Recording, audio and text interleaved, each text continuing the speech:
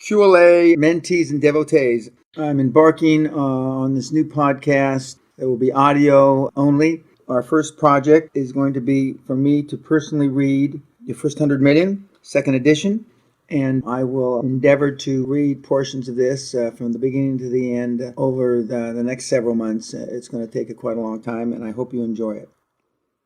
Your First 100 Million. Dedication. In this book you're about to read, I talk about the importance of mentors as a quantum leap to wisdom. Years ago, as a young hotshot in the corporate world, I learned the secrets of super success from three gentlemen who mentored me at critical times in my life. Constantine Costagratsos has made his fortune as a lifelong associate of shipping icon Aristotle Onassis.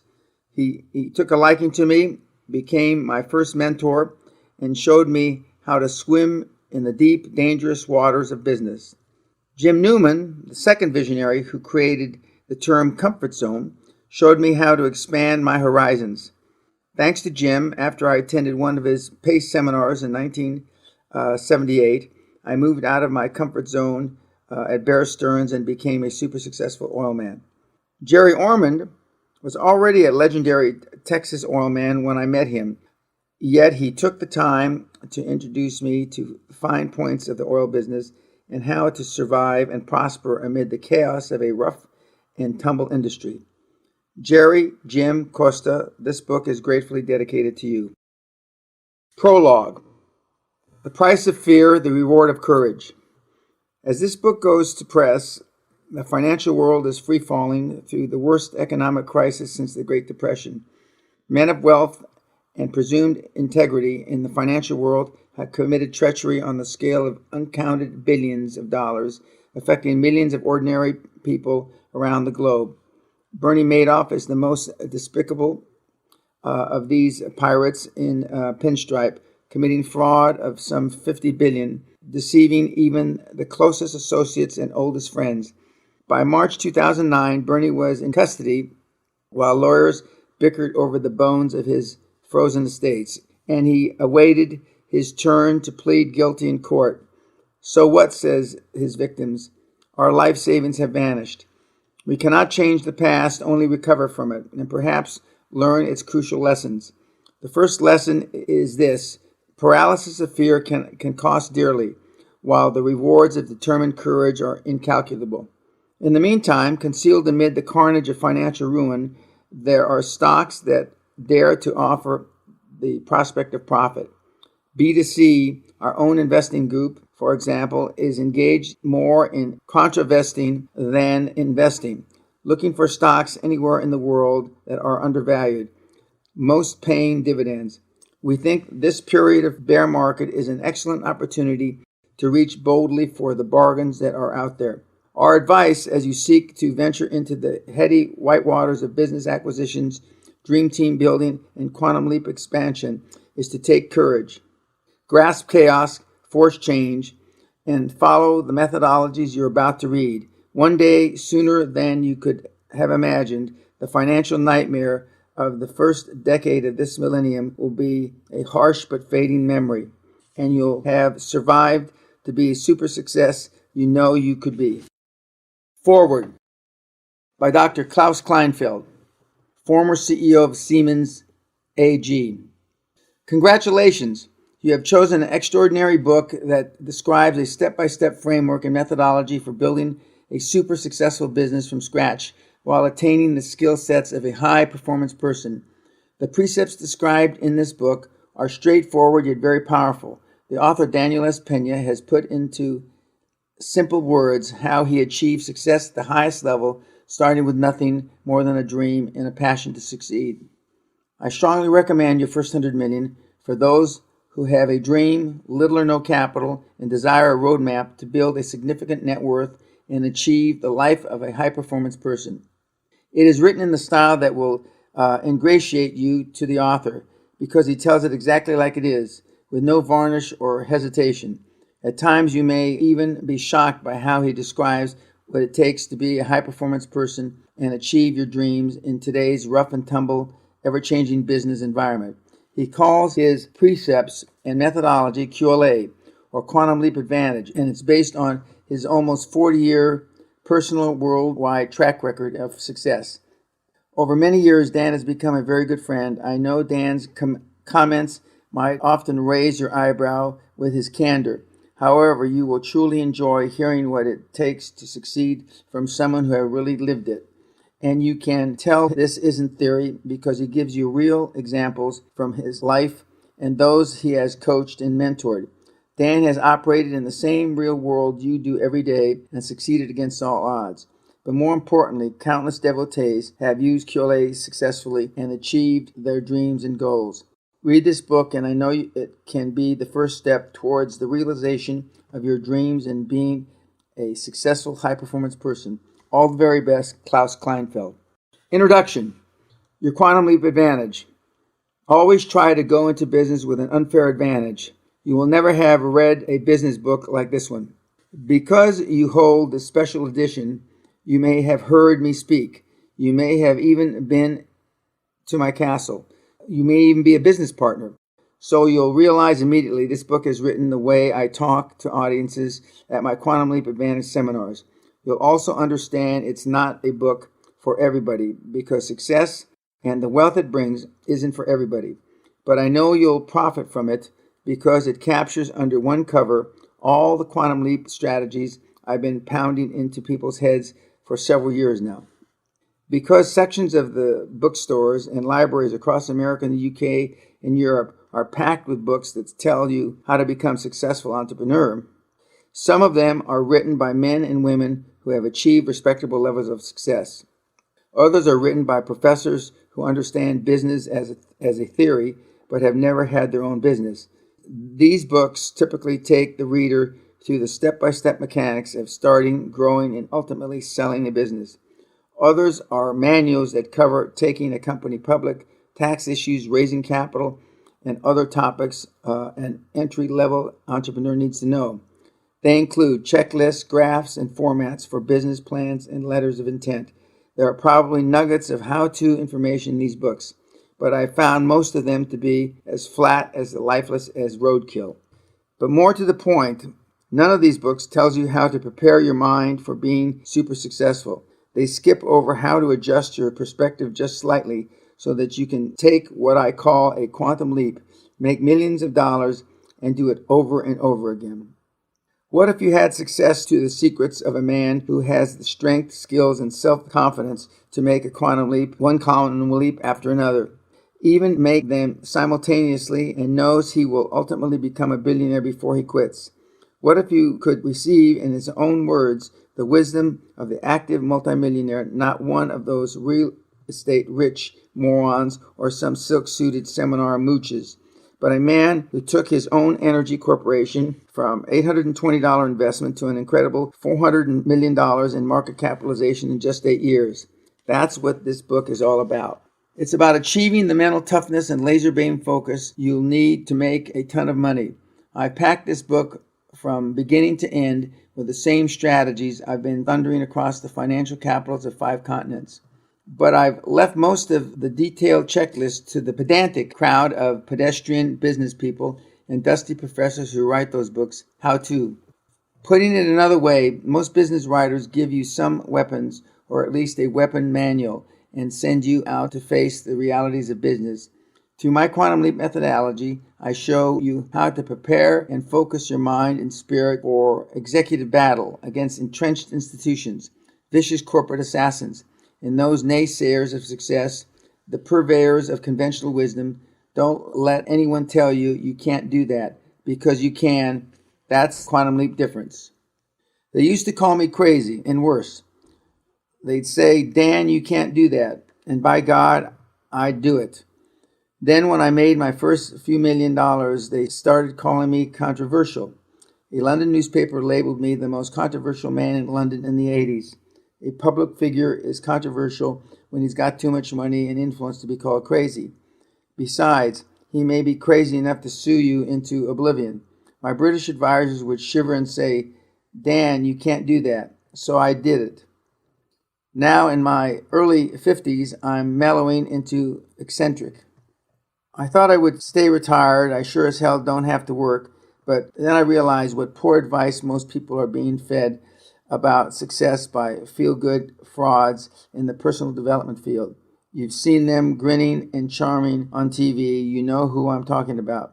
I've become a business success coach to a selected group of entrepreneurs who I feel have seemingly boundless energy and determination to become super successful. I also conduct seminars in the US, United Kingdom, and EU, and at my 15th century home Guthrie Castle near the North Sea above Edinburgh, Scotland. Through my UK enterprise, the Quantum Leap organization, my associates and I identify entrepreneurs and mature them along in pursuit of their dream. The success stories coming to fruition in Scotland and England are proving what I've said all along. The Quantum Leap strategies are universal in their application. You can sell a solicitor, a proper city gent in London on your dream as easily as you can a lawyer in the United States, and you can take £500,000 from the Bank of Scotland as smoothly as you can from the second vice president of Citicorp.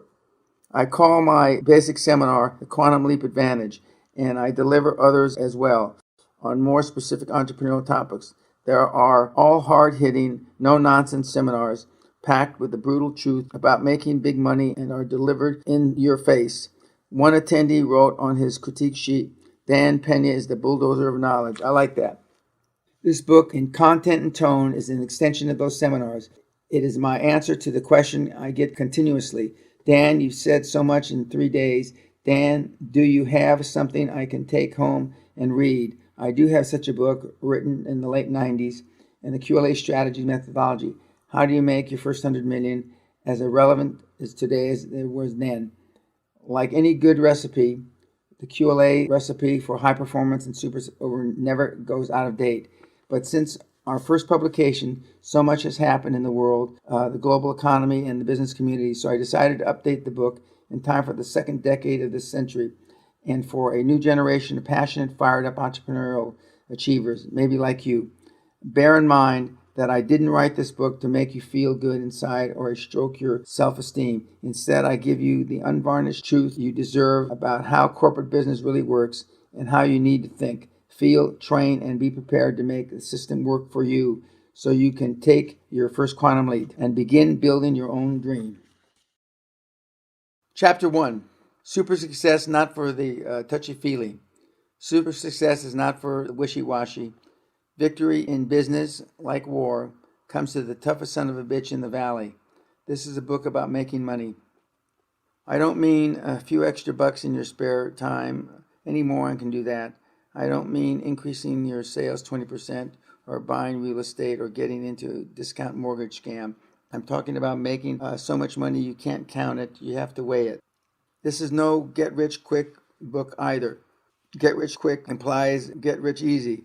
And if you think you can get rich easy in today's world, you're either about to murder your rich uncle or you're stupid. Nor is it for those wealth without risk books. Accumulating money without taking risk is a fantasy fed to the faint-hearted or the elderly who are so much interested in achieving wealth as they are terrified of becoming poor. The high performers, the super successful, do take risk. I sure did. Still do. Anybody who's not taking risks in business is not making real money. There is no super success without risk. There just isn't. And no safety in being a high-performance person. If you want safety, this book isn't for you. Finally, this book is not a book to help you feel better about yourself. Conventional wisdom is that if you feel good about yourself, you'll make money. And you'll see if you read on, I grew a company to over $400 million in real market value, working on the premise that all conventional wisdom is crap. The truth is that when you make a lot of money, then you feel good about yourself. Author's note.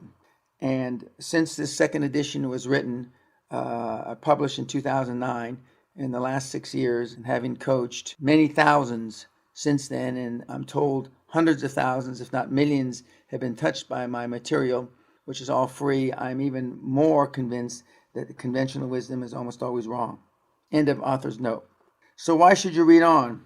Here are some reasons. I built from scratch more dollar value than any other personal development or business success coach who will ever try to sell you a book. I've lost more money in just one bad deal than a lot of those slick-suited guys on the feel-good, get-rich lecture circuit ever made in their whole lives. What else? I made over 75,000 business decisions during my 37-year career. That's probably 70,000 more than anyone who read this book or anyone selling success books and tapes. I've made more than 600 financial presentations on 5 continents, all but Antarctica. There's no money there, raising over $1 billion during times nobody else could raise a cent. And in between, I've logged millions of miles in travel, thousands of nights in hotels, thousands of business meetings, and more than 250,000 business phone conversations. If anybody wants to talk about more business experience in my past 37 years than Dan Peña, in the trenches or in the peaks, let me know. Author's note: it is now almost 45 years that I've been in business, and the business decisions, I stopped counting at about 85,000. I've been involved in many more than 600 financial presentations since then. But since this book was written in 2009, I visited Antarctica and the North Pole just to see if there was business, and my wife and I had our wedding vows renewed there. End of author's note. You should also read on, because if you can handle it, this book is written for you. I'm writing to aspiring entrepreneurs who have the fire in their belly to achieve super success. I'm talking to the owners of small or mid-sized businesses, people who are already successful and want more, and the CEOs, directors, and other top executives of companies who are now looking for geometric growth in a competitive, unforgiving marketplace. In short, this book is for serious players. But beyond the circle of capitalists, anyone who seeks a greater degree of success in their life can benefit from this book. To borrow from Joe Batten, the advertising legend and mentor to Ross Perot, whose accounts include the United States Army, I'm writing for you if you want to be all you can be. Now that you've bought me, I assume that you haven't browsed this far. Let me assure you that I've got more for you between these covers than you'll find in the entire library of Sutzi proverbs and platitudes, hence the cover price. Author's note: Joe Batten, I had the privilege of being his partner. Joe Batten, some 20 years ago, told me after he heard me speak the first time, Dan, if you stay at it, and it's hard to stay at it because it can be an unforgiving business. He was talking about coaching other people. You'll be one of the best, if not the best. End of author's note. When I retired the second time, a few years ago, I quickly got bored with doing nothing. I gradually became interested in sharing the brutal truths I had learned in the business world with others. After all, I had made tens of millions before I was 40. Why not pass along the benefit of years of experience to those who were on the cusp of success so that they could enjoy extraordinary business achievements of their own? And quite frankly, my ego demanded it. Author's note: 2 years ago, I tried to retire for a third time, and I actually had a retirement seminar, I believe it was April of 2013, at which Klaus Kleinfeld came and spoke to the seminar attendees here at Guthrie Castle. But during the graduation dinner, I knew that I couldn't quit, and so it is now October of 2015, and I'm still working harder than ever at seminars here at Guthrie Castle. End of author's note. The idea led me to make a commitment to be a business coach. I reasoned that if other super successful business performers could deliver their proven wisdom and strategies to a willing and receptive audience of eager listeners ready to take bold action, so could I. I couldn't have been more wrong. The seminar crowd, perpetrators of the big lie. The Nazis taught us how effective the big lie could be. They shouted their propaganda so loudly and so often that we in the civilized world accepted their crimes until the brutal truth slapped us in the face.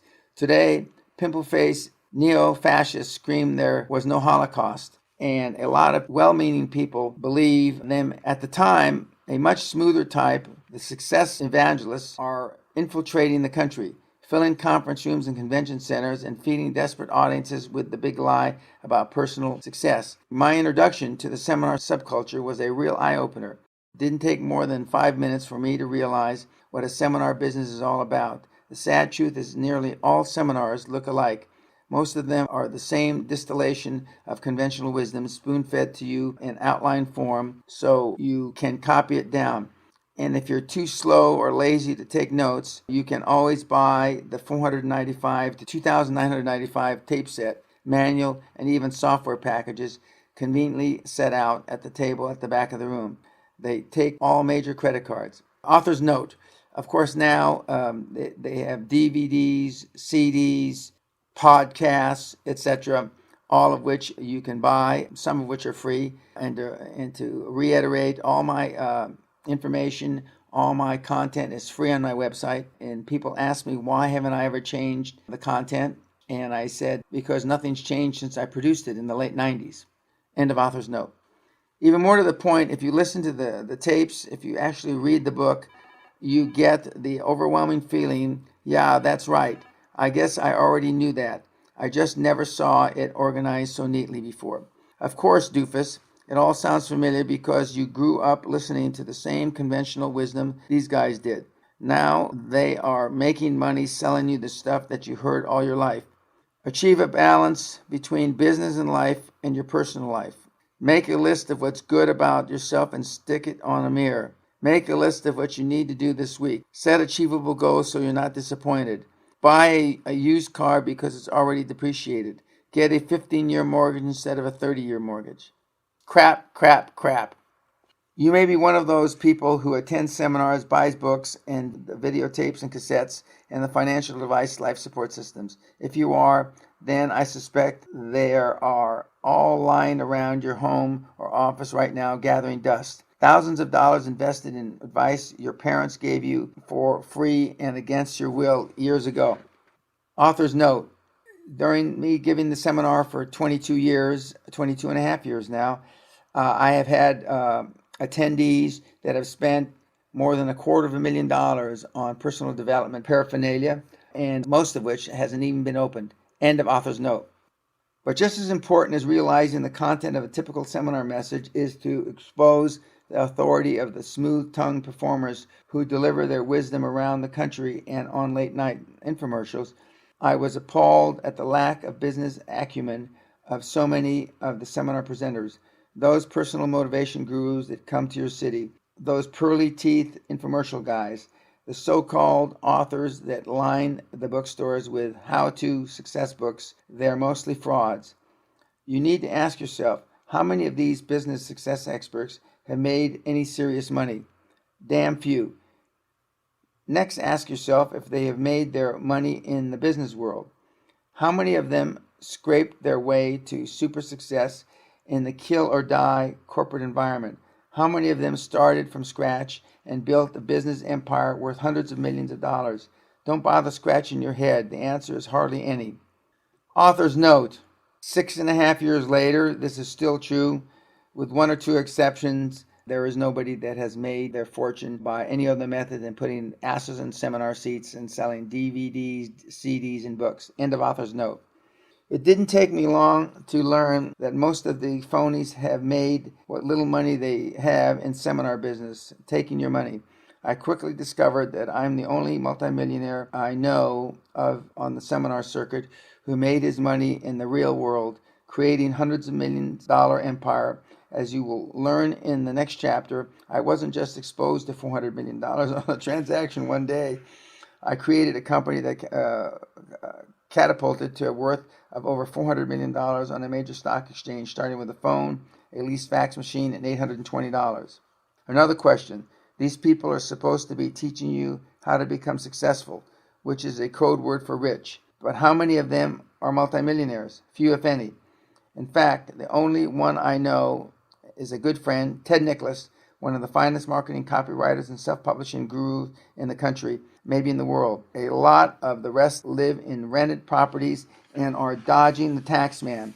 Yes, they are telling you how to get rich. Author's note, that is still the case, except for Ted Nicholas, who's semi-retired now in Switzerland. He is the only one that I know that has made real money in the real world. End of author's note.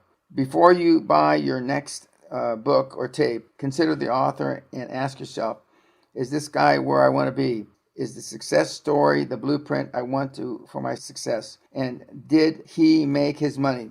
And how did he make his money? In the business arena or selling books and tapes and putting butts in seminar seats? Think about it. I'm not going to tell you what I think you want to hear so you'll like me. I don't care if you like me or not. I also discovered something interesting about the roomfuls of seminar attendees I assumed were so eager to take bold action.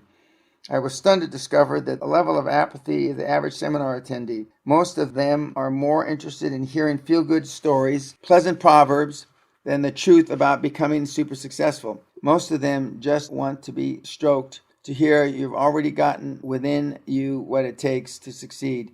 Reach inside and draw from the wealth of your own potential. They want validation that they're okay, in the tradition of I'm okay, you're okay. What crap. So why did Dan Peña, iconoclastic curmudgeon of the business world, decide to get into the seminar business and write a book? Because my goal is to change the way personal success development strategies and business success coaching are communicated in the world and make another ton of money, of course. Author's note, in recent years, having created over $50 billion with my mentees and devotees in real value, my goal is to be the most highly rated and most successful high-performance coach that walked the planet. End of author's note. I've implemented my success strategies continuously for most of the past 35 years and made tens of millions in the process. But I have another unique advantage that works to your benefit. I'm not going to tell you what I think you want to hear so you'll like me. I don't care if you like me or not. If you want a friend, buy a dog. I don't care if you don't listen to what I have to say. I'm not in the business to make friends and to be your friend. If you personally knew the very high performance of today, guys like Donald Trump, Richard Branson, Steve Jobs, you'd understand they don't give a damn people like them or not. Personal acceptance by the masses is just not an agenda. I'm in the business to give you the opportunity to learn how to be enormously successful, even though half-truths and misinformation are easier to sell. I'm going to give you the no bullshit, unvarnished truth. Author's note. Donald Trump and Richard Branson are still at the top of their game. Steve Jobs passed away a couple years ago, God rest his soul. But it's even more evident that they don't really care what you think, especially with Donald Trump running for president in the United States. And as I read this book for this audio podcast, he's leading the polls in the Republican Party, and he may very well wind up running, being nominated by the Republican Party. End of author's note. When I first started lecturing, I talked to my audiences like I would talk to my staff, expletives and all. Half of those audiences, mostly women, would get up and leave the first 15 minutes. I didn't care because I was speaking with passion and true to life. This is the way super successful people talk in the glass towers of success, I told them, so get used to it. If they had seen the movie Wall Street, they had already heard a fairly representative dose of language used in the real world. They left anyway, and I was amazed to see their naivete. Author's note. The second edition of a movie like Wall Street, The Wolves of Wall Street, came out recently in the last couple of years, and it even reiterated more so how rough the Wall Street environment, although that was a bucket shop, and that's certainly not a Goldman Sachs, but the language and the actions of those people are not known or understood by most. End of author's note. My marketing advisor and the people who schedule seminars finally said to me, Dan, you got to tone it down. Some of these people are really interested in what you've got to say, but you're offending them with your language. So I toned myself down to become a kinder, gentler Dan. Authors know that may have been the case in 2009, but in 2015, I'm not toned down at all, although I don't physically touch anybody in the seminars by hitting them as I did in some seminars, or I'm alleged to have done in the 90s, but the language is rough, as evidenced by my YouTube episodes. End of author's note. Paying the price for super success. Now that I've given you an idea of where I'm coming from, let's talk about some of the basics of becoming a super successful. To begin with, it's not easy. Every worthwhile goal in life has what I call a pay price to action. To achieve the goal, you must take action that requires you to pay a price in some other area. It's a trade-off. The mooches in the seminar circuit tell you you can have it all. You can be a well-rounded parent, make a bundle of money, and be loved by all. That's crap. The truth is that you have to give up something to get something. Throughout this book, you've got to ask yourself, what are you willing to give up or trade off to get what you want? Author's note. As of late 2015, the pay price to action is even more evident. There are new eccentric, shall we call them, executives like Elon Musk, who has said some pretty outrageous things, which I happen to agree with most of them, about work ethic. We have Mr. Bezos of Amazon, who requires 80-hour work weeks. End of author's note. If you want to become an Olympic javelin throwing champion, for example, your pay price to action is giving up evenings and Saturdays with the boys or girls and throwing the javelin a zillion times. You may have to give up a beer and go on special energy building diet. You may even have to give up your job and get a new one that enables you to throw the javelin more. But you pay that price. You want to get to the Olympics, and you don't want to bring home a bronze or silver medal. You want a gold medal, and you're willing to pay the price. At the Olympics, Beijing Olympics in 2008, one superstar emerged at Beijing National Aquatic Center, the famous water cube, a young man who exemplified paying the price. During the years of preparation, American swimmer Michael Phelps sacrificed the carefree life of other guys his age so that he could become a gold medal athlete. His motto was eat, sleep, swim. As part of this monastic regimen, he avoided fans, friends, and even family members who might divert his time and attention from achieving his goal. It was a price he was willing to pay to be the best. It is not generally known, but Phelps was meeting and overcoming challenges long before he ever heard of the Olympics. When he was a child, a few experts doubted whether he would be able to accomplish anything. Even in preschool, teachers complained that he couldn't stay quiet, sit still, or concentrate. Your son will never be able to focus on anything, one teacher told his parents. He was later diagnosed with ADHD, attention deficit hyper disorder. Author's note. I too suffer, if that's the right word, from ADHD, except at my age, they just said that I was a crazy kid. And as you get older, I've outgrown many of the symptoms, but I hopefully have retained the hyperactivity. End of author's note.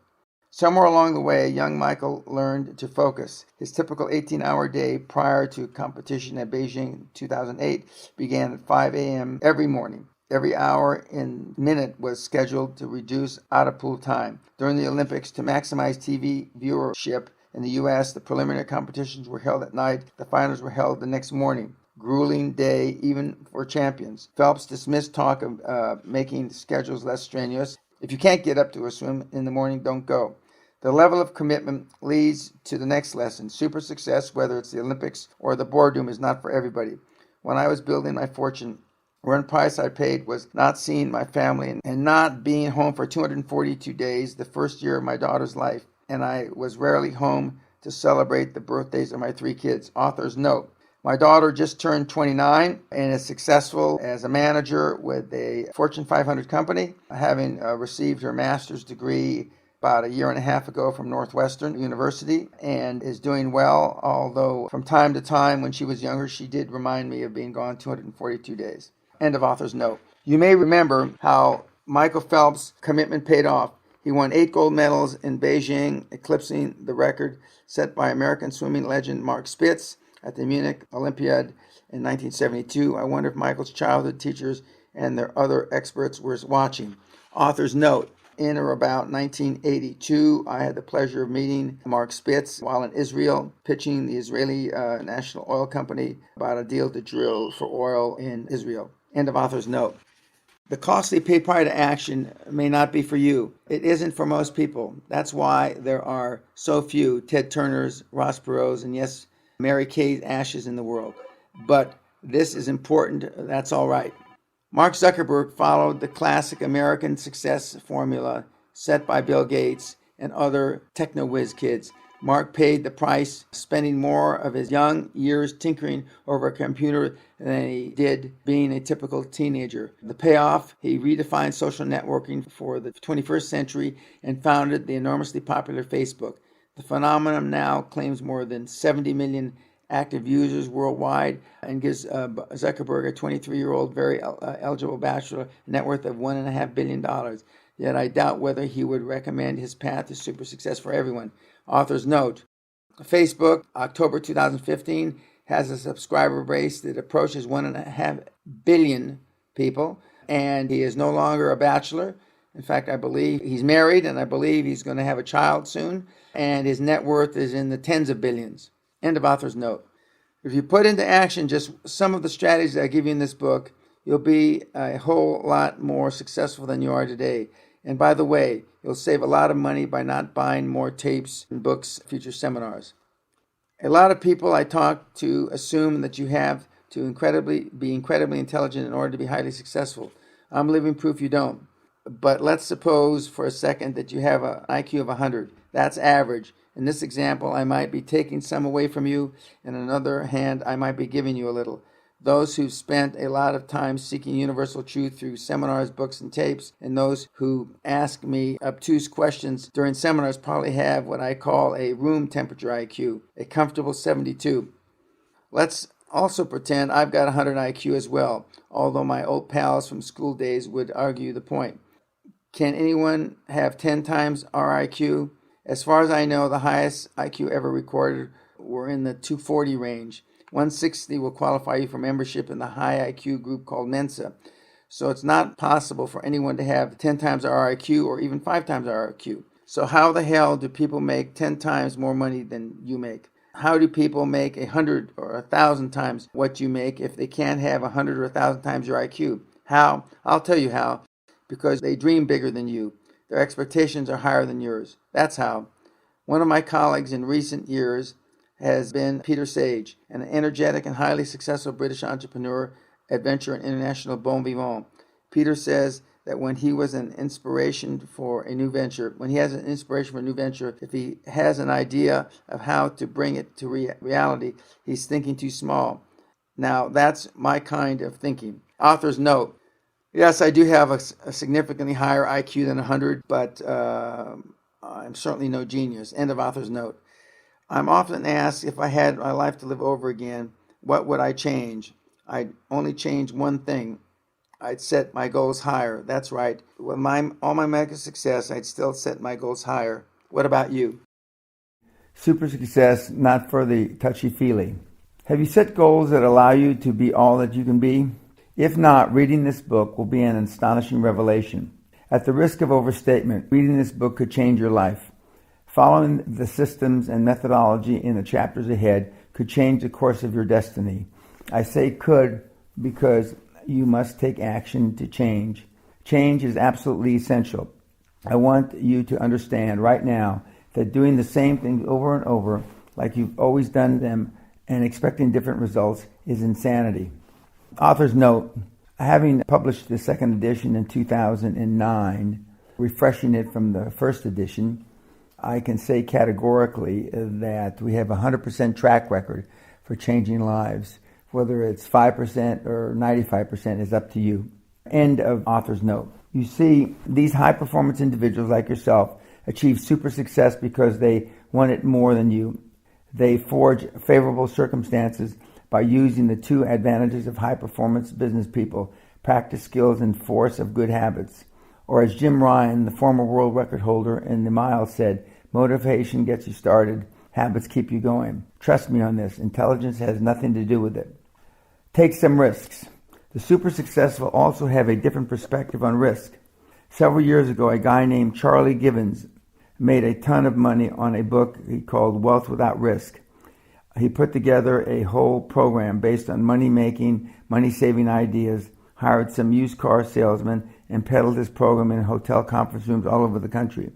A close examination of the book revealed that virtually all his ideas were little ideas to make a little money here, save a little money there, stuff any financial advisor could tell you. The only people who grew anywhere near super successful were Givens and his inner circle of associates. His converts saved a few bucks on insurance premiums, made a little money in real estate, mostly flipping houses, and thought they were rich. But without taking risks, they were all small potatoes, and eventually the Givens organization was dragged into court and has long since disappeared. Givens' legacy is the half-hour paid advertising TV program, The Infomercial, and a generation of skilled and dapper pitchmen who still work the seminar circuit, trying with only limited success to replicate the Givens phenomenon. The genuinely super successful understand that risk is necessary to grow. In my seminars, I refer to the quantum leap and explosive geometric growth in your company that merely more sales or more locations could never achieve. A quantum leap requires risk. One of my favorite disciples was a young man named Fidel Vargas, one of a group of mid-90s I call the Mexican morons. I quickly saw Fidel's potential and paid for him to attend a seminar at my Guthrie castle in Scotland. Much like myself, Fidel was a product of the Los Angeles barrio, except that this Latino firebrand completed his undergraduate work and an MBA at Harvard. He also made national news several years ago by becoming the youngest mayor in the United States at age 23 of Baldwin Park, California. These days, he runs a venture capital fund and investment firm in Southern California. QLA made some lasting impressions on Fidel. Author's note, Fidel has since left his venture capital firm and is now the CEO of the Hispanic Scholarship Fund, where he's helping thousands of Hispanics get into university every year. End of author's note. Dan Peña struck me immediately as larger than life, Fidel said recently. Somebody determined to squeeze every last drop of juice out of life. The lessons of QLA are simple but powerful. You've got to take risks to be really successful. You've got to be willing to throw your hat over the wall and commit yourself to your dream. Dan also taught me that most obstacles to success are created in an imagination driven by fear of defeat and by listening to the platitude of conventional wisdom. If you're already in business, you understand risk. Remember when you first got started, didn't establishing that business require risk? Didn't marriage require an element of risk, or raising kids, or buying a new home? Then why do so many people who take risk in other areas of their lives shudder at the taking risks in growing their business? No matter how tight your strategy and how sure of success you are on a given deal, the specter of risk lurks at your side until signatures are on paper and the money is in your pocket, in your bank, and preferably spent. I believe that if you're not taking risks to grow your business, it begins to wither. I hate someone to tell me everything is running smoothly. By definition, I know their business is not growing anymore and probably dying. They have forgotten that from chaos comes order. Some people take a risk or two and fail and retreat beneath their shell of safety. Failure destroys their self-confidence, sometimes for the rest of their life. In 1955, at the height of the Cold War, everybody had atomic bombs on their minds. School kids were drilled to hide under their desks so that the 50 megaton bomb detonated downtown would miss them. But my father, an LA policeman, was lured into investing $10,000 in the Lucky 13 Mining Company, an outfit with uranium mines in Nevada. It was a con job, a scam, and he lost his 10 grand, which in 1955 was a small fortune. But maybe more damaging to him than the financial loss, he was disgraced in the front of his family and friends and laughed at for years afterwards. 1958, my dad had a chance to buy an undeveloped piece of land northwest Los Angeles for $3,000, the intersection of the Peña Canyon and Ventura Boulevards, all four corners. He turned it down, no use being made a fool of twice. He must have figured the next time the property was sold, it went for $640,000, then $3.5 million, then $8 million. The last time we looked, one corner sold for $12 million. For the rest of his days, Dad didn't like to drive up in northwest LA around Woodland Hills. One failure drained his resolve to ever take another risk. Never fear failure. Understand it. The super successful also have a different take on failure. They understand that failure is what happens when you do something. The greatest successes in the world also experience the greatest failures. The all-time strikeout record in Major League Baseball is held today by Babe Ruth. But we don't remember him for strikeouts. We remember him for setting a home run record that stood for decades, long before performance-enhancing drugs destroyed America's love affair with baseball. No one cares about the Babe strikeouts. The point is that he kept swinging the damn bat. Most of us never get out of the dugout, let alone up on the plate. Those people not only wonder why they never hit a home run, they even begrudge the determined hitters who do. Donald Trump has lost billions in his financial deals, but who cares? He has made billions more with successful ventures, and he just keeps swinging at the bat. After stumbling into the New World, Christopher Columbus failed in the subsequent exploration and died a poor and disappointed man. But on Columbus Day, do we celebrate his dying destitute? Of course not. We celebrate his success. Author's note, Donald Trump is currently leading the polls for the Republican Party for President of the United States. End of author's note. This reminds me of a story about Tom Watson Sr., founder of IBM, being asked by a young management trainee, "Sir, how do I get to the top of the management ladder?" Watson immediately replied, "Double your failure rate, son. Double your failure rate." His point was, of course, that more failures could only result in more tries, more initiatives, more risk-taking, all the actions required for growth. Most of Tom Edison's experiments failed miserably, thousands of them. He thought direct electrical current, DC, was the answer to lighting the world, and the alternating current, AC, was passing fad. He was wrong, and nobody cares. Instead, we're indebted to Edison's genius and his determination whenever we turn on a light bulb or hear recorded music or watch a movie.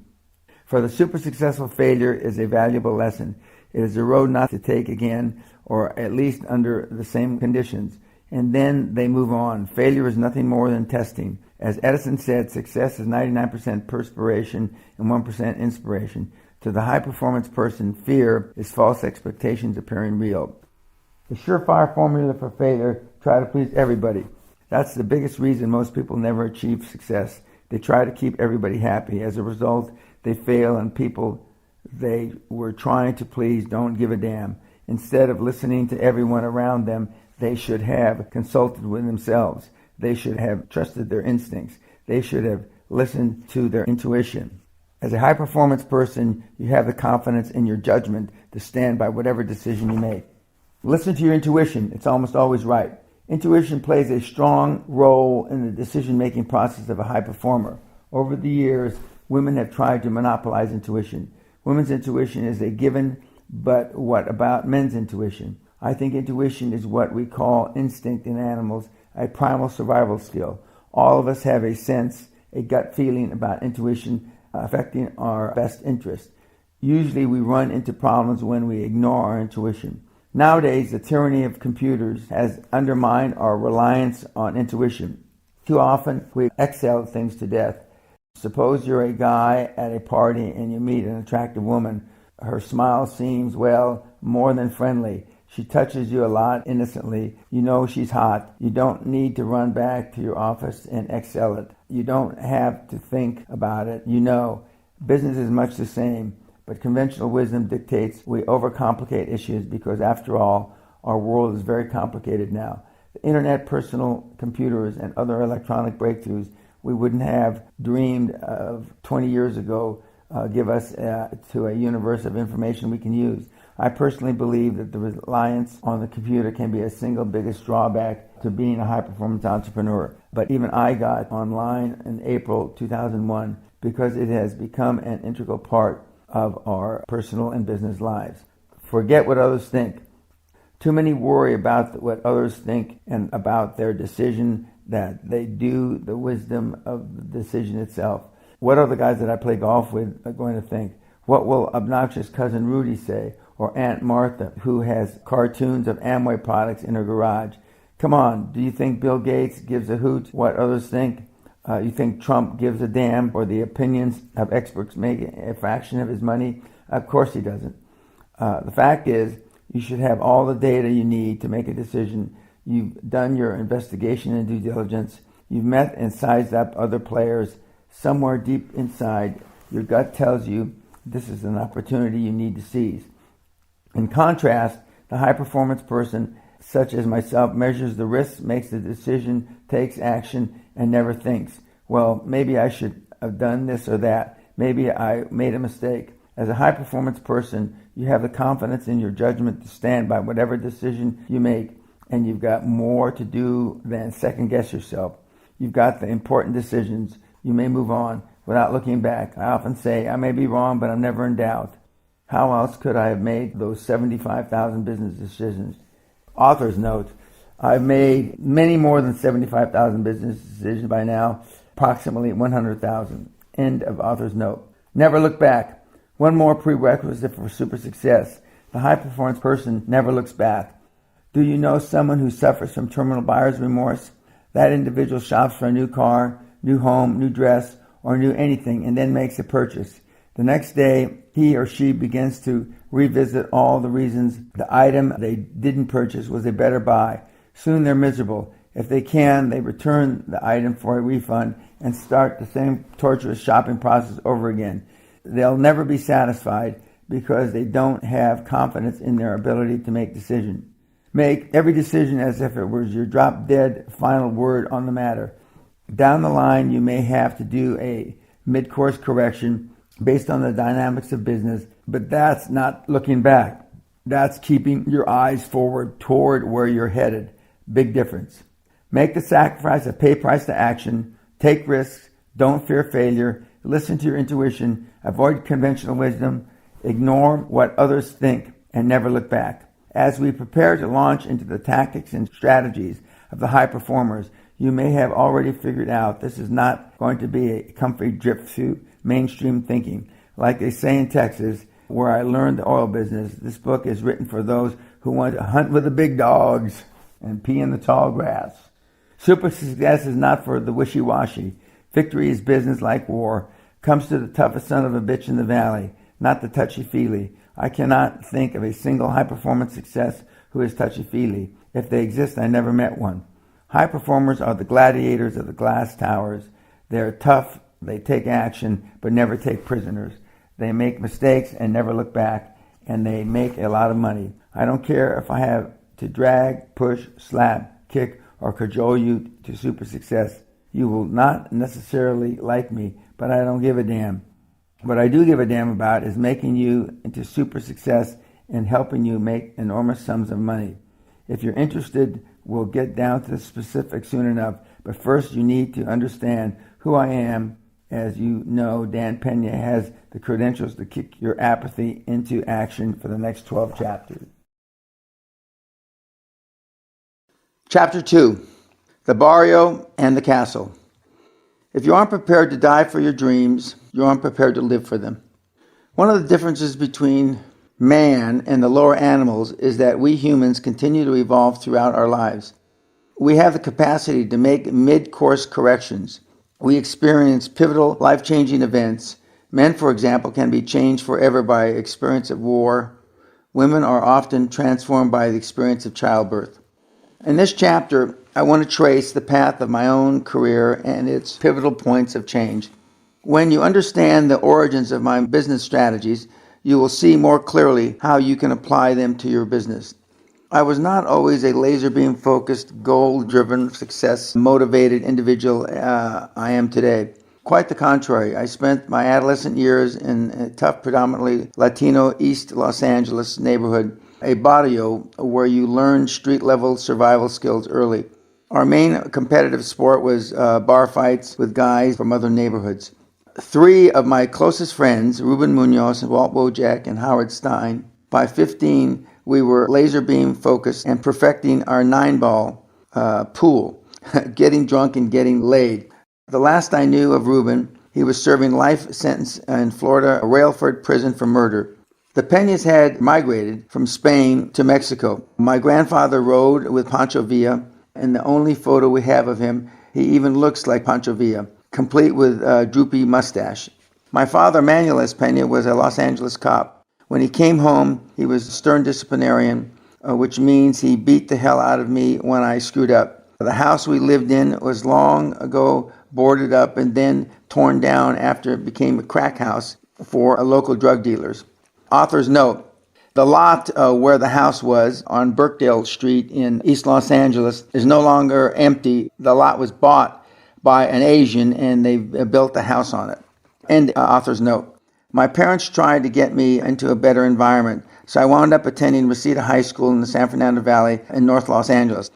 But the seeds of rebellion were already planted. I caused a lot of trouble during the times when I bothered to attend. In May 1963, about 3 weeks before graduation, the vice principal gave 3 of us our diplomas and told us never to set foot on campus again. They were afraid we'd disrupt graduation. Reuben, Walt, and I thought about it a while and then went back and threw our diplomas in his face. 3 weeks later, we disrupted graduation on schedule.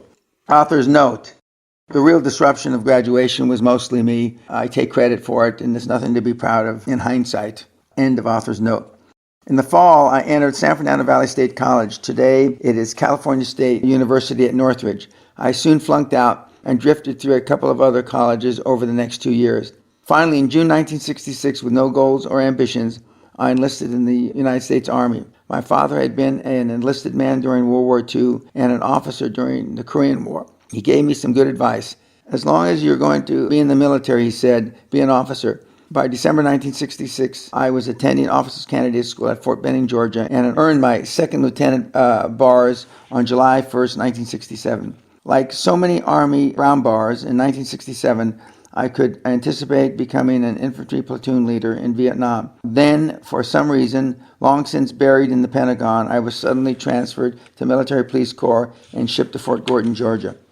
By October, I was on my way to Europe, attached to NATO as an officer in the 64th Military Police Company. For the next 2 years, at stations all over Germany, my responsibilities expanded beyond the usual MP duties. I found myself traveling back and forth through Checkpoint Charlie, involved in various intelligence assignments. I was heady stuff for a brash young lieutenant. I loved it. The military proved to be my first life-changing experience.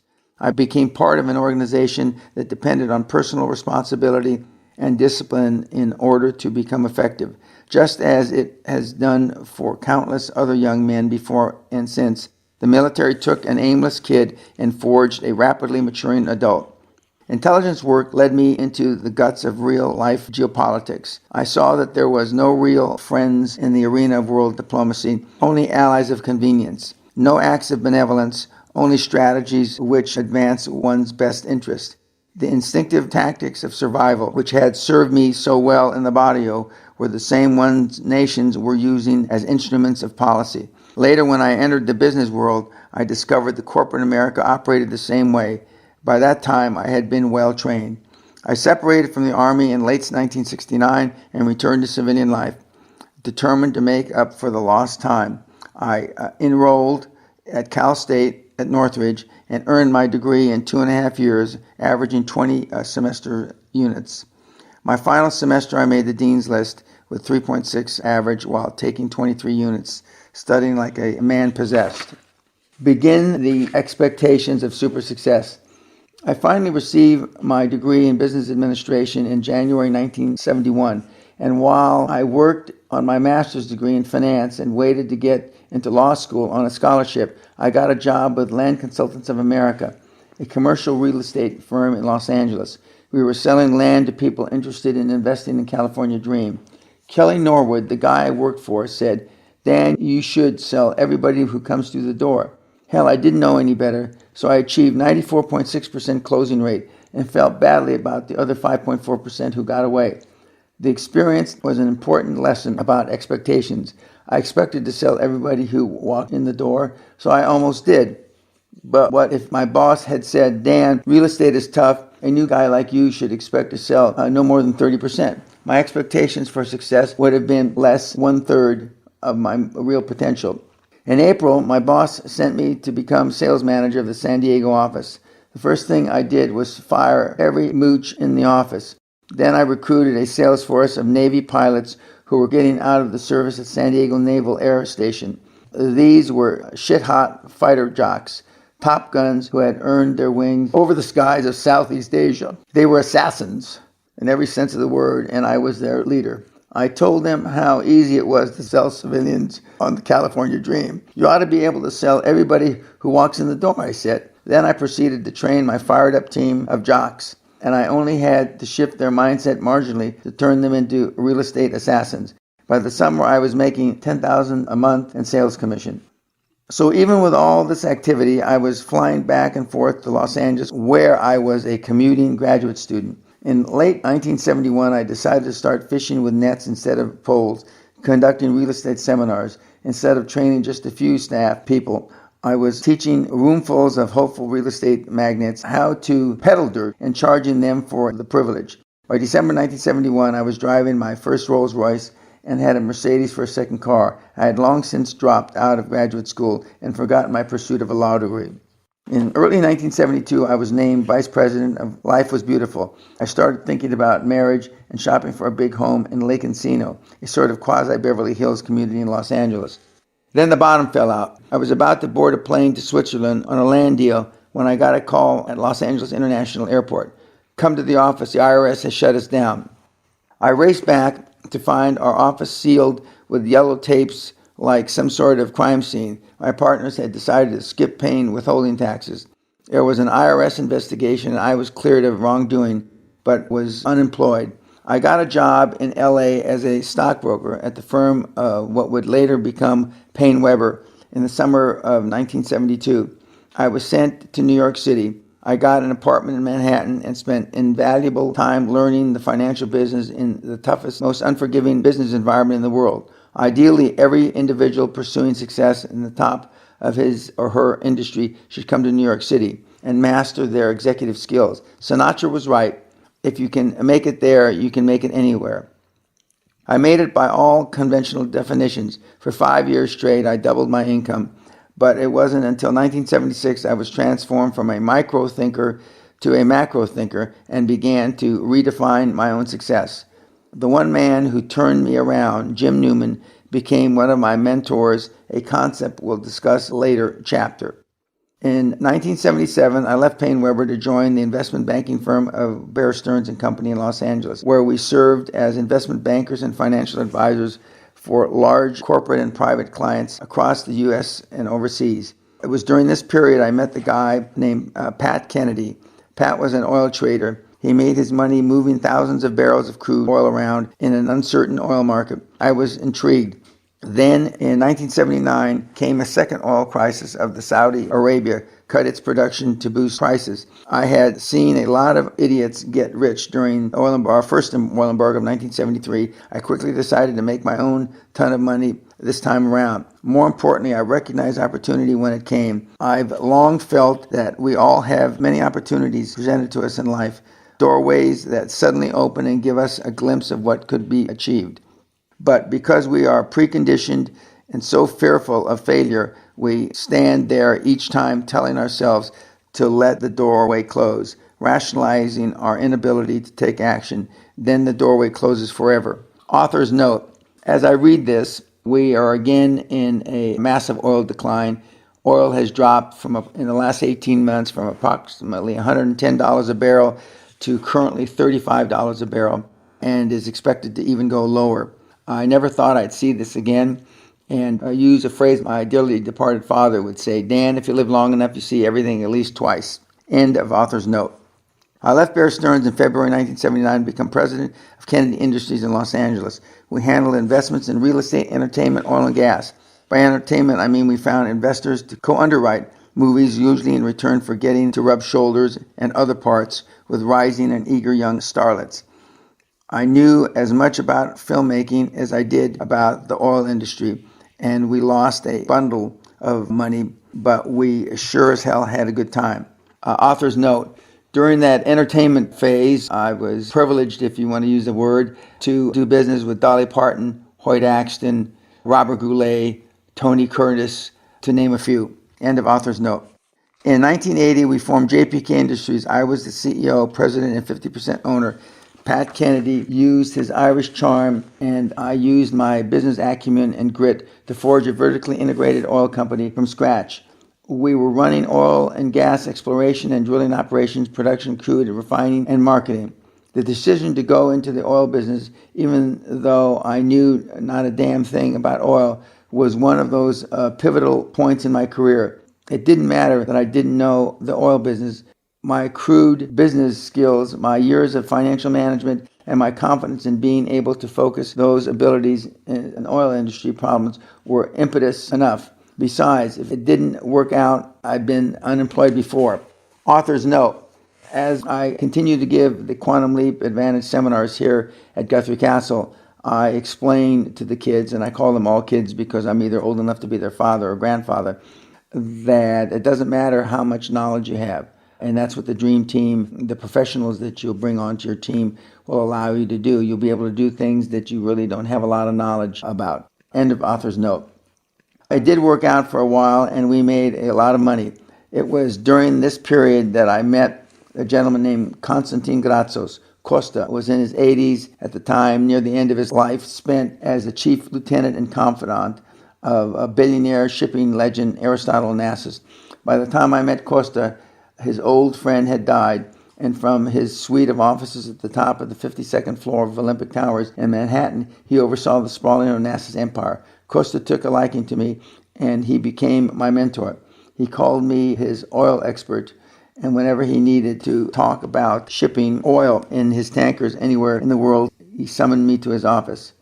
Author's note: in all the time that I knew Mr. Gratsos, he always called me Mr. Peña. I called him Mr. Gratsos to begin with, then Constantine, and then at the end of his life, I called him Costa. End of author's note. Through Costa, I found myself traveling the world, negotiating oil deals with such figures as Imelda Marcos in the Philippines, Baby Doc Duvalier in Haiti, and Chile's military strongman General Augusto Pinochet.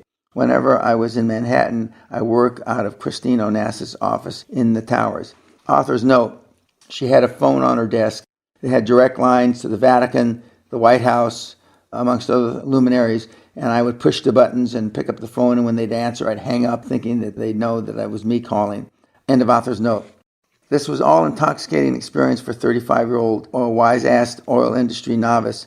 It also led to probably the most unlikely international adventure of my life, one which for years was closely held secret for reasons which will soon become apparent. Looking back to write about it so many years later, it almost seems like a dream or a late-night B-movie.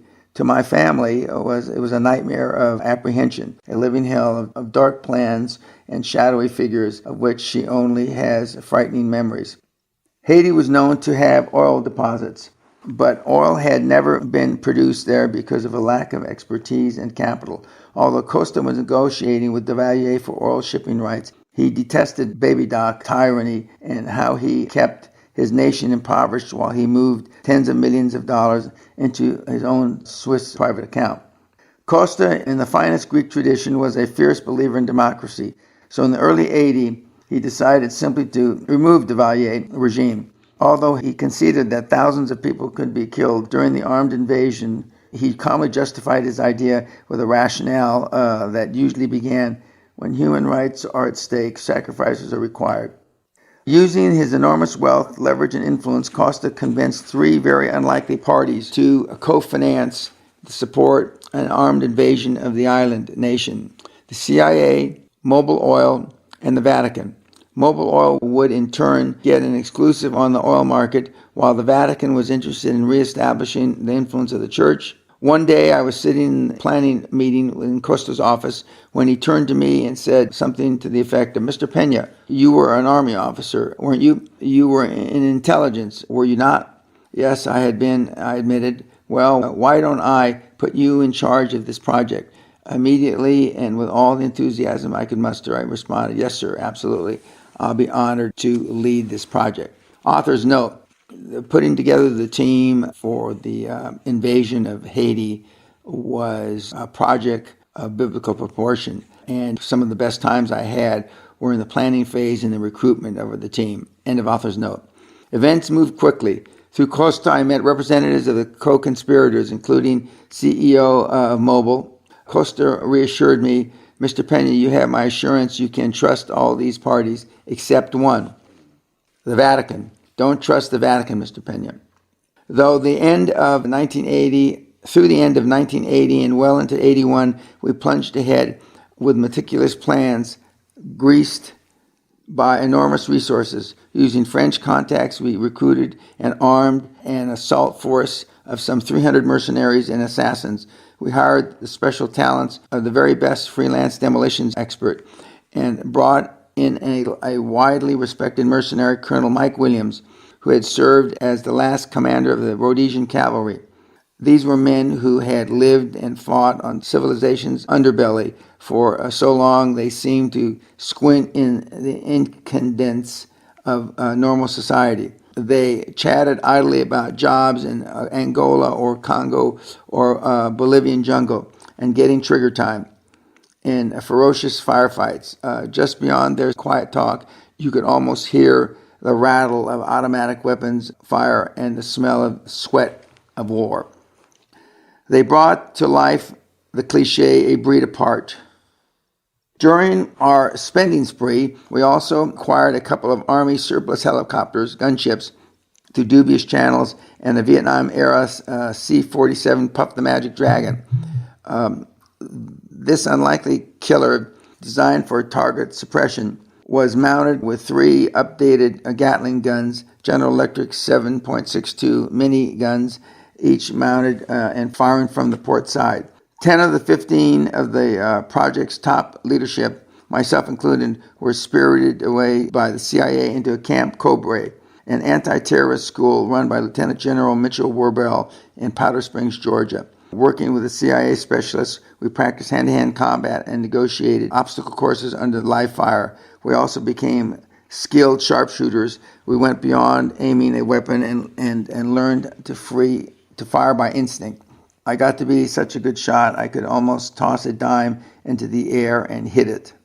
Author's note, during that experience at the Cobra school, there was an active duty lieutenant general in the United States Army that was going through the school as well. The guys there said that he was there to spy, but it's the first time I was able to knock around a lieutenant general, and the only time actually, and it was a lot of fun because during the hand-to-hand combat training. End of author's note. The plan was to launch overland from the Dominican Republic with air support and with the element of total surprise, blow up the presidential palace and Federal Reserve of Haiti, where Duvalier had stashed $200 million. We would liberate the money for our troubles and then install a new president already selected by leaders of the Haitian community in the U.S. You see, we were 15 years ahead of Bill Clinton. Authors know we met in New York with the gentleman that we were going to replace Duvalier with at LaGuardia Airport at the Hilton. Many, many meetings. End of author's note. Although we were only 300 strong, our battle plan called for expending 1 million rounds of ammunition during the first day of assault. Thousands, including the palace guard and most of Haiti's feared Tonton Macoute, would be terminated. It never even occurred to us that we might be killed as well. We were immortal in those days. In fact, I made sure I was slated to be aboard the first chopper to hit the ground in the palace grounds. In the meantime, our designated president-to-be was sitting in New York drawing up a hit list of his enemies. It grew from a dozen to hundreds, and the CIA was getting nervous that our plan was becoming less than a clean surgical strike. During the summer of '81, a climatic meeting was held in Olympic Towers, attended by our CIA contacts, our mercenary commanders, and other key players. Suddenly, the CIA guys announced they were shutting down the operation. Talk about chaos. Mercenaries jumped up, pulled their guns. The CIA guys jumped up and drew their guns. And my own former FBI bodyguard, Dave Reynolds, shoved me under the conference table. At that moment, Costa strolled in the room, glanced around, and said, "It looks like I got here just in time for the excitement." Author's note. The words that I wrote here several years ago in no way, shape, manner, or form can illustrate or depict the excitement that was in that room when the CIA said that they were pulling out of the deal and everybody else went fucking berserk. End of author's note. Once guns were reholstered and I came out of under the table, we accepted the fact that the CIA had pulled out of the deal. Then they added, should our mission fail and we are captured, they would deny all knowledge of us and the project. And oh yes, they were keeping the money. Now we were furious. I told them to get the hell out and that we were going to hit Haiti without them. Author's note. I didn't voluntarily get knocked under the conference table. My bodyguard, former FBI guy, was a world-class wrestler from University of Colorado, I believe. He flipped me and knocked me under that. Otherwise, I would have been on top of everybody like everybody else. End of author's note. Weeks later, I was bound from L.A. to the Dominican Republic with a stopover in Miami International. Every element was in place. I had a message waiting for me in Miami that if we insisted on proceeding with the operation, that every leader would be whacked by the CIA. We would just disappear without a trace. The project was dropped, and my friend and mentor Costa Gracias passed away peacefully a short time after. It finally emerged that no less than Jimmy Carter's Secretary of State, Cyrus Vance, had squashed the project. Years later, at a wedding of one of our conspirators, I ran into Cyrus Vance in the receiving line. I introduced myself, and he said, "You really screwed me, Cy." The man was taken aback, of course, but said nothing as I continued. "You owe me, Cy. Haiti, 81, remember?" He stared back and never said a word. By the way, the Vatican pledged $250,000 to the project, and I learned then and there that when a mega successful mentor warns you that you're about to get screwed, you either heed his advice or bend over. The church never paid a lira, and I realized that the whispered stories of intrigue I'd heard about the church were probably true. Author's note. I paid up the $250,000 that the Vatican was supposed to pay up. And at that time, I learned a very hard lesson. And when I tell my mentees now that I suggest that they don't do something or to be careful, what I'm really saying, listen to me, you fucking moron. I know what I'm talking about. End of author's note. On February 28, 1981, newly inaugurated Ronald Reagan decontrolled the price of oil, removing artificial price support. That same year, while I was involved in the Haiti project, Pat Kennedy decided he wanted to take $1 million out of our company tax-free and unreported. Actually, he didn't want his wife to know about it. I had been burned once before by unreported taxes, so I wouldn't let him do it. A proxy fight ensued, and I was ousted by my partners on January 7, 1982, a week after Dan Jr. was born, my first son. I was unemployed again, but getting used to being thrown out of my ass. Create order from chaos and making a killing. But now I had oil in my blood. My brief initial experience in the exciting arena had confirmed that there was a hell of a lot of money to be made in the industry like this, which at the time was in chaos. In fact, the most valuable lesson I learned from the whole period is still true today. Find an industry in chaos, going through the agony of cataclysmic change. Bring order to that change. Emerge from the battlefield chaos with a company that provides order and leadership, and you'll make a ton of money. Again, author's note. The same thing is happening right now, again, in the oil business, with oil hovering around $35 a barrel. Thousands of men and women are being made unemployed across the world that are supplementary, ancillary, or complementary industries to oil. End of author's note. Here's an example. A dozen years ago, the entire field of interactive communication was in absolute chaos. The so-called information superhighway was being built outright across an uncharted frontier with no place in specs. Young geniuses working in their garages developed technology that runs our world today. Then, as savvy entrepreneurs, they went out, found the money, and created the empire. They set up precedents with imagination, innovation, and guts, then sat back and counted their money while the rest of the pack ran to catch up. Ask Ted Turner about network TV. Ask Bill Gates about universal software. Ask Netscape about web browsers. How many short years ago was it that Google was a theoretical number beloved by nerds, that Dell was a publisher of comic books, and Yahoo was something cowboys yelled during sex? With a growing network of contacts and sources in the oil industry, I decided to go into the business for myself.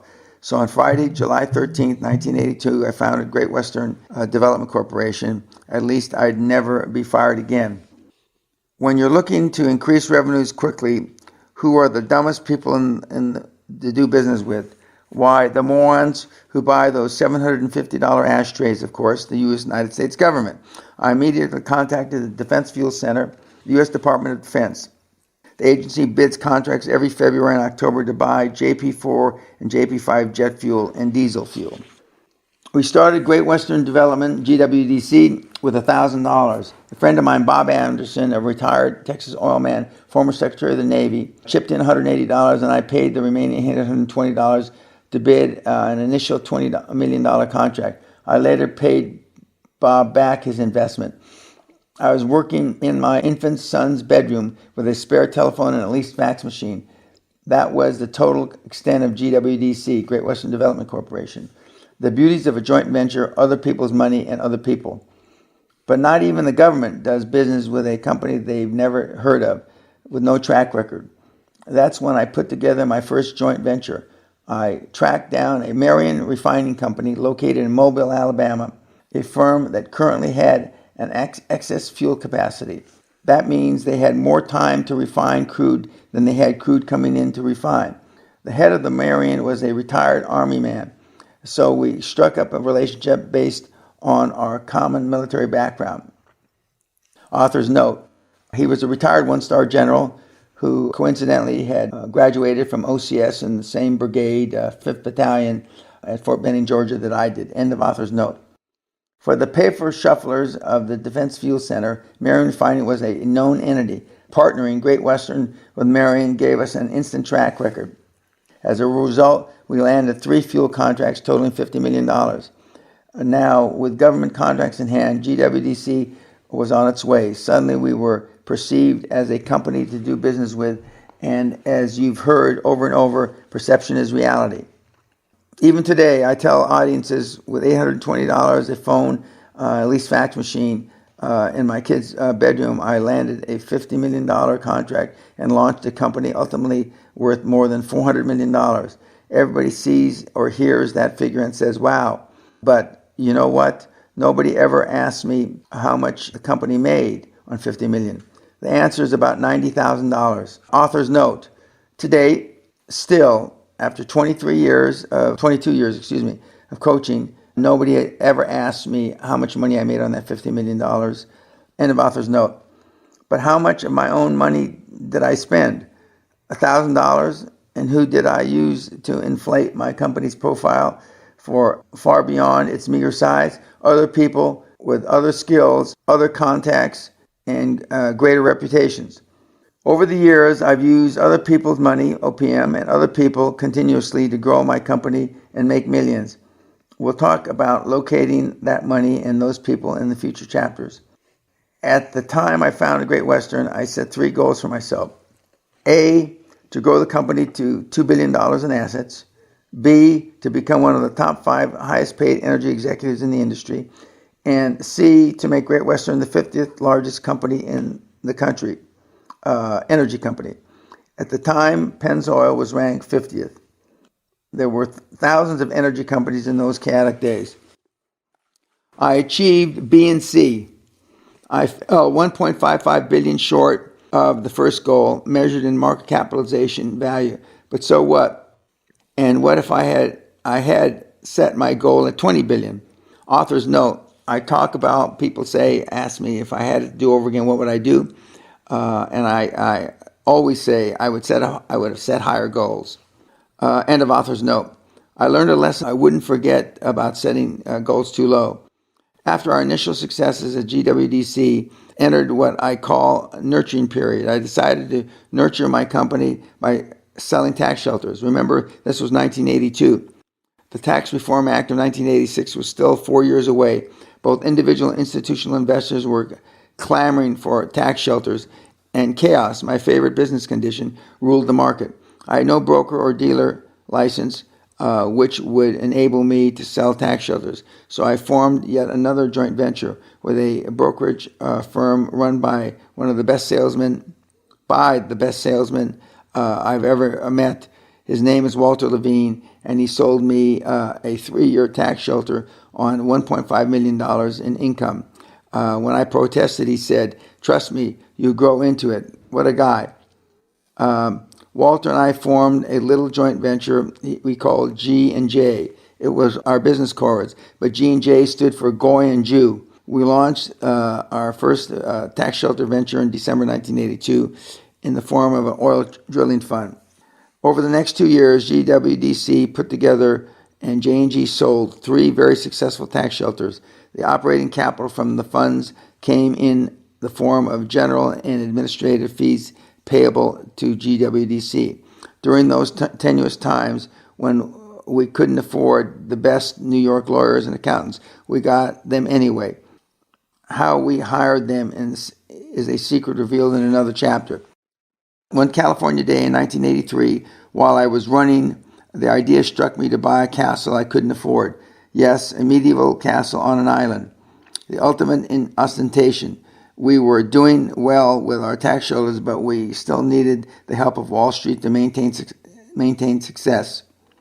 And as I knew from my own Wall Street experience, if you wanted to do business with financial institutions, you had to prove to them you didn't need them. My own castle would certainly make the perception a reality in their minds. So a castle became my goal. Critically important here to understand that my goal was indeed my total focus, but we'll get to that discussion later. By the following Thanksgiving, I was shopping for castles in the United Kingdom. During this period, business coincidentally brought me to London a few times, giving me more opportunities to browse the castle market. Then one June morning in 1984, I drove through the ancient stone gates of Guthrie Castle, located in County Tayside, Angus, Scotland, about 5 miles from the rocky cliffs of the North Sea. Guthrie, dating back to the 1460s, is a 55-room manor, complete with turrets and a great stone tower. At its top, open parapets built for defense against other clans, and no doubt the English look out across the formal walled garden in the shape of a Celtic cross, and the forested countryside. Endless corridors and high-ceilinged rooms almost echo the booted steps of 5 centuries of Guthrie's, and no castle is complete without a ghost. Guthrie has a ghost maiden who appears periodically, and in addition to other sightings. Author's note: the first recorded history of the ghost was in 1629 by the Bishop of St. Andrews. End of author's note. Adding to its appeal, Guthrie is surrounded by 156 acres of rolling estate, icy streams, and a crystal loch. Perfect for my own golf course, I thought. I made my first offer within days.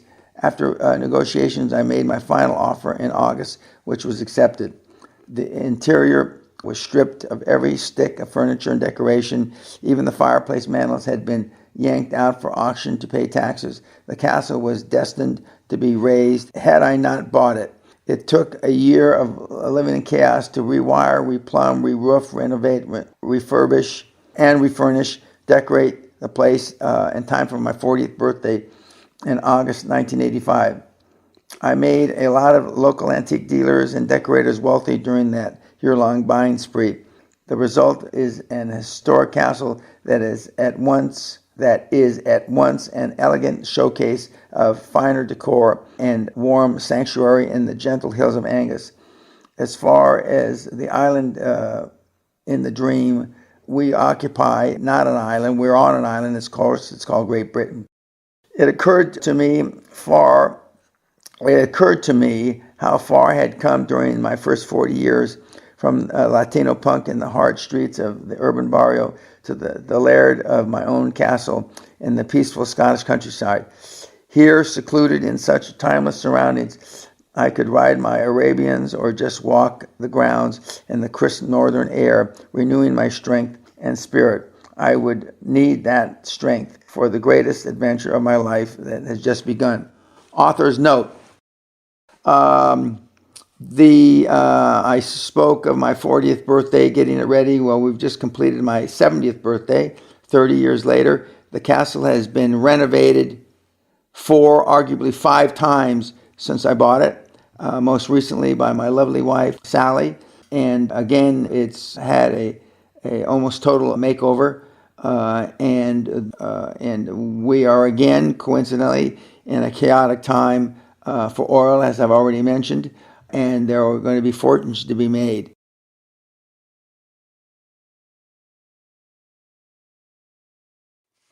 Chapter 3, Conventional Wisdom, the Loser's Crutch.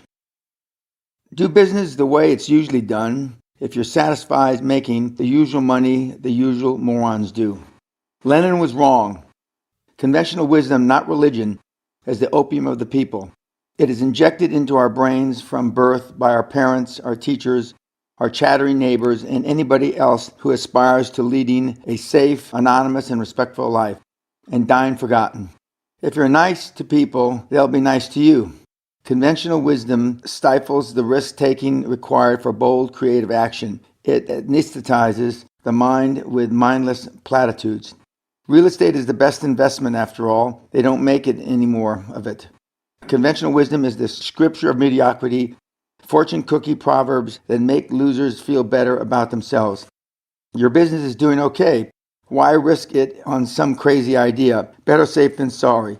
In case you missed the point, I hate conventional wisdom. And if you're going to make your own quantum leap to super success, you'd better learn to hate it too, and purge it from your mind as if you'd struck an enema tube in your ear. Why? Because conventional wisdom is almost always wrong. Visionaries have always flown in the face of conventional wisdom. Columbus, don't you know the world is flat? Mr. Ford, you can make a V8 engine. Wilbur and Orville, man wasn't meant to fly. All my life I've had people tell me, Dan, you cannot do that. Dan, you can't take 26 academic units in one semester. Dan, you can't go into the oil business when you don't know a damn thing about oil. And you can't do it in a collapsing market. And you sure as hell can't do it in the middle of the worst energy depression in 50 years. In fact, I've made a list of you can't do that. People have told me over the years, 95 of them, and included as an appendix. Author's note, the 95 you can't do that has been expanded to more than 100. End of author's note. Another phrase I detest is common sense. Common sense is an excuse for mental laziness. Common sense is the biggest alibi of all for screw-ups caused by using conventional wisdom. Well, Dan, if you just made common sense at the time. Think about this. Common sense would have to stem from common experience. If we were all born, raised, and educated under identical circumstances, what sense we had would certainly be held in common. But the fact is, we're all from diverse backgrounds and imprinted with a rich diversity of experiences. So how the hell do you suppose we all have common sense? There is no common sense. In this chapter, while I continue the Great Western story, you'll see how I constantly flew in the face of conventional wisdom. We'll also begin discussing my 7 steps for super success and how to create your personal foundation to build that success. Building your personal foundation. Before you can create and run a super successful company, you have to recreate yourself. You have to cleanse your mind of years of conventional wisdom, and in the voids that left, build a personal foundation based on all new rules. The first rule is an old one. There are no rules. Rules, by definition, are limiters, walls beyond which you don't allow yourself to venture. Rules, even your own, put you into a self-imposed box with 4 sides. To become super successful, you've got to think outside the box. Your own mind is the greatest limiting factor. There's where all the you can't do that crap will gather to smother your creativity and cloud your vision. If you're my age, you remember when the 4-minute mile was impossible. Nobody had ever done it. Then on May 6, 1954, an English runner, Roger Bannister, finished a mile in 3:59.4. The very next month, Australian John Landy did it in 3:57.9. Soon, a growing number of runners were conquering the impossible 4-minute mile. Beyond challenge of time and distance, however, was the destruction of the mental barrier that cleared the way to that conquest. This story has powerful implications for anyone striving for super success. Often the impossible in business is a feat that hasn't been attempted. It takes guts to move beyond the known into the unknown. One of the legends of Asia was a Russian hotelier named Boris Lizanovich. Trained in his youth as a ballet dancer, he escaped Russia during the Bolshevik Revolution and became a world-class dance performer. While touring the cities of the Orient, he fell under the spell of Asia, settled in Calcutta to run a restaurant, and in 1951 decided to open his first hotel in the Kingdom of Nepal. His friends in India advised him that it would be impossible. After all, they pointed out, his landlocked Himalayan nation was still stuck into the 15th century. It was a mythical Shangri-La, tucked beneath the world's highest mountain range, with no telephones, access to outside world only by perilous air travel, ending on a rough grassy runway outside Kathmandu. With no roads leading in or out of the kingdom, the only automobile in Nepal belonged to King Tribhuva. Boris was not to be deterred. He bought a rambling, rundown medieval palace. He brought the second car into the country, overland, through the jungle from northern India using porters, disassembling it into dozens of parts and reassembling it on arrival in Kathmandu. From Calcutta, he ordered modern plumbing fixtures, power generators, refrigerator units, furnishings, and all the other trimmings to turn the dilapidated palace into a first-class tourist hotel. Since Nepalese cuisine consists of rice, soup, and curry, as Hindus they eat no meat nor drink liquor, Boris also had to air freight in all food and drink. It simply can't be done, they continue to sniff back in India. Today, the most prestigious address in Nepal is the Hotel Yak and Yeti, a host to royalty and celebrity guests for decades. It is a splendid testimony to sheer guts of the late Boris Lisanovich, regarded as the father of tourism in Nepal. It takes guts to lead the change, and guts to change. Suppose you've got a good business deal clinched, and possibility of a better one comes along. All around you, conventional wisdom chirps, don't blow this, remember the bird in the hand. It takes guts to ignore the advice of the tiptoers and the meek-minded and go for the better deal. If you've got a good product that's selling well, it takes guts to throw it out and introduce even a better product. It doesn't matter what the morons say. I don't often pay attention to what others think, especially morons. Several years ago in the box office hit Evita, Madonna in the title role sings, "It doesn't matter what the morons say." My definition of a moron or a doofus, pronounced doofus, is anybody whose advice or attitude would limit my success potential. Morons are everywhere. They work with you, they commute with you, go to your health club, live next door, and are even in your family. They've limited their thinking and would feel much more comfortable if you'd limit yours too. You probably even pay for conventional wisdom. Some professionals exist to keep you in the box of how it is done, and typically attract very careful and conservative men and women with buttoned-down minds. You've got a company doing several $1 million in business, for example, but you entrust your accounting and tax functions to a CPA accountant who has no more vision than to happily earn $70,000 a year. Even worse, you pay this furrow-browed bean counter not to be creative, but to shake his finger in your face on behalf of the government and say, you can't do that. After all, accountants are trained and certified to follow studiously rules that help the IRS get over every dime they can of your money, in the large part by making sure you think conventionally about your tax income. You also risk the danger of retaining a lawyer whose conventional wisdom is focused on what you cannot do. This guy sure isn't going to clear you a path to pursue your objective. He's more afraid that you'll take an unconventional step that'll make his job harder. Over the course of my career, I've listened to the advice of scores of lawyers and accountants. I respect their knowledge. Some have been my partners, but with few exceptions, I know they are conventional people dosing out conventional counsel on how to tiptoe, even when my strongest instincts and inclinations tell me to stampede. Time to kick ass. Morons and doofuses travel in their guises too. Stockholders, bankers, and press, thankfully the competition. And the conventional wisdom can make a lot of noise if you're behaving unconventionally. That's why when you operate under new rules, you don't give a damn if you repeatedly embarrass yourself. By the way, in the beginning, this isn't easy. One pearl of conventional wisdom reminds us that we don't want to embarrass ourselves by failing at anything. You just keep saying to yourself, it doesn't matter what the morons say. New habits, new companions. New rules need the support of new habits and new companions. Two of the most dynamic business people I know are George and Deanne Verdier. They own Sugarloaf Mountain Works in Gatesburg, Maryland. They were already successful when they attended the Castle Seminar in 1994. I hold this highly concentrated week-long seminar once or twice a year in my 15th century home in Scotland. It is limited to 6 couples and has launched more than a few quantum leaps in recent years. The Verdiers listened when I said that the friends they had been socializing with might not be suitable companions during their drive for super success. Author's note: The seminar has grown to a couple times a year with 6 couples to between 20 and 24 attendees. And the seminar is given between 4 and 6 times a year. And as of this reading, we've just instituted a new hardcore seminar over Christmas from the 24th of December through the 3rd of January, which was a great success. End of author's note. I was right.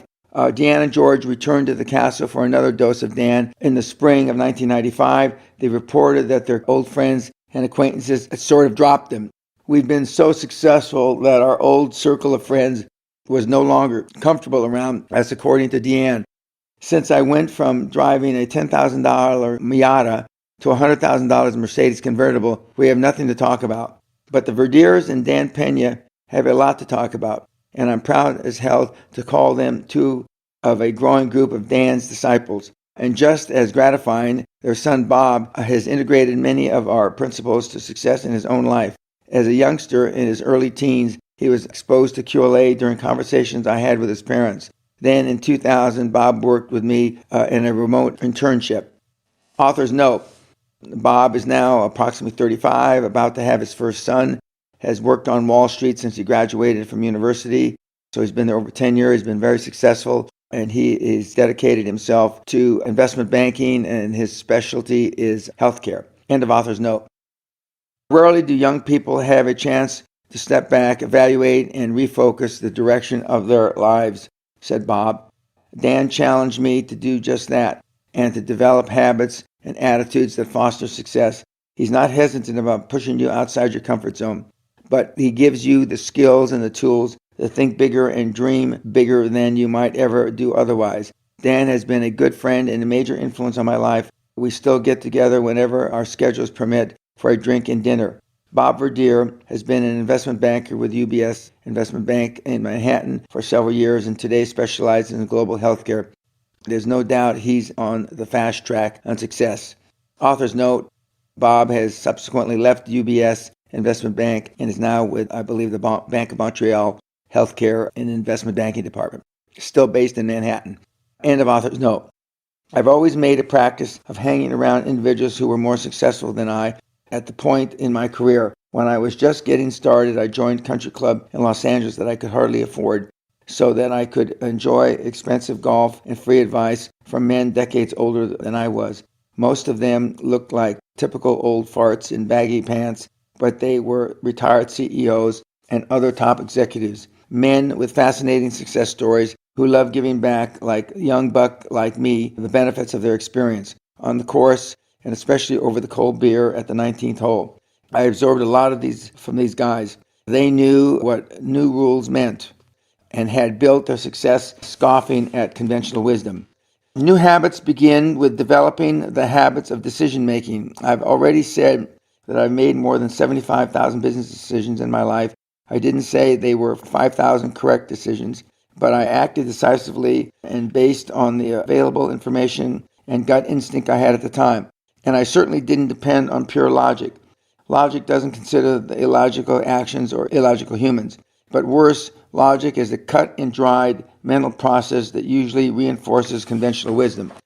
Author's note, I have made way in excess of 100,000 business decisions now in the year beginning 2016, but have really stopped keeping track. End of author's note.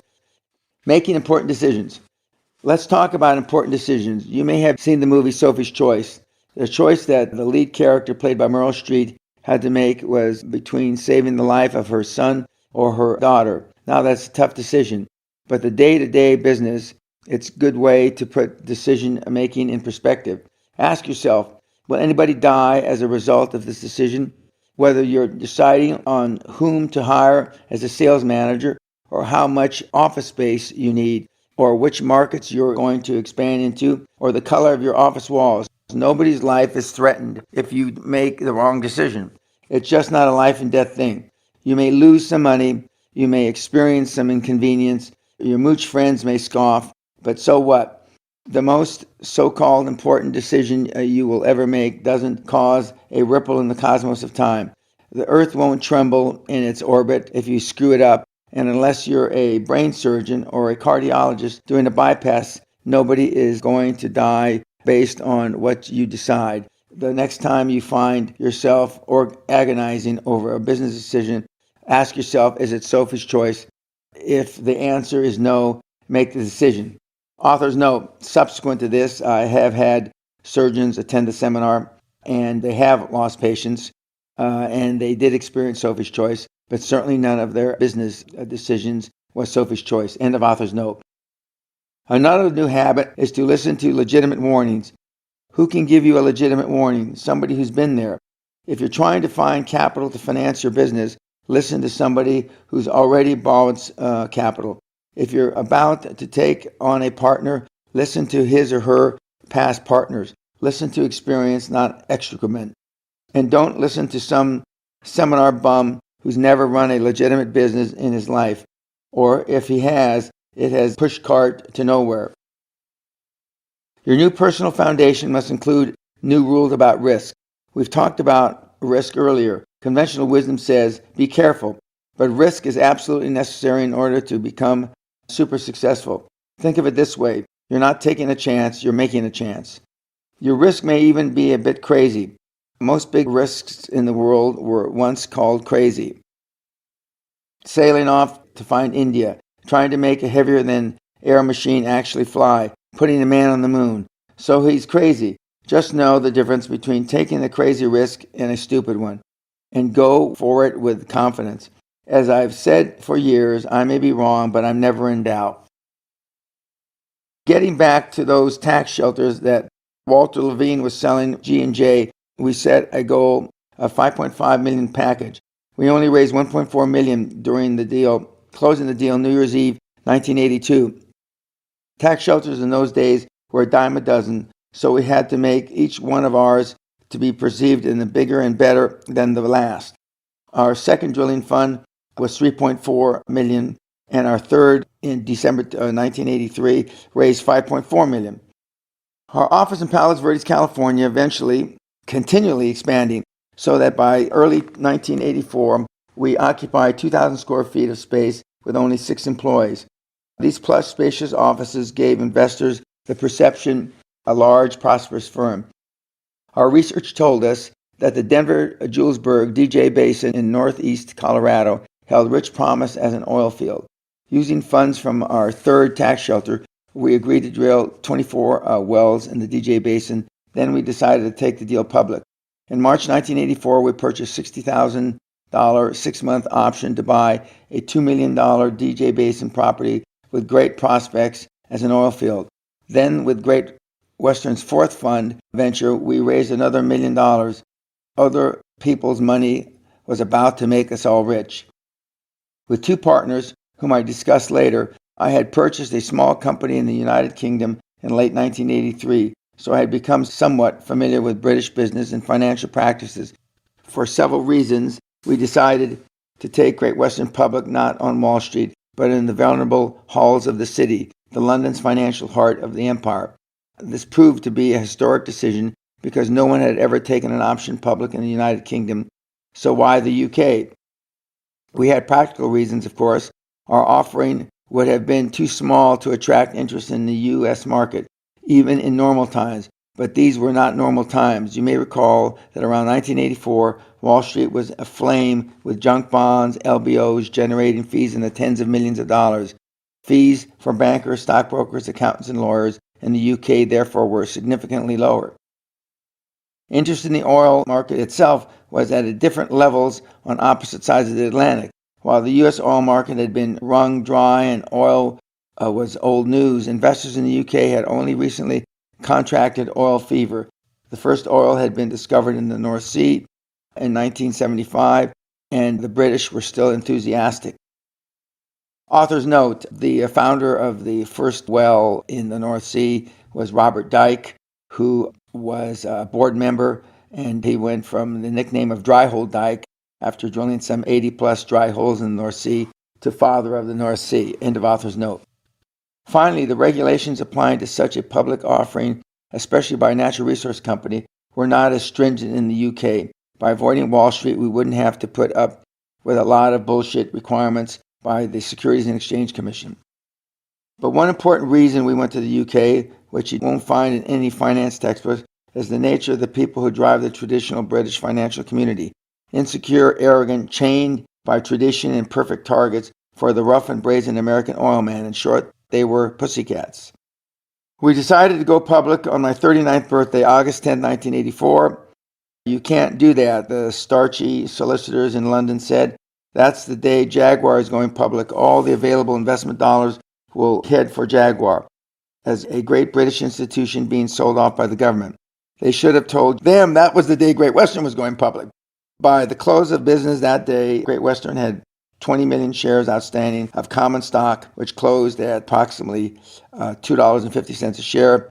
Beginning with our $60,000 option, the market value of Great Western shares was $100,000 in hard assets, soared to 40 million pounds, and 60% of the outstanding shares were mine. We sold 25% of the company for 10 million pounds, and the shares closed at a 25% premium to initial offering price. Bottom line, the company had 10 million pounds in the bank, and the cost basis in the stock held by me was $820. Next day headline in the London newspapers referring to Jaguar read, Great Western Resources, the one that really roared. The paper characterized my impact on the market by concluding the most controversial businessman ever to set foot in London in the 80s was off and running. The next month we moved to Guthrie Castle. Author's note, we've just completed our Christmas holidays, giving the hardcore seminar here at Christmas of 2015. So I've been at Guthrie Castle now a little more than 31 years, and it has been our major home ever since. End of author's note. Was all this risky stuff? You bet it was.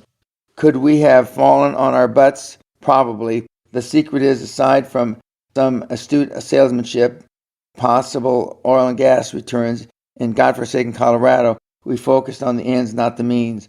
We thought big and moved fast, and we were confident that we could outsmart our dullest day any stiff upper lip, bowler-hatted Brit in the city. And so we did. We acted as if we had no limits to our abilities, which is one of my 5 credos, and for super success, we'll discuss it in a later chapter. Another credo relates to enthusiasm. We sold our deal with enthusiasm, of evangelists throwing fresh meat into the British feeding frenzy for oil exploration. It's no different nowadays. Every year, there is a new frenzy. As I write, it is in internet companies and the commanding insane multiples of real worth. Author's note, relating back to the oil frenzy, oil is now again in the mid-30s, and having thought that I would never experience the precipitous drop in oil prices again, oil has gone from 18 months ago approximately $110 a barrel to now approximately $35 a barrel, and similar opportunities I'm sure will avail themselves as they did for me in the early 80s. But as my father would say, if you live long enough, you see everything twice. And he was right. End of author's note. Wow, how does this apply to me, you ask? Listen, I don't expect you to fly to London tomorrow and duplicate our achievement in the city. What about your own company, your own dream? What about those poker-faced bankers down the street with imaginations of mud hens? What about investors looking for a great stock in a company that would look like yours if you gave it a fresh coat of paint and went public? In order to remove other people's money from other people's pockets to build your dream, you have to build a gold leaf perception of value around your company. We'll talk more about that later under exit strategies. Keep your eye on the vision, and you won't see the obstacles. Let's talk about Michael Gerber calls entrepreneurial personality. In his book, The E-Myth, Gerber explains that the business owner is really sort of a schizophrenic, one mind with 3 personalities in continuous conflict, the entrepreneur, the manager, and the technician. While the manager writes business plans and maintains order, the technician tinkers with the day-to-day work and drives employees nuts. The entrepreneurial personality leaps beyond the present to dream the dreams and focus on the vision of where the company is headed. The entrepreneur is impatient with the present. He's through with it. It's been handled. The entrepreneur clearly sees opportunities that are beyond the sight of his more myopic counterparts, and he understands that he must control both people and events in order to seize opportunities. Gerber says that the entrepreneur who is absorbed in his vision is also impatient with those around him, his associates, his friends, his family, even with his other two personalities, because they cannot see the vision and become excited by it. The persistent foot dragging is keeping him, the eager entrepreneur, from moving more quickly towards capturing the vision and making it his own. As an individual pursuing super success, you have to keep your sights above the rush and worries of today and free of the nitpicking details which will be required to realize your vision. In other words, building your personal foundation includes the newfound ability to focus on the ends and not the means. When you keep your attention focused on the exciting, successful future that awaits you, a strange phenomenon occurs. You begin to transport yourself into the future as you keep your eye on the goal. The question ceases to be if you can get there. It quickly becomes a logical one of how and when. You assume success, you visualize success as if it were already a reality. This truth isn't confined to noble dreams either. A few years ago, USA Today did a management survey about daydreaming. It was based on anonymous responses, of course, but that's a good reason to have faith in the results. The question ranged from, have you ever daydreamed about getting your boss's job? And have you ever fantasized that you're going to quit your job one day? And how often have you daydreamed about having sex with a coworker? It was a funny survey to read, but it produced a noteworthy fact. 71% of those interviewed had their daydream come true within 12 months. Now, think about it. If a random sample of managers can achieve that kind of success rate with idle daydreams, what are the chances of success when you focus on your vision until it becomes an obsession? We're not necessarily talking about visualizing years into the future either. A salesman who has already visualized a successful sale because he walks into a customer's office is already concentrating on the sale that will be made, not if. Objections will become temporary barriers to leap around. Every no he gets becomes a yes, and the prospects just hasn't spoken yet. We can even visualize success occurring in the next minute. You've seen it happen in sports. The incredible putt on the 18th green, the home run in the 9th. It's 20 seconds to the final whistle of the Super Bowl. A quarterback dodges on rushing tons of defensive linemen, spots a receiver downfield, and then threads a football through the waving arms and crashing bodies to hit the receiver for the winning touchdown. How? Aside from years of practice for success, he has already visualized and completed the pass. It was a done deal before the ball left his fingertips. Hell, maybe it's only a mental trick. Who cares? I'm telling you it works over and over, and it has for centuries. Because the high-performance individual is impatient to get to the future, he's not afraid to take action. He'd rather do it right away instead of doing it absolutely right. Don't wait until every little detail is nailed down, until every variable is perfect. Eisenhower launched D-Day knowing full well the weather was lousy and the seas were rough, and expecting at least 50% chance of failure. But he played the best cards he had. He actually wrote an apology note and tucked it into his pocket to read to the world should the Allies get pushed off the beaches of Normandy into the sea. During World War II, arguably the best field general in the last century, George Patton kept his sights on Berlin and blew tank shells to anything that got in his way. He was impatient with meticulous planning and plotting of other generals. He said, a good plan executed right now is better than a perfect plan executed next week. Author's note. It's one of my favorite sayings, and I tell my mentees for more than 22 years now that almost everyone overplans and perfection equals paralysis. End of author's note. Back to the story. So there we are sitting on millions. Meanwhile, our drillers adjourned to the fabulous DJ Basin, where our illustrious engineers and geologists had told us that without a doubt there should be millions of barrels of oil under the wasteland. Perhaps. They drilled a hole. It was dry, but it wasn't what it should have been. They drilled a dozen more, nothing to speak of. Eventually, our high-priced experts reported that virtually the only gas and oil in the area was that they had brought with them in their trucks or in the hair of the British advisors. Actually, we might continue to strike oil, but not in the quantities needed to take the company public. We had the money to drill another 120 wells, but I thought, for what? It was at this point I called for a halt of the drilling operations. I had long thought the internal growth through operating profits would not give the company the exponential quantum success of external expansion. Even with moderate success, we would watch revenues ease up gradually, or we could acquire growth and watch our growth curve shoot straight up. We needed to bump up revenue. My vision for Great Western told me to go for the latter. That's because the name of the game in business is revenue, lots of revenue. You can control expenses, cut costs, all you want, and you'll realize nickel and dime improvements in profitability. In recent years, companies as large as IBM, General Motors, Starbucks, and large financial institutions have been busy downsizing or right-sizing to cut salary costs. They've instituted stringent cost controls, just-in-time inventory controls, and 2TQM, all to become more efficient and profitable.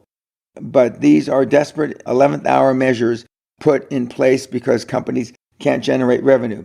Sometimes seemingly very smart executives can get overly excited about tiny profit gains. I know I once heard a CEO of a box company in California brag to a seminar audience about a 1.8% profit margin his firm had attained for years, suddenly skyrocketing to 2%. Moron. I was next on the agenda. I stood up and said something to the effect that if this was what the best profit he could muster, he needed to take his gold watch and retire. As it later turned out, he got the short end of the stick when his company merged with another firm. I wonder why. So seeking the high revenue that our operations couldn't create and not being content to run Great Western defensively, I took up an aggressive offense. It was a hell of a mind mid-course correction. We began looking for companies we could acquire so that we could grow laterally in the oil business. This search had to begin quickly so that the poor financial performance of our non-oil producing drilling operations wouldn't clutter our financial statements. A high performer is passionate. Talking about quick, decisive action is a good place to bring up an element not often discussed in business admin class: passion. High performance, super successful people are passionate about their business, obsessed with the rising revenues and rapid growth. Like myself, these executives don't play not to lose, they play to win. There's a big difference. Even successful business people who make it big often begin to play not to lose. They lose their nerve because they are not sure if their first win was an accident or a luck of timing. They're afraid they can't repeat the success, so they fold into the defensive mode to hang on to what they've made. That's not passion. That's just shutting your eyes, ducking your head, and hoping to survive. But the truth is, they're already dead. I call it sitting on your assets. In the late 70s, Steve Jobs co-founded Apple Inc. The company had brought affordable personal computing to the public years before the IBM PC. After losing a power struggle with his board in 1985, Jobs was removed as CEO from the company he founded. But he would not be defeated, and his passion would not be crushed. 2 years later, he founded Pixar Animation Studios and remained CEO of the company until the acquisition by Walt Disney in 2006. Meanwhile, Jobs had returned to become CEO of Apple in 1997, a position he still held in 2008. In 2007, Jobs was named Fortune's magazine's most powerful businessman. Author's note: Steve Jobs went to his maker, I believe, in 2012 and was successful and is still considered one of the great entrepreneurs and business minds the last 100 years. End of author's note. The wellspring of passion varies with the individual. Some successful people, such as Jobs, are passionate about computer technology. Others revel in manipulating the stock market or developing joint ventures. or setting the standard for high performance achievement in a given industry. I take particular delight in growing a company by quantum leaps, then selling it at a very zenith of its performance for tons of money. I don't care that what kind of company it is, as long as I believe from all available evidence that it has the potential to skyrocket in value. At any given time, I may own equity in a textile company, an auditing firm, a real estate organization. It doesn't matter as long as it's legal. A few years ago, I had a Colombian businessman come to the castle and offer me millions to make their cartel operate more efficiently. I was flattered, but I politely declined. The source of your individual passion stems from your own personality. But whether you love dealing in the manufacture of hard goods, or buying or selling real estate, or the prospect of striking oil in a remote windswept field, you'd better be driven by the relentless fire of hot passion. Passion comes with a caveat, of course. Paula Nelson agrees in her book, Guide to Getting Rich, the passion equals profit, but warns excited entrepreneurs not to invest in personal fancy simply because they happen to love it. If you're enthralled with the idea of property in Northern California, she says, buy a lot and build a cabin if you want, but don't expect to turn acres of frozen wilderness into a profitable venture. When you're passionate about business, it becomes your mistress. You think about it day in and day out. You think about it even when you're at home, when you're traveling, when you're lying in bed at night, hell, even while you're making love. You have to give up other pursuits, hobbies, and pleasures because your business beckons like a seductress. You have to leave your family to entertain themselves. Drop friends who don't understand your passion. Forget to eat. Forget to go home. If you drink, you keep a bottle at the office. If your mind wanders and you dare to think about time off, business comes back to remind you for even a moment of infidelity. Passion is required because being a super success is a full-time job. There's never been a part-time high performer. Some of those seminar gurus and infomercial morons will say you can do this or do that part-time to be success. Work whenever you feel like it, grow wealthy. That's bullshit. Sure, you can make a few extra thousand by hounding old ladies to sell you their mortgage or setting up a 900 number or some other trendy scam, but I'm talking about millions, and the wealth in the millions requires a full-time laser beam focused commitment. Author's note: now the infomercials, etc., have been surpassed by podcasts, CDs, DVDs, etc., telling you how you can have at-home business part-time. It's my opinion is even more reinforced. I've never seen a part-time high performer. End of author's note. Remember what I said. Super success isn't for everyone, but it's for the very few who are willing to build the foundation, make those sacrifices, and create major sea changes in the currents of their thinking. The strength of self-confidence and self-regard. The quickest way to begin your quest of a super success is to take action. Make a decision you've been putting off. Don't let a ride another day. Like the TV ad says, just do it. It could be something as elementary as replacing a dead weight, a loser in your organization, with a bright, ambitious firebrand who can't wait to help you accelerate your quest, and then take your job. Author's note: since those days when I first wrote this, I've now replaced it with just fucking do it. And I've more or less become infamous for saying just fucking do it, and there's bracelets, and it's on my website in many places. Just fucking do it. End of author's note.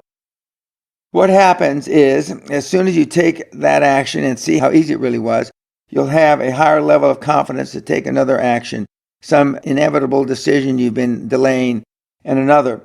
And now you've got your aspirations in gear.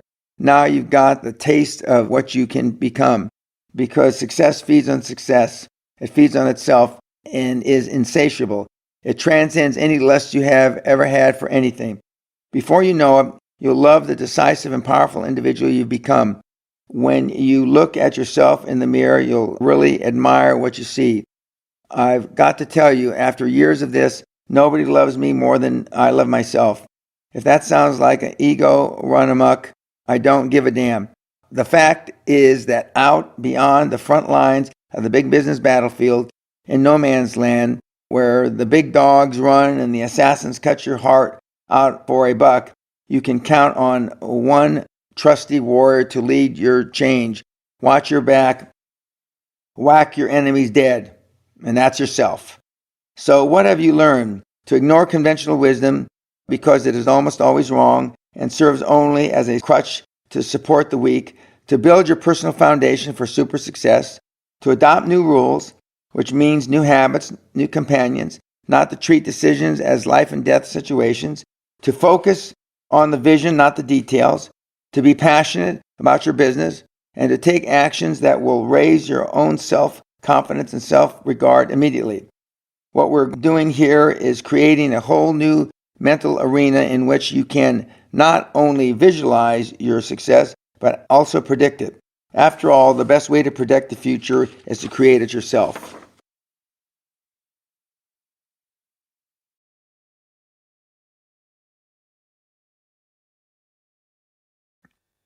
Chapter 4. Getting comfortable with high performance. Success can be as frightening as failure. Begin preparing now for the new style and tempo of life that will come with success. Practice makes comfort. Forget perfect. In an imperfect business world, even your sweetest, hottest deal is not likely to be perfect. Frankly, I'm always suspicious of a deal that is too perfect. But before you can achieve super success, before you can run with the big dogs and track down the big deals, you have to be comfortable in the environment in which super success occurs, and that takes practice. So let's talk about getting comfortable with the idea, the people, the setting, and the actions associated with high performance and super success. When I was starting out, I knew I was going to be successful. I knew it because I told myself that constantly. My success, really big success, was not some vague wish, some idle fantasy. It was my goal set in concrete, my inevitable destination. If you know you're going to a destination, it only makes sense to prepare yourself for your arrival. Let's use a parallel example to illustrate the point. If you were going to open a business in, say, Thailand, you would begin to prepare yourself well in advance. You'd learn how the culture and the climate. You'd study business conditions and the nature of the economy. You'd probably take language lessons and practice speaking some basic Thai. You'd find some Thai people and talk to them. You'd no doubt visit Thailand, getting every insight you could into how Thais think and what they value and how they do business. In other words, you'd be practicing your new life so that once you arrive, you'd be as comfortable as you'd always been there. Super success is the very way, a different place with a different life that will be totally new to you. Your business will make different demands on your time and skills. You'll be moving in different circles of friends and associates with different interests than those of the present company you keep. So you need to begin getting comfortable with all these differences now. Expand your comfort zone. I mentioned Jim Newman in an earlier chapter. Jim, founder of PACE, was a brilliant man, a behavioral scientist whose message and motivation have had a profound impact on my life. In fact, for 20 years before his death in 1997, Jim was my mentor to me, a topic I'll discuss later. Jim originated the concept of comfort zone, a term which is now part of our language. An individual comfort zone is the area in which he or she performs most capably because the person is comfortable in that area, or at that level, or that intensity of activity or pressure. One's comfort zone is not fixed forever, like a locked thermostat. You can expand your comfort zone by pushing its limits, by having experiences beyond its perimeter. The problem with many people, mostly the doofuses who tell you that you can't do this or that, is that they stay encased in a limited time zone they've created just to continue to breathe. Most Americans, for example, live in the same state, work at the same job, have the same friends, and take the same vacations all their lives. Their comfort zone is like a coffin in which they live until they die. Since I knew my destination was to become a stratospheric success, I began preparing early. As I mentioned earlier, I joined a club I couldn't afford in order to hang out with retired CEOs who talked about the deals and intrigues of their careers. I bought a Rolls Royce and a Mercedes to see how it felt traveling in style like a super successful person. I drove around expensive neighborhoods looking at the homes, mansions, really, that I knew one day I could afford. Because I realized that perception was reality, I bought the finest suits from the best tailors so that every first impression I made when I walked into an office was one of high-performance individual who was comfortable with success. In other words, I practiced being successful with as much determination as a world-class athlete practices his skills. It's true. Like a moth to the flame, money gravitates to those who know how to handle it with class. Beginning a high-performance super success is a learned behavior. When I was around high performers such as Costa Grachos, I observed how they acted and reacted to the pressures and problems of business. I watched them stay cool under fire or go into a rage if more dramatic action was appropriate. Just as importantly, I listened very carefully to what they told me about the practices and politics of super success because I knew they had been there. And when my time came, I was determined to be just as comfortable as they were in performing under incredible tension and making hard, far-reaching decisions in committing millions and ultimately hundreds of millions of dollars with a signature, or in handling high-wire negotiations without a net, without a blink. I saw how they earned their penthouse towers, stretch limos, and exclusive clubs, and I wanted to be comfortable with this side of super success as well. What are the alternatives to expanding your comfort zone? Boredom, anxiety, even fear, and the certain death of any growth potential for your company and most assuredly you. Have you ever seen fear in the eyes of an opponent or enemy? It could have been in a boxing ring or on the football field or even on the battlefield.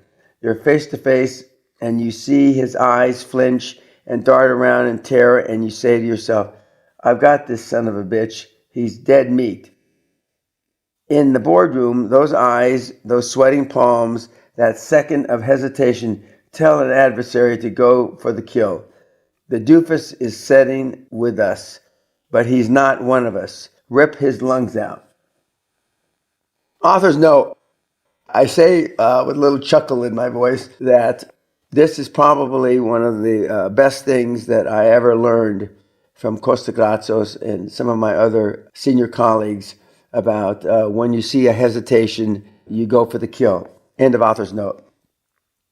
Even the trappings of super success can be intimidating. Have you ever seen some moron walk into a fine hotel or a gracious, well-appointed home and gawk around him? Golly, nice place you got here, he might say. This guy is an embarrassment because he's clearly out of his comfort zone. Here's my favorite comfort zone illustration. If I were to lay a 10-foot long 2x12 plank on the floor and put a pile of $1,000 bills at the other end and told you if you walked across the plank you could have the stack of money, you'd scamper across in a second, wouldn't you? What if I took the plank up to the third floor and stuck it out the window and over an adjoining building? Would you still cross over and pick up your money? Maybe. You might crawl over very carefully on your hands and knees. What if I took the plank to the 27th floor and stretched it across the narrow alley to a nearby building? Hey, that's a long way down, you might say. You think I'm crazy? No, you're just out of your comfort zone. But suppose your darling child was over in the other building, and I dosed her with a gasoline and struck a match and told you to come out over that plank 27 stories up. You'd probably be right over with little hesitation because of instinctive parental love. The super successful operate in a different atmosphere than most. They're way up there, 100 stories high, in rare thin air, and they are quite comfortable. That's what you have to be able to do. Conduct business on the high plank without a blink of fear. And one way to do this is constantly to expose yourself to situations that by definition make you uncomfortable. You have to expand your comfort zone. Another and easier way to begin getting comfortable with high performance is through visualization. Clarify your vision. One of the best clarifiers is the written word. If you talk about an idea or a plan to a dozen people in the same room, you create a dozen impressions of your plan. But if you write it down, one plan exists for a dozen readers. Similarly, in order to clarify your vision in your own mind, write it on a piece of paper. The act of committing it to paper takes the ambiguity out of your idea. You see it before you, perhaps for the first time. Then tuck that piece of paper in your wallet and carry it with you day after day. It becomes as much a part of you as your driver's license or your health insurance card or your credit cards. John Gale wrote, "If you don't think about the future, you won't have one." That's another way of saying that if you aim at nothing, you'll hit everything every time. But beyond thinking about it, you just must visualize the details of your future, not just the generalizations. Besides, you don't have to know how you're going to get there, but you need to know where you're going. On May 25, 1961, President Kennedy issued an incredible challenge based on his own vision. He said, "I believe that this nation should commit itself to achieving the goal before this decade is out of landing a man on the moon and returning him safely to Earth." At that time, NASA was a fledgling agency with an unimpressive launch success rate. The previous month, Yuri Gagarin had become the first space traveler to circle the Earth in orbit. Kennedy had no idea how the U.S. planned to land on the moon, but his vision illuminated the way, so that 8 years later, that vision was fulfilled. This, by the way, is also the best example I can cite for quantum leap thinking in macro management, but we'll discuss these concepts in later chapters. Focus so clearly that the day your vision becomes reality, you experience déjà vu, the distinct feeling you already had been there. On April 13, 1997, a good-natured 21-year-old kid in a red polo shirt stunned the world by winning the Masters tournament at Augusta, Georgia, with a record-breaking 18 under par. Everyone was surprised, but not Tiger Woods. He'd been visualizing the moment all his life. Earl Woods, his father, said, "He's been talking about winning the Masters since he was 5 years old." In his first on-camera interview, Tiger said he didn't have an acceptance speech prepared because he'd only visualized as far as the 18th hole of the final round. Years before Great Western moved into its suite of offices high above the Houston skyline, I visualized precisely how those offices would look. I step into the elevator that speeds me directly to the 17th floor of a downtown glass and steel business tower. I step out onto the Italian marble tile floor. I turn, and directly ahead of me is a great golden logo that reads GW. Underneath it sits a beautiful blonde receptionist. I turn left and walk down the long corridor at least 150 feet past the offices of associates until I reach the corner of the building. There, with the full glass walls on two sides, is my office, complete with a large mahogany desk, richly paneled walls, spacious conference room, library, bar, and executive lavatory. When the day came in 1987 and we opened our 44,000 square foot corporate headquarters in downtown Houston, I pushed an elevator button and the above sequence unfurled before me just as it had in my mind for all those years. As my shoes clicked across the cool Carrara marble toward the young blonde receptionist, I felt not so much a feeling of achievement as the one of closure, of touching the vision which had already been so real for so long. I knew it because I had visualized it down to the smallest detail. It was the fulfillment of a dream. It was coming home. Armando Garcia was a successful entrepreneur and recognized specialist in executive sales management long before we met. In August 1990, the company he founded, Arcom Electronics, was cited by Hispanic Magazine as the fastest-growing Hispanic-owned company in the country. But in the years that followed, Armando realized that his company could be doing better. In 2000, he attended the Castle Seminar. During that experience, I startled Armando by telling him what he needed most to hear. We were all sitting there, remembers Armando, when Dan suddenly asked me quite loudly, "If you live in Silicon Valley, why aren't you a billionaire?" It was at that moment I realized that my set belief system would only allow me to go so far before slipping into idle mode. I suddenly realized I had to expand the system. Armando came away from the castle with an insight he needed to see his dreams ahead. Author's note. In recent years, I have stretched to the attendees of the castle experience that it's very easy to go back to default. And I give them lessons and tips and exercises to keep them from going back to default when they go back to their old comfort zone. End of author's note. Another key lesson I brought home from the castle was the need for laser focus, Armando said later. I immediately applied this lesson to sharpening our product mix and increased our sales by more than 30%. After he closed Arcom during the dot-com bust, Armando purchased a struggling software company called BottleSoft. He subsequently lost about $1 million and lots of sleep, but has since integrated another Peñaism into the business thinking, investigate before you invest. More recently, Armando has been practicing growth through acquisition with greater wisdom, prudence, and determination, and has purchased 2 companies to fuel the growth of his computer networking business, Dicar Networks. 5 credos of success. Since the late 70s, I've carried on my person what I call my 5 credos. It's the truth. Every month I copy them down on my day timer. They are an excellent framework for expanding and maintaining your comfort zone in a heady realm of super success. Number 1, yesterday's dreams are today's realities. This is another way of saying today's dreams are tomorrow's realities. Dreams come first, lighting and encouraging your imagination and gradually crystallizing to reality. Without dreams, you never progress. You never make any leaps, let alone a quantum leaps. Instead, you trudge through life, taking whatever chances come along. Like the song says in the musical South Pacific, if you don't have a dream, how are you going to make a dream come true?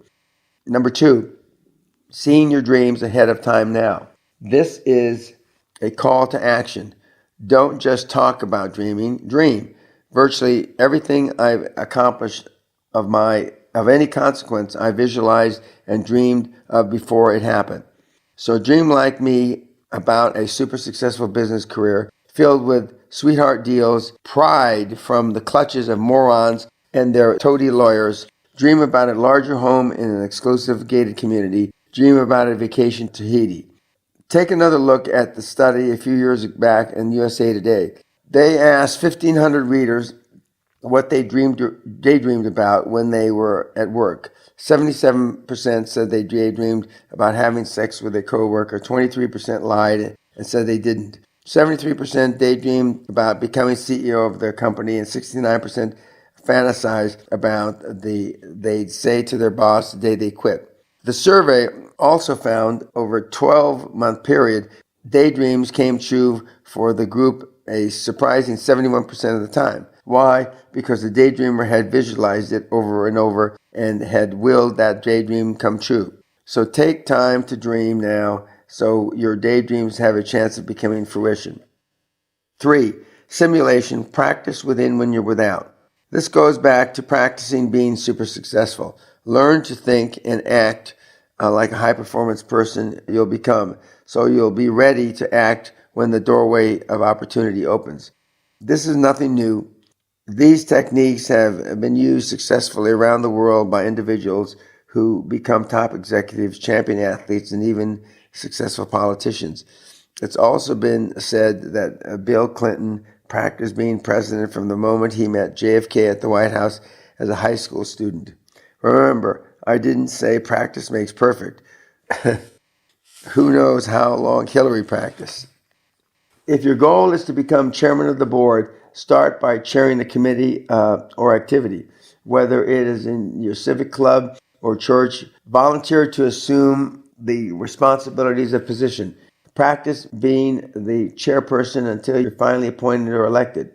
You discover quickly that when you want to work or want to take responsibilities in an organization, everyone moves gingerly out of the way so you can do it. You want the job? Be my guest. Life itself is like that. Most people don't seek more responsibility, more work, more success. They're humming along nicely at their own comfort level. Thank you, but they'll be glad to get out of the way if you want to hustle. In the early 70s, I volunteered to be in the board of directors of my California State University Northridge Alumni Association. I ultimately became chairman of a key committee. The experience of stepping up to the plate and practicing leadership and success was invaluable later in my career. 4, act as if there are no limits to your abilities. Once you draw the line and say, even to yourself, that's all I can do, after all, I'm only human, you have set artificial, arbitrary limits on yourself. Why sell yourself short? So many times I've pursued a course of action long after my associates have given up, and every time I've achieved more than I would have if I had just dropped when it seemed prudent to stop. Even now, as I write this book, I am planning a mega project which had been written off by everybody years ago. In fact, I plan to write another book devoted to can't do projects and call it You Can Do That. Author's note, I decided not to write that book, and end of author's note. This credo reminds me of an interview I was giving to the Financial Times in London, arguably the best financial newspaper in the world. I was asked how Great Western had been able to buck the energy depression to become the fastest growing energy company in the United States. I fired back without hesitation. We at Great Western created positive occurrences in our minds and acted as if we had no limits to our abilities. The reporter shrugged his shoulders and in the subsequent article reported me as saying, Great Western has no limits. Our stock price jumped 15% the next day. You see, when you act as if you have no limits to your abilities, it becomes a self-fulfilling prophecy. And remember, and like a moth to the flame, money gravitates to those who now know how to handle this class. Author's note, as I read this book again for my devotees and mentees, oil has broken $30 a barrel and sits in the $26, $27 range, and the financial markets are in collapse. I never thought I'd live to see the same type of collapse in oil price as I lived through in the 80s. End of the author's note. 5, enthusiasm comes from the Greek word ethos, which means God within. Regardless of your beliefs, you have the ability to draw special power from deep within when you harness enthusiasm. Enthusiasm generates the passion, energy, and determination to succeed that are absolutely necessary to achieve high performance. You can't borrow enthusiasm. Your enthusiasm can't come from deep inside your business partner or your spouse. You must generate your own fire and carry its flame yourself. Ask yourself the question, have you ever known a successful person who wasn't enthusiastic? Remember, a man can succeed at almost anything for which he has unlimited enthusiasm. One of my most enthusiastic individuals I know is a Canadian named Andrew Reid. Andrew is a born adventurer and sportsman. In the early 90s, associated with the world's largest outdoor adventure company, he conducted executives into mountains and up the rivers in Canada. Always ready for the challenge, Andrew and his colleagues pulled together a dragon boat team in the summer of 2000, and just 3 weeks later captured gold in the 500-meter European Dragon Boat Championships. As Andrew sees it, every day is a race day. With that level of excitement, that quest for adventure driving his life, Andrew became one of the most successful graduates of the Castle Seminar. He writes, within a few months of taking the QLA, I had tripled my access to funding, made much bolder choices around growth, and helped turn my racing team into one of the fastest in the country. Today, Andrew is the biggest fish and CEO of Big Fish Interactive, one of Canada's fastest growing training and consulting firms. Aside from being super successful, Andrew is having the time of his life. Here is a part of a letter I recently received from him. I'm having a blast these days as I'm the high performance coach of several directors at international finance firms here in Canada. These days, I receive special invites to executive events to share my message for the positive competitive change. My approach has been training on entrepreneurial thinking at these finance companies. The past is over.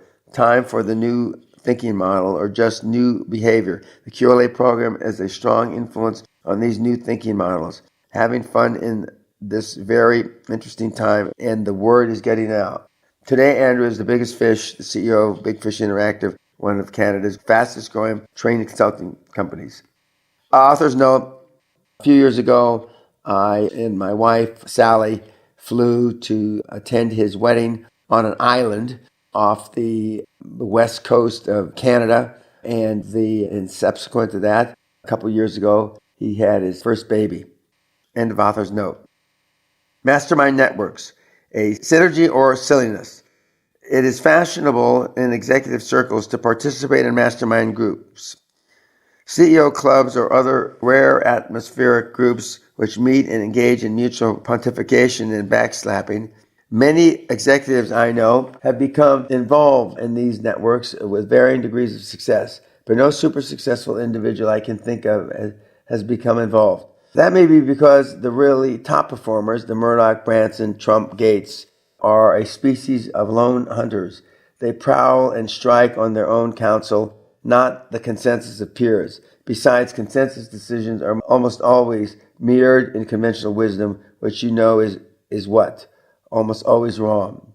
Too often, what begins as a mastermind network evolves into a social group. The spouses and kids get acquainted, and what happens as a productive enterprise deteriorates into the cookouts and golf games. If that's what you want, fine, but it is not a mastermind network. With that caveat in mind, the rising top executives, entrepreneurs, or CEO can benefit from a mastermind group to the extent the other members have much to offer as they are willing to take from this relationship. In fact, if your mastermind group will work if your members bring to the group different areas of expertise. If your group consists of 5 number-crunching financial types or 6 executives from one industry, you've limited your base of expertise and potential from a wider perspective on problems you may be seeking answers to. Diversify your group. Bring in a retail executive, for instance, an electronic executive, a manufacturing person, a joint venturer, executives with legal, accounting, and human resource experience. The wider your pool of expertise, the deeper the well from which you draw valuable knowledge. Your members share a similar level of experience. One superstar can outshine a room full of rising stars.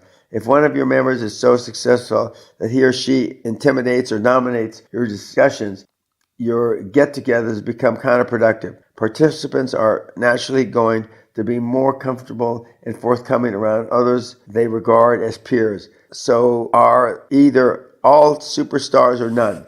Your members work in the same general geographic area.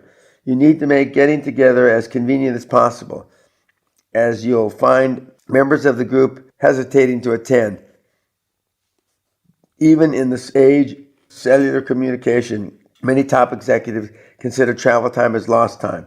Next, your members demonstrate a similar commitment.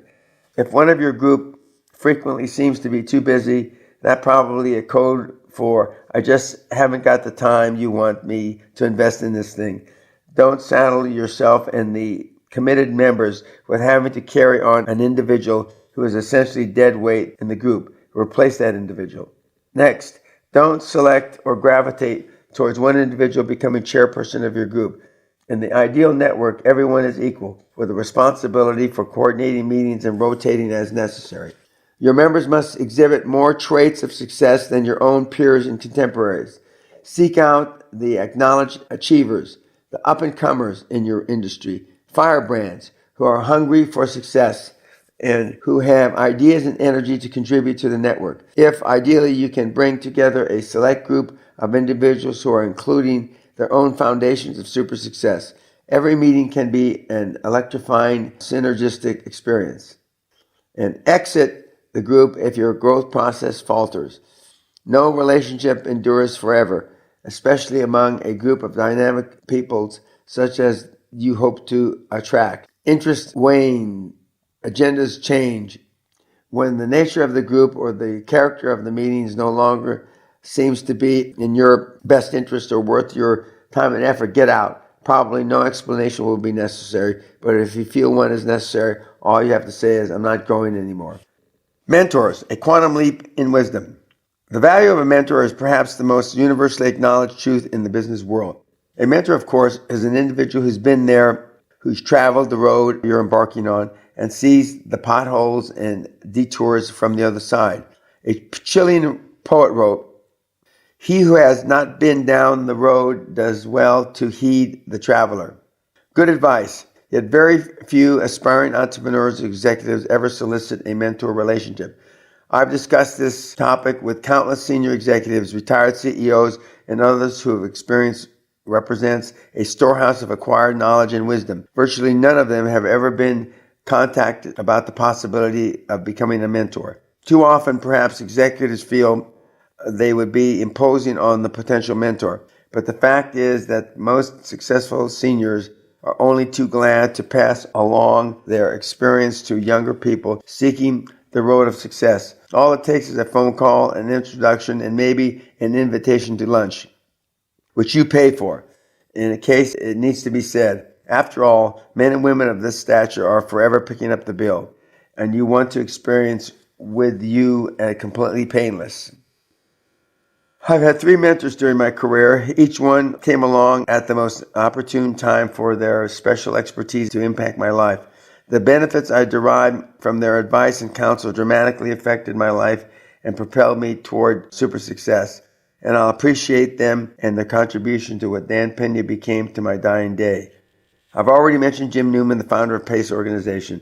In 1976, I had been a stockbroker for 4 years. I was 30-ish, making big money, and my career was stalled. I had skyrocketed in real estate and tasted enormous success by the time I was 25, but now seemed to be spinning my wheels, lacking the traction to leap forward. I had heard of Jim Newman's PACE organization. His message was endorsed by an impressive list of high-profile executive, politicians, celebrities, and even such personal achievement gurus as Dennis Waitley, author of The Psychology of Winning. So I thought, what the hell? The PACE seminar was another of those pivotal points in my life. Jim Newman showed me how to get my head screwed on straight for super success. His concept of the personal comfort zone has been part of my business thinking since the day I walked out of his seminar. One extraordinary mental exercise I use in negotiations is to determine the other party's comfort zone, i.e., what would they accept out of this deal in order to become comfortable with the consummation. When I find the perimeters to that zone, I picture it as a box. Inside that box are any number of deal possibilities. I could give the other party everything they want to my detriment and place an offer square in the center of their comfort zone. That would be stupid for me to do, of course, but it would make them very happy. Some business people, so eager to clinch a deal, aim for the center of the other guy's comfort zone and give away the damn store. I've done it myself back when doing a deal right now was more important than the terms of the deal. Instead, I usually place an offer at the uppermost limit of the other guy's comfort zone, at the very edge of what I feel he will accept. It works every time. He gets what he is comfortable with, and I get what I want. But even more important than a powerful negotiating skill, Jim Newman taught me how to expand my comfort zone so that I could move ahead rapidly and with solid direction toward my super success. I realized with clarity that regardless of my income, I had been sitting on dead center for years, not crystallizing the dreams I had dreamed for the rest of my life. It was shortly after the seminar that I joined Bear Stearns, where I found greater opportunity to expand my horizons. And after attending PACE alumni seminar in late 78, I left Bear Stearns to become an oil man and would propel me to super success in a life of the rich and famous. I've often returned to Jim's methodologies over the years. I recommend very few people in the personal and financial development business, but he is one. He was truly a grand master teacher of motivation, and I'm proud today I'm out of Jim Newman's PACE stable of mega successful. Until his passing, Jim lived in the semi-retirement hills of North Hollywood, occasionally holding a seminar or consulting with selected corporate clients. I cherished his friendship. The next mentor was an oil man named Jerry Norman. It was the late 70s. I was in the oil industry and it was in chaos. My favorite condition for an industry, remember? Pat Kennedy and I had formed our relationship to capitalize on energy crisis by building an integrated oil company. The federal government, in order to encourage oil exploration by every moron with a drill bit, was granting special dispensation for small refiners producing below 50,000 barrels a day. We used the money we made in refining to help build our energy conglomerate. The hills were alive with the sound of drilling, but wildcatting, the business of independent oil exploration and production, is a risky venture. Just like the gold rush days of the late 19th century, there was precious few glory holes and a shitload of dry holes. Probably 95% of wildcatters went belly up after dropping all their capital, and anybody else's they could lay their hands on down dry holes in the middle of nowhere.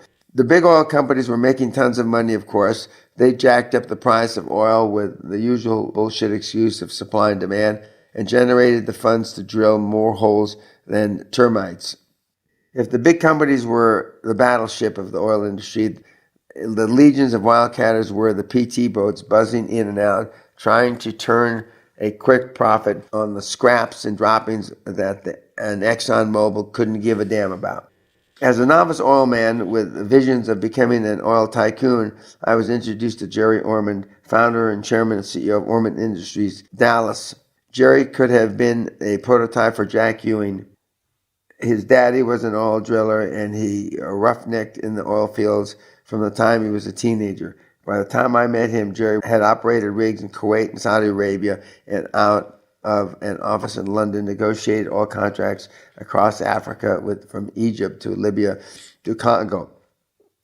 Even more important, his company prospered during a period of plummeting oil prices. Although he was a world-class player in the global oil industry, Jerry took the time to guide me through the intricacies of the oil industry.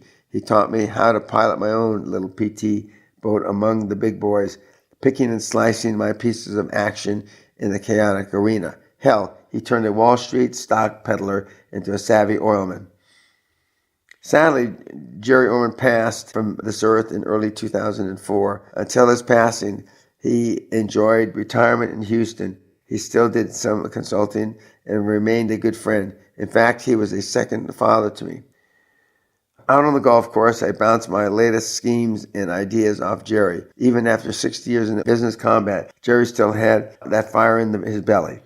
I've already told you about Konstantin Kostagratsos, Greek shipping icon, executive heir to the Onassis Empire, and leading actor in the world stage of larger-than-life personalities. And yet, he put his arm around me and brought me on to that incredible stage to learn a part for myself. By the time our paths crossed, Costa had made his fortune, and his name had helped the late Aristotle Onassis navigate the enormous empire through 100 crises with all the political skills of Bismarck, Metternich, and Machiavelli combined. After having succeeded and thrived in a world of assassins, he defined his friends by willingness to offer him three things: friendship in trouble, courage in battle, wisdom in rage.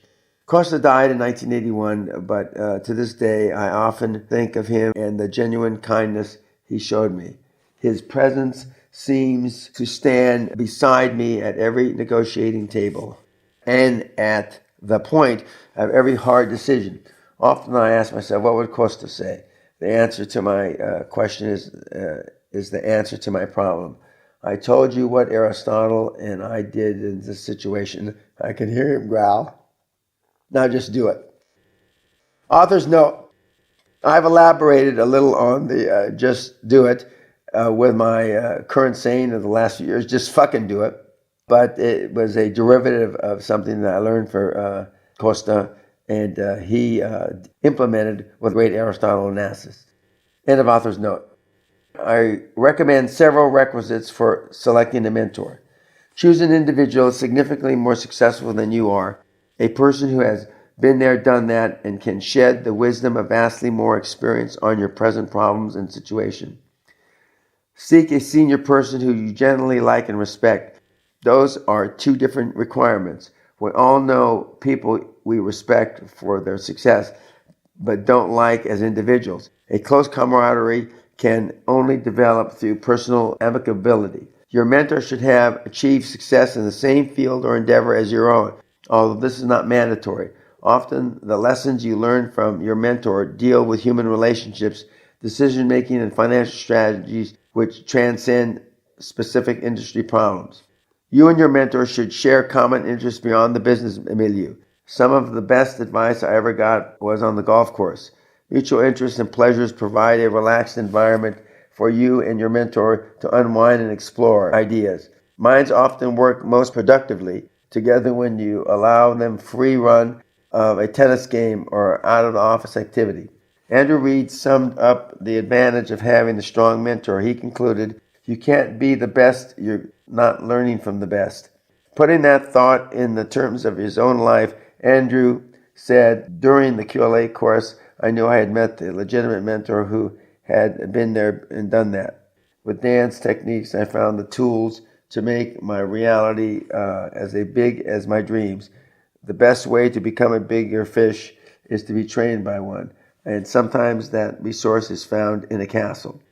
In summation, then, get comfortable with super success before you achieve it by practicing to expand your comfort zone. Clarify your vision without focusing on how you'll bring the vision to reality. Instead, focus on the details of how the reality will look and feel, and step towards clarification. Write down your vision and carry it with you so that it becomes part of your being. Consider participating in a mastermind network if you feel it meets acceptable criteria and you can benefit.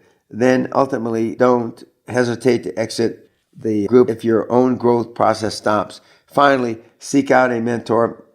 Some of the greatest minds in the business world are available and would be delighted to become mentors if you pick up the phone.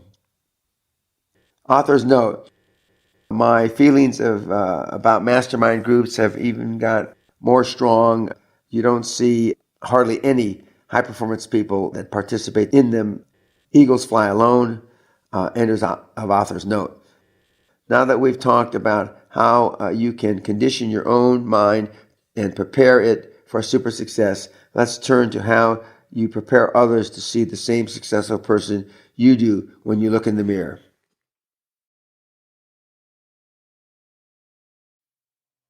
Your First 100 Million, second edition, chapter 5, Building Perception to Become Reality. Super success begins with your masterful illusion that it already exists. Never underestimate the power of illusion. Not only does it help create what you'd like for the people to believe, it helps you create what they must believe for you to achieve your goals. We live in a brutal world made more tolerable by the illusion of reality. For centuries, as an example, the true nature of war was masked in the grand illusion of colorful parades, splendid uniforms, and flying flags. The warnings of those who returned from war, who quietly described its horror, were lost in the trumpet strains of marching tunes. Only late in this century, when TV news brought the carnage of battle home around dinner time, did the general public finally realize that all the glory and grandeur was illusion. Author's note: this reality, this stark reality that's been brought even more to the public in recent years with the recent war in the Middle East and almost countless tragedies. End of author's note. Illusion is one of the skills of leadership. In the epic movie Patton, the fiery general played by the late George C. Scott becomes frustrated at being unable to break through German lines to relieve the siege of Bastogne. Suddenly, he roars in anger at his staff.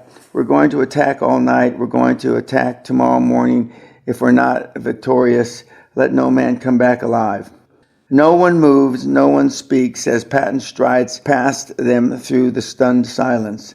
Then his aide approaches him and says gently, "General, sometimes they can't tell when you're acting and when you're not."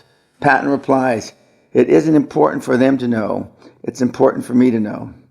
Perception is reality in any business. When I was a young hotshot real estate salesman in Southern California, I sold lots of Lake Havasu, an artificial lake on the Colorado River between California and Arizona. Lake Havasu later became the unlikely home of London Bridge. It was surrounded by miles of desolate desert and wasn't the fashionable resort region it is now. I'd take prospective buyers out there and we'd stand gazing across the lake. Aside from the expanse of water, it wasn't a very inviting place. So I didn't sell the place. I sold them their own perception of their dream. I'd say something like, "Look out there. You can see the sails of your boat as the breeze nudges you across the lake. Look over there. You can almost see the fishing dock and that luxurious clubhouse where you meet your friends for dinner." I sold a shitload of desert in those days. Illusion is the camouflage behind which we pursue our dreams and goals for super success. It is the stage we set, the costume we don, the face we present to achieve our objectives. Within the bounds of law and ethics, illusion is your weapon to build the most advantageous perception you can in the minds of the stockholders, stockbrokers, attorneys, competitors, and the public at large, all for the accelerating advancement of your company. "But Dan," you ask, "are you suggesting I create illusions about my company?" You're damn right. You've got to do what it takes. If you run a business, your job as head of your company goes well beyond making sure it produces a top quality product or service and sells it at a fair price. You've got to spend days and nights continuously pumping credibility into the facade that your company represents to the business community, to make it appear on a business skyline not simply as large as it is, but a hell of a lot bigger and infinitely nicer to do business with. The importance of perception was not lost on the Chinese government during the 2008 Olympiad in Beijing. Thousands of factories around the city burned cheap, dirty, and anthracite coal with no thought of incredible pollution it creates. Diesel trucks and buses and an explosion in private car ownership have helped turn Beijing's sky into a perpetual brown haze. The foreign community laughingly calls it morning fog or sulfuric sunset. Sports trainers and sponsors around the world hinted they might pull out of the Olympics rather than subject athletes to breathing the brown. The government said not to worry. Meanwhile, many of the manicured avenues leading into Beijing from the new billion-dollar airport pass by the crumbling old villages, waste dumps, and slums that are part of any Asian capital. The government said not to worry. At the same time, millions of Chinese people were spitting, blowing their nose, and taking a piss on the roadsides and against building walls. Traditional Chinese customs all. Not a problem, said the government. So in preparation to host the world, the Chinese government cleaned up their perception. Some of the largest factories were literally pulled up and relocated hundreds of miles from Beijing so they could harmlessly pollute the countryside. Other factories across Beijing were simply shut down for 10 days by government decree. Owners of private vehicles with old and even ending license plates were ordered to stay home every other day, to carpool or enter the city at risk of heavy fine. The skies cleared. To make Beijing more beautiful, the government demolished countless homes and neighborhoods near the major traffic arteries and rail lines. Construction sites, industrial areas, waste dumps, and apartment towers all over Beijing were concealed from the view by enormous temporary billboards promoting the One World, One Dream theme of the Olympics. Beijing was suddenly neither a city under construction nor a city in decline, but just about perfect in every way. In China, if the government tells you not to spit and where to shit, you listen. In advance of the Olympics, a public relations blitz warned Beijingers not to spit, not to cheat foreign friends, or offend them in any way. Basic English phrases were drilled into the taxi drivers, bellhops, and anyone else likely to come in contact with foreigners.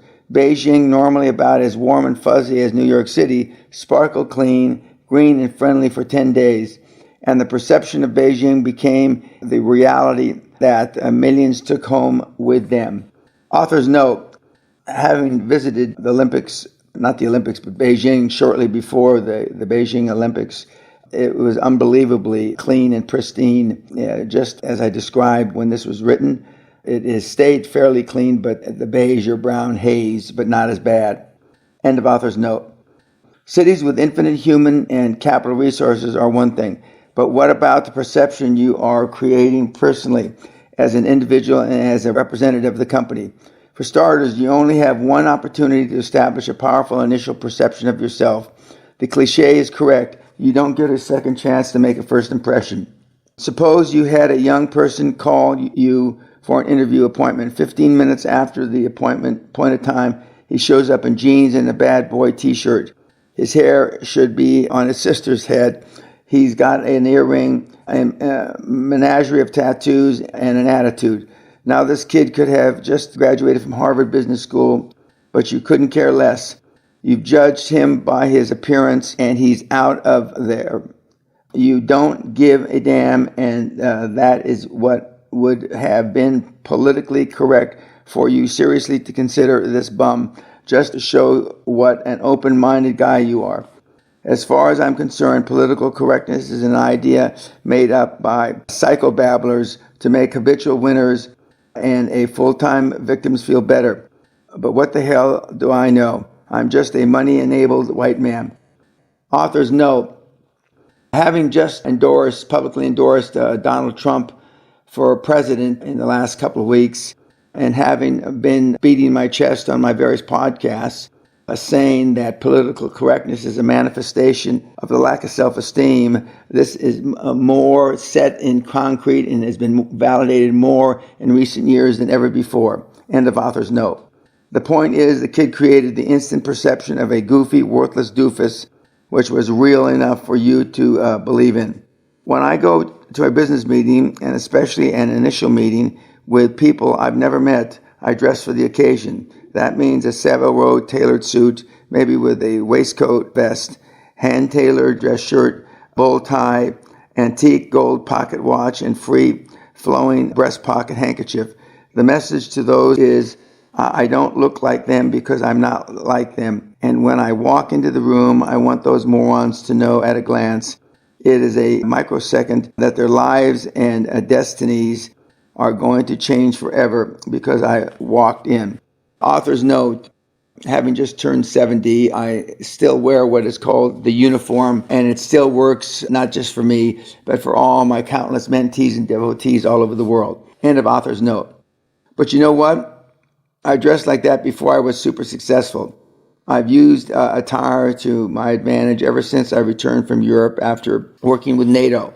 It was there, even as a young officer, that I first saw how the European well-to-do dressed and how they created, by their actions, even facial expressions, an immediate perception of calm, studied self-assurance, and aura of arrogance, regardless of how shallow and superficial they might prove to be. Author's note: when I had the privilege of meeting and working with and being mentored by Costa Gratsos, the CEO of Onassis Shipping Lines, the right-hand man for 60-plus years of Aristotle Onassis, he told me, Mr. Peña, always remember, dress British and think Yiddish. End of author's note.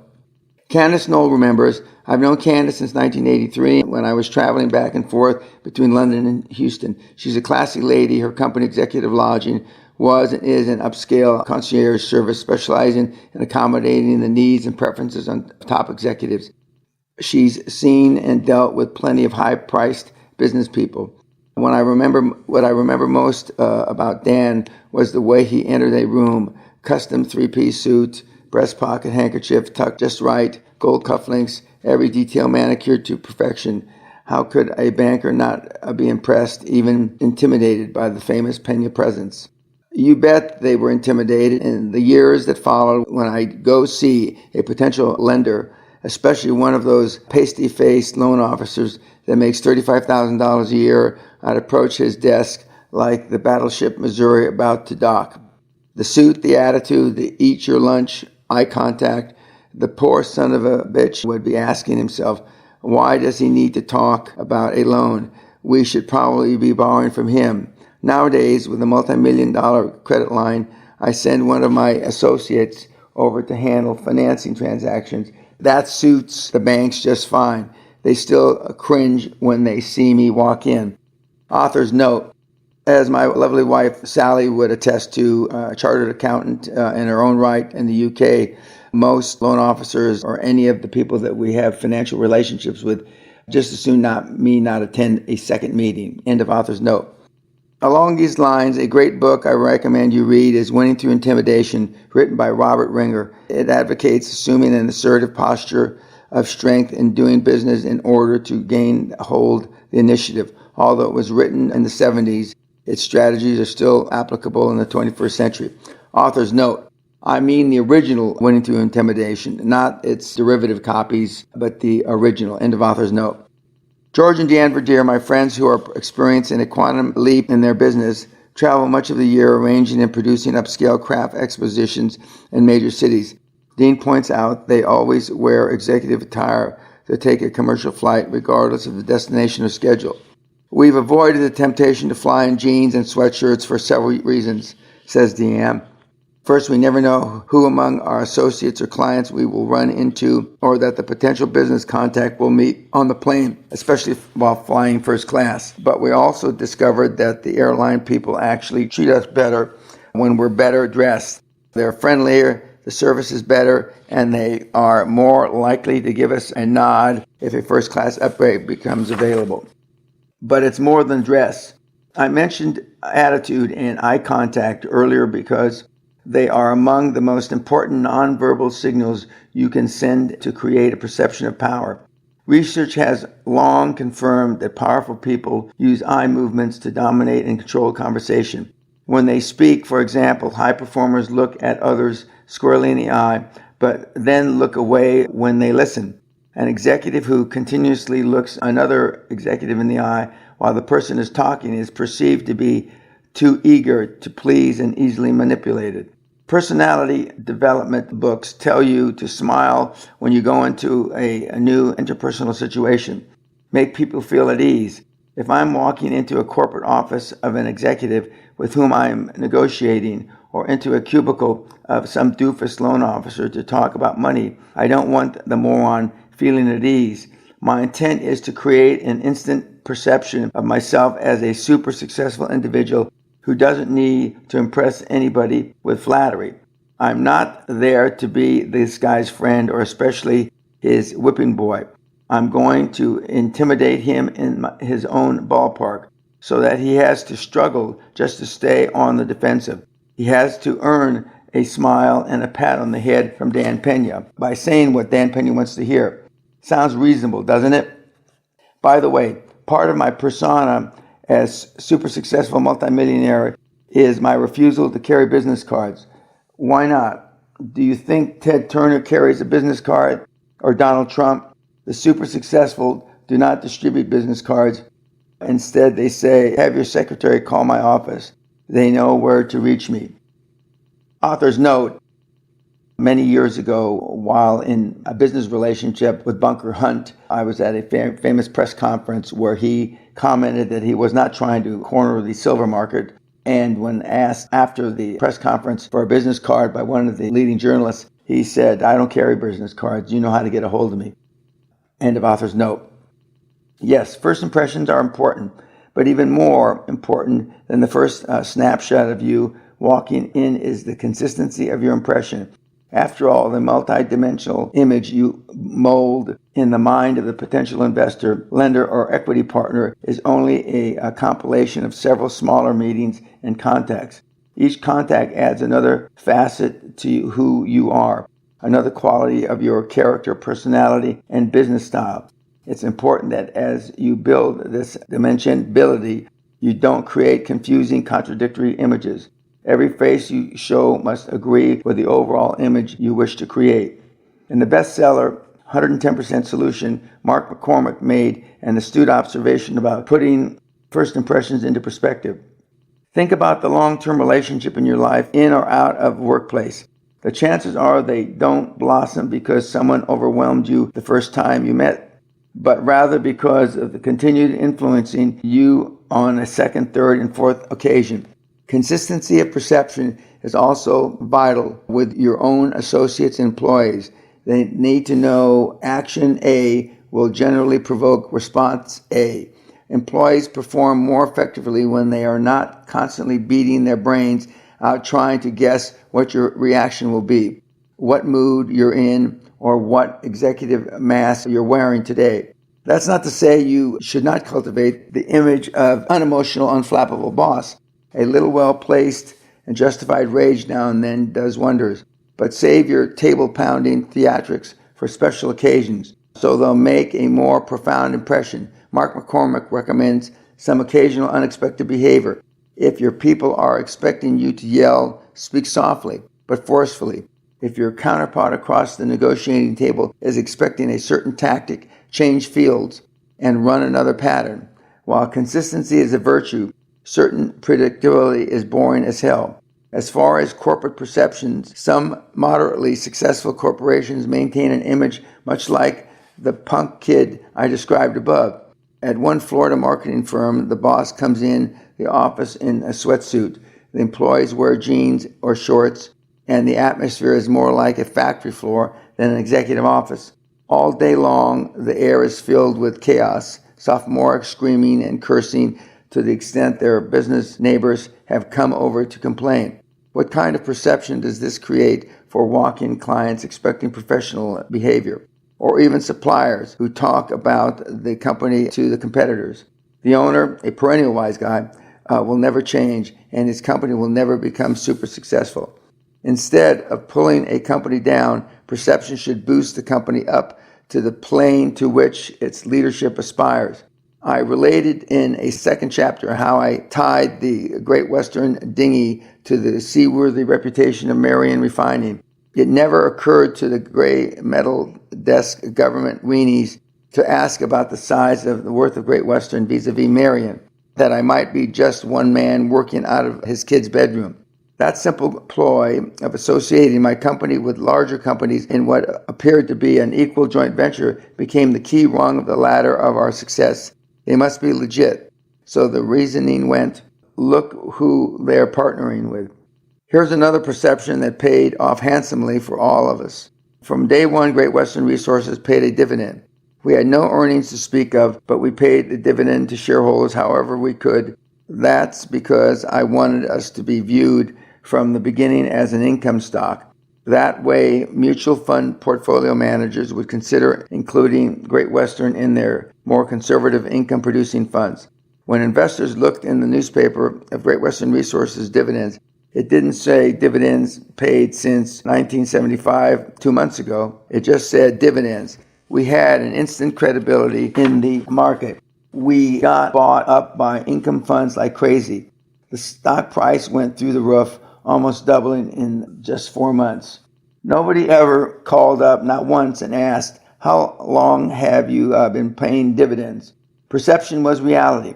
Later, after I was gone but still held substantial stock, the company decided to stop paying dividends. I don't know why, as stockholders and new company management were getting dividends too.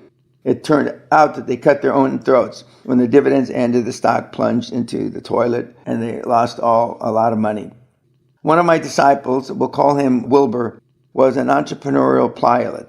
He worked out of his house near until his business took off, or out of his hotel rooms, whatever he happened to be laying over between flights. But he was thinking well beyond his career in the cockpit, continuously interviewing major accounting firms, investment banks, and others as he built his dream team. And all the while, he was creating a clear perception of an established and knowledgeable businessman. If you had called Wilbur in those days, he didn't pick up his phone and say hello. His calls were routed through an answering service that acted as his corporate switchboard. Good morning, the diversified company. The caller, once identified, would be put through as if Wilbur was back in the executive offices. He even used remote call forwarding so that if he happened to be laying over in some Holiday Inn, the perception was maintained. Hey, he would tell me, it costs me about $100 a month, and for all they know, the diversified company is a large corporation in the executive tower in downtown Philadelphia. The Verdiers work to maintain perception to their craft shows as prestigious events admitting only the most qualified exhibitors and sponsors. In a few of our markets, our shows have to be staged in fairground arenas. That means we have to work even harder to project that upscale image and to put as much distance as possible between our expositions and the other flea markets that come along. As our shows have grown in popularity and reputation, we've had to be more and more particular about who we accept to sponsor them in each city. As part of maintaining our quality perception, we limit our sponsors to such respectable entities as newspapers, radio stations, which appeal to our demographics, no rap, no rock, banks, and soft drink companies. George Verdier points out these perceptions will only endure for so long in order to produce a successful and profitable event. He and Deanne must build the perception of their show's quality in given markets long before the show ever opens. Once we open, image gives way to quality of our performance, and we replace our carefully constructed perception with reality and reputations. If you can't follow through, all the perception in the world is a house of cards. Early on in the development of Great Western Resources, it grew increasingly clear that if any company and I were going anywhere, we both had to look as if we were already there.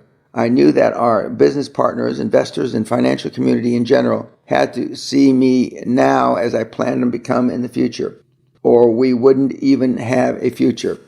I needed a quick transfusion of perception, one so dramatic that it was virtually inarguable.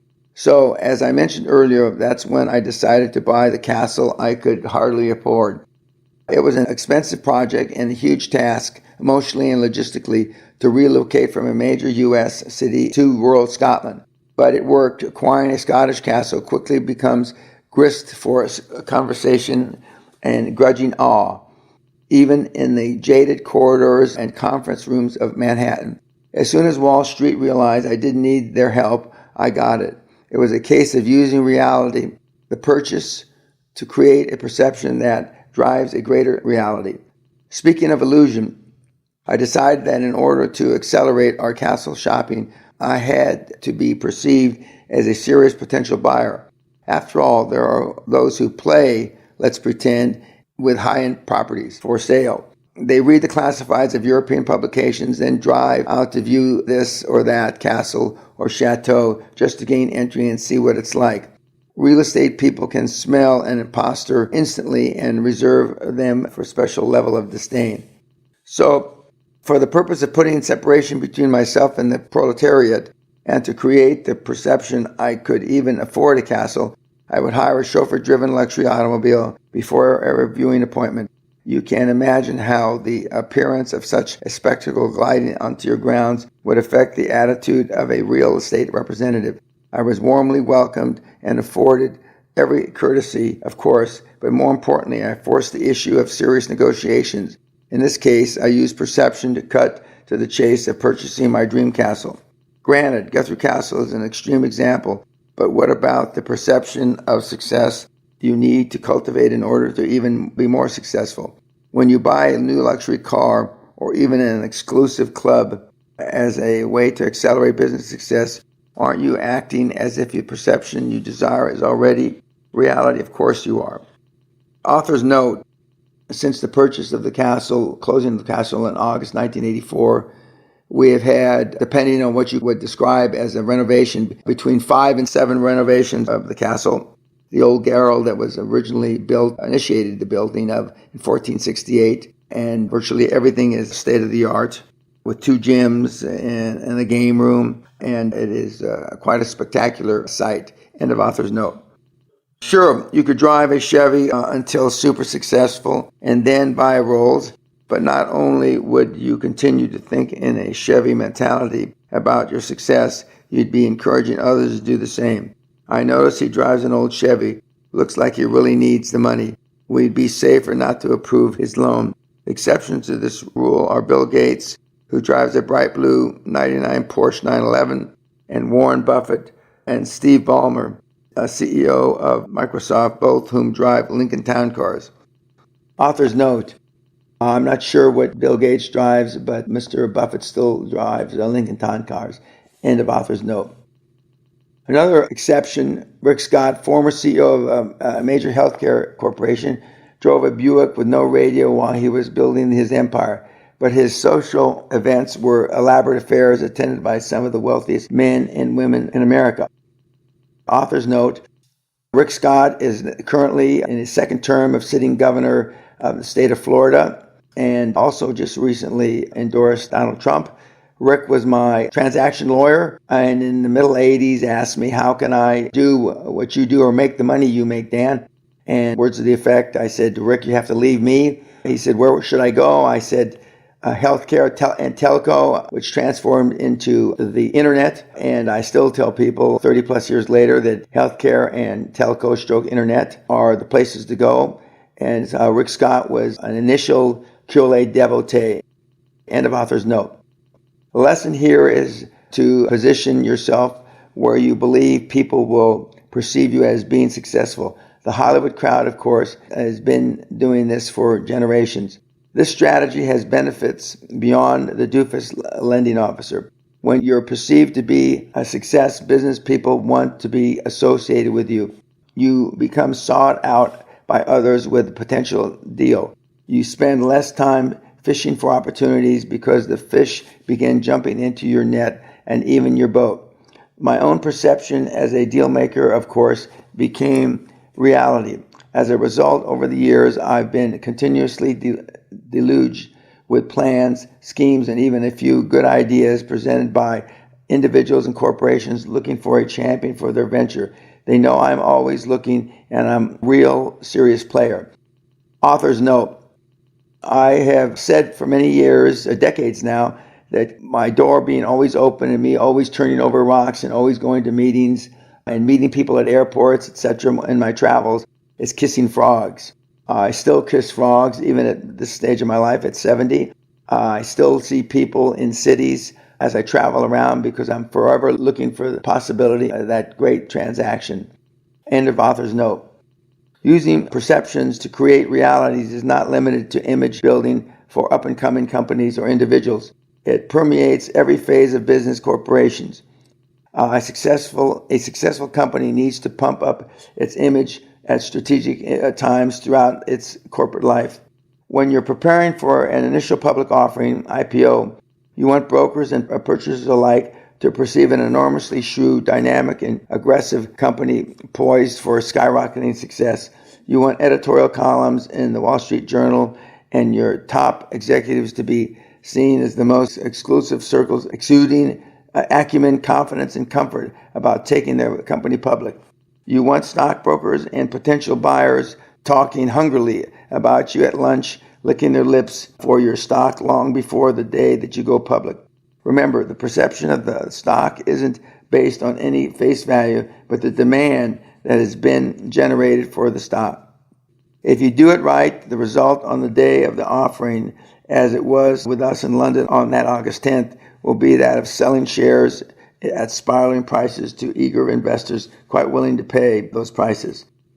Author's note, I may have mentioned it, but on the day that we went public in August the 10th, 1984, my 39th birthday, was also the day that Mrs. Thatcher's, one of her major privatizations, that of Jaguar, was going public. And I was advised by virtually all concerned that we shouldn't go public on the same day because all the institutional money was going into the Jaguar flotation. And I persevered and sold many of the shares myself to the investment public, and the headlines read, the one that really roared, Great Western up 20%, and I believe Jaguar down 20%. End of author's note. Finally, well before the time comes to sell your company, you begin using a number of proven strategies to build perception of a successful, profitable corporation. We'll cover those strategies in a later chapter. We live in a world of perception. Virtually nothing is really as it seems, only as sleight of hand manipulators would have us believe.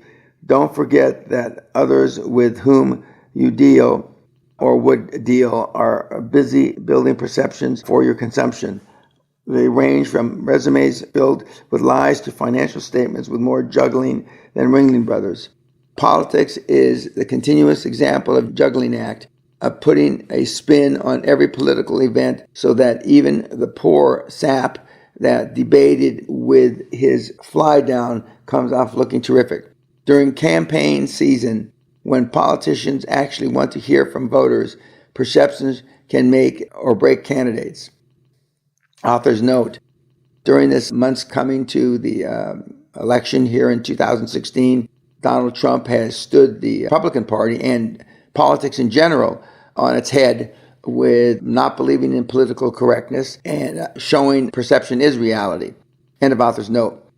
For years, Hillary Clinton has been perceived by much of the public as cold, calculating, and ambitious.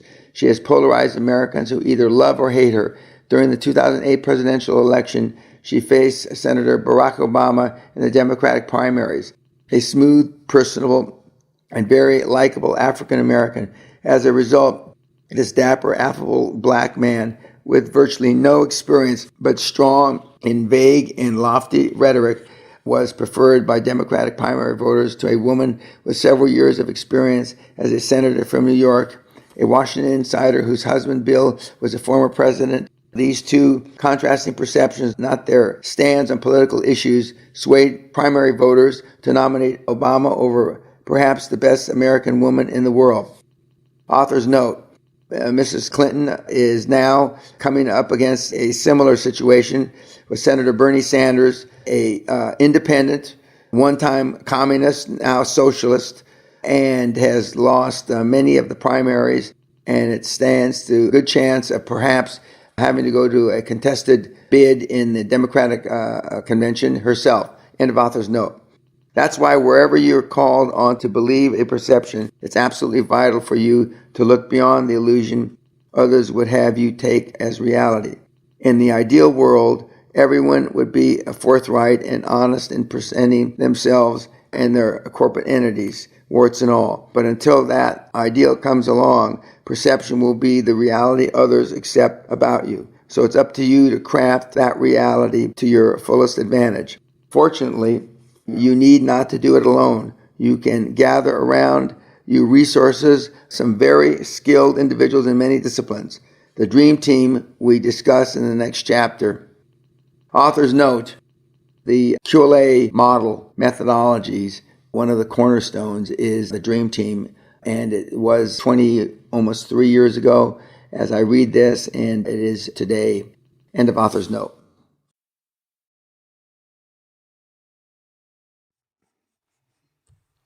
Chapter 6, Creating Your Dream Team. The first method for estimating the intelligence of a ruler is to look at the men he has around him. Niccolo Machiavelli. No matter how good you are, you can't do it alone. You can do the work of 2 or 3 people, and to achieve super success, you work that hard most of the time. But you can't be 2 or 3 people. You can't be in Los Angeles banking to nail down a financing at noon and sign a deal in Manhattan at 2. The most determined, passionate, vision-driven high performer does not have the expertise, energy, or hours in the day to carry out every action, check every figure, and to review every contract generated by a company assuming a growth position. Your company, your entrepreneurial creation, is understandably a source of pride. Nobody else loves it, frets over it, and perceives your vision for it like you do. Nevertheless, the time comes when you must give up some, in fact, a significant portion of that creation to others in order for it to become what you dream for it. You must relinquish pride of authorship to the hands of others inside and outside your company. Pride of authorship has been the death of countless otherwise promising companies because its founding father wouldn't let go. Let's follow the parental parallel for a moment. You have a darling daughter you help bring into the world. Your highest ambition is to nurture that little girl, shape and form every phase of her young life so that she blossoms into an intelligent, happy, and successful woman. But you can't do it alone. Along the way, you have to entrust her to school teachers, piano teachers, camp counselors, and drama coaches. With luck, you'll achieve your ambition for her, but to do that, you have to share control with her, with other people, carefully selected specialists. Your entrepreneurial relationship with your company is much the same. You have to hire and retain experts in finance, accounting, and tax law to help give your enterprise the direction and counsel you can't give. You need the skills of stockbrokers, investment bankers, merchant bankers, and commercial bankers, attorneys, accountants, and consultants in several fields whose knowledge you value. Finally, the day comes when, for the sake of a few $1,000,000, you sell out piece by piece to legions of profit-driven shareholders, strangers who view your entrepreneurial creation not with your passion, but with undisguised greed, or at least as potential source of security for their retirement. That's why you use two levers to pry open the way to super success: other people's money and other people. These other people, recruited from a variety of sources, are what constitutes your dream team. Let's talk first about board of directors, the initial dream team members you need to assemble before you can recruit the others. The board of directors. When I mention the board of directors, your first reaction might be, hey, this is just a little hip pocket company. Isn't a board of directors sort of premature? Not at all. Directors are your first and most immediate requirement. You wouldn't think of playing a baseball game and fielding every position with no other players than yourself until about the fourth inning. So why would you begin your company with yourself being the one and only expert filling every position of responsibility? You may think of your enterprise as simple and uncomplicated, but if you're preparing for a quantum leap into the big leagues, you've got to fill all the positions on the field now, before the game starts. So incorporate. If you haven't already, retain titles of president and chief executive officer and begin to search for your dream team directors. Author's note: subsequent to this, I found it easier and more reliable to recruit the board of directors, your dream team, without incorporating the company first, for a number of reasons, which I'll only name one: that the financing institution or the manner in which you finance may dictate the form of the company, whether it's an LLC or a subchapter S, etc. End of author's note. The most immediate benefits your board of directors bring to your dream team are credibility and prestige. The best source of directors is recently retired CEOs and other top executives of local, regional, and even national companies, and they're not inaccessible. As with finding a suitable mentor, pick up the phone and call. Explain your situation and direction in which you're moving and how you have some fantastic ideas on consolidating the cottage industry or whatever your goal may be. Express your desire to have the individual add his or her knowledge, experience, and prestige to your company. You'll be surprised at how receptive even high-profile people can be. One of my partners discovered that email is the most effective way to get their attention. How to get their email address? Call their company and ask, and look on their website. Author's note: in recent years, LinkedIn has proven to be an extremely helpful tool to build your dream team. And there's various forms of LinkedIn. And the premier LinkedIn, which costs $100 or something a month. I'm not positive about that because my office set mine up. Normally old, time-consuming process, very short in comparison to build your dream team. End of author's note. The senior individuals are rich with experience and wisdom you can call on. They're probably frustrated because nobody asks them for their opinion anymore, and they've got time between golf games to give you whatever time and attention you need, and they're not likely to try to interfere with how to run your business. One question many senior and retired people ask is, how can I contribute? I wouldn't want to be involved if I couldn't contribute something. It is very disarming to have a former CEO of a Fortune 1000 firm ask you if you think he can contribute to the success of your company. So just flip it around. Sir, I would look to you for recommendations on others we might consider for director positions. Author's note: I've told the seminar attendees and mentees, and more recent years, the mentees that I mentor for free for a year, the magic words you want to hear from them is, I'm very interested if I can add value. End of author's note. Select an experienced chairman, first an individual with an established reputation, though not necessarily in your own industry. Your chairman should be, to the fullest extent possible, an executive, heavyweight, highly experienced person who has done dozens, even hundreds of business transactions over the course of his or her career. In real estate, they call him an anchor tenant. I myself am a chairman of a number of corporations. In every instance was brought in because no matter what comes up for any of these fledgling companies, I've been there and done that. The rest of your board position should be filled with individuals from varying backgrounds who share one common quality. They all have more business and financial experience and acumen than you. Your board ideally should include a financial person, an accounting specialist, and one or two other individuals who have already achieved what you're trying to achieve in your field of endeavor, particularly in growing a company geometrically through acquisition. Your accounting expert might be a former regional manager of a Big Four accounting firm. Your financial-based director might be a retired investment banker.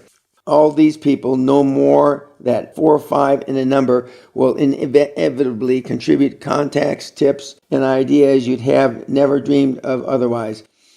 They are the core from which you will now proceed to build an aggressive, acquisition-hungry corporation. By the way, your board must be what I call lawsuit aware. Although it may go without saying, at some point mention it to them anyway. For the record, you accept litigation as part of exponential growth. You regard litigation as a legitimate business tool, and if you don't, you should.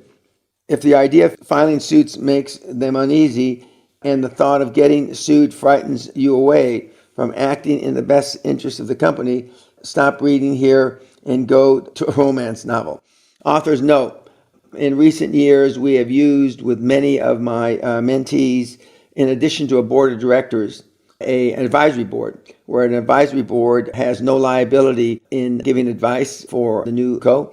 And the advisory board, instead of getting stock in the holding company or in the company that you're forming, will get stock options. And we'll talk more about that in later chapters. End of author's note. In business, as in life, disagreement happens. Assassins abound. Trust me, I've been involved in about 200 lawsuits and have only lost a couple of times in the US or the UK. The greed, arrogance, and stupidity of others need to be kicked out of your path to glory without a second thought, without a break in stride. Be mentally prepared to battle in court whenever you have to, and have a board of directors prepared to back you up. Author's note: litigation, unfortunately, is a way of life in the United States, whereas in the rest of the world, it doesn't abound. So the directors that you're trying to recruit to your dream team will be more aware of litigation in the United States. And that's where the aforementioned advisory board will probably help and assist you in building out your dream team. End of author's note. As for compensation, don't even bring it up the first or second time you and your prospective directors talk. Whatever you may offer is table scraps compared to the wealth they've accumulated after 30 years in business leadership. Eventually, almost as an afterthought, mention you'd like to offer each director 2 to 5% of your company, depending on the extent of their time and participation involved. Offer a few points more to your board chairman based on the projected depth of his involvement. Then the issue of compensation is covered. Author's note: for a more sophisticated board organization, you may even have a chief marketing officer, and for sure you'll have a CFO, and you may very well have a COO and or CEO if you're not qualified to be CEO. Those positions require and are due more compensation than the 2 to 5. They may be 3, 6, 7, 8, 9%, and in that time frame or in that instance, the CEO and chairman will get more than the 5 or 10%. End of author's note. Remember that you assemble your board of directors before you begin your search for outside accounting and legal professionals. Assuming your board is complete, it's time to continue building your dream team. Before you make the first phone call to the first accounting firm, sit down and write your mission statement to articulate your vision and the overall strategy you intend to pursue in your quest of that vision. The mission statement is important to most professional minds in that it reveals how much you understand about where you intend to take your company and the boldness and clarity of your vision. Though most mission statements tend to be pie-in-the-sky crap, there are some magic words you want to incorporate into this brief document to make it stand out from others. You want to dominate the industry, for example, and become a major force in determining the future of that industry. We're going to consolidate a fragmented or cottage industry. Tells the reader you plan to grow geometrically through acquisitions, an exciting prospect for any accounting firm that would like to boost billings in the same way. Do not confine yourself to a time frame. That's a detail at this point. While you and your directors fine-tune your mission statement, also pull together an executive profiles of your directors. When all the documents are complete and professionally bound in a presentation handout, begin setting up interviews with accounting firms. Your new directors will no doubt have contacts among the big four for those entrees. If not, pick the phone and start making cold calls on accounting firms. Author's note: in recent years, we have expanded the mission statement to include an executive summary, a generic in scope, talking about the industry and where it stands vis-a-vis being consolidated. In addition, as I mentioned before, we have used LinkedIn very successfully. Not everybody's not on LinkedIn, but certainly big four accounting firms are. End of author's note. Retaining the right professionals for the right price. What kind of accounting firms? For starters, you need expertise of a highly reputable CPA firm or chartered accountant firm in the UK. My contention has always been that you avoid hiring your neighbor or your cousin, the accountant, or even a hometown CPA company. From the very beginning, use a Big Four accounting firm. How can you afford the best? PricewaterhouseCoopers, Deloitte Touche, Ernst & Young, or KPMG? Well, get to that. We'll get to that later. By the way, each of these firms is actually an enormous group of companies operating globally with between 120,000 and 150,000 employees and annual revenues of around $25 billion. Author's note: notwithstanding this was written 8-9 years ago, it is still true, and there are still the revenues approximate $25 billion. End of author's note. Set up preliminary interviews with all Big Four accounting firms with offices in the city in which you'll be doing business. If you're not close to a Big Four, you will have to consider a firm in the top 10. Schedule yourself and one of your directors, but not your board chairman. If possible, have the accountants meet you outside their offices. If your new offices don't have a conference room, try to arrange one elsewhere. If you must meet at the accounting firm, make note that the size of the conference room they put you in, as well as the seniority of the accountants you're meeting with. It'll indicate their initial estimate for your potential as a profitable client. Make sure that the partner is present. Many successful individuals started by interviewing regional firms and then moving on to the Big Four when their comfort level increased. I strongly recommend this practice. The first meeting is a brief one. Your presentation should last about 20 minutes, during which you simply expand and elaborate on your mission statement, re-emphasizing the fact that you intend to consolidate through acquisition an industry that is fragmented and basically in chaos. You also tell them up front you're interviewing 4 other accounting firms, and you'll go with the one which offers your company the best deal. The whole meeting should last no more than 40 to 45 minutes. It's a beauty contest. During the second round of interview meetings, you may have narrowed the field down to maybe 2 or 3 firms. You should expect these interviews to be attended by an audit partner and or a tax partner, plus someone who has experience in corporate finance. When you're obviously an aggressive company seeking growth through acquisitions, accounting firms will listen to you for 2 reasons. First, they envision their own geometric billings growth riding on top of yours. Second, a company in an acquisition mode is less likely to change accountants once their accounting firm picks up the rhythm of the company, understands its vision, pace, and tempo. This gives you an opportunity to leverage your potential with regard to their fees. Accountants will work on a contingency fee basis, except for auditing, with fees linked to success or failure. Audit independence is important for accounting firms as defined by them in General Accepted Accounting Procedures, called GAAP. Nearly all countries have similar rules and procedures. Authors note words that are more favorable now in 2016, instead of contingency fees, are in fact are delayed fees, success fees. End of author's note. So you talk to accountants about value-added fees and success-oriented fees. Underline these terms.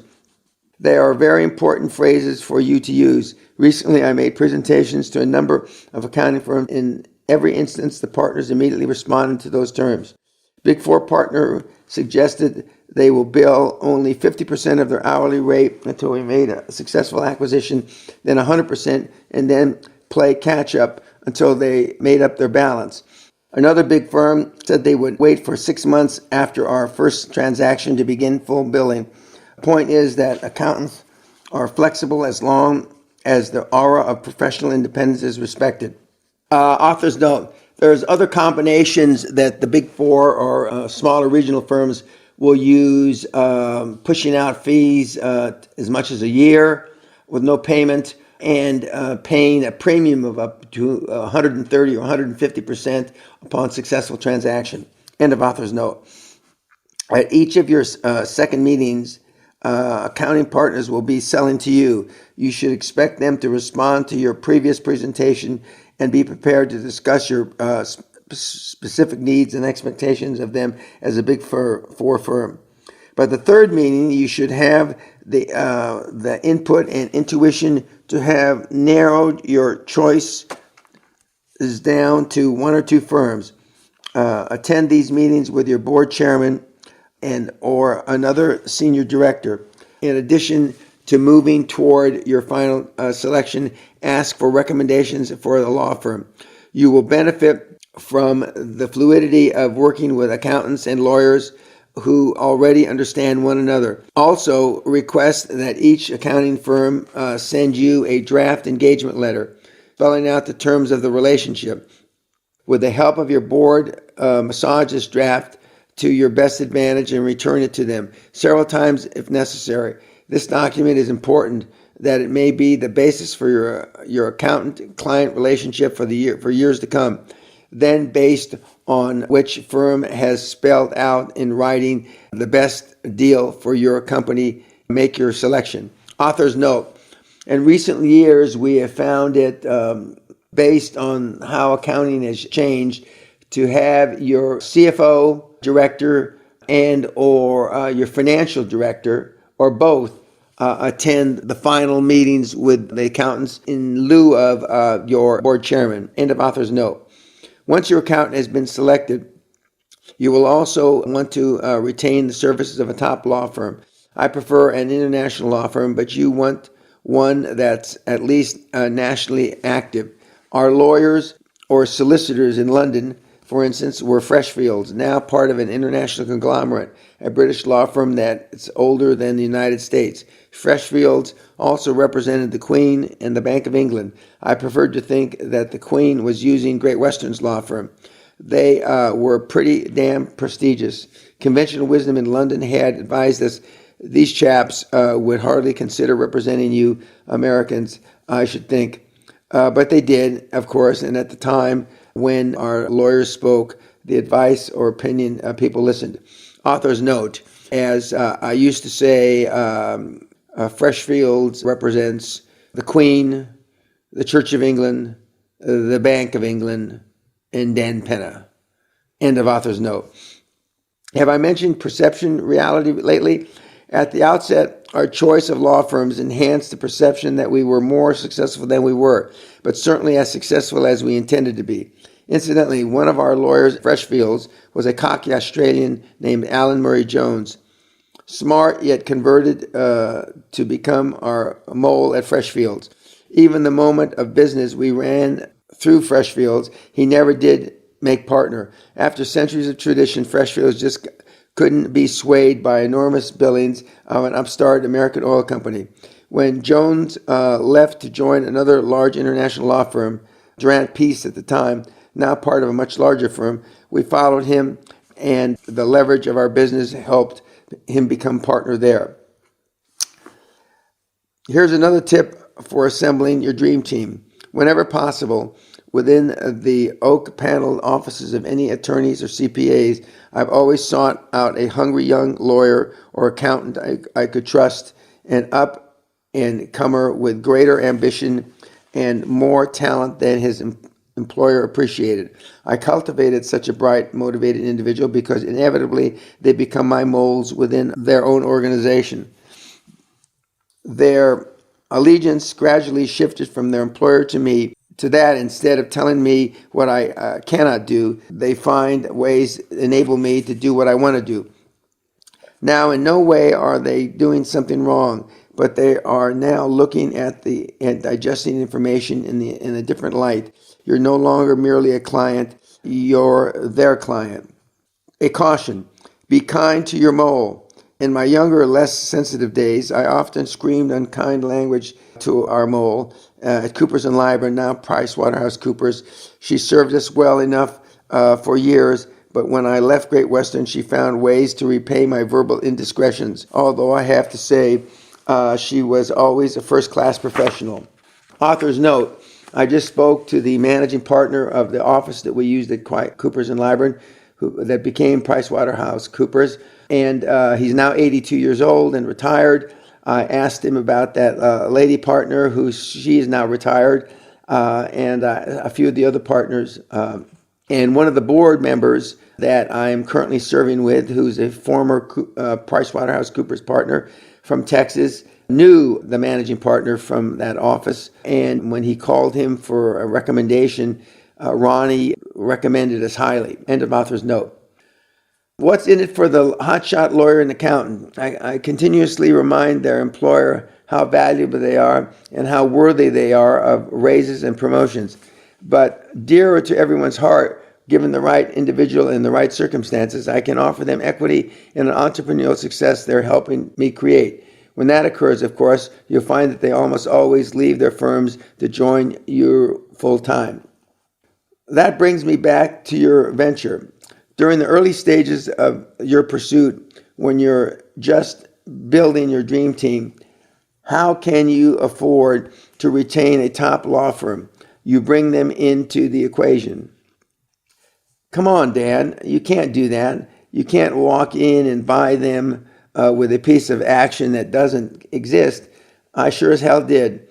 I also secured the services of blue chip brokerage firms in the same way, more than once. Top legal counsel costs, say, $450 to $850 an hour or more. And I mean the clock starts when your lawyer picks up the phone.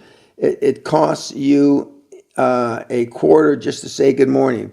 But lawyers are not as concerned with independence as they are counterparts in accounting. Regardless of what they say, they'd have you think, lawyers are people who needs and greeds just like you, and they'll listen to a deal. Author's note: lawyers now aren't getting $450 to $850 an hour.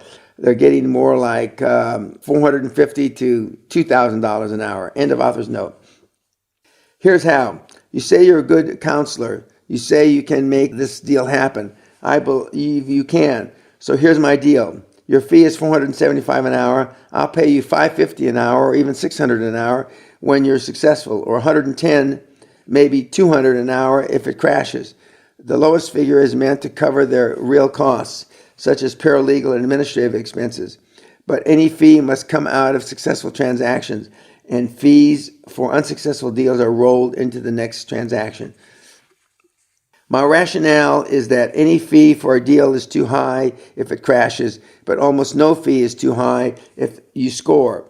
Hey, if we make 10, 20 million, I'm delighted to share the wealth with the lawyer who worked nights for 6 weeks, who found loopholes that would choke a gnat, who worked for me rather than the IRS or SEC. Accountants, of course, are bound by certain restrictions that preclude them from taking direct equity positions and direct contingency fees, but they will work with you on non-audit issues. Believe me, they will cooperate. In some of their most recent deals, my partners in several growth companies have found professionals quite willing to defer fees altogether for 6 months. Author's note, as I currently sit here in 2016 May, we have delayed fees with all big four accounting firms and probably 7 of the big 10. End of author's note. Along the way, the lawyer will perform feats of acrobatic prowess, even if he never believed possible. Why? Because instead of getting a flat fee regardless of outcome, he's got equity in success. And believe me, since adopting a success strategy, I've never had a professional advisor kill a deal. In fact, I've had them resurrect a number of deals, each one a financial phoenix rising from the ashes on the conference room carpet. Author's note, the large international law firms are not as accepting of taking equity in deals, just as the accountants are precluded from. They have to check with their partnership agreements and their partners, and most times, if not always, the big international firms, law firms, will reject the idea of taking equity in the deal, and that you will have to go on a strict success fee basis. End of author's note. So you've got an experienced and influential board of directors, a big four accounting firm, and a top, perhaps international law firm on your dream team. You are prepared to begin your quantum leap as anyone on Wall Street, and you're ready to begin your search for financing. Incidentally, the credentials of your dream team will be noticed by every banker you approach. They know that Ernst & Young and PricewaterhouseCoopers won't accept a client without doing thorough due diligence. With the light of powerhouses such as these behind you, you cast a hell of a shadow in the offices of banking institutions. Author's note, just not commercial banks, although we'll discuss that in later chapters, but all financing institutions. End of author's note. Part 2, continuation of Chapter 6, Creating Your Dream Team. Partners and staff. As your enterprise gathers momentum, the next person you'll likely to seek out is a partner, a co-parent for your venture. This should be an individual whose skills, talents, and temperament complement your own and fill critical gaps in your own range of strengths. After all, you don't want another you.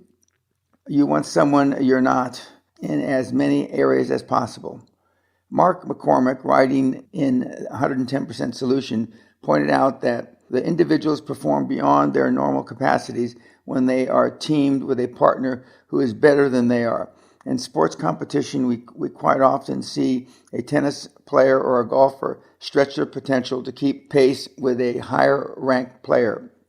McCormick believed that choosing a superior partner is an instinct we have in childhood. The smaller playground team captain automatically chooses the biggest kid for his team. As we grow up, however, we become aware that our own performance is being judged and compared against others. Self-interest makes us seek weaker partners who make us look stronger by comparison.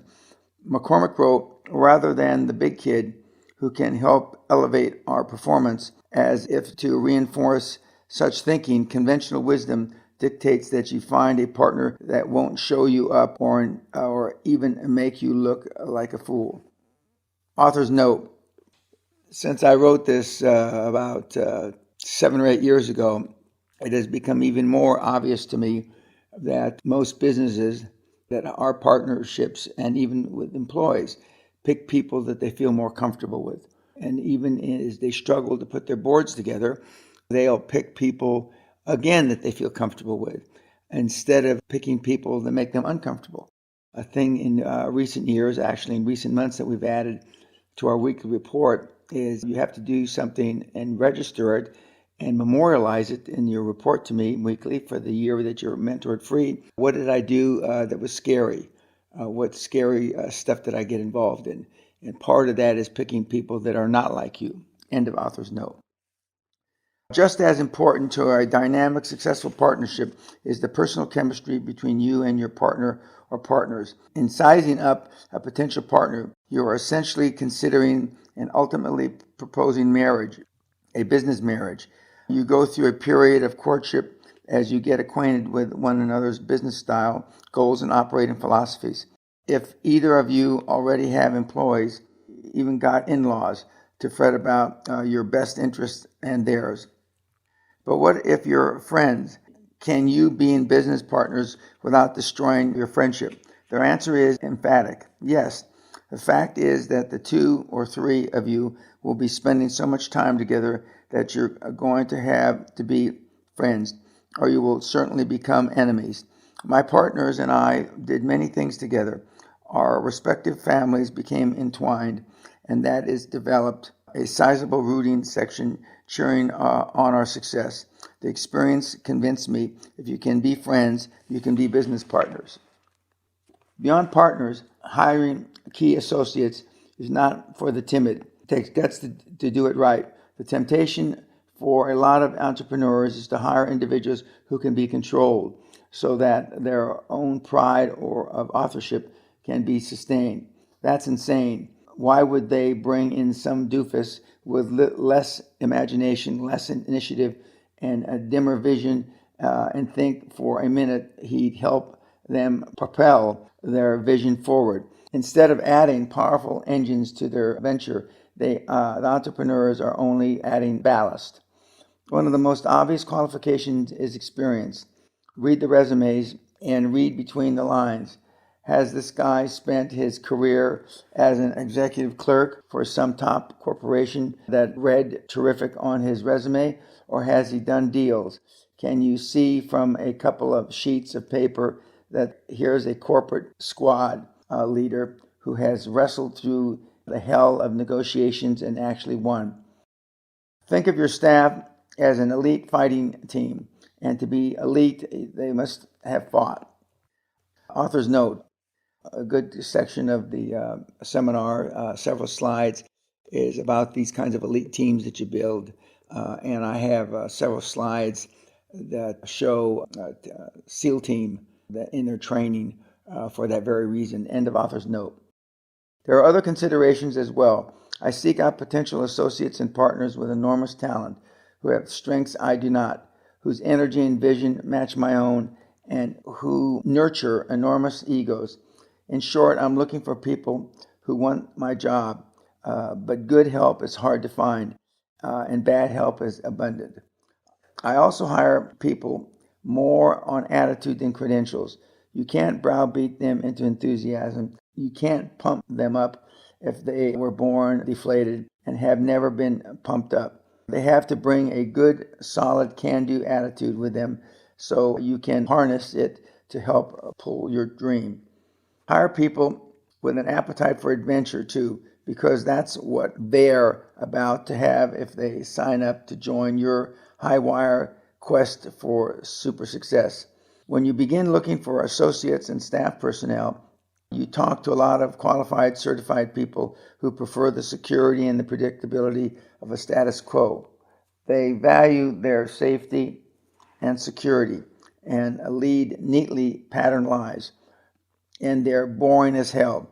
In my mind, they're already dead, lying around waiting for the undertaker.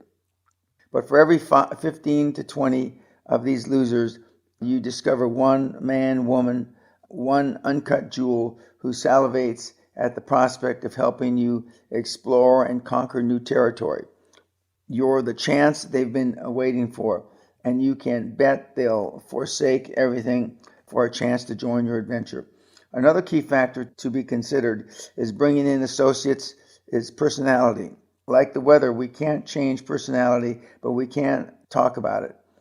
Growing an idea into a marketable company requires enormous mental and physical energy and a focused commitment of personal time and resources that you cannot allow to be sidetracked by conflicting personalities. Your key personnel simply must have the interpersonal chemistry to get along. If not, their ego and personal agendas will divert the energies you need of them toward widening the chasm between them. And your dream team will give you nightmares. At the same time, beware of staffing your organization with people just because you like them or they get along with one another. You're not putting together a social club and a team of dim bulbs. No matter how compatible and congenial, will never accomplish anything. I want to hire people who can surprise me. Nothing pleases a high performer more than an employee or partner to have an idea first. Remember, the high performer values the idea, the inspiration, the solution far more than the pride of authorship. Personally, I'm delighted whenever one of my partners surprises me with a spark of genius. It confirms that what a perceptive guy I was to bring him or her onto the team. And it tells me I'm getting more than my money's worth. By the way, I use the term partners because all of my staff have equity of some sort. Finally, I look for commitment. I don't mean 9 to 5. My people must be willing to work nights, weekends, holidays, or whenever necessary during critical periods of growth. They must be instantly available at home, on the golf course, or in the airport, any airport in the world.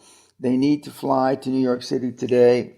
They need to revise the proposal tonight, hammer out the deal tomorrow morning, and meet me in Houston tomorrow night. I don't want to hear about junior softball game or a home full of company or any other personal bullshit. I want to hear, see you tomorrow night. When I'm building a dream team, I give potential partners what I call the doofus test.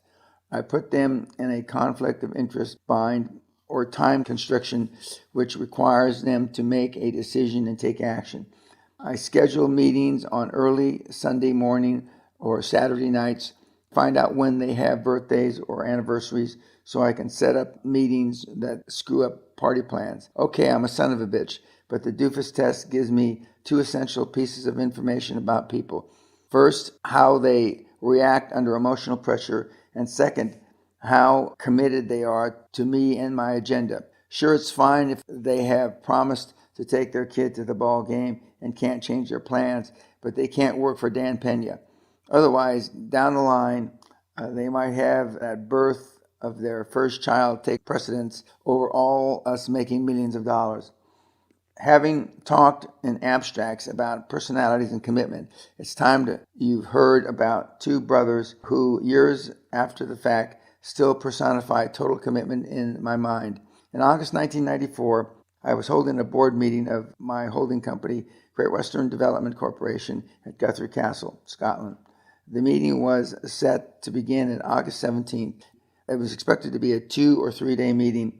One of the participants, a young man in his late 20s, we'll call him John. I had brought him on the team mostly on the recommendation of his older brother, Adam, who already worked with me. Neither of them was 30 years old. Unknown to me, John confided to one of my assistants that he was a little anxious about a 2 or 3 day meeting in Scotland because he was getting married on the 20th of August. He never mentioned it to me, not a word. He and Adam flew to Scotland and gave a great presentation, and still no one told me of the imminent wedding. John's desire for success enabled him to risk getting home the day his wedding, and he never wavered. He never asked what if. Instead, he committed, knowing he might be racing from the airport to the wedding aisle, dressing in the car, and missing all the social rituals that precede any formal wedding. Not a very auspicious beginning for a marriage, he surely must have thought. As it turned out, John arrived a full 24 hours before the presentation. No problem, right? But let me ask you, what would you have done? Would you have demanded such commitment? And would you have given such commitment? Had I known, I would not have excused John from the meeting. I would have left the choice up to him, as indeed it was anyway. The mark of a high performer is that he both demands and delivers that commitment to the business. I never asked any of my team to do something I haven't done. In fact, I still do whatever it takes, no matter what. And let's talk about the older brother, Adam. I was holding a Quantum Leap seminar in May 1995 in Los Angeles and was expecting about 800 attendees. I had met him at a previous Jim Newman Pace seminar, and he became a member of my team in late 1994. In fact, nowadays, I find most of my future business partners during my own seminars. I asked the two brothers to be there since we could use any spare time to talk business. What I didn't know was that Adam's wife was expecting their second child the same week. Adam didn't hesitate, never mentioned the impending baby. He arrived for the seminar and stayed through the weekend, helping with the seminar and discussing the business issues. Again, what does conventional wisdom say? And what would most people have done? But the larger question is, what do these two brothers possess that generates such a high level of commitment? How are they different? Both had 12 years of Catholic school education, played college soccer at Texas Christian University, joined a fraternity, graduated and married. Adam with an MBA, although I've never held it against him. Then they both left promising positions with large corporations and took enormous pay reductions to join my team. I gave them each equity in one of my companies at a time when the company was a little more than a dream of mine, with the growing potential to be worth tens of millions of dollars over the next few years. We'll talk later about giving equity to achieve your quantum growth. Once before in my career, I had two partners who were as close to the ideal as I can ever hope for. They shared my fervor and success and were driven by their own dreams to commit their own lives to Great Western. In fact, one arguably gave his life in pursuit of quantum growth. Mark Harrison was a lawyer who specialized in oil and gas and corporate law. I met Mark while I was still at JPK Industries, and he was handling our legal affairs for a nationally known law firm. He was a young, energetic partner. Because of his brilliance, I sought to cultivate him initially as a mole and ultimately as a partner. Mark started out with Great Western Development in 1983 on a part-time basis, and I gave him a verbal deal for 1 year, and his law firm gave him a year to decide whether he wanted to cast his lot with Dan Peña and GWDC. Mark became my chief operating officer of Great Western and was given 10% ownership in the company. By virtue of his legal background, he had the skills to visualize and nitpick every aspect of any issue, every phrase in a contract. I never once heard him say, I didn't cover that. I have to get back to you. When we came to London, guns blazing for Great Western, Mark's equity had paid off handsomely. And that August day, we went public. At the precious point in time, the three of us, Mark, Charlie, and I, were invincible. We were like Wyatt, Virgil, Earp, and Doc Holliday at the OK Corral, just like the movies where they never ran out of bullets and take no prisoners. We acted day after day as if we had no limits to our abilities. In the coming years, differences of management style and opinion would remove Mark from operational authority of Great Western, and in 1991 he was terminated with a seven-figure goodbye handshake by me. I met Charlie Soliday when he was part of an acquisition team we formed in the late 70s, and that he was a partner of Coopers & Lybrand in Fort Worth office. He was an audit partner. He knew healthcare best, but had good base in oil and gas. I was immediately impressed by Charlie's highly defined sense of ethics.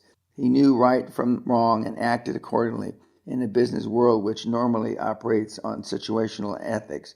Charlie was a refreshing change of pace. I eventually weaned him away from the big company comfort of his firm, took away his safety net, made him a chief financial officer and a born-again businessman. He was a natural workaholic. And as one energy company CEO put it, he wore his clothes out from the inside.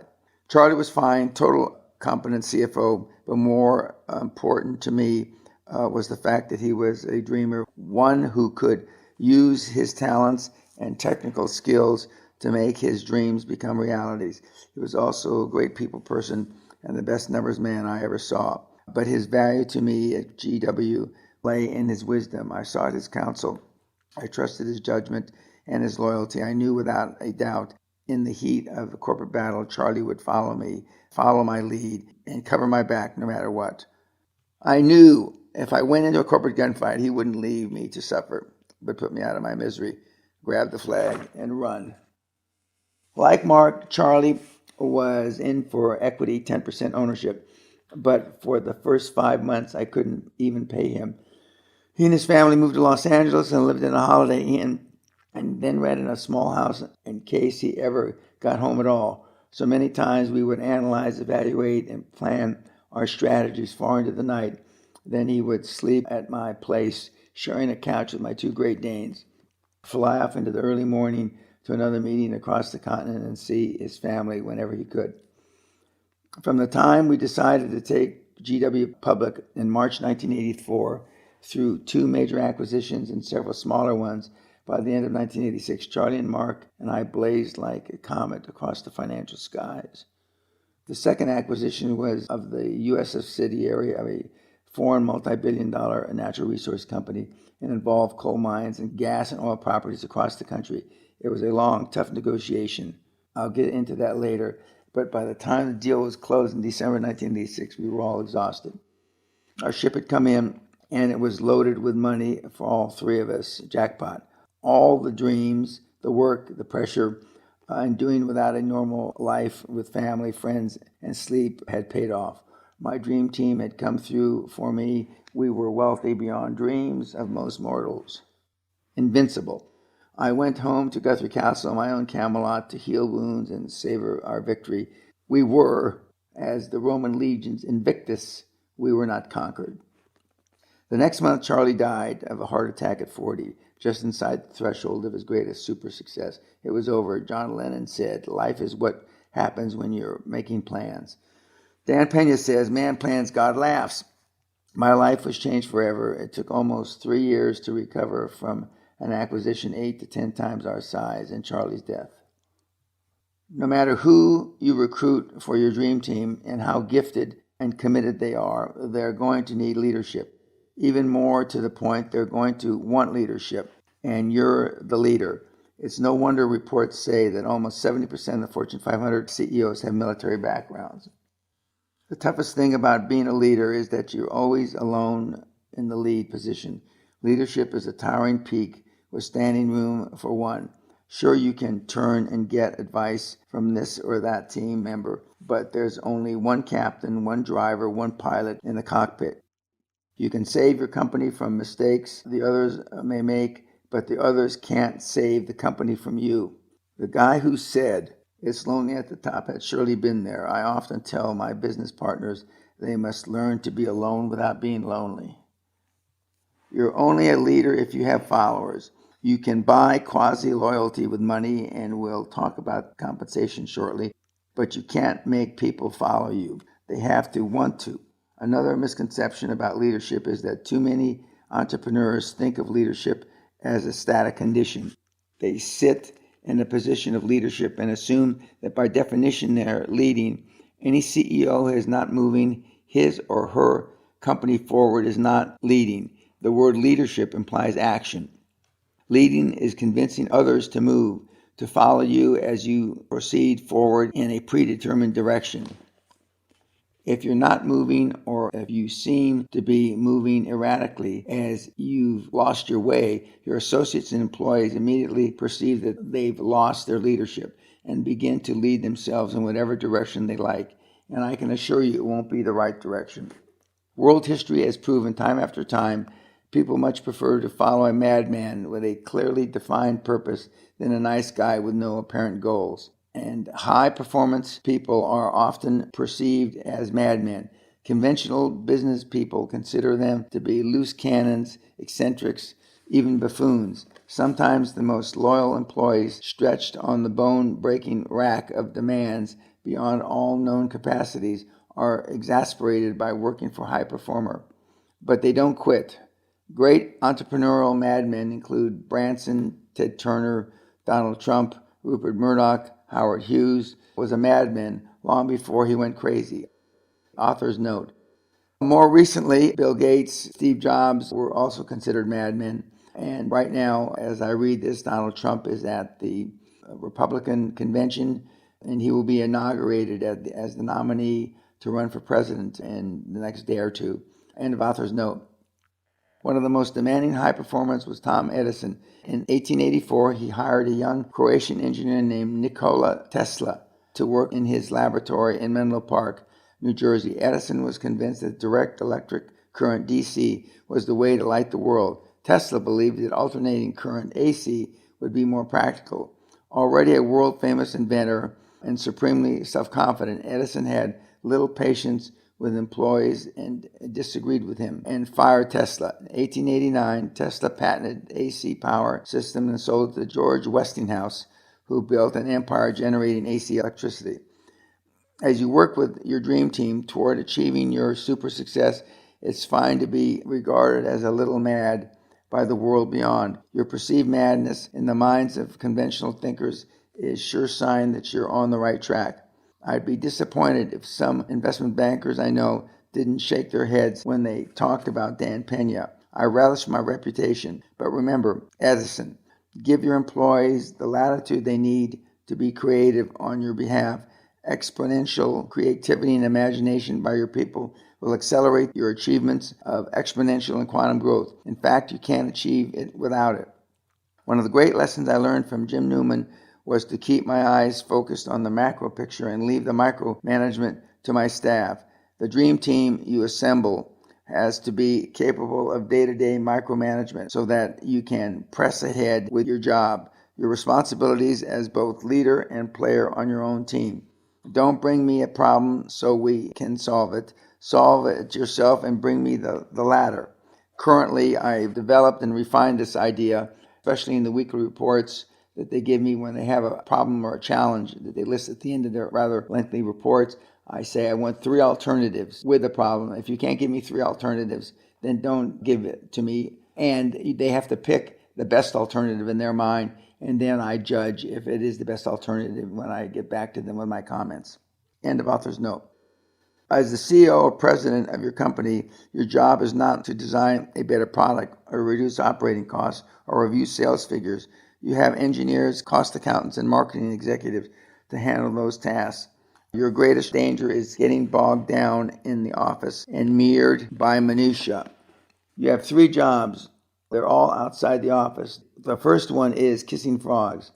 You got to kiss a lot of frogs to find a prince. I tell my audiences, you do not only have to kiss those frogs, you got to love to do it. And just love those little pus-filled warts on those frogs' faces. Okay, I know only toads have warts, but it's my story. Because one day, one of those little frogs at a bank, at a brokerage firm, in a state legislature is going to be able to help you, to croak you a good word, to give you a nod, to become a prince in need, to make you millions. So get out there, smile, and start kissing frogs. Your second job as senior executive is to look for expansion opportunities. I'm talking about deals or schemes, as they say in the UK. That's how you make the big money, equity on deals. And you won't find hot deals in your own shop. So get out into the market, go to trade shows, overhear conversations, talk to your moles, keep your ear to the earth of the financial world. And remember, unless you're Kobe Bryant or Madonna, you won't get rich from income. You become wealthy from equity in a string of transactions.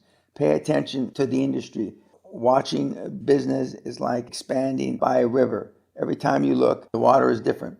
Keep watching. Check out rumors and ask questions. If you run a mid-sized business right now, chances are good there's another mid-sized business you could buy tomorrow with OPM, other people's money, and make a quantum leap. Quantum leaps are repeatable, threepeatable, and more.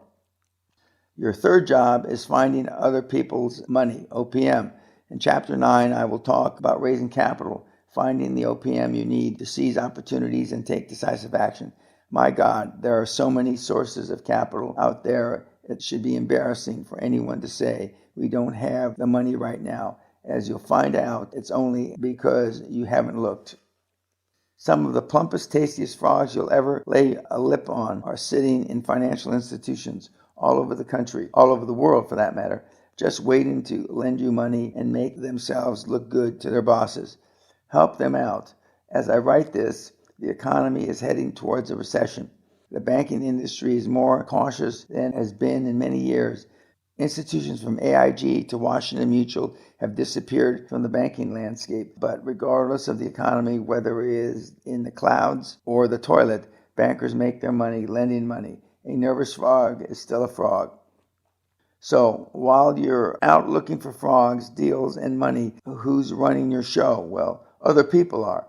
Your carefully hand-picked dream team, and hopefully with a free hand from you and with their owning a part of it themselves. More on that later. I discovered long ago that less control, not more control, is the key to effective management. You hire people you trust, empower, and then trust them to perform. If you can't trust them, find people you can. It's not the end of the world if you brought someone in, gave him 5 or 10%, and then had to get rid of them. But then you say, now he has a piece of my dream. Calm down. You can draw up a buy-sell agreement, and you have a number of ways to get around the potential danger. Don't worry about that. Just do it.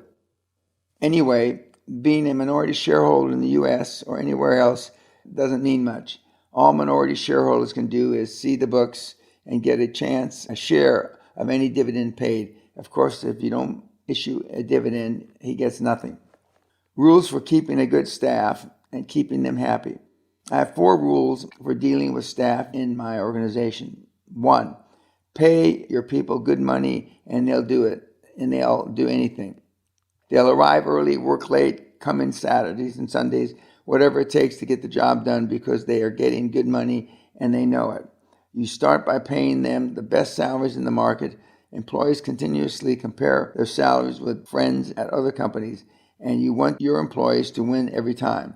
Give Christmas bonuses, new account bonuses, birthday bonuses, whatever you can to assure your people they've got a sweet job worth working hard to keep.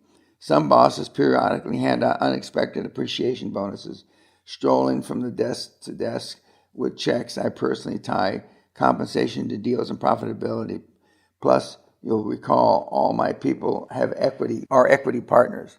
At Great Western, my people knew that paychecks were tied to income, so they continuously thought of ways to make money. They all worked hard, and the enthusiasm was incredible. I previously referred to an extraordinary Brit named Peter Sage. Peter was a spectacular achiever long before we met, owning 4 companies by the time he was 20. Today, he's a globally active entrepreneur, a highly sought motivational speaker, and a high-end real estate investor. A few years ago, he decided to reward his staff of 22 and his mother with a Christmas party. Fair enough. Oh, by the way, the party was to be held in a 7-star Bella or Arab, the most elegant, most expensive hotel in Dubai. For 4 breathtaking days, Peter's mom and everyone on his companies, from receptionists, sales staff, bookkeepers, lived in the extravagance of a super rich, opulent 2-level suites, private butler, 42-inch plasma TVs, panoramas of the Arabian Gulf. Uncommon loyalty was loyalty uncommonly rewarded. Unfortunately, money is used in some companies as a substitute for respect. It amazes me how much crap employees will take for the right amount of money. From the mail clerk to the executive vice president, EVP, I know a guy who runs a company of about 35 employees. He calls his women sluts and his men dickheads, even in front of clients. He abuses and yells at them continuously, blames them for his screw-ups, and buries them with more last-minute work with no instruction and tighter deadlines than they could possibly handle. During one crisis with his office in chaos, he took off with his pals and went boating. But no one quits. Ask them why. Well, he pays us good money. I'd quit, but nobody in town would pay me what he does. For the money I get, he can call me whatever he wants. Of course, I'm not advocating that kind of treatment for any employee. In fact, I did just the opposite. I paid them well and treated them with respect. But the point is that employees place 3 things at the top of the priority list: money, money, money. Above pleasant working conditions, above packages, above health club memberships. Employees don't want to be your extended family, even in the 21st century. They want to get paid as much as they can haul down the elevator in a wheelbarrow. And when you add respect and recognition, the results are tremendous. Then you've got their loyalty forever. As Napoleon Hill said in his classic Think and Grow Rich, after some 20 years of interviewing 500 richest men in the world, the financial motive must prevail. Above all, it was true 80, 90 years ago, and it's true now. Authors note the financial model still prevails, but back to Peter Sage. Peter Sage is still an entrepreneur, but he has now extended his worldwide speaking and motivational talks, and he's a mini-me, and he runs around the world. I am proud to say that I had something to do with his training. End of author's note. Number 2, never reprimand. This is a pretty element stuff, but most employers forget it in the heat of crisis. The cliche, criticize in private, praise in public, but occasionally well-placed rage notwithstanding, I try not to even criticize my people in private. Sure, Dan, I can hear them now. Instead, after I've cooled down enough so I won't rip their heads off, I invite them in, close the door, and in the gentlest fatherly voice, ask them questions about their mistake that almost cost me my castle. What was your reasoning behind taking this action? What happened as a result of this action that was not in our best interest? Or what action would you take next time, given the same circumstances? The next time is the operative phrase. Next time tells them you respect their basic judgment and intelligence enough that there will be a next time. Since my company doesn't normally employ absolute morons, I make the reasonable assumption that A, this person has redeemable qualities that make him or her worthy of continued life and employment, and B, he or she is intelligent enough to learn from the fiasco they've just caused by screwing up royally. But more importantly, if employees know they'll be reprimanded for mistakes and especially humiliated, they'll never venture out of where they can make mistakes. They will never get out of their own box. They will never expand their comfort zone. Bill Gates pays bonuses for making mistakes. It's true. Gates does this to encourage creativity and imagination. He knows good people will make honest mistakes, and he doesn't want them to become apprehensive and timid about making decisions. Besides, I found that one of the biggest reasons for employee mistakes is lack of information. Employees don't make decisions the same way as the CEO because they don't have the same information. The days the closed executive office doors are past. Corporate paternalism is dead, killed by email and ease of information flow up and down the hierarchy. We no longer judge the discretion of an executive, even the CFO, by how much information he or she can keep from the rest of the company. Today, we live and work in an information age with staff who has the sophistication to receive and process information about their company and act intelligently based on the input. The smart CEO uses the ability to decontrol his organization to let responsibility trickle down to competent people eager to accept that responsibility. 3, train one or more employees for your job or your jobs, which are to kiss frogs, find deals, and raise capital. You want to train others to do what you do, so together you can get to more frogs, ferret out more potential deals, and get in front of more lenders. It is essential that you bring your people into the sense of ownership by doing what a CEO or owner is doing. They'll work harder, longer, and with more commitment when you allow them to help steer the future and not just its present. 4, never make decisions for your employees. Once you give them the information they need, allow them to make their own decisions. At the same time, give them the responsibility and the authority to implement their own actions. Give them chances to make mistakes from which they can learn. Your employees must grow as your company grows. It is far preferable to have the same number of enthusiastic, capable employees handling more jobs than it is to hire, say, 7 more people to handle 7 new tasks. How you present new challenges will determine how quickly they learn. You can tell them how to do the job and they'll forget. You can show them how to do it and they may still forget. But if you involve them in the process, they'll understand, remember, and grow. One interesting example of how employees grow to fulfill the expectations you have of them is in spending limits. When I increased spending authority in the mid-level managers, spending actually decreased. to begin to consider every expenditure as a personal one and monitor costs more closely and more conscientiously than ever. And when I removed the limits totally, the expenses went down even more. Along those same lines, I've found from my own experience that you want every employee to think of themselves as an independent contractor. Virtually every job can be businessed or turned into a business run by an employee. A floor supervisor at the Ritz-Carlton can easily think of himself or herself as the CEO of the fourth floor. With this kind of attitude, capable people work smarter and with more pride. Look at the Saturn story. Every auto worker at Saturn plant thinks like a CEO of some area of subassembly. There is no better example of empowerment to work in an American industry. When it's time to say goodbye, regardless of the health and vibrancy of the relationship with a partner or associate, conditions, circumstances, and requirements change. Personalities change, and although you and your partners or senior executives may stay together for a lifetime, the time may come when you need to get rid of somebody, even someone you've been through hell with. Incident or a pattern of behavior confirms that it's a company's best interest to terminate someone who helped accelerate your super success. Getting rid of people is one of the hardest jobs for a senior manager or executive.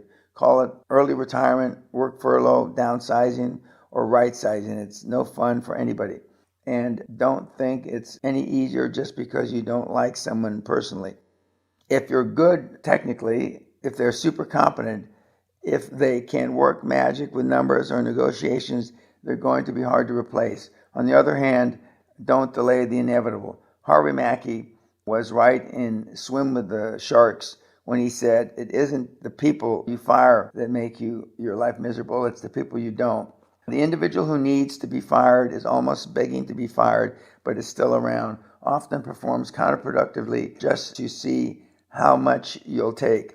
However unpleasant the act of firing may be, as long as you put it off, you expend energy in the continuous test of wills. An about to be fired employee is like a corpse lying in the hallway. Somehow, everyone in the office knows when their associates has become superfluous and tiptoes around the cadaver.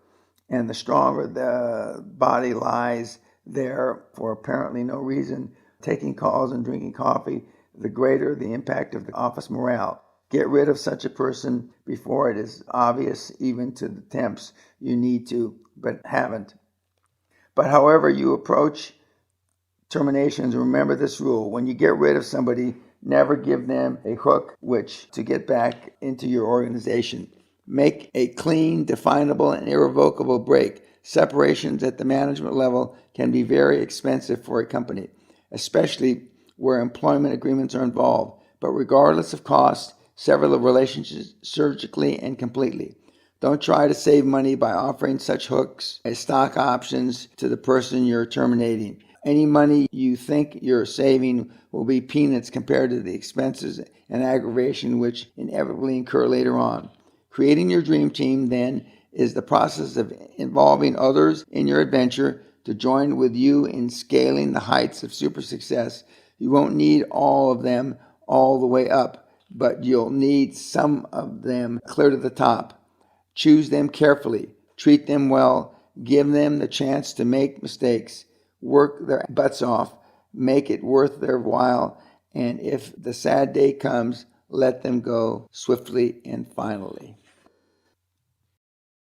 Chapter 7, 11 Steps That Make the Deal. You can leapfrog to quantum success, but you still have to do the deals one sure-footed step at a time. Throughout this book, I've told you over and over to make decisions, incur risk, and take immediate action. You can guess by now that I've never been one to sit around and cogitate, especially when I knew that swift, decisive action would make the difference between a vice-like grip on a multi-million-dollar deal and a handful of air. I couldn't have made 75,000 business decisions during my career by hesitating in the clutch. Author's note: while I don't keep track as I used to, one by one, but I am fairly certain that the business decisions I have now made are closer to 100,000. End of author's note. Warren Buffett puts it another way: never suck your thumb. He looks at whatever information he needs, makes up his mind quickly, and takes action on his decision. He calls any unnecessary sitting and thinking thumb-sucking. When the legendary Andrew Carnegie asked young Napoleon Hill if he wanted to embark on the enormous task of distilling the characteristics of the 500 richest men in the world, he pulled out a stopwatch and, unknown to Hill, gave him just 60 seconds to make his decision. Hill took just 26 seconds to accept a challenge that would take him on a 20-year quest. Old man Carnegie knew the value of decisiveness as an essential attribute to completing an epic task such as Hill's. Being careful doesn't mean moving slow any more than taking immediate action means you have to rush in unprepared and do something stupid. We all make decisions in our lives, even trivial ones, based on several types of input information available: previous experience, intuition, and advice of others. You decide where to take your car to be serviced. You decide how to handle your health insurance and who to hire as an administrative assistant. If you take time to weigh the factors involved in these relatively minor decisions, how infinitely more complex must the process that takes you and your business from an initial idea to closing of a deal worth tens of millions. In this chapter, we walk through the 11 steps you need to take, hell, you'd better take, between your bright idea and the time seeming millennium later, when an ink hits contract paper or when it's a matter of history. At my seminars, I look into the hopeful faces of hundreds of modestly successful business owners, building entrepreneurs, frustrated wannabes, and of course, the usual seminar groupies, perennials who would attend a group dynamic seminar held by a mass murderer, Charlie Manson. Unfortunately, most of them came to hear me say, now you just keep a positive attitude because you're a special person and your dream will come true. But you know me well enough now to realize they'll never ever hear that feely good crap from Dan Peña. Not because I wish it weren't true. Hell, I wish it was. But life is like a balancing scale. You have to balance what you get with what you're willing to give up, period, regardless of what they expected me to say. Most, if not all of them, come into the seminar with at least the germ of an idea for making money. At the close of every seminar, I solicit their ideas by inviting them to send me a one-page fax that explains their deal. Not one word more, or I shit can it. And over time, I'm deluged with ideas. Some of them are even good ideas. Author's note: I don't stare into the abyss or the eyes of hundreds anymore. This century, about since 2000, I only give my seminars at my week-long experience at the castle, where we put in something in excess of 20 to 24 people. I find it much more rewarding for me and for the students because I can keep them accountable. I've also, since the writing of this, instituted a very strenuous follow-up program where for 1 year I mentor you for free, and I keep track with monthly Zoom calls and weekly reports. End of author's note. The point is that everybody in your life and in your organization has a money-making idea sometime. You pick up a tip from a loose list broker. You read a small item on page 5 of the business section. You overhear a scrap of conversation, and a small voice inside you says, hey, that would be good. For our purposes, a deal is an equity transaction that generates income. It could be public stock offering or an acquisition of another company. Since I've made so many tons of money buying and selling equity, I'll use acquisition as an example. This is a side note on the page. Fly first class, you're not going to find a deal in row 38 sitting behind Joe Lugnut and his family. The biggest deal in my life at Great Western Resources began with a chance conversation on a commercial flight from Houston to Denver in the late summer of 1986, Charlie Soliday, my chief financial officer, happened to sit next to an executive at MAPCO, a large multinational energy corporation based in Kentucky. Occasionally, some moron will ask, why do you always fly first class? That's a lot to pay for free drinks and silverware. Of course, with as much as I travel, I upgrade with frequent flyer miles, but in case you haven't heard, top executives fly first class so they can strike up conversations with other executives, and conversations can lead to deals, and that lead to more deals and more revenue. You're not going to find a deal in the row 38 sitting beside Joe Lugnuck and his family. Author's note, with recent change in tax laws, most of top executives fly first class basically only with frequent flyer miles, or they upgrade themselves. End of author's note.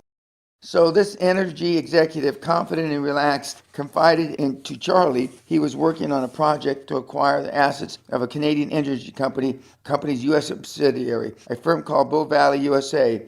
The banks, including Citicorp Canada, were squeezing Bow Valley's multi-billion-dollar parent company for repayment of loans, so it was planning to liquidate assets to pay down the debt load. As usual, Charlie was paying attention. He recognized that this guy, in a moment of accidental indiscretion, had inadvertently opened a window of potential benefit for Great Western. To appreciate the significance of what was happening here, you need to understand where the oil industry was in the summer of '86. Due to the worldwide oversupplies, the oil recession was deepening by the day. The spot price of oil had dropped from $28 a barrel in January to less than $10 by June. That seems like an eternity ago, with the present day price around $125 a barrel.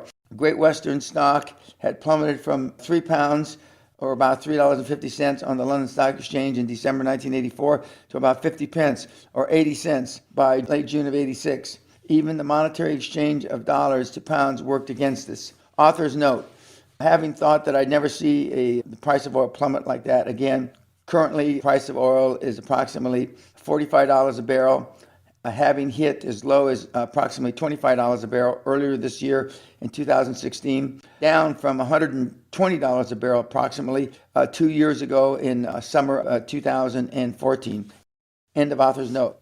Every company in the oil industry was digging in, assuming the fetal position and covering its head to wait out the recession. That was fine with me. I had decided that Great Western was not going to participate in the recession. I knew this was the perfect time to make the quantum leap we'd been waiting for. If we could just find the right acquisition out there in the bone-filled desert of distressed energy companies. I knew the financing was there for the right deal. I knew that we could move quickly across the terrain in our search because nobody else was out there looking to expand. They were all quivering under their boardroom tables. We had already looked at a lot of possible deals, but so far nothing quite right had come along until Charlie met his talkative new friend. So as soon as he landed in Denver, Charlie called me in the office in Houston and reported what he'd heard. Mark and I immediately sat down and began to kick around ideas and postulate some possible strategies for somehow getting a piece of what might be a major opportunity for quantum growth that Charlie had uncovered. What we were doing was taking step one. Step one, identify the idea. This is absolutely the first thing you have to do. Define and clarify exactly what you want to do or the deal you want to develop. Not only do you and your partners have to agree on this basic strategy of the idea, you have to agree that it may be feasible and will benefit the company. Just as important, if it proves to be feasible, you will have the desire to do it. In many cases, the major benefit of an idea is not so much profit-driven as it is a vehicle to move you closer to your long-range vision of your company. My vision for Great Western was for it to become a natural resource company and a major player in the international energy industry. And my grand strategy for achieving these goals, as you may recall, was through external growth through acquisition versus internal growth through continuing oil drilling and production. We were established in the oil and gas, but Bow Valley's assets were based 75% in coal and mining operations. Was there an opportunity here for us to look beyond our oil and gas-based assets to something larger? Could our little Great Western snake digest so large an egg? Or as we often said, could the minnow swallow the whale? Looking through that brief passing window of opportunity, we had a lot thinking to do about how to shape an idea into a plan. My instincts, which I knew were almost never wrong, told me immediately that this was the deal we had to make the breakthrough into energy big league. As I've said in a previous chapter, the deal was obviously hot. I didn't have it to run to a spreadsheet. This was Pamela Anderson running up the beach stark naked toward me saying, Dan, here I am. Take me. You bet, Pamela. Somehow, some way, we had to make this son of a bitch happen. Yet another factor that urged me to go for it. We had achieved a string of conquests that had begun with taking the company public. Our people were confident, even cocky, about taking the whole energy industry. We were young, undefeated, obviously immortal, and ready for a title fight. The mood at Great Western was electric, with anticipation of our victory. I would have found it hard to deny them and deny me a shot at the big one, a shot at glory. But no matter how eager, even bloodthirsty we were, we still had to follow the 11 steps. It was the process we needed to discipline our actions and to train and prepare our minds and spirits for the battle we were contemplating. There were even more basic reasons for giving shape and form to our idea. If you rush past step one, you and your partners may well be hurtling down different paths of thought, pursuing different objectives until it's too late to regroup and re-strategize. Just like getting overrun by the enemy in battle, it's nearly impossible to recover your original positions. Another reason to identify the idea is that you'll need to communicate it to others in your organization. You may be working nights and weekends to bring it to fruition. And at times like this, virtually everybody is working nights. In addition, of course, you'll have to commit your idea to paper with crystal precision to investment bankers, brokerage firms. Nervous shareholders will understand your objectives and support them. Again, we're talking about clarifying your vision. Funny thing about fuzzy idea, it doesn't stick to paper very well. Once you've identified and agreed upon the nature of your idea, not the details, its potential for benefit to your company, you're ready for step two. Step two, investigate generalities. More specifically, investigate before you invest. Effort and especially money you could more profitably allocate somewhere else. Any action being taken by another organization, group, or individual which may impact you or your company raises key questions that must be answered. Why was MAPCO, a Kentucky coal company, interested in Bow Valley oil and gas assets as its co-interests? We learned that they wanted to purchase the company, then flipped oil and gas assets over for resale for a tidy, no-risk profit. Why should Bow Valley sell assets direct to Great Western? They reasoned when they could buy those same assets, mark them up, and sell them to us. More to the point, why sell to a much smaller company such as Great Western with no apparent financial horsepower and certainly not as strong as MAPCO? That was the conventional wisdom they were using. What was Bow Valley's financial status? What was the extent of its operations in Canada, the U.S., and worldwide? How strong were its coal contracts? With whom and under what terms? We had volumes of investigation to do quickly, but we couldn't afford not to turn over every rock and look beneath it. Investigation is the research for red flags. How many red flags do you need to see? 1, read your investigative reports and listen to your intuition. When the first red flag pops up, when you get an answer you're not comfortable with or don't get the answer at all, exit immediately. The tiniest wrinkle in the fabric, the smallest contradiction can explode in your face later. Our red flag checklist, as well as the 11 steps to execution, are listed in Appendix C and A. Investigation is an integral part of a high performance, and it is vital to protect the interests of the high-performance individual who runs a company. These days, I'm pursuing deals potentially even larger than anything we did at Great Western. So I retain the services of a full-time private investigator, even now, who looks into every company I even think about seriously, and every person I consider hiring or becoming associated with. We call them targets.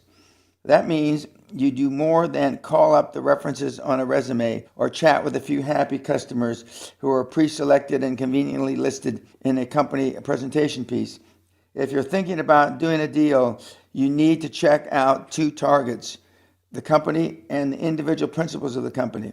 So where do you start? You start with what you know: full name of a person, address, approximate age, occupation, and name of his or her company. Basic information can come from business cards, industry directories, and the Standard & Poor's directory, telephone directories, conversations with others in the industry, and annual reports. When you're waiting in a lobby of an outer office, don't pick up the damn Time magazine. Check the desks and walls for awards, certificates, photographs, and diplomas with specific information you can jot down.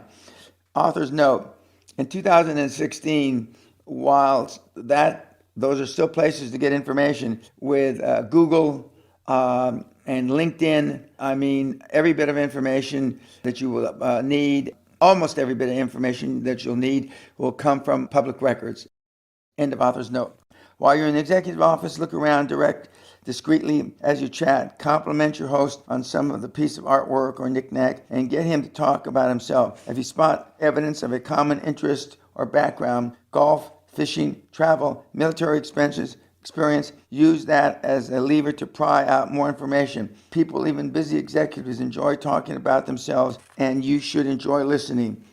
Information is only hearsay until you confirm it. How many times have you accepted credentials on a resume, for example, without checking them independently? You read Notre Dame BS 78 major structural engineering on a handsome resume from a likely prospect. You pick up the phone and call the administration office, School of Engineering at Notre Dame. If they never heard of your prospect, that's a red flag, and all you need to terminate the consideration. Begin the verifying process with the names of individual targets. The easiest thing in the world is to have business cards printed with an alias.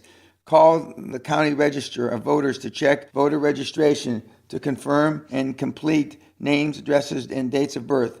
A lot of records are filled with at the county level.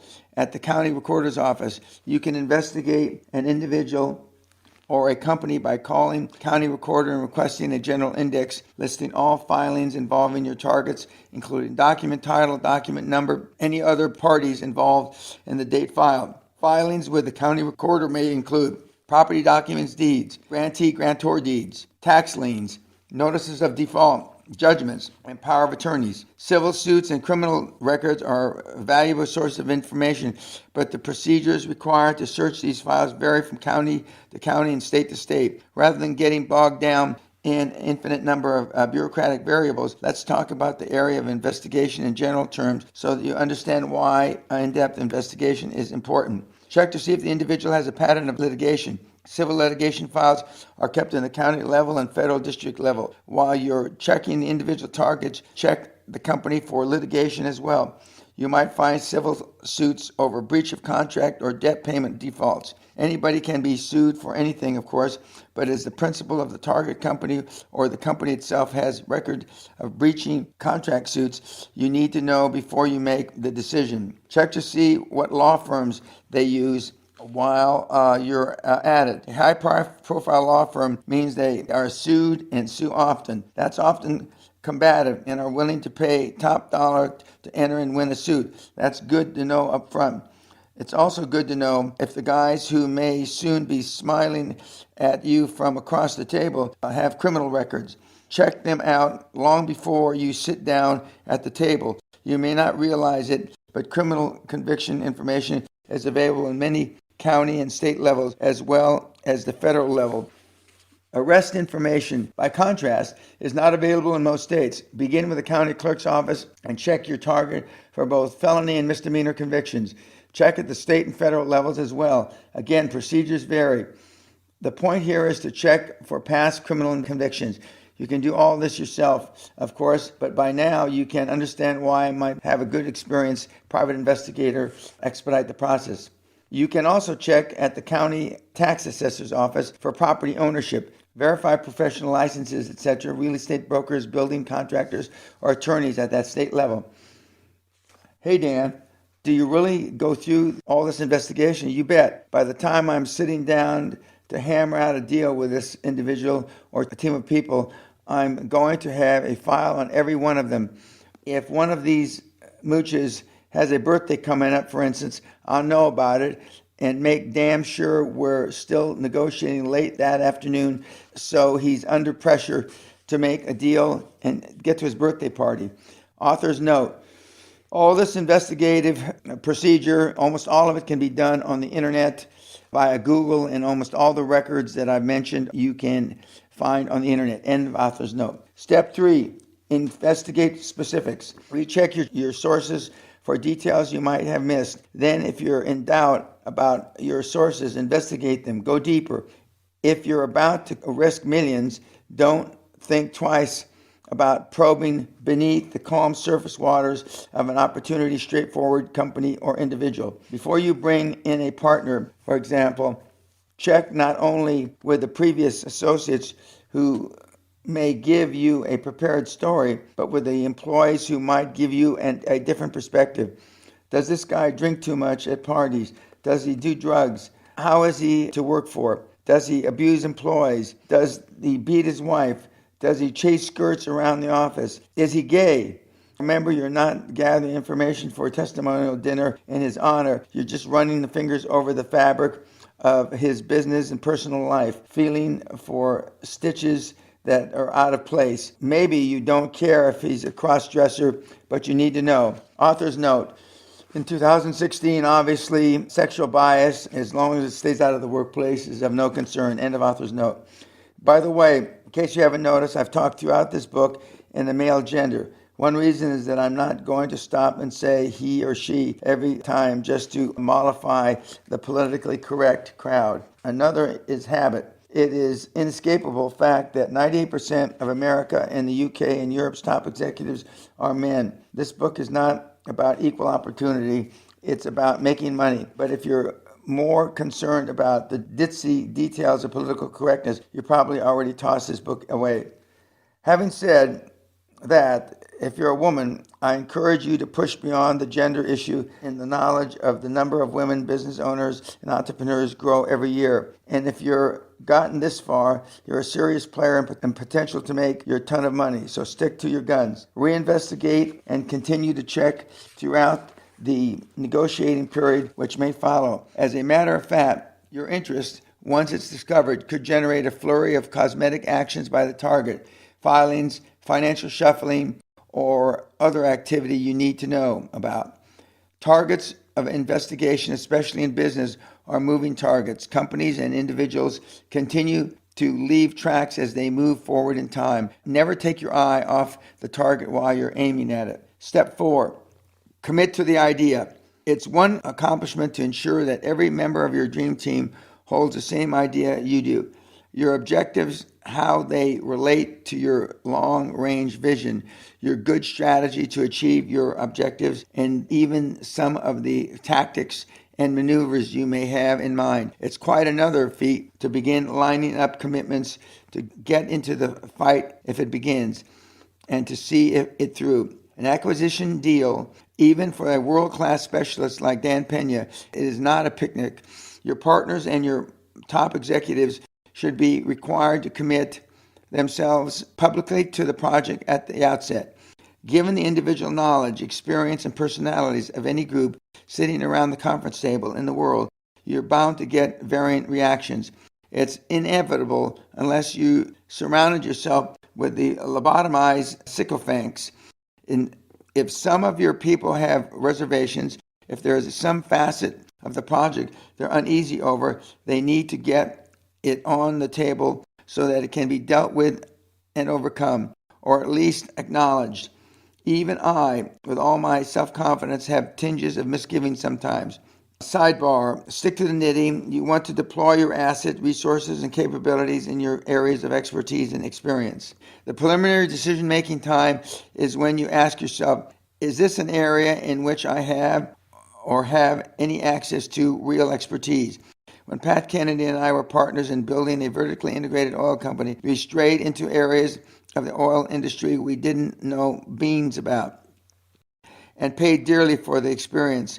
One of the lessons I learned was stick to your knitting. Deploy your assets, resources, and capabilities in areas of your expertise and experience. I thought a lot about that lesson as I now considered moving into the coal business. I ultimately decided to proceed with the acquisition on the strength of another Peña business rule: dream big, think big, be big. Besides, my instincts and intuition were screaming, "This one's hot." Pamela was so close I could touch her. There may be cases where one of your key people simply cannot buy into the idea for whatever reason. That individual is opposed to the project you know will launch your quantum leap to super success.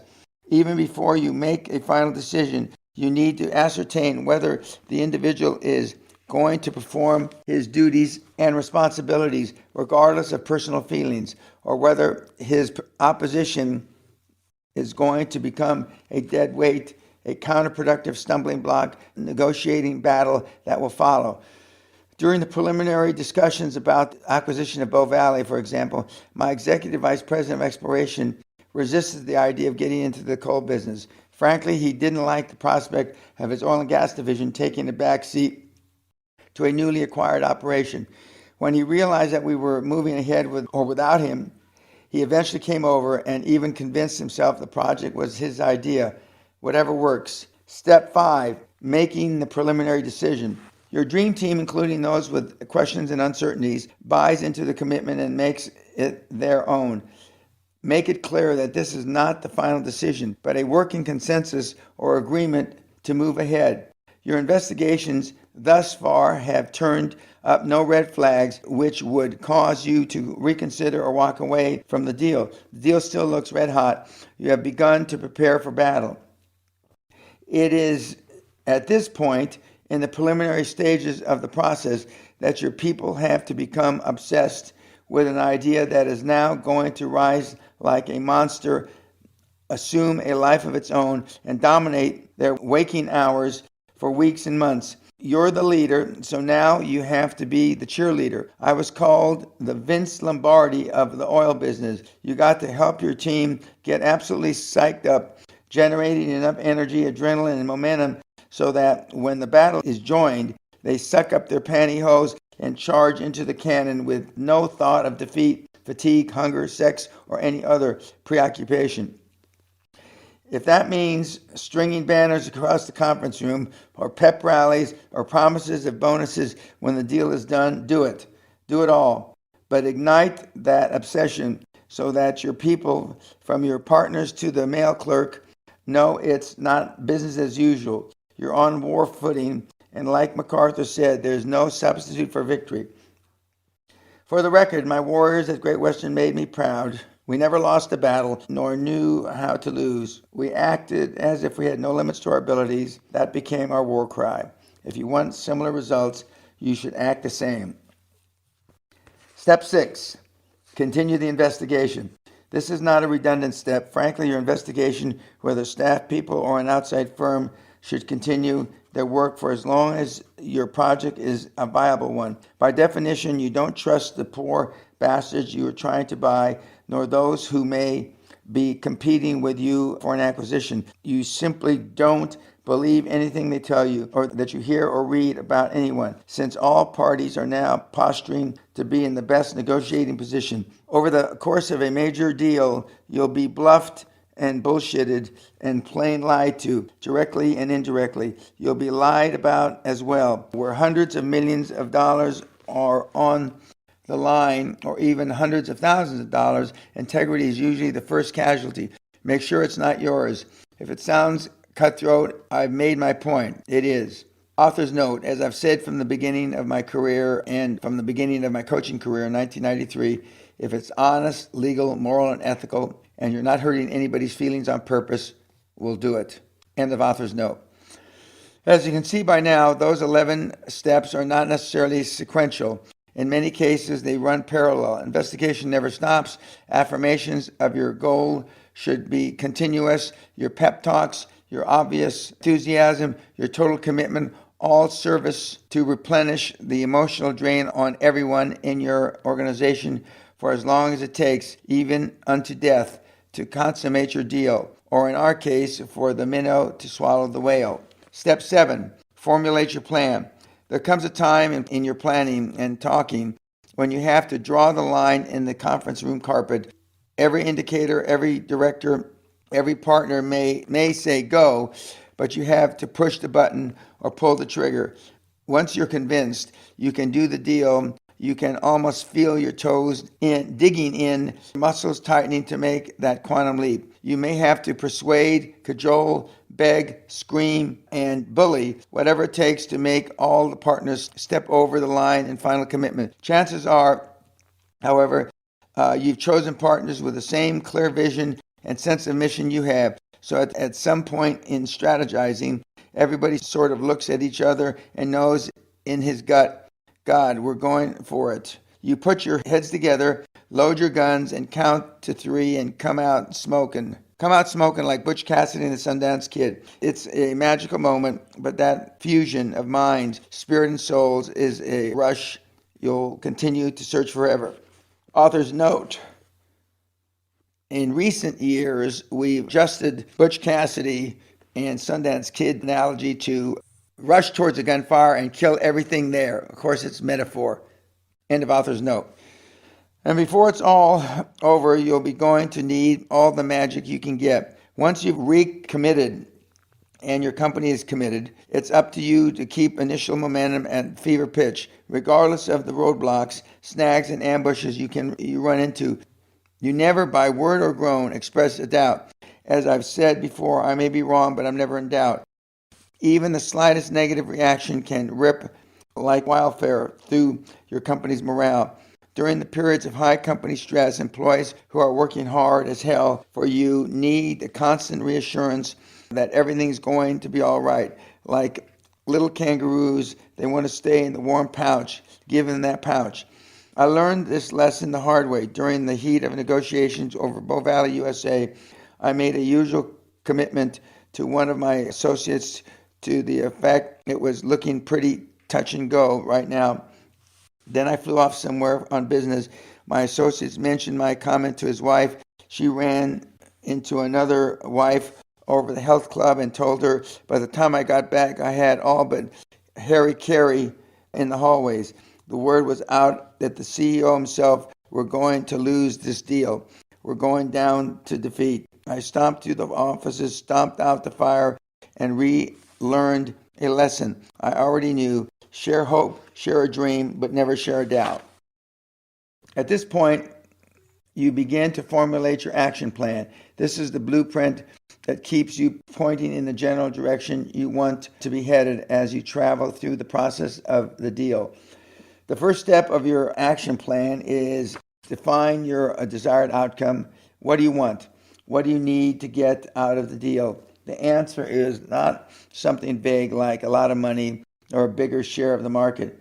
Have your pencil-necked analysts run several what-if scenarios that spit out your worst-case and optimum and best-case results. Number and write down the elements of your desired outcomes. Start with whiteboard in your conference room in front of your decision makers. Make hard copies and distribute them to associates and staff. All those who are going to be busting their chops for the next several weeks or months need to know what you want come out of the nights and weekends that you're asking them to sacrifice. Step 2 in your action plan is define your pay price to action. Remember, your pay price to action is how much you're willing to pay to forfeit in order to achieve growth. Even the sweetest deal, unless you're a purse snatcher, requires that you give up something in order to gain something. If you don't decide in advance how far you're willing to go, how large a price you're willing to pay, the momentum of the events later in the heat of negotiation could well push you into giving away the store. Define your parameters now and stick with them. Step 8. Establish your critical path. By this time in your action plan, you and your other decision makers need to chart the critical path, the sequence of events which must fall into the place for you to achieve success. You also need to set up an instrument by which to measure your progress and toward success.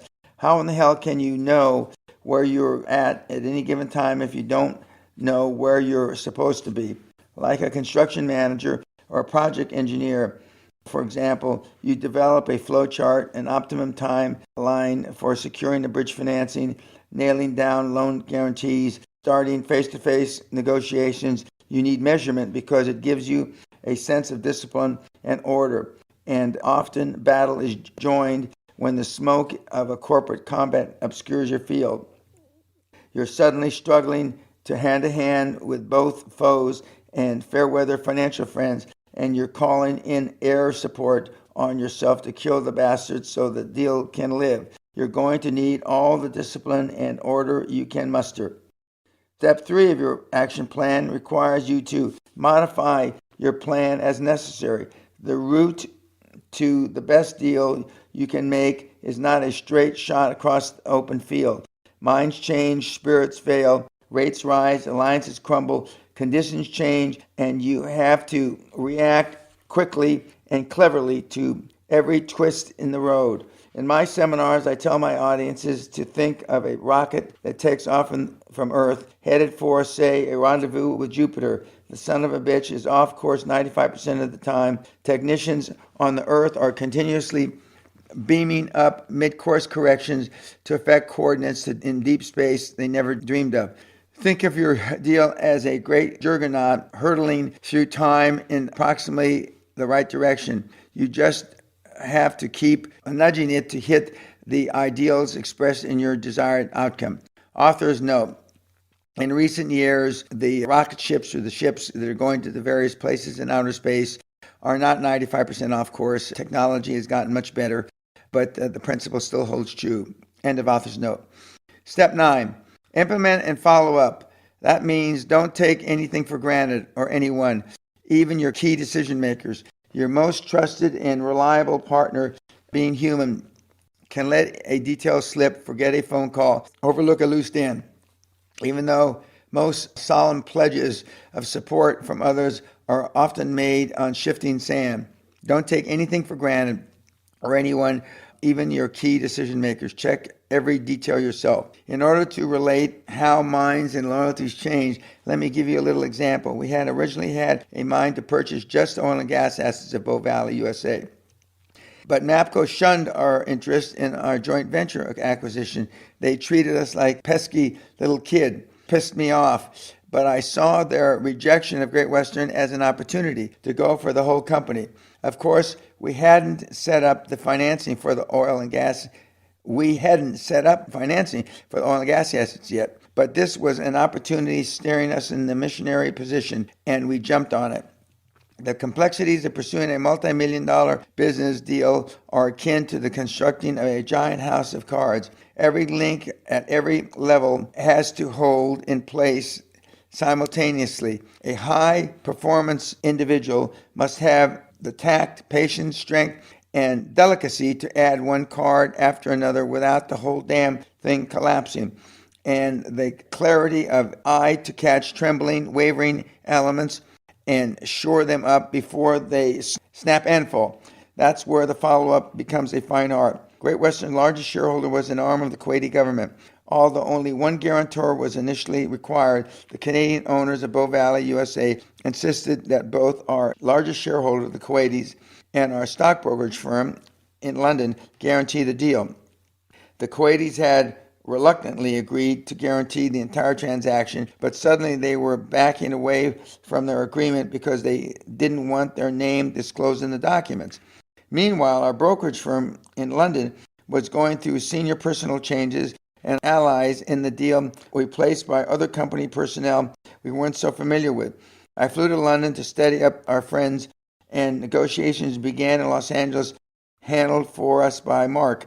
Why Los Angeles and not our office in Denver, or better yet, our office in Houston or London? Because Mark's wife was about to have a baby in LA.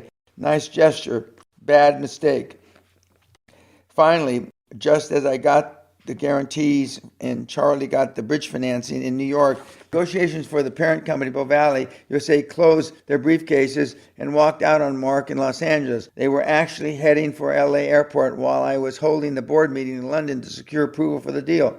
The final outcome of what was becoming intercontinental fiasco is not so important here as the fact that I had constantly follow up almost hour by hour on events in New York, London, where the Kuwaitis were, and Los Angeles.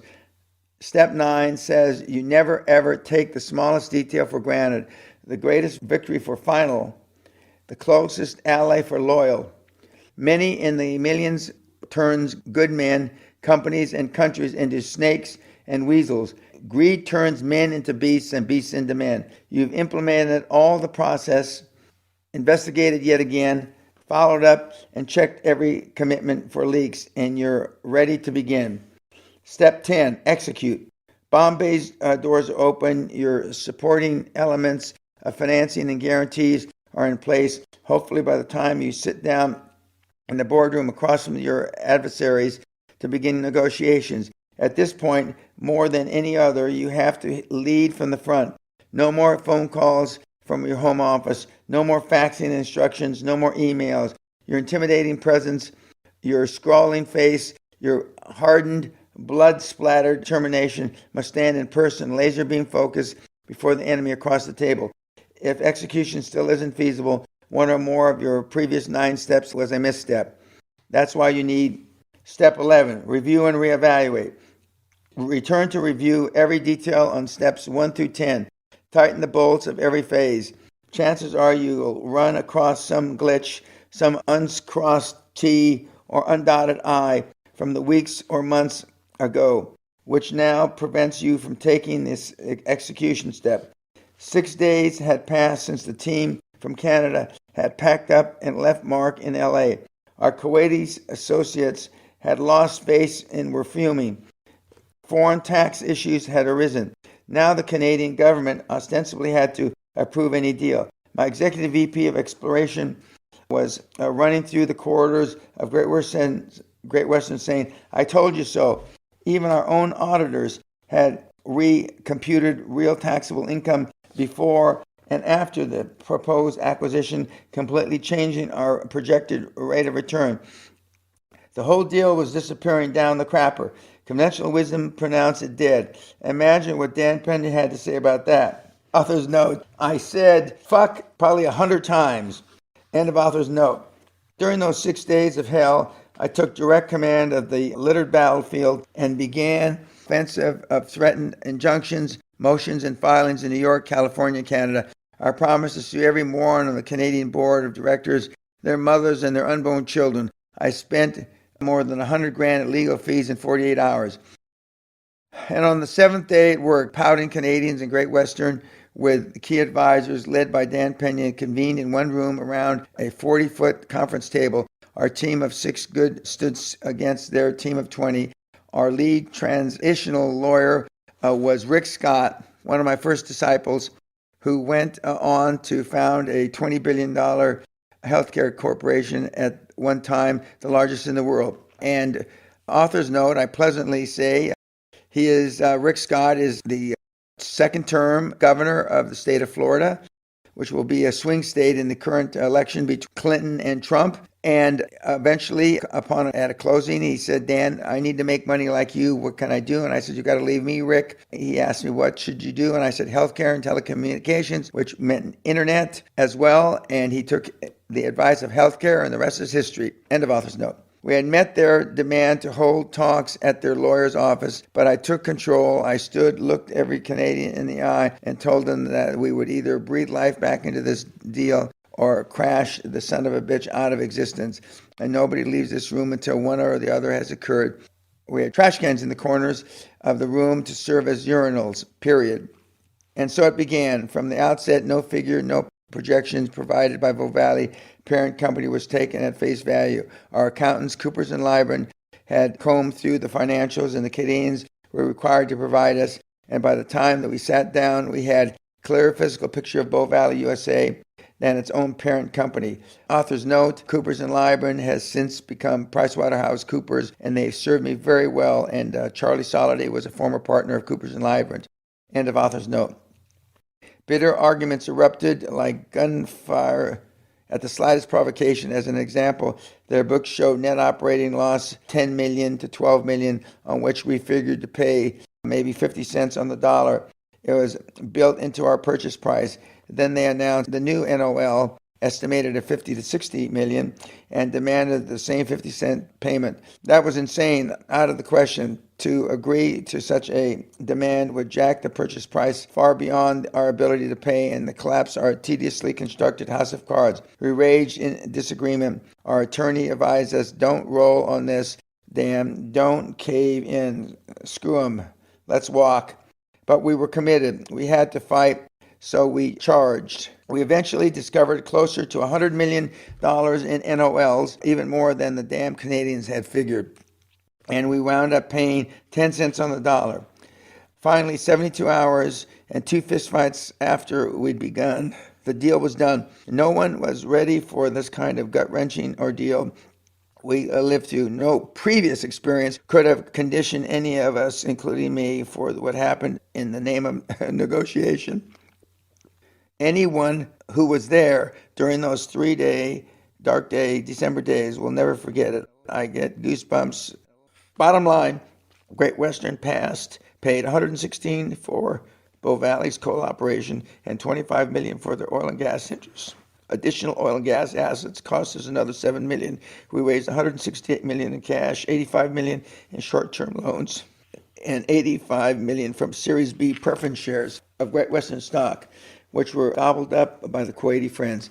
Great Western kept another $20 million for future projects. Author's note, the overfinancing is something that I preach today and have since the beginning of my career. And if the deals are structured properly and the financial institutions are given the proper information, all legal, moral, and ethical, you can overfinance transactions. End of author's note.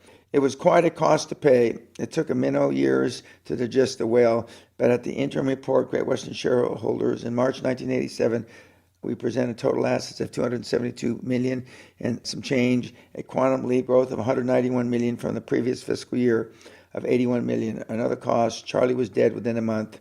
Remember, you are always responsible for your decisions. That's why I put important disclaimers at the front of this book. Author's note, Charlie's death shook the company to its very foundation. It took us a year or a year and a half to ultimately replace him with 4 different people. End of author's note. Chapter 8, The Plan with No Escape. The leader who anticipates the failure of a bold plan and prepares for it will fail.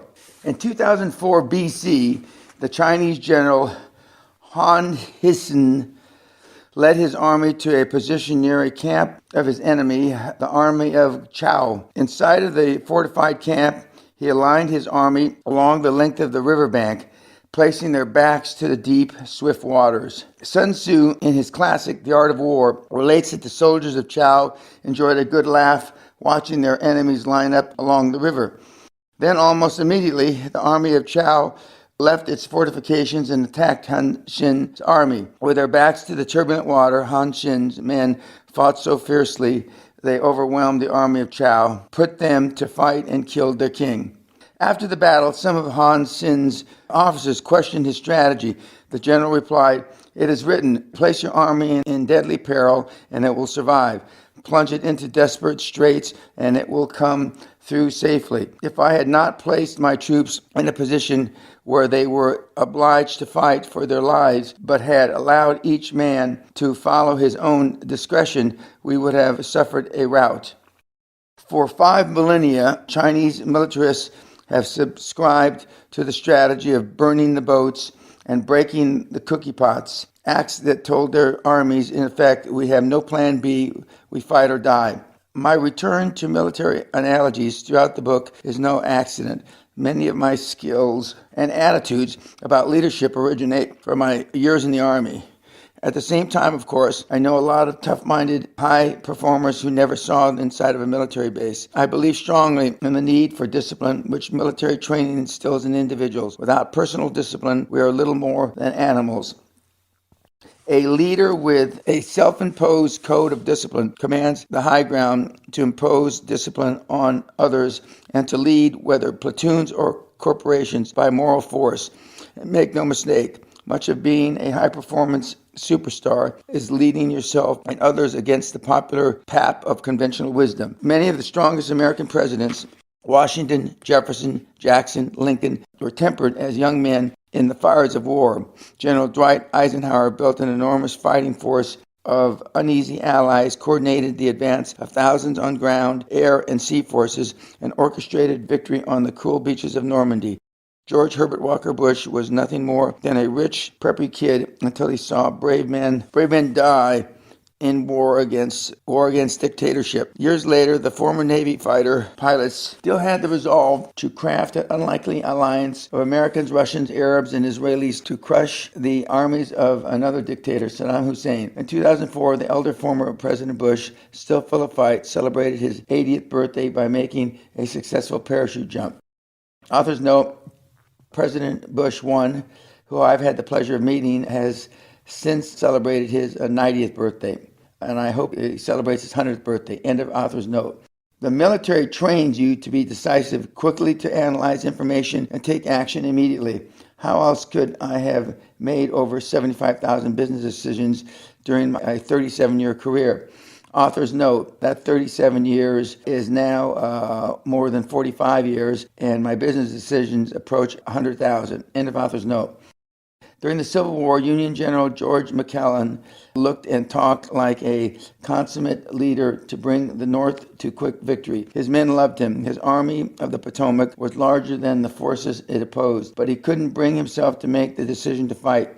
He acted as if he didn't believe in his own abilities to conduct war. In business, as I have said, you must act as if there are no limits to your abilities, and to that you must act as if failure is not an option. In the late summer of 1986, I sent Charlie Soliday to New York with instructions not to come back without bridge financing for our deal to buy Boval USA. He stayed 10 days and worked day and night negotiating with Citicorp, our bankers, bridging financing, and Solomon Brothers, the old line Wall Street brokerage firm, to underwrite the required loans. It was year's end. As with all major players in this industry, their plates were full with bigger fish than us. I knew they'd be listening to our proposal very carefully and watching us closely for heads of beads of nervous sweat. Investment leaders use intuition too, so our strategy was to act for an irrevocable position of incredible confidence. As the deal was virtually a given, the financing was a fairly standard proposition, and the chance to participate in the financing was a privilege, sweetened with the potential for enormous profit. Accordingly, Charlie calmly paid Citicorp $250,000 and Solomon Brothers $500,000 up front just to look at the deal. The money, which would become part of the overall fee if they handled financing, was non-refundable. Even in the 80s, $750,000 was an impressive sum and represented a huge portion of the cash for Great Western to lay out. Considering we only had about $1 million total in cash, and admittedly, this was a radical departure from the way I usually handle fees, but in desperate times, you got to do what you got to do. Imagine how those buttoned-down bankers, conservative by nature, perceived our level of confidence. Charlie had just pushed them to the table by handing them $250,000 in advance. Over at Solomon Brothers, meanwhile, we had gotten our attention as well. I can see them wide-eyed, rubbing their little palms greedily, saying this would be a hell of a deal for Peña to plunk down $500,000 in advance. We better take a look at it, at this cold deal. Look at the fat fee we might be missing now. Plus all those fees down the road, they must have been salivating on their pinstripes. But Charlie pushed even harder, acting as if he had no limits to his abilities. He told the bankers if they didn't act in 10 days, he has the deal. He was taking the deal to our bankers in the UK. 10 days, bye, boys, or kiss it goodbye. But our backs were to the river. We had no backup. Our bank in the UK, Sammy Montague, had already turned us down.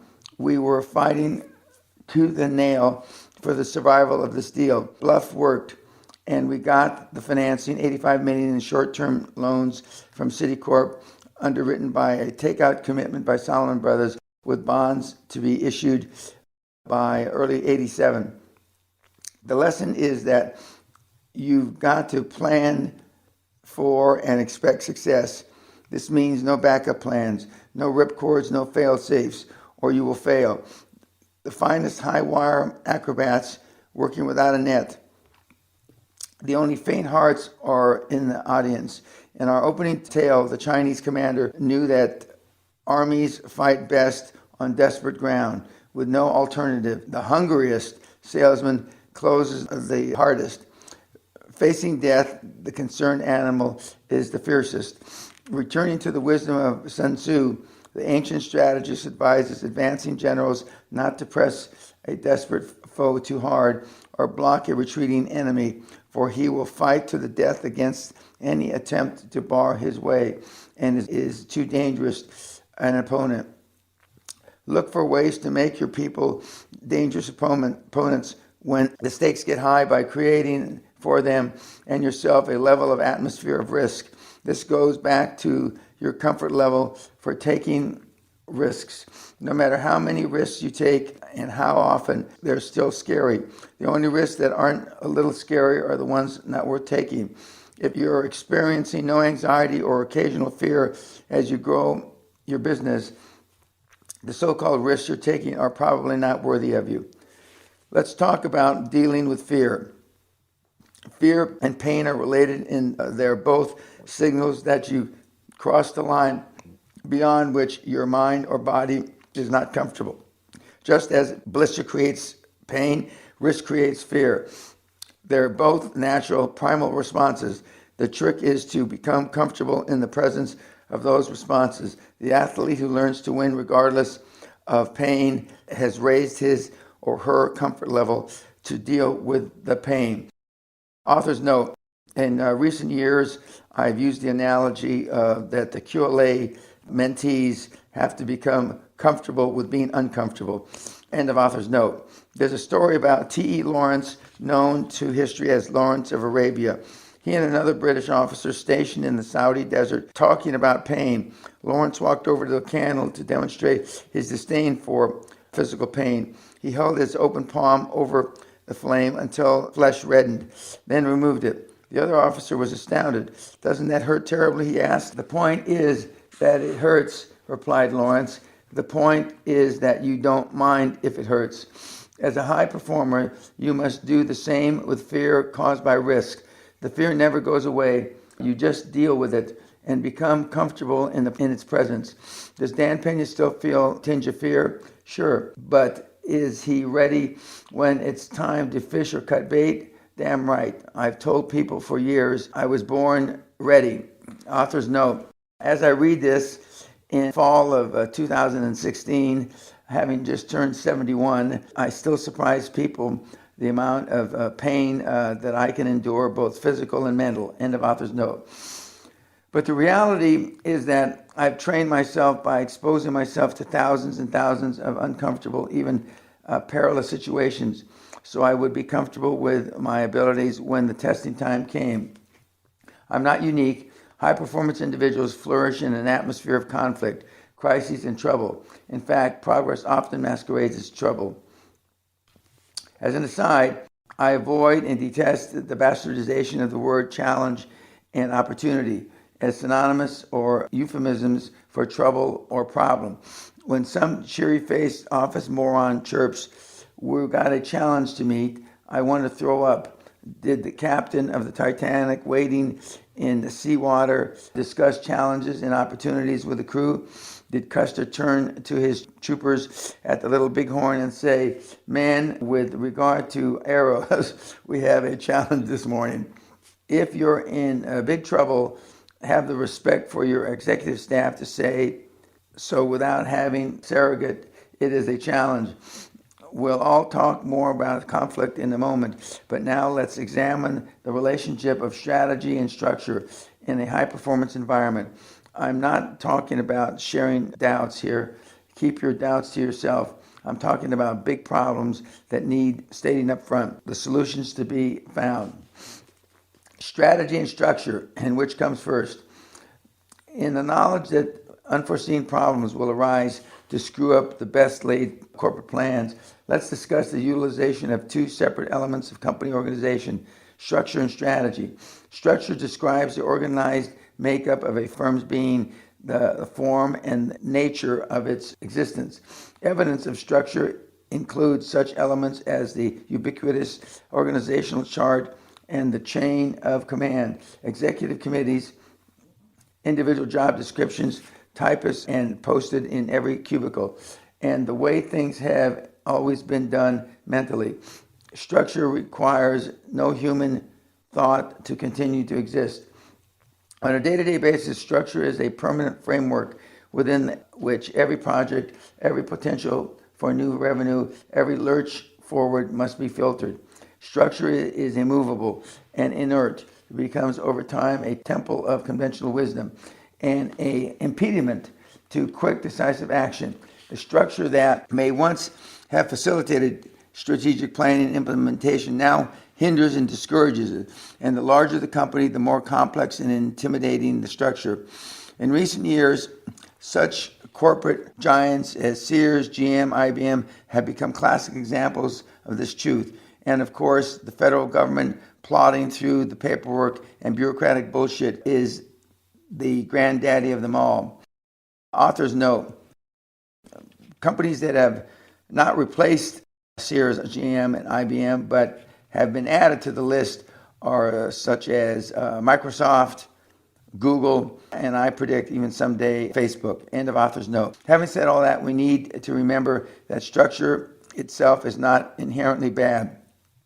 Indeed, it is absolutely necessary in some form so that a company maintains a semblance of orderly operation. Strategy is entirely different. Almost the antithesis of structure. It requires thought to exist. Strategy implies movement toward an objective, and it is fluid in nature. It is a plan created to propel and utilize people and resources efficiently, cost effectively, and especially profitably, whereas structure has no known origin but is framed and hangs in the lobby. Strategy has many sires and is scrabbled in marker on a whiteboard. In too many companies today, strategy follows structure. Executives trying to develop strategy in pursuit of a passing opportunity must scramble through the gridwork of existing structures, seeking approvals, following form, and observing protocol. The aforementioned corporate entities, Sears and GM, are textbook examples of strategy following structure. During the mid-90s, this trend abated as companies returned to more flexible, more participatory management structures. At Great Western, I emphasize continually the dictum of structure follows strategy. We maintain a basic organizational structure, of course, CEO, 3 EVPs, mid-level management, etc. But as soon as we made the decision to take action on a project such as an acquisition and formulated strategy, we had the flexibility to remold structure and streamline it to meet the needs of the strategy. Job descriptions changed, procedures were compressed, and normal working hours became days, night, and weekends. When we were on war footing, we defined structure as whatever the hell it took to keep strategy on target and on schedule. And our target was winning at all costs. Even more importantly, structure in support of strategy enabled us to maneuver through crisis, to handle the ambush of unforeseen problem as quickly as it arose and move on. Thriving in conflict. Conflict is part of life. It is a natural phenomenon that results when people act in a pursuit of varying interests, priorities, and desires. Kids fight over toys, primitive tribes fight over territory, gangs fight over turf, companies fight over market share. Contrary to what mush-brained idealists would have you believe, conflict is not necessarily bad. Conflict weeds out losers while confirming the right of the superior to prevail. It is how conflict is managed or mismanaged that defines its quality. It's very evolutionary, almost Darwinian, how the doctrine of survival of the fittest reveals itself across the corporate landscape in the form of downsizing, mergers, and major consolidation. Business deals, especially at the high performance levels, distill and concentrate conflict because the stakes are so high. In global politics, when negotiations break down irreversibly, the parties can go to the war, since killing in war is not illegal.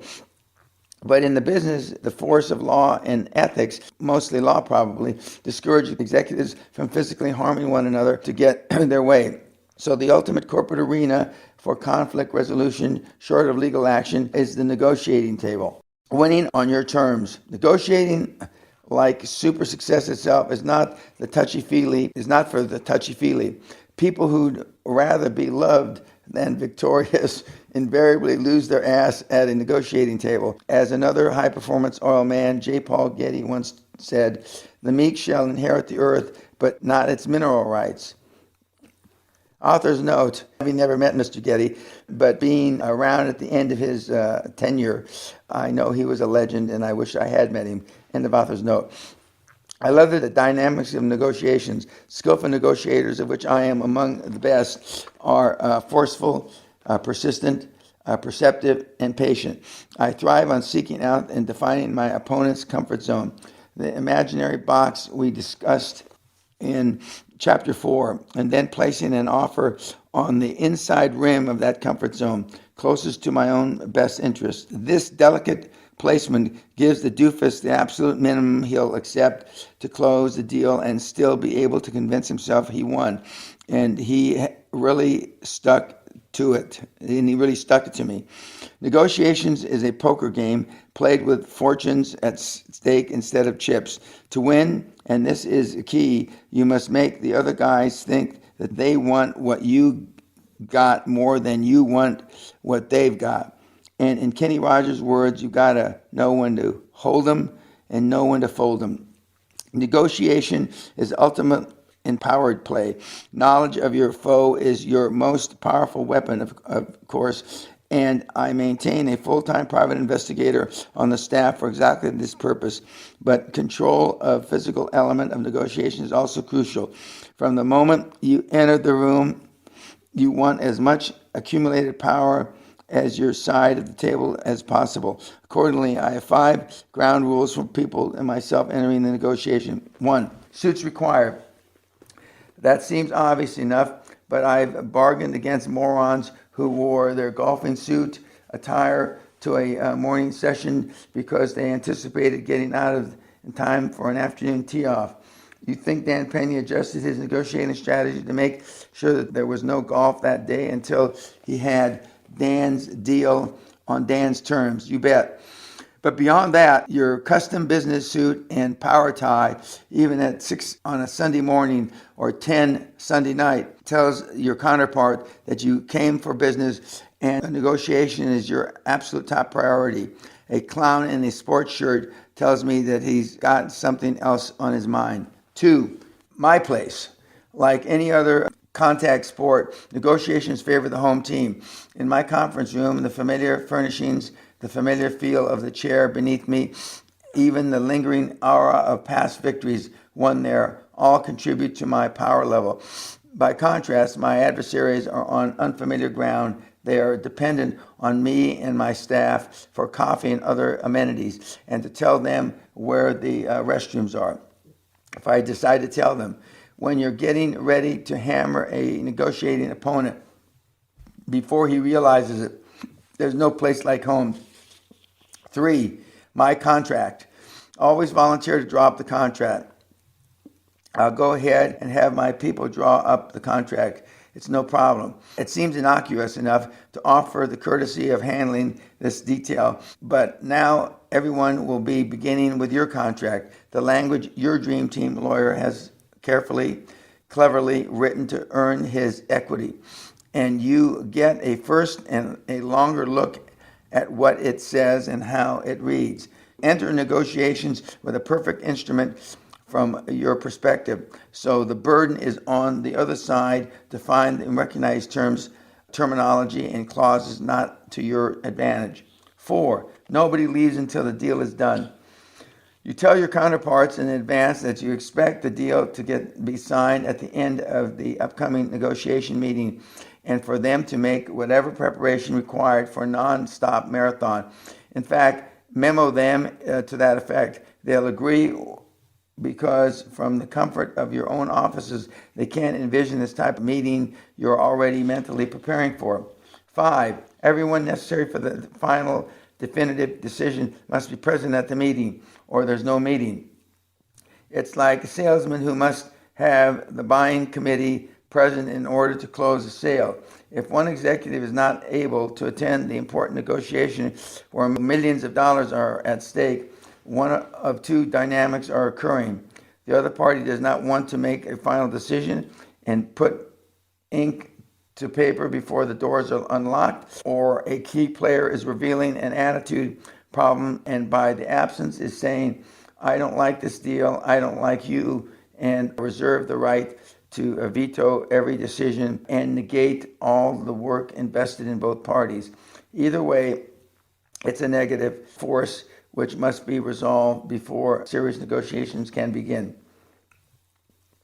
With all the ground rules met, the other team arrives at, say, 9 o'clock in the morning. You greet them with friendly formality, offer coffee, and escort them to where you want them to sit. Then you buzz your assistant and instruct that no one accepting calls. You ask all present to turn off their cell phones, iPods, and other sources of interruption. You get up, go over to the conference room door and lock it, saying, I know this is important for you as it is for us. Don't want to be disturbed, do we? How can they disagree? At the same time, message or memo about remaining in negotiations until the deal is consummated is starting to sink in. He means it. You have to make some allowance for potty breaks. After all, you did give them coffee. That's why the conference room of high performance companies have adjoining restrooms. But the point is that you expect no one to leave, not for another meeting, nor a golf at 3, or even for meals. When you thoughtfully order in handling the meeting in this way, you're exerting total power over these unsuspecting doofuses. Your place, your contract, your rules. The most successful negotiation is the win-win deal. That doesn't mean necessarily that both sides win, although this could be the case, as an apparent win-win means that each side believes he got enough of what he sought to declare victory. Of course, there is no real win-win situation. The illusionary phenomenon is a product of today's feel-good rhetoric dribbled from the lips of intellectual cream puffs who've never been there and done it. Negotiating styles range across a fascinating spectrum. We Americans, for the most part, except for Dan Peña, have a basic need to be accepted and maintains a low-key, patience-driven style. Most executives have been conditioned to be comfortable with a genuine win-win that results in everyone's parting filled with satisfaction and mutual respect, if not joy and love of all humanity. Because perception is reality, this occurs in theory, but rarely in reality.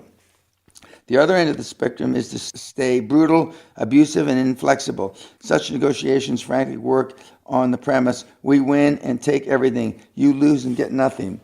During the Cold War, U.S. negotiators played hopelessly by win-win rules against Soviet negotiators who wouldn't budge an inch. The Soviets were absolutists, meaning they would settle for nothing but absolutely everything. Their negotiations with fellow countrymen in Chechnya in 1995 and 1996 consisted of leveling whole cities and killing entire populations. This dichotomy of negotiating styles has always worked to our disadvantage and gave rise to the saying, before Vietnam, we never lost a war, nor won a peace. Today's equivalent are despots who rule China, North Korea, and Venezuela, Syria, and Iran, absolutists who only respect power and the will to use it. Iran will not accept Israel's right to exist until Israeli bombs reduce their nuclear facilities to a hole in the sand. If then, I am not a despot, but I don't mind being perceived as one in a negotiation with those starting with the usual win-win crap. Have someone on your team record the proceedings, or at least take thorough notes especially on the details of the deal as they're hammered out. At the end of negotiations, or even at the end of the lengthy session, have those notes typed and printed out in hard copies for the two chief negotiators. It's amazing how people forget little negotiated points, especially concessions they've made in the heat of the moment. So memorialize your deal as your notes reflect, and leave a little space in the bottom of each page for you and the other negotiator to initial. Initialing such a memo shouldn't be a problem if verbal agreement has already been achieved. Say something like, "This is pretty standard. We always do it this to protect both parties. Hell, sometimes I forget things myself." And read the memo first before you hand a copy to your counterpart, as if checking your accuracy. Then you initial your copy first and demonstrate your good faith. But Dan, what happens if they send you a contract later in which minor details have been changed? Send it back. They're testing to see how your resolve weighs against the desire to get the deal done and with no further delay. Send it back immediately. You might even attach a copy of the memo they initialed at the conference table, highlighting the item they tried to renege on or adjust. Don't let them weasel out on 1 percentage point, not one digit or dollar. Sometimes even your most adroit negotiating, your cleverest ploy will not dislodge a position taken by your opponent. If you can't agree to the point in the deal, say no. The proposal is unacceptable to us as it stands. If you can't work with us to solve the impasse, we'll have to break off negotiations. They'll call you on it by replying something like, "At this point in the proceedings, we're not prepared to compromise on this particular issue, but we can talk about it some more at a later date." So without a word, you gather your papers, put them into your briefcase, and slam your briefcase shut. Your associates mechanically do the same. Then you look at their senior man in the eye and say, "You can reach me through my office." You and your associates stand up and walk out. If you, in your own conference room, you have left the other side to scratch your head in disbelief and find its own way out, or shown out by a secretary.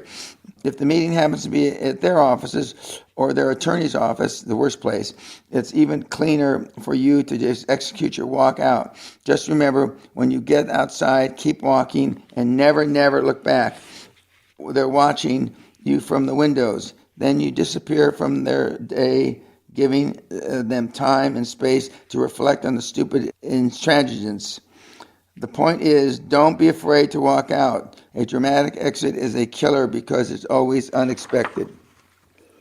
Just like those bastards did to Mark Harrison in Los Angeles, a lesser company than Great Western would have accepted defeat, but we wanted that deal. No, we needed that deal more than blood in our veins, and we did what it took to get negotiations back on track. Walking out as a tactic is as surely as sitting with the back to the window so that the guys have to squint. By the way, never make an empty promise or an idle threat. Mean what you say, then do it without a blink, as if you've done it 1,000 times. If you say you're going to walk, you better damn well walk no matter what, or they'll never believe another word you utter again. Don't worry, you can always resurrect another day. I'm not going to get into the nuts and bolts strategy of successful negotiating. Those books have already been written. My message is, learn to thrive in the conflict of negotiation. Know your foe, master your tactics, enjoy the poker game, and win, no matter what happens. So create a plan with no safety nets, no escape. Make sure strategy drives structure, not vice versa. Learn to thrive in conflict and become a master poker player at the negotiating table. Now let's go to raise some capital. Chapter 9. Offering lenders the chance to finance your dream team. Borrowing money from a bank is like having sex. You both want it, but they need reassurance of your intentions and foreplay. No matter what business or profession you happen to be in, there are processes and procedures you do so often that you regard as so basic, you take it for granted everyone knows how to do them. If you were to ask a master carpenter how to drive a 3-inch nail through a board, he'd look at you funny and say, "You just do it." I feel the same way about raising capital. I would almost sleepwalk into a bank and walk out with several $1 million. It is so basic to what I do that I didn't realize it was a secret. I conduct Quantum Leap Advantage seminars at my home, Guthrie Castle, Scotland. This extraordinary week-long castle experience for business owners and entrepreneurs at my storybook home is beyond compare. At the conclusion of every seminar, I ask attendees to complete critique sheets and to offer suggestions with regard to seminar content, delivery, and overall value. In reviewing these critique sheets, I realized that a significant number of the respondents were asking, in one way or another, the same question: how do I get the money?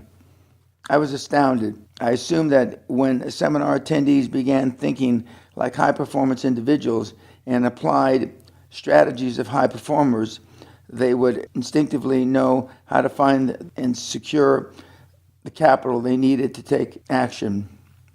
Author's note: in recent years, I have started doing podcasts, and I have many on my site free, and one of them is called "How Do You Get the Fucking Money?" End author's note. Two simple facts emerge from these critiques. First, most potentially super successful people are still held back by a residue of fear about asking for money. They still approach even the idea of talking to a lender with a trembling lip, sweaty palms, and pounding heart. If the idea of walking into a banker's office strikes mortal fear in you, let's put this in perspective right now and move on. Not long ago, a news article called "What Kills Us" listed the statistics for the most frequent causes of death. Heart disease is the number one killer, followed by cancer, then stroke, and lung disease. But not one death has ever been attributed to rejection by a banker, or indeed the rejection of any deal. Presenting a deal is not Sophie's choice, so get over it. The second fact I learned was that the techniques of dealing successfully with bankers remain a mystery. Even some of the fieriest proteges were hesitating before the barricades of uncertainty, artificial barriers I had trampled to splinters so long ago I'd forgotten about it. As a result of these revelations, I developed a new seminar in 1995 called the QLA Raising Capital Program, dealing exclusively with finding and securing capital. It focuses on the step-by-step details and techniques of this apparently mystical and forbidding process. We even do role-playing, often with myself cast or miscast as the doofus banker. This chapter and next briefly surmise the content of this seminar. But if you're serious about giving lenders the opportunity to lend you some of the cash they're sitting on, I urgently recommend you attend this 10-hour exponentially explosion of information. Of course, you can also buy the CD. My standing guarantee to attendees is that if you stop their moaning, get into gear and follow the methodology, and don't get their capital funding in 1 year, I'll refund the seminar tuition, period. Author's note: while that was true when I wrote the second edition of the book, the basics of getting money are still the same, very easy. But since then, I have on my website, courtesy of Dan Loke, the Raising Capital Seminar from 1995-1996, where you can get the seminar, but where it outlines in detail. End of author's note. Capital finance is quantum leaps, not pussyfooting. As you'll recall, the two primary jobs of the CEO are to find money, other people's money, and to find deals. If you're the owner of or CEO of your company, you should leave operations, marketing, administration, and group insurance to the competent people you hired and spend 95% of your time kissing frogs. And if you don't have any employed yet, find people to handle these tasks as quickly as you can. And why do you want people money and deals? Because unless you're selling drugs, there's no way you can grow internally faster than you can externally. There just isn't. Forget new sales territories, forget new products, forget cutting costs. All you'll achieve from these piddly efforts is humdrum arithmetic growth, widget sales up 7%, 13% less spent on paper clips. Who cares? You want to grow your business exponentially in quantum leaps as fast as humanly possible. While arithmetic growth means 1 plus 1 equals 2, 2 plus 1 equals 3, etc., exponential growth means 1 times 10 equals 10, 10 times 10 equals 100, 10 times 100 equals 1,000. Isn't that a little more exciting? There's an old Chinese proverb, you don't leap a chasm in 2 bounds. For high-performance business people, that translates to you don't pussyfoot yourself to quantum growth. After you've practiced for success, flushed conventional wisdom, visualized your dream, and incorporated new rules, and started running toward the chasm between you and quantum success, you're probably going to need more money than you've got to finance your leap. Besides, not even the most obliging banker is likely to lend you money just to get your feet wet. Your wholehearted, enthusiastic commitment is as important to him as it is to you. He wants to be assured you're going to use your loan to create revenue, so both of you benefit from the transaction. Locating your financial partner. No matter where you live, you have a choice of financial institutions to consider when you begin thinking about borrowing capital. Banks, savings and loans, venture capitalists, finance companies, and other sources. Since banks fund about 60% of the business ventures, we'll discuss banks first. You'll recall I said that quantum leap strategies can be universally applied. The fact is, many of my capital raising skills were developed in the United Kingdom, then perfected in the U.S. I know British lending institutions better than most Brits. That's why I remind my British audiences how many banking offices there are in the UK to approach for capital. China's HSBC alone has some 1,800 offices throughout the United Kingdom, approximately as many as Barclays and more than Standard Chartered Bank. Lloyds Trustee Savings Bank, who took over HBOS, Halifax Bank of Scotland, already had more than 2,000 offices if you're in the UK. Don't tell me you can't find a bank to pitch. Author's note, since this writing of the second edition, there have been additional foreign banks that have moved to the UK.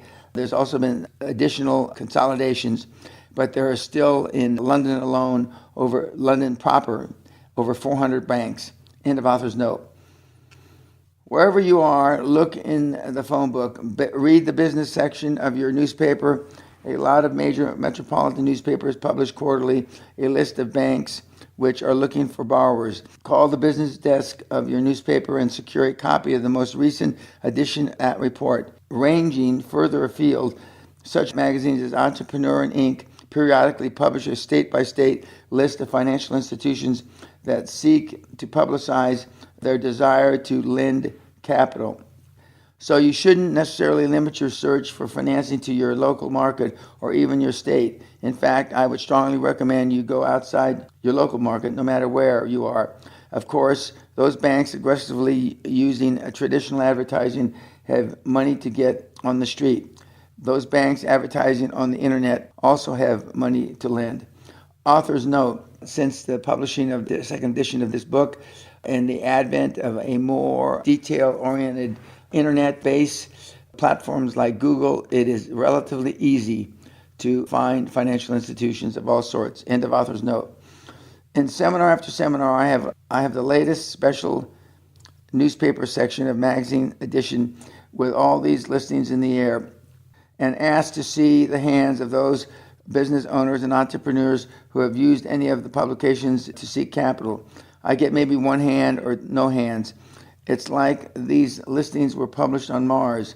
I raise hell with the audience and tell them that even today I get an active file on banking news and regularly appears in the Wall Street Journal, the New York Times, the Financial Times of London.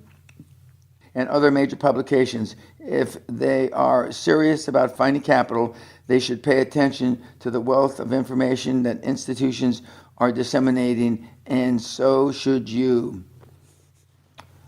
So using all resources available, make a list of banks, which begins with the first mega bank headquartered in the tallest skyscraper in your state and ends with a community corner bank down to the strip mall and by the tattoo parlor. Then you do some homework to find out who the managers are of your most likely prospects and who the lending officers are. Go down the list, call each bank and ask. The names of these bank officers are not a state secret.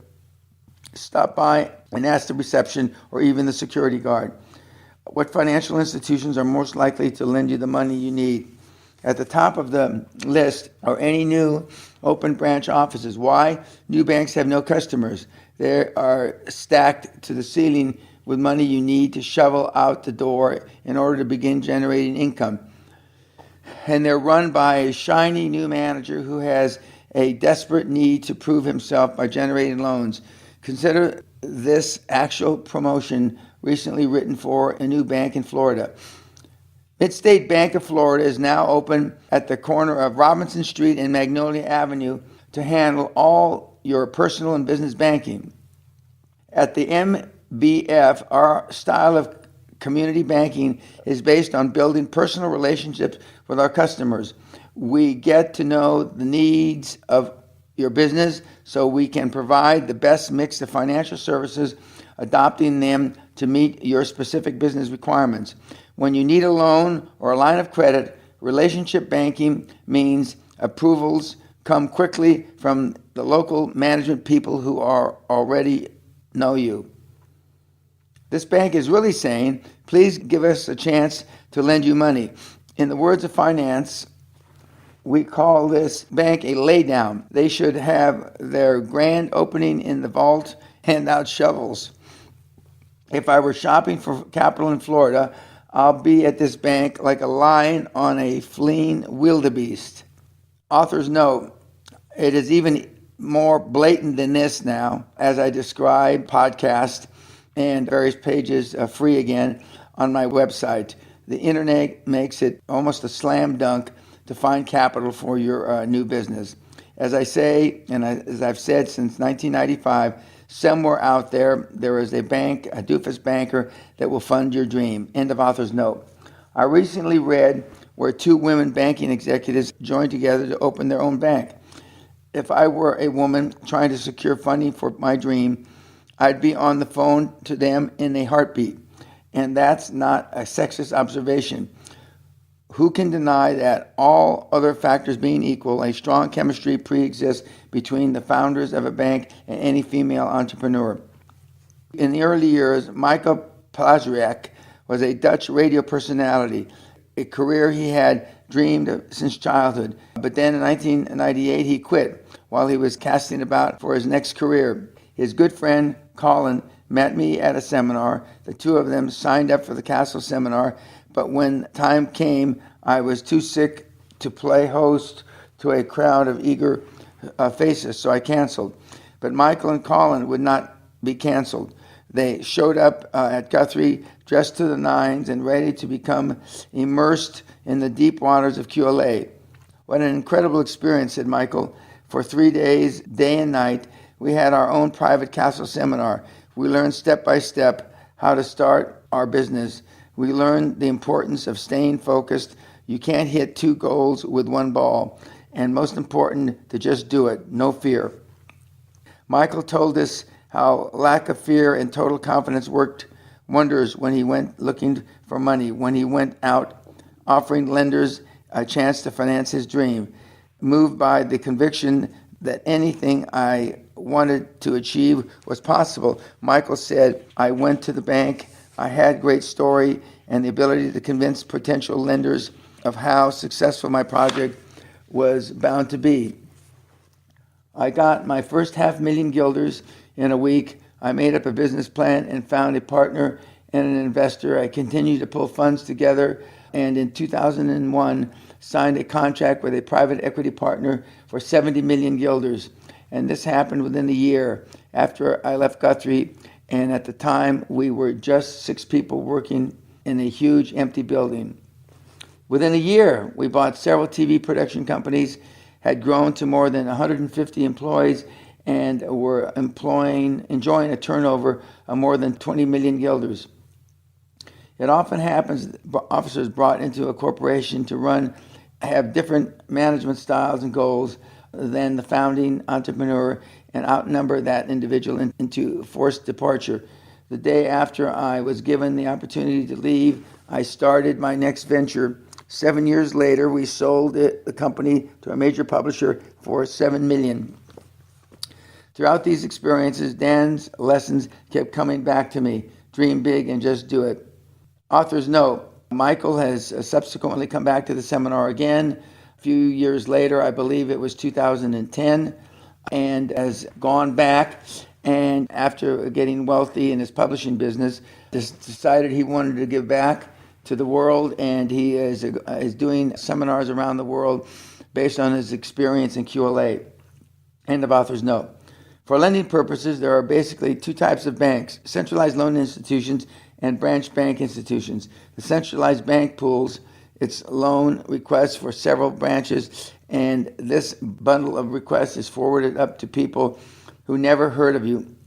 Your deal will be weighed objectively in competition with all other requests, and regardless of its merits as a splendid opportunity, it's likely to get lost among more promising deals backed with a stronger collateral and other advantages. Instead, you want to approach a branch bank institution with local lending approval power. Like Midstate Bank in Florida, this is likely to be a community bank or a hometown bank run by neighbors in the banking business. Loan committee is comprised of your individual banker, who becomes your advocate, and 3 or 4 other bank officials, directors or community business people, and golf foursomes to whom bankers looked for guidance. Suppose you picked 5 banks, which are possibilities. Which banks do you try first? The one that least likely to provide you financing? That's because you need to practice your presentation skills both on the phone and face-to-face meetings. Make all your mistakes, expend all your butterflies before you get to the serious prospects. What's your first point of contact? If you've recruited your dream team, I recommend you have your accountant or your lawyer make the first call on your behalf. Either one of these individuals is likely to have more clout with the banker than you. In fact, the banker will take the call of your lawyer and accountant long before he'll take and return your call. An intercessory call made on your behalf suggests you are a significant or at least a knowledgeable player in the local business community. Remember, perception is reality. Your accountant, hopefully a prominent CPA or chartered accountant in the UK, association with a respected and even a Big Four firm, calls the banker and says, as Joe Jones accounting firm, we've recommended that his company consider your bank to establish a business relationship. They're in the so-and-so industry. Do you foresee any conflicts? Of course not. Good. I'll have him call you and set up a meeting. But suppose you're still selecting your dream team and have to make the first call yourself. Of course you shouldn't. No problem. You start with the manager, but you may be passed to the vice president of lending. Most likely, however, you may find that Mr. J. Fred Banker is not available and some assistant will take your number. Do not sit by the phone and wait for him to return your call. Like most bankers, he is a very busy individual, being phoned constantly by people he already knows who are more important than you, a total stranger. Call him back, again and again. If he has a voicemail, saturate the system with your patient professional messages. If I find out he has no time called indicator, I'll call 13 times in 10 minutes. Finally, Fred Banker will realize, this guy's persistent and he's going to screw up my voicemail if I don't call him back. So he calls. So introduce yourself graciously, thank him for returning your call, and begin the same basic opening routine. I'm in the so-and-so industry, and you're experiencing rapid growth with opportunities in several directions. I'm looking to establish a financial relationship for my business, and I'm in the process of interviewing several banks which have been recommended. But rather than go into details over the phone, I'd like to set up an appointment to meet and talk personally. When would be the best time for me to come by? Author's note. Since writing this, and for the second edition, kids, and I call you all kids because I'm old enough to be your father or grandfather, have perfected this system through LinkedIn and have actually gotten entire dream teams on the phone, including accountants and lawyers, and even the initial relationships with banks. It's a new generation, and the internet can't be overlooked. End of author's note. Notice you didn't say, I need to borrow some money and need it by next Thursday. Bankers, you see, are very much into relationship banking. They want to know who you are, see your face, and understand what the hell you do, and begin forming a judgment as to whether you'll be able to pay back any capital they may ultimately lend you. Personal chemistry, not the numbers, is absolutely key, both for you and J. Fred Banker. By the way, it's part of your strategy that you inform Fred you're interviewing banks. This puts him on notice that as far as you are concerned, you're the one doing the selecting. You're in control of hiring a bank. Maybe his to handle your affairs. It also tells him you're talking to his competitors, and if you are a significant account for him, he's going to have to earn it. Doesn't that approach beat the hell out of how you always thought it would be, crawling on your knees to grovel for a loan? So, in order to begin developing your mutually beneficial relationship, you might suggest lunch. Bankers always pick up the tab. It's part of their training. I've been dealing with bankers for over 35 years, and I've never had to buy a banker lunch except in Scotland. It's even better if you can arrange for one banker to see you having lunch with another banker. Author's note. I've now been dealing with banks more than 45 years, and the picking up tabs by bankers are still in force, but it's hard to get a Scottish banker to pick up the tab for anything. End of author's note. Your first meeting is to get acquainted, for each of you to see what the other looks like and sounds like, so the bonding process between you can, you hope, begin. Your initial presentation of your project should still be general and last no more than 5 to 10 minutes. You also have two other things to do during that meeting. Listen and ask questions. As you discuss your ideas, give the banker a chance to react to what you're presenting him. After all, he had a lot of dreams come over his desk, some dissolving into smoke, others becoming realities. This guy can probably offer some suggestions and ideas you can incorporate into your thinking, help you sharpen your focus, and even give a better presentation to the next banker you talk to. His advice is free and it's based on experience, so listen to him. Most wannabe borrowers sit in the front of a banker with no idea of what to ask beyond, "Can you help me?" They don't understand that they should be in the interview mode, asking questions to clarify just what this bank is all about and if it's the best bank to fund your project. In Britain, that means you got to know the difference between, say, the Royal Bank of Scotland Group and Lloyd's TSB. Let's talk about some questions you need to ask each other with whom you have a meeting and why each question is important. 1. What is your personal lending limit? Secured and unsecured. Every bank manager and loan officer has a credit limit that he or she can approve without having to check with a superior. Ask this question on the phone before your first meeting. You may be talking to the wrong person. And don't let them hedge around with relationship double talk.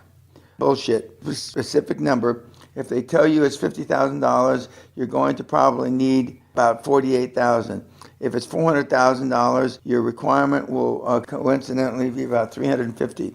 But if you determine that this person does not have the authority to approve as much as you may need, move beyond him immediately.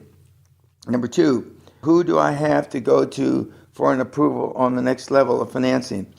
When J. Fred tells you who the official is at the next approval level, that's the person you want to meet. Don't waste your time making presentations to the wrong people. While you're asking about lending limits, inquire about the credit limits of the bank itself. When you ask a banker about his employer's unsecured credit limit, usually 1% of assets, he begins to think that you're in terms of maximums. Number 3, are you a centralized loan institution that pools the loan requests or a branch-based lender? We've already said you're looking for a branch-based lender and why. Number 4, is your bank presently in a lending mode or in a downsizing mode? This is a code for have you made some bad loans in the recent past to the extent that the government is watching your lending practices very closely. It's not classified information, and your banker will respect you for knowing to ask the question. If he says something like, well, we're in a holding process right now, that's his coded response for, we're in a death spiral right now. Do you have any openings for a former banker? Before you escape, you may want to buy his lunch. 5, what type of ventures do you like to make loans on? Some institutions focus on telecommunications, others on healthcare or international trade. If you're reopening, purchasing, or expanding a chain of hardware stores, for example, you want a bank which had a comfortable lending record to retail ventures.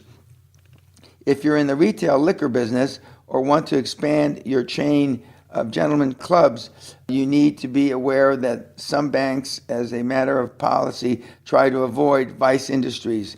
The thought of a $20 million deposit, however, might change that policy. 6, what was the last deal your bank turned down and why?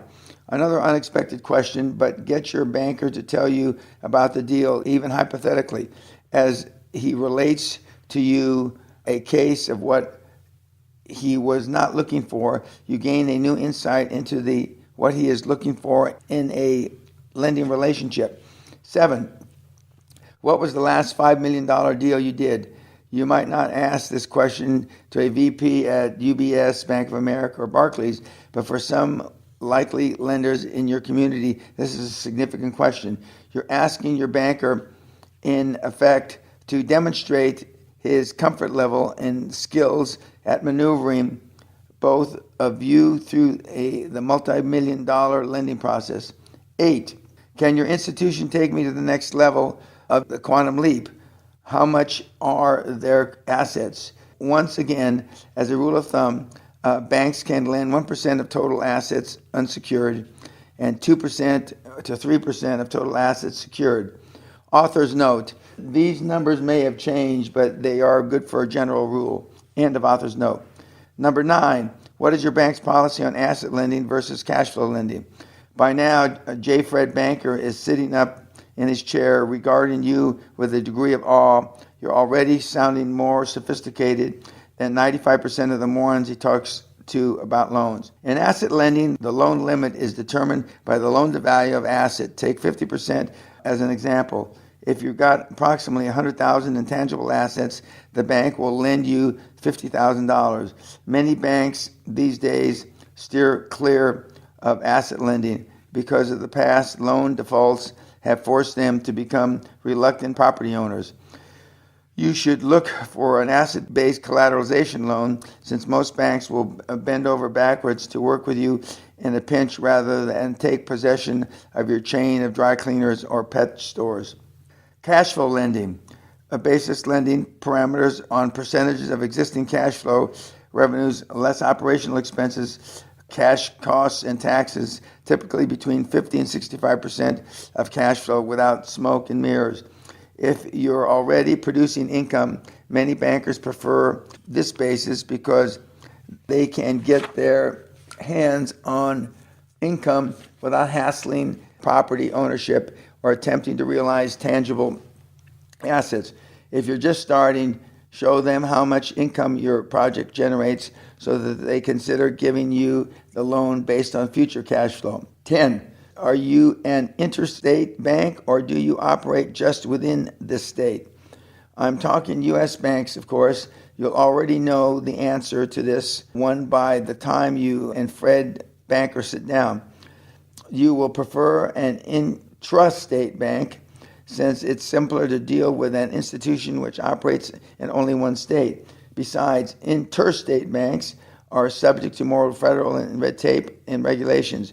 But again, you'll bank with whomever has the funds and buys your dream. 11.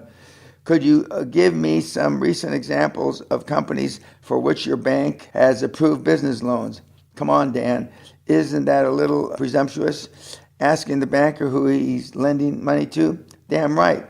So what? You're interviewing banks, and what do you ask for during the interview? References, of course. They're going to check yours, so check theirs. You're not necessarily asking dollar amounts and terms, just who. I will ask about amounts. In fact, I'll keep asking questions as long as they keep giving me answers. If your banker is eager enough to lend money, he may actually give you a list of recent lending approvals. But even if he mumbles some crap about confidentiality or bank policy, the questions keep him sitting up straight, and it reminds him who's running the meeting. You. 12. Do you anticipate any conflict with your present clientele in handling my banking business? This is an incidental question that signals to the banker your sensitivity to one of his possible concerns.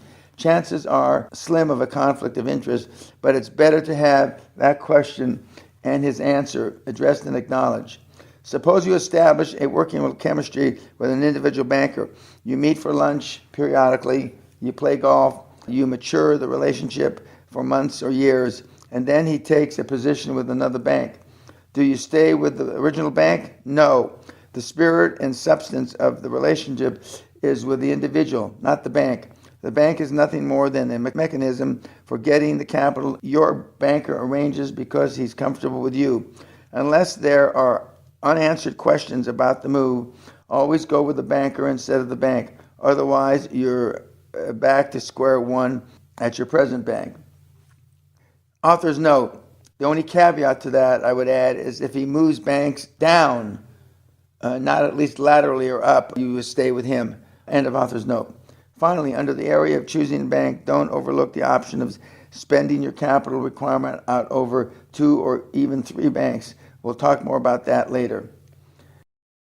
How to deal with financial institutions. Most people make 2 false assumptions about lending capital. First, that there is a finite amount of money available for an infinite list of potential borrowers. And second, bankers are your adversaries using their office to keep you from borrowing their money. If you forget everything else about dealing with bankers, remember these 2 statements. 1, there is more money out there crying to be borrowed than there are people trying to borrow it. And 2, bankers want to lend you money because that's how they put food on their table. Author's note, in recent years with such low interest rates, and I've said from Oxford University around the world, you will kick yourself in the ass 10 years from now for not taking advantage of the almost free money. There is money to fund anything if the numbers make sense. End of author's note. Their money does not produce revenue sitting in the bank. That means if they are even halfway convinced of the viability of your dream, they'll give you the benefit of the doubt. No wonder most banks, regardless of what they'd have you believe, they are laydowns, especially with the right romancing.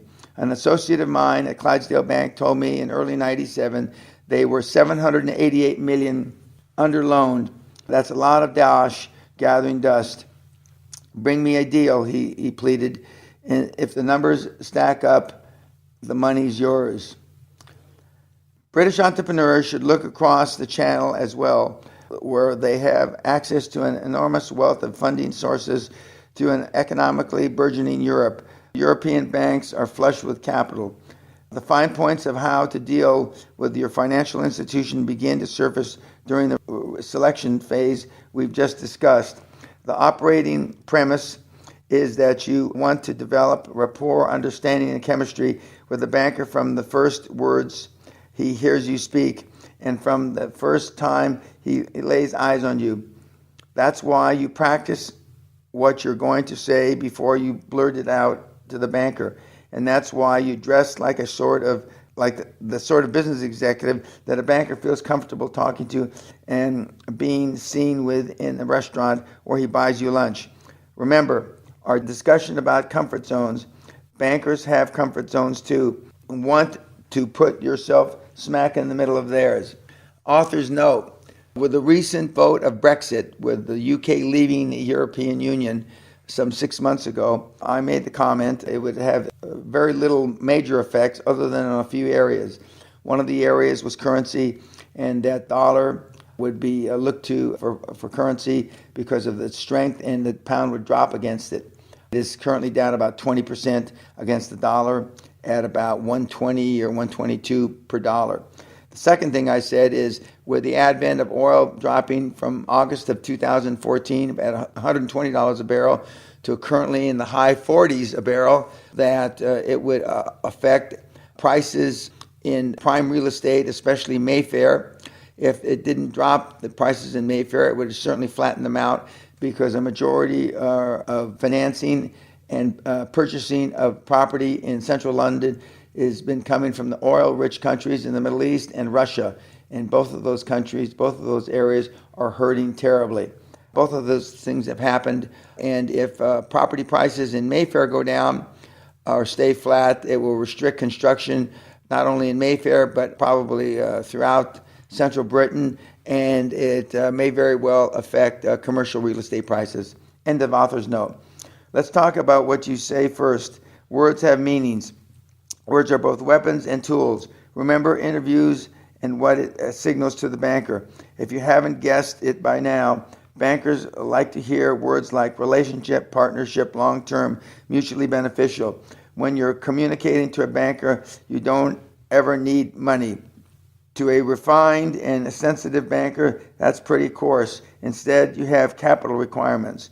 You don't call your accountant a CPA or say my chartered accountant. Everyone assumes that you have a CPA or equivalent.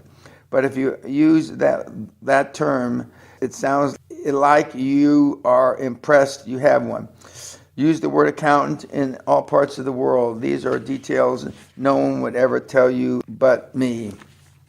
Delivery skills will come with practice. After I've been doing this a while, I made financial presentations to a large English institution that, in my estimation, went particularly well. I did charts, graphs, complete dog and pony show. One of my little techniques for strengthening my performance is the opportunity arises to ask how I could improve my presentation. After the presentation, as is common custom in England, the head of the institution walked me to the elevator. In this instance, it was Lord Baring of the old Baring Brothers Merchant Bank. I was feeling good about what I had just done, but I asked the gentleman as I pressed the elevator button, how could I improve my presentation? The doors opened and he said nothing as I stepped in. Then as the doors slid shut, just before he disappeared from view, he said, Mr. Peña, could I suggest that you develop a stutter? The lesson, of course, is that there is a fine line between a professional and a knowledgeable presentation and a slick one. But that's an advanced lesson you probably needn't be concerned with now. You live in laid-back Southern California or casual, steamy Florida, or in the rural farmland of North Cumberland, Texas, or any other place on earth, and you need financing for an acquisition in an agriculture-related industry. What do you wear to see your banker? A conservative business suit, period. I don't care if you're about to open a pig farm in Peterhead, Scotland. You show up for your banker meeting in a black, dark gray, or dark blue suit with a white shirt, a yellow or a red pattern power tie, dark socks, no kidding, lace-up shoes, and short haircut.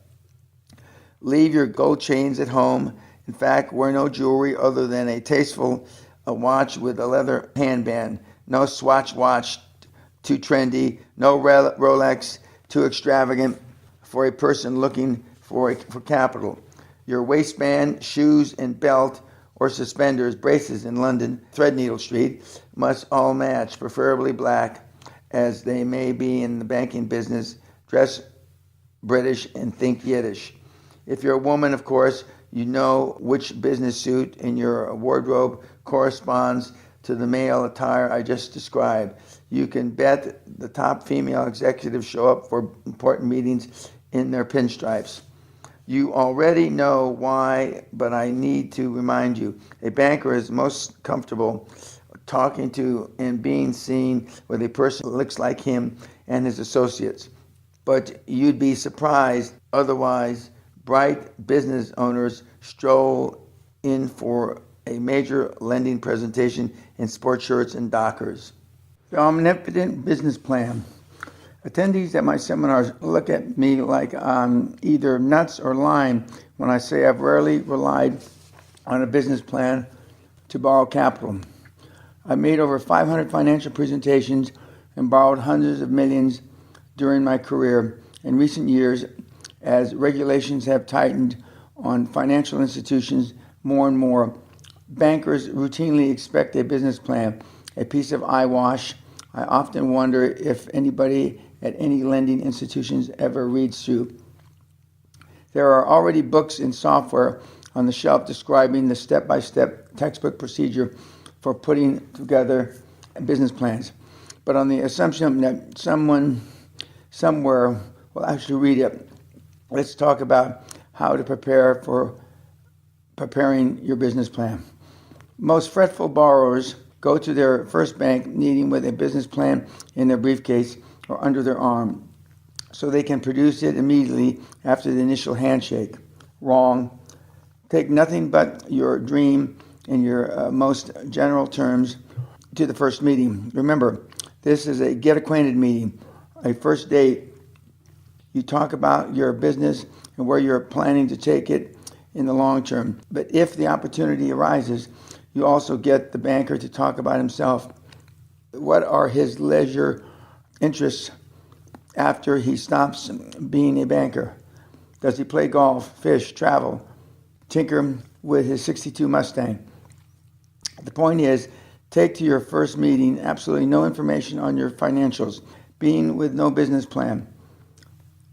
You don't want the bank to have anything at this early stage they can get a hook on and form a premature opinion. In fact, if the banker never mentions a plan, you never mention a business plan. You'd much rather get a loan he can approve right straight away. But suppose he does ask for a plan. You reply, "Well, I'm glad you asked. I prepare a plan for you. I'd like to know what type of plan you're looking for, and when the time comes to acquire growth, the minimum rates of return you require." Okay, let's stop. Banks have several ways to evaluate a deal when they lend for acquisitions. Two include cash-on-cash rate of return. This measures the revenues of a company you may want to purchase against the total equity of the company. Suppose the total equity is $1 million and that revenues or profits after interest and tax are about $330,000. This translates to a cash-on-cash rate of return of 30%. Next, payback period. This lending qualifier equates an initial investment amount with future cash flows in terms of annualized paybacks. You say you want to borrow $700,000, for example, and the bank wants payback in 4 years. But your best projections of cash returns for those 4 years, $130,000, $150,000, $180,000, and $220,000, add up to only $680,000. You need to negotiate at least a fifth-year arrangement to pay back the $700,000, or reduce the loan amount, or go find another banker. Your banker, again, startled at your ability to speak his language so fluently, tells you his bank will take, say, 11% cash on cash or a 6-year payback. Now you got ammunition for your business plan. Let's face it, the figures in any business plan are only educated guesses. The economy fluctuates, markets change, nothing is certain about business next year. So you give the bank what it wants to see by backing into a percentages they are looking for, making sure you establish a healthy margin over the minimum. That's not in any way dishonest, because since nobody can predict the future, anybody can predict the future, including you in the future of your quantum leap. Besides, my experience has been that even if all the figures don't exactly stack up, and they probably won't, you'll find financing somewhere. Remember, any deal can and will be financed somewhere by somebody if you want it done bad enough. Next, you ask the banker about the physical requirements of the business plan you'll be preparing, custom made for the eyes of the loan committee. What are they comfortable with? Have I mentioned comfort zone lately? What sort of document would they not be ashamed to pass along to associates and supervisors? Among the specifics, how many pages? They'll no doubt want charts reflecting profit and loss, projections, cash flow analysis, and pro forma balance sheets, all of the first 3 years, plus a break-even projection chart. Do you prefer bar charts or pie charts? Do they like full-color graphics? What kind of color of paper? Is the PowerPoint presentation acceptable? Do they prefer it in spiral bound or in ring binder?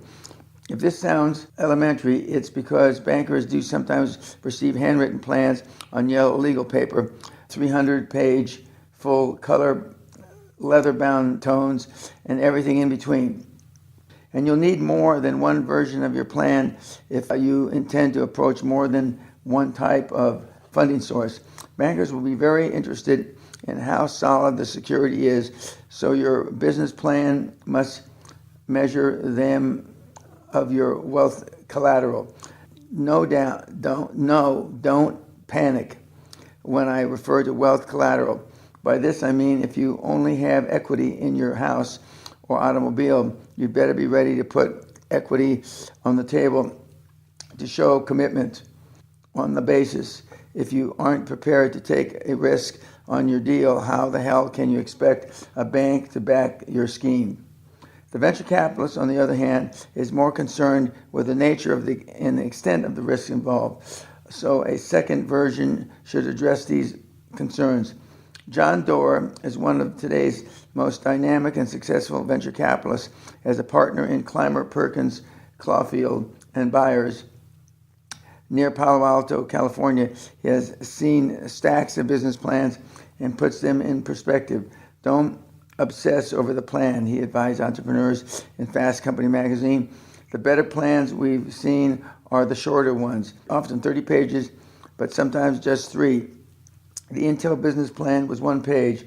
The Sun Microsystems business plan was 3 pages. What we're looking for in a plan is how the team thinks about the business.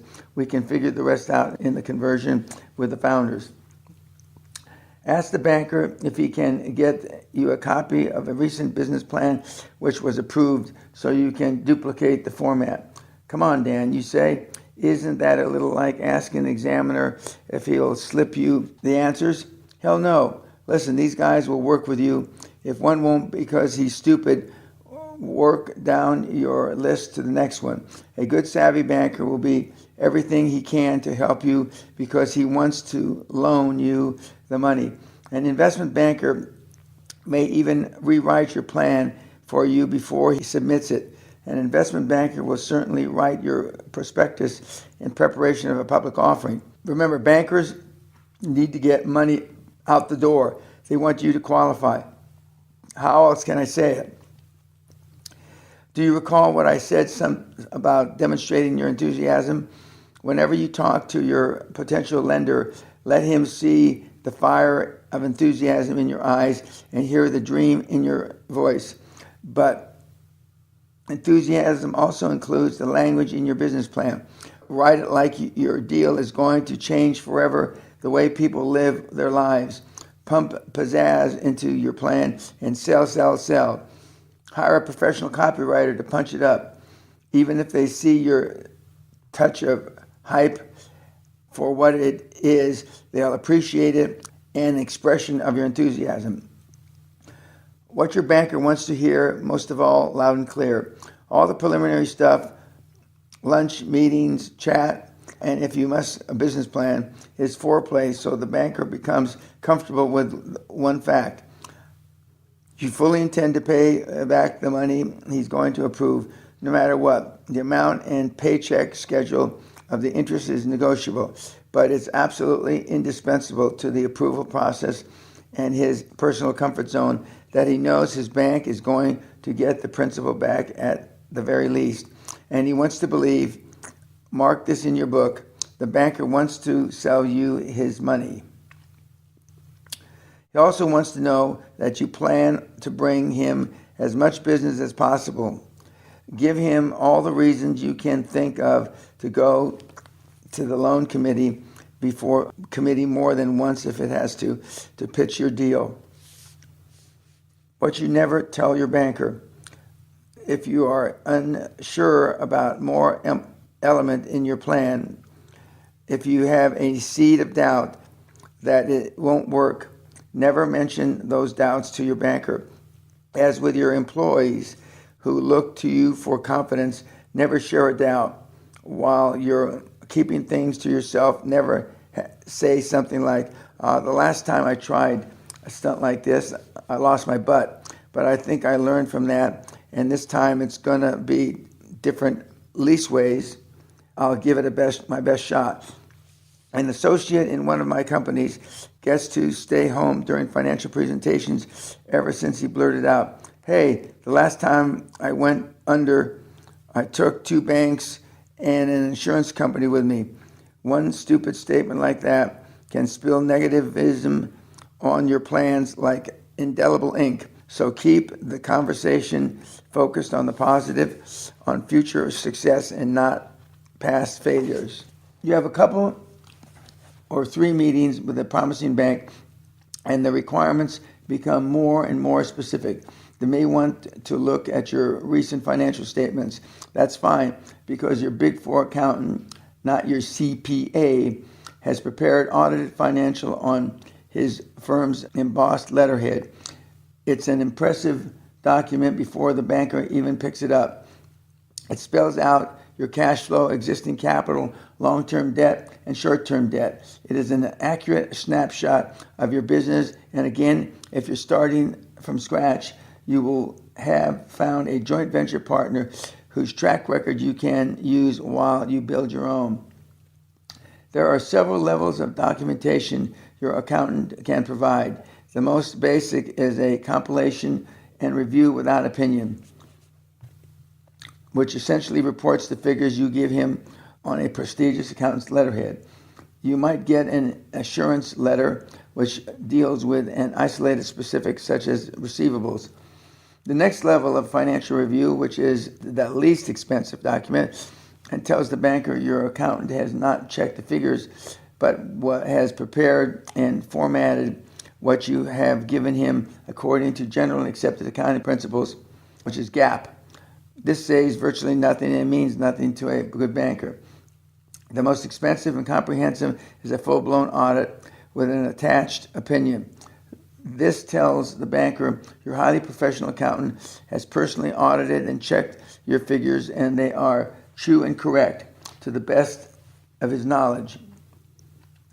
Pay the fee and take audited financials to any banker who requests financial statements. Banks will always lend more on audited numbers, and bankers will always feel more comfortable with the Big Four audit numbers. By the way, of summary, as the time approaches for the bankers you've been courting to make their decision, they'll have for their consideration any of or all of the following: your articulated enthusiasm over your project and its overwhelming chance for success, your business plan prepared, formatted, and presented exactly the way they want it, your audited financials prepared by your prestigious accounting firm, and the answers to as many questions as they can think of. But suppose they ask you a question you haven't anticipated, After all, you're not the first sparkling, hopeful entrepreneur that we've talked to. Recently, a banker pursued the names on the board of directors of one of my companies in spite of my financial credentials. I wasn't in the meeting, so he asked my associate, "Why don't you get Dan Peña to underwrite the venture?"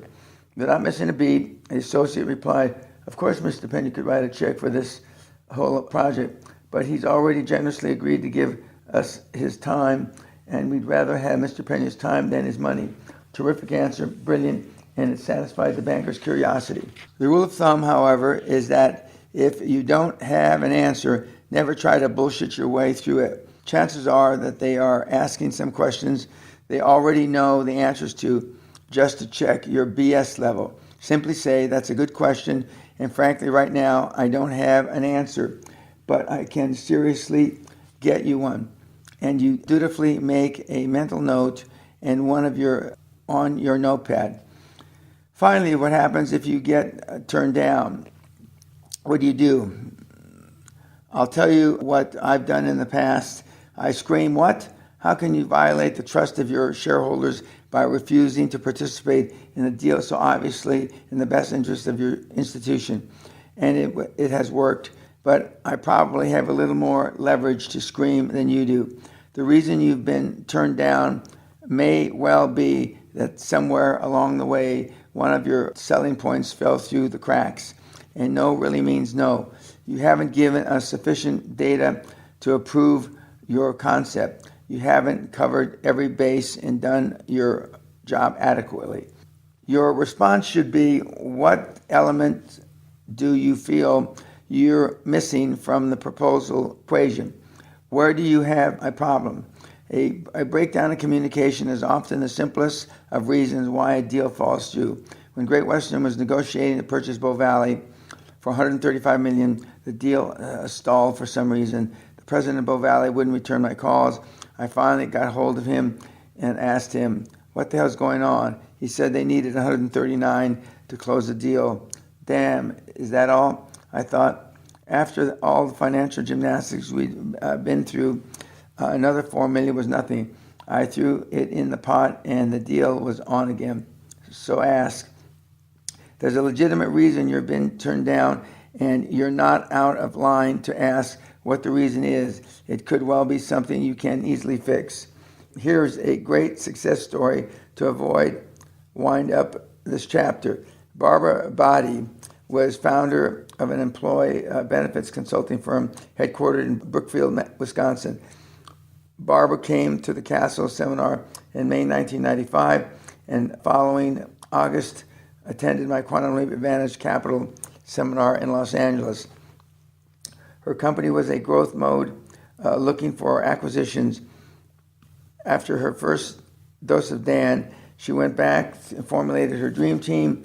Later in the year, she decided to approach a bank with which she had not previously worked to see if she could get a loan. She invited the president of the bank to come to her office to talk about the beginnings of a relationship.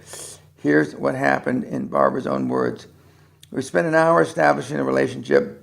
That means we talked about business generally, and the banker became comfortable in the realization that I was a knowledgeable, responsible business person with a good business. I didn't give him a business plan. I didn't give him anything. Just like Dan said, I offered the guy an opportunity to grow with us.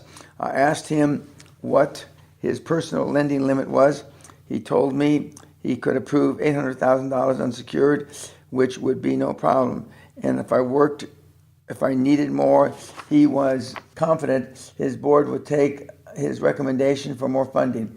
Containing my delight, I told him that $800,000 was all I needed for now. Besides, collateral was such a hassle with that paperwork. He agreed. We shook hands, and he said he'd send one of his lending officers around the next week with the papers to sign. That was it.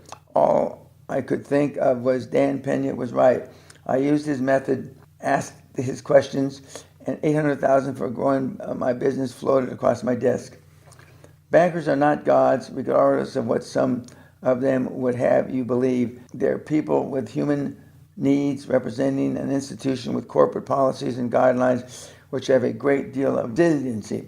Make your banker your partner, your co-conspirator in helping you realize your dream. If you're prepared, if you're knowledgeable and professional, and court your banker step by step into what promises to become a long-term mutually profitable relationship, it will suddenly seem he's working for you instead of the employer.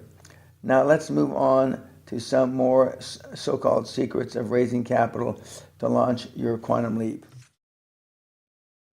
Chapter 10, more capital ideas for financing your deal. The business community offers a universe of funding sources, but not one will ever come to you. Editor's note, as I read this, Chapter 10, Dow Jones and most of the major indices around the world are making new highs. The market has continued to go up since November the 8th. In the 20 or 25 of the major industry groups, all but two are up, somewhere between 5 and 6% and as much as 30%. As I've said before, this is the beginning of the greatest transformation of wealth on the planet since World War II. End of author's note. As I write this, the nation is in the depths of the worst economic crisis since the Great Depression. Many of our largest banking institutions, unable to collect mortgage payments resulting from bad loans, have floundered or have been taken over by other banks right now because banks don't trust other banks to repay the loans to them. Lending from all sources is in jeopardy. Author's note again, when I wrote this in 2009-ish, we were in the midst of a great financial collapse. But we came out of it in the wrong way, in my opinion, by not allowing banks to go out of business. And end of author's note. Nevertheless, the borrowing strategies and tactics I set forth in this and the previous chapter are as valid as ever. I encourage you to make presentations, to present yourself to shell-shocked lenders as a confident entrepreneur determined to ride out the crisis and prosper. You may be surprised. To paraphrase Frank Sinatra, if you can make it now, you can make it anytime. After conducting keynote speeches, workshops, and quantum leap seminars on both sides of the Atlantic and Pacific, I am still amazed at the enormous gulf that exists between attendees' academic understanding of searching for capital and their emotional commitment to push that search. Over and over, I ask attendees, how many of you have made a financial presentation in the last 24 hours? Raise your hands.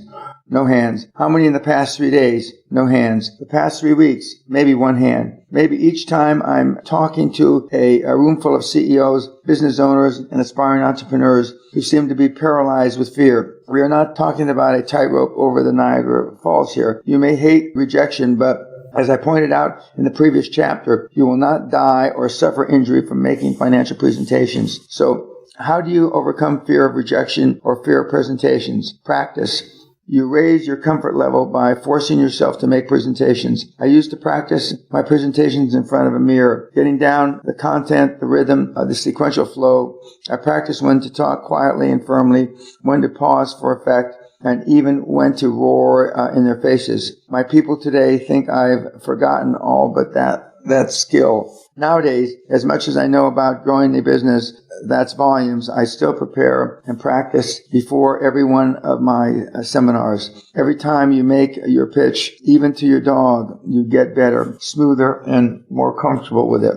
If you're still nervous, take your accountant with you. Pay somebody to go along, but you must get out and make presentations if you ever want to take a quantum leap to super success and make shitloads of big money with every equity transaction. You can't escape. You can't circumvent making presentation. Are we clear on that? I hope so. I recommend, even demand, that my proteges make 2 presentations a week. That's 2 lunches or 2 meetings with 2 bankers. After about a month, you'll get pretty comfortable with your pitch. You'll even start to vary it based on what you perceive to be the most important factors to your banker of the day. 2 pitches a week isn't that much. Some weeks, since I own significant portions in some 20 companies, I make 5 or 6 presentations. Keep in mind that 2 measly presentations is a modest pay-to-price action for a prospect of netting a small fortune through your quantum leap. For yourself through the quantum leap. So get off your dead ass, start checking out banks today, and begin making those presentations. When to begin meeting with bankers. In Chapter 9, I mentioned not waiting until you need the money by Thursday before you call a banker. That was facetious. Occasionally I'm facetious. But the fact is, a lot of business people do just that. They decide on Monday to buy out a competitor, grab a hot deal or double the size of their plant, and pick up the phone to call the bank where they have a checking account. They regard commercial lenders as a multi-million-dollar ATM machine. It doesn't work that way, kids. With banks, you start romancing in May for sex in September. During your first conversation with a prospective banker, you start positioning yourself. Say something like, in 6 to 36 months, we're going to have a funding need for somewhere in the neighborhood of X, Y, etc. dollars, quoting a figure higher than you think you'll need. Then later you mention you may need interim financing in 3 to 6 months. And after a few weeks, after 2 or 3 meetings, and maybe a round of golf, you hit them for the amount you need with your drop-dead presentation. The value of your board of directors. Bankers enjoy all the dancing around before they go to bat for you. Your banker doesn't want to be embarrassed by you not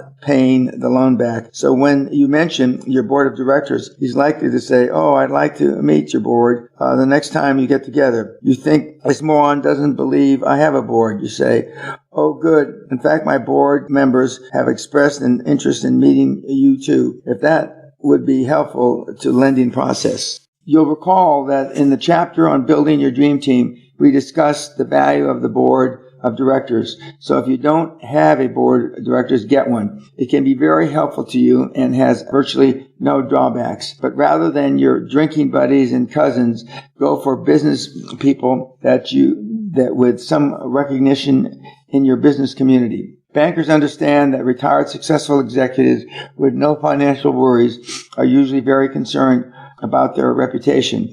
They would not be associated with the company they feel would damage the good name and they built over decades in the business community. Once again, as with a joint venture, you're borrowing their credibility to boost your own. Using your banking business as leverage. Your present bank may be your strongest possibility for a loan. It's currently the most obvious, even if all you have is a deposit relationship. You should approach them using whatever current business you may be doing as a stick. If your present bank isn't interested and another bank is cooperative, even eager for your lending business, move all your business down the street. Your bookkeeper will hate you, but who cares? Then, when you have a lending relationship established with your new bank and you're still on your honeymoon with them, begin negotiating to move your deposit business, payroll, and other miscellaneous business. Demand concessions for the inconvenience of moving everything. Begin with personal lines of credit for all your executive and managers. Request refinancing of home mortgages at the best possible rate. And of course, you'll need credit cards for yourself and for your people at the highest limits issued. In return, you may want to accept no interest on your deposits, as I did when I was starting out. And I don't mean demand deposits or CDs. Types of financing capital. Part of the expertise of raising capital is understanding what the hell your banker or a specialist in any other type of lending is talking about, especially when they discuss such often esoteric items as debt, equity, and credit. For example, long-term debt versus short-term debt. Long-term debt is debt to be repaid over a period longer than a year. Short-term debt is debt to be paid in less than a year, usually to raise operating capital to purchase inventory or equipment. Secured debt versus unsecured debt. The debt you are likely to incur at this stage of your skyrocketing career is all going to be secured by collateral. Business assets and projected cash flow, your home, automobile, other personal property, patents you may own, and any other items which, if worse comes to worse, the lender can convert into cover its loan principal. Unsecured debt is a signature loan, the bank's acknowledgement that you have proven yourself as a reliable borrower. Guarantees. I tell my seminars that the definition of a guarantor is a fool with a pen. Unfortunately, the owner of a newly forming or small company, you can't avoid getting your name on the paper to be ultimately responsible for the debt repayment. So suck up your pantyhose, sign your name, and go for it. Are you really prepared to back it yourself? This is an acid test of whether or not you believe in your own dream. Lines of credit. You absolutely need an unsecured line of credit or an overdraft in the UK or other parts of the world from a banking institution.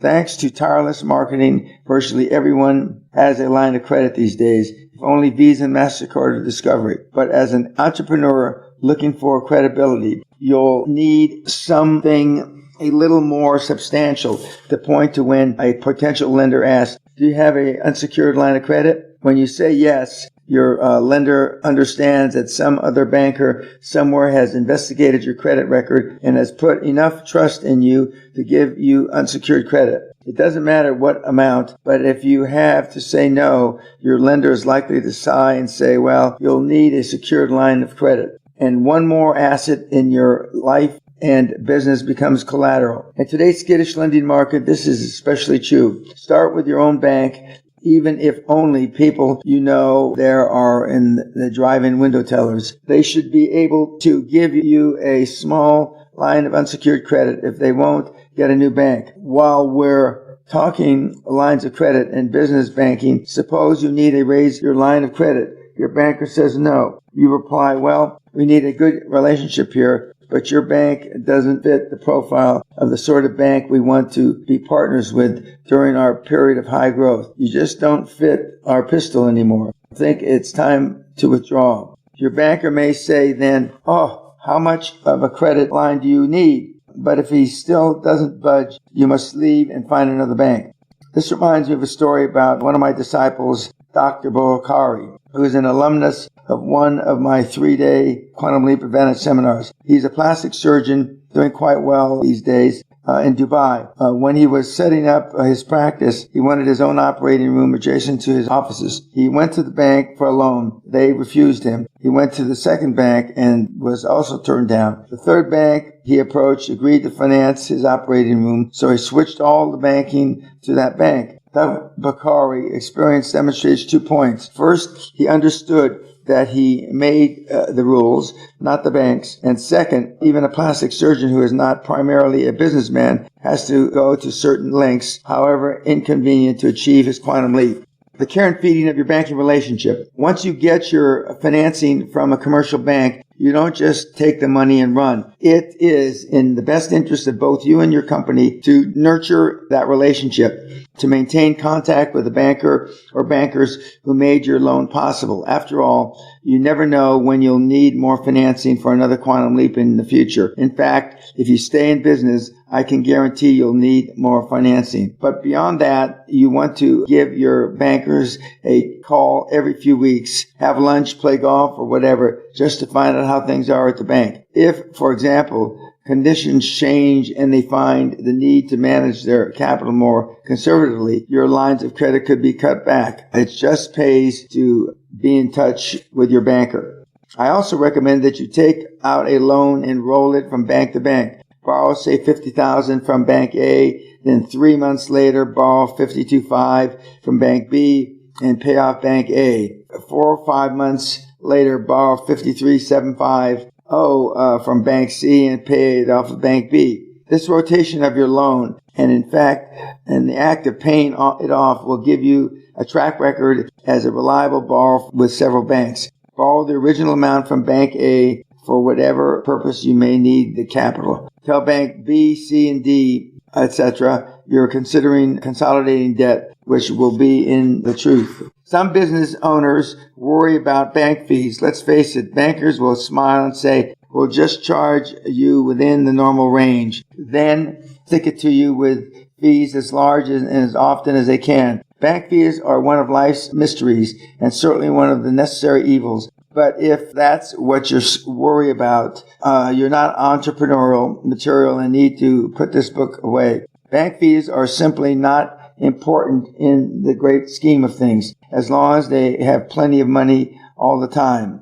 As I told my banker in the Bank of Scotland, I really don't care if I pay 1 or 3 points over LIBOR, their term for prime rate, as long as I have the money when I want it. I've said before that a deal is either hot or not. If your deal is so lukewarm or even cold that the odd percentage point is make or break, then you need to find another deal, right? Receivable financing. We've talked about asset lending and cash flow lending as two types of collateral financing. If for one reason and you can't get these or any type of financing, and as newly emerging entrepreneur, you might not try for the so-called receivable financing. This is borrowing money against the receivables your customers owe. Some banks will do receivable financing. With receivable financing, you will normally maintain the credit relationship by collecting in the receivables yourself. Receivable financing is sometimes referred to as factoring and is usually available from another third-party lender, such as finance companies, which lend you the money you need or part of it at interest rates just under what's allowed by usury laws. Most banks will not enter into factoring relationship. The advantages of factoring are the finance company becomes responsible for collecting the receivables they buy and for the bookkeeping involved. Also, banks take it into consideration that another party has contracted with you to handle collections, so they become more comfortable in partially financing your entire required amount.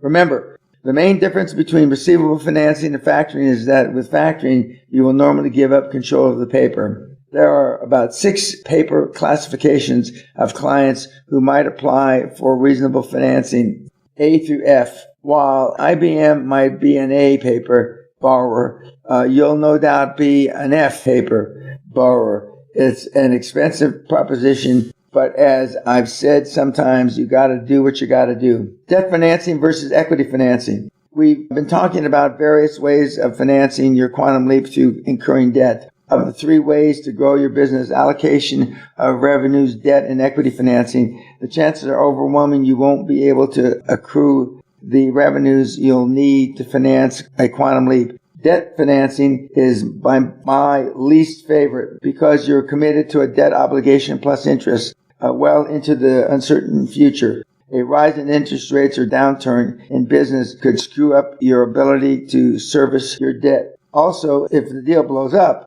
and you lose your ass, your frantic lender will want his money back even out of your flesh. I have always taken the position that equity financing is more advantageous, and that fresh other people's money is infused into your company in exchange for equity ownership. This puts those other people in the same boat you are vis-a-vis the company's survival and profitability. They buy into the share of your dream, knowing they could lose their investment. Unfortunately, depending on how you structure your equity offering, it also gives them a say in how you go about pursuing your dream. Therefore, before you dilute yourself below 50%, make sure that you're well on your way toward your quantum leap. Don't misunderstand. You will have to pay some interest on almost all forms of equity infusion, and it's often at a higher rate. When I started with Great Western, I owned 100% of the company. Then I gave Mark and Charlie each 10%. Then we sold 25%, went public on the London market in 1984, and created a 50 million market cap company. That still left me 60%, and my 2 partners with 15% ownership. During the process, to finance our acquisition of Bow Valley USA in 1986, we subsequently sold about almost 15% of our company voting shares to the Kuwaiti investment office. My own percentage dropped to less than 45%, even though KIO had put up 78% of the money. Further financial restructuring during the late 80s and early 90s ultimately reduced my portion of my own dream to just over 15%, but it was 15% of 300 million energy conglomerate, which would grow to more than 400 million in value, market capitalization, all from a small $820 investment in 1982. During those incredible years, we did equity financing whenever we could and debt financing whenever we had to. Under my leadership, every nickel of debt principal was repaid, and our shareholders made a ton of money. All in all, not a bad track record for a punk kid from East LA who has expelled from school 3 times before he was in the 3rd grade. Author's note, it was before I was in the 5th grade, not 3rd grade. End of author's note. Venture capitalists, lenders with a different agenda. Venture capitalists are professional management companies who manage high-risk funding. The capital comes from such institutions as corporate pension funds, insurance companies, and limited partnerships, and they typically concentrate on investment opportunities beginning around $500,000. Venture capitalists, myself included, will also use their own money to finance a very promising startup company with high growth potential. Although a venture capitalist fund will consider many investment instruments, it is not particularly interested in fixed income such as interest would generate. Instead, it likes to take equity positions in anticipation of taking the company public or selling out in the future. Then, through a public offering, its exit strategy, it stands to make a ton of money. The timetable for execution of their exit strategy varies, but usually between 3 and 7 years. Venture capitalists prefer to become involved in the early stages of a deal, and we are especially interested in small companies with big promise, but some venture capitalists are only interested in the second stage funding. They look for such indicators as management, proven track record. If you're just starting out, you might consider a joint venture partner and the track record venture capitalists will accept. This is the primary reason people bring me deals. Venture capitalists are more comfortable risk takers than bankers too. That's because unlike your typical vice president of commercial lending at Pussyfoot Bank and Trust, venture capitalists are likely to be successful entrepreneurs who tend to make sound decisions more quickly. For that reason, you should insist from the beginning that a venture capitalist communicate with you clearly. Venture capitalist John Doerr suggests when the first meeting is over, the entrepreneur might say, I'd like a yes or a no right now, but I understand that you will need more than one meeting. So what's your level of interest and what's the next step? Author's note, the more popular term now as opposed to venture capitalist is private equity funder. End of author's note. With so many other items on your starting up checklist, you would no doubt prefer a decisive no to a long, drawn-out maybe. Few people venture to push for that kind of action. Besides, if one venture capital group decides to pass immediately, you've got more time to discuss your courting. Believe me, a quick no is a real blessing. There are more than 150 venture capital clubs around the world where entrepreneurs can present their plans and idea to potential investors. As a typical monthly meeting, an entrepreneur may stand up and explain his need for $150,000 or $500,000 to make a quantum leap, although he probably doesn't call it that. At the same meeting, a venture capitalist may get up and say he represents a group of investors with $5 million to invest in one or several projects. These clubs present a great way for entrepreneurs and venture capitalists to chat and make contact in an informal atmosphere. The National Venture Capital Association in Arlington, Virginia, publishes a membership directory with a listing of hundreds of members, venture capitalist organizations, financiers, and individuals, including addresses and phone numbers, websites, and contact names. Association staff members can also give you information on federal regulation and the most recent legislation regarding venture capital. In the UK, get the equivalent, a free copy of the British Venture Capital Association Manual, and the Venture Capitalist Journal is available in both the UK European editions. For more information, check www.nvca.org. PricewaterhouseCoopers provides several publications on venture capital, including 3 Keys to Obtaining Venture Capital, The Price of Growth, and Charting a Course of Corporate Venture Capital. In fact, all the big 4 accounting firms publish similar information. Pratt's Guide to Private Equity and Venture Capital Sources is a valuable resource for any company seeking to raise venture funding. It is a comprehensive list of the active venture firms published annually and includes such source data as location, investment preference, contact persons, and capital pool. For the most comprehensive listing of venture capital networks and organizations and several discussions on the nature of venture capital, you can Google venture capital and spend the rest of the week getting up to speed on the fascinating topic. The internet is flush with venture capital listings. In fact, 2 of the leading associations are British and European venture capital associations. Searching for capital is more than ever a global adventure. The point is that venture capital, like bank money, is not buried in some secret vault known only to a privileged few. Information is really available from many sources, and you need not tiptoe around venture capitalists. Seek them out and sell them your deal. Give them an equal opportunity to invest in your dream. How much venture capital is available? In 2008, more than 600 active institutional venture capital firms were managing over $35 billion of capital available for investment in early expansion and late-stage growth companies. Even in today's gloomy economy, these figures continue to rise and indicate that hundreds of billions of dollars are available from venture capitalists nationwide for growing businesses, including yours. Corporate bonds, the IOUs of business. Issuing bonds or fixed income securities is yet another way for a corporation to raise capital. Bondholders received a fixed rate of interest coupon rate each year, with their original principal being paid back when the bond matures on a predetermined future date. There are a variety of bonds which a company can issue based on the nature and the structure of its business and its capital requirements. Subordinated convertible bonds or debentures. Company pays the buyer, say, 12% interest on bonds sold to a venture capital firm. Then at some time in the future, hopefully when the company takes off, the holder can exchange them for common stock or just collect the interest or redeem them for the original face amount when they mature, having collected interest along the way. In the meantime, debentures are subordinated in that they usually unsecured and are secondary or junior to bank loans made currently or even later. If the company goes belly up, the bank has first claim against the assets. Then comes the subordinated bondholder. Royalty bonds. The holder receives income from the proceeds of a royalty on a product or other specific source of income. The zero coupon bonds. This popular type of bond was created in the 80s to attract investors looking for predictable returns on their investments for retirement or a child's college education. Zero coupon bonds don't pay any interest, but they are sold at a big discount.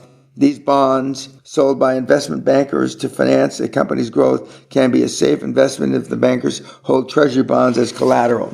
Other sources of capital. Insurance companies and pension funds often seek out investments among corporations attempting to raise long-term capital, although more typically for purchases of equipment or real estate, which can be taken as collateral. The advantages of this type of funding are usually lower interest rates and long-term maturity of loans. Angels exist. In the corporate world, they take the form of individuals or organizations such as private foundations that seek to encourage and underwrite entrepreneurial efforts which prove themselves worthy of angelic support. Private foundations such as the Ford Foundation, MacArthur Foundation are often open to funding company growth, especially firms which are active in a specific area of interest or commitment to the foundation, such as social progress, healthcare, or environmental protection. Finally, add to the list of possibilities individuals who have amassed personal wealth often put that wealth to work by underwriting carefully selected corporate growth projects. W. Clement Stone, founder of Positive Mental Attitude, is an excellent example of an angel who takes no hand in management and only asks a pro rata share of the corporate profits in return. Warren Buffett, the legendary investor, is a frequent angel, although he might argue the term per se. I recently read where if you had invested $10,000 with one of his original Buffett partnerships in 1956 and then 9 years later and reinvested in the Berkshire Hathaway stock, you'd have earned well over $100 million by 1995 and upwards of $270 million today after all fees were paid. If he isn't an angel, I don't know who. No one. Author's note. My experience in almost 50 years in the real world is that there really are no such thing as angel investors. End of author's note. Public versus private funding. Taking your company public is one of the great and all heady experiences of the free enterprise system. The day we watched Great Western shares make its debut on the London Stock Exchange was August 10th, 1984, was my 39th birthday. It is memorably engraved in my mind as an experience I hope to duplicate again in my lifetime. Going public is risky, expensive, costly in fees and other expenses, typically 10 to 20% or more of your entire offering or total capital raised, depending on where you go public. But to you as a founder who has probably made substantial investment to grow your company enough to go public, your percentage in return in relation to net worth value of the company can be incredible. A stock share might score a 10 or a 12 price to earnings ratio, which means it sells at a 10 to 12 times the company's net after-tax profit. During a small initial public offering, this ration may well skyrocket to 30 or 40 times company's earnings. At Great Western, we turned our initial investment of $60,000 option on the mineral rights to $50 million. Even today, it's hard to imagine making that much money that quickly without a mask and a gun. It triggers an adrenaline rush with emotion high that cannot be duplicated. As with any other business option, there are disadvantages to going public. All confidentiality is forfeited. Your business transaction, financial records, and even marketing method must be open to the scrutiny of the government, regulators, suppliers, stockholders, prospective stockholders, and even competitors. A public company also subjects itself to internal accountability, particularly the transactions between the company and its officers or directors. Government regulators are forever sniffing around for a conflict of interest. Inside dealing, the special favors which, if not legal, would be construed to not be in the best interest of shareholders. Another disadvantage, and a supreme irony, is that you get the financing to reach your dream, you simultaneously lose control of that dream. As in the example of Great Western Resources, during the course of the IPO and subsequent offerings, every time we made a public offering, my own share in my company was substantially reduced. Finally, what I call the dark side of choosing to go public is almost inevitable consequence that one day you'll have to leave your company, forced out by many of those you invited aboard your dream along the way.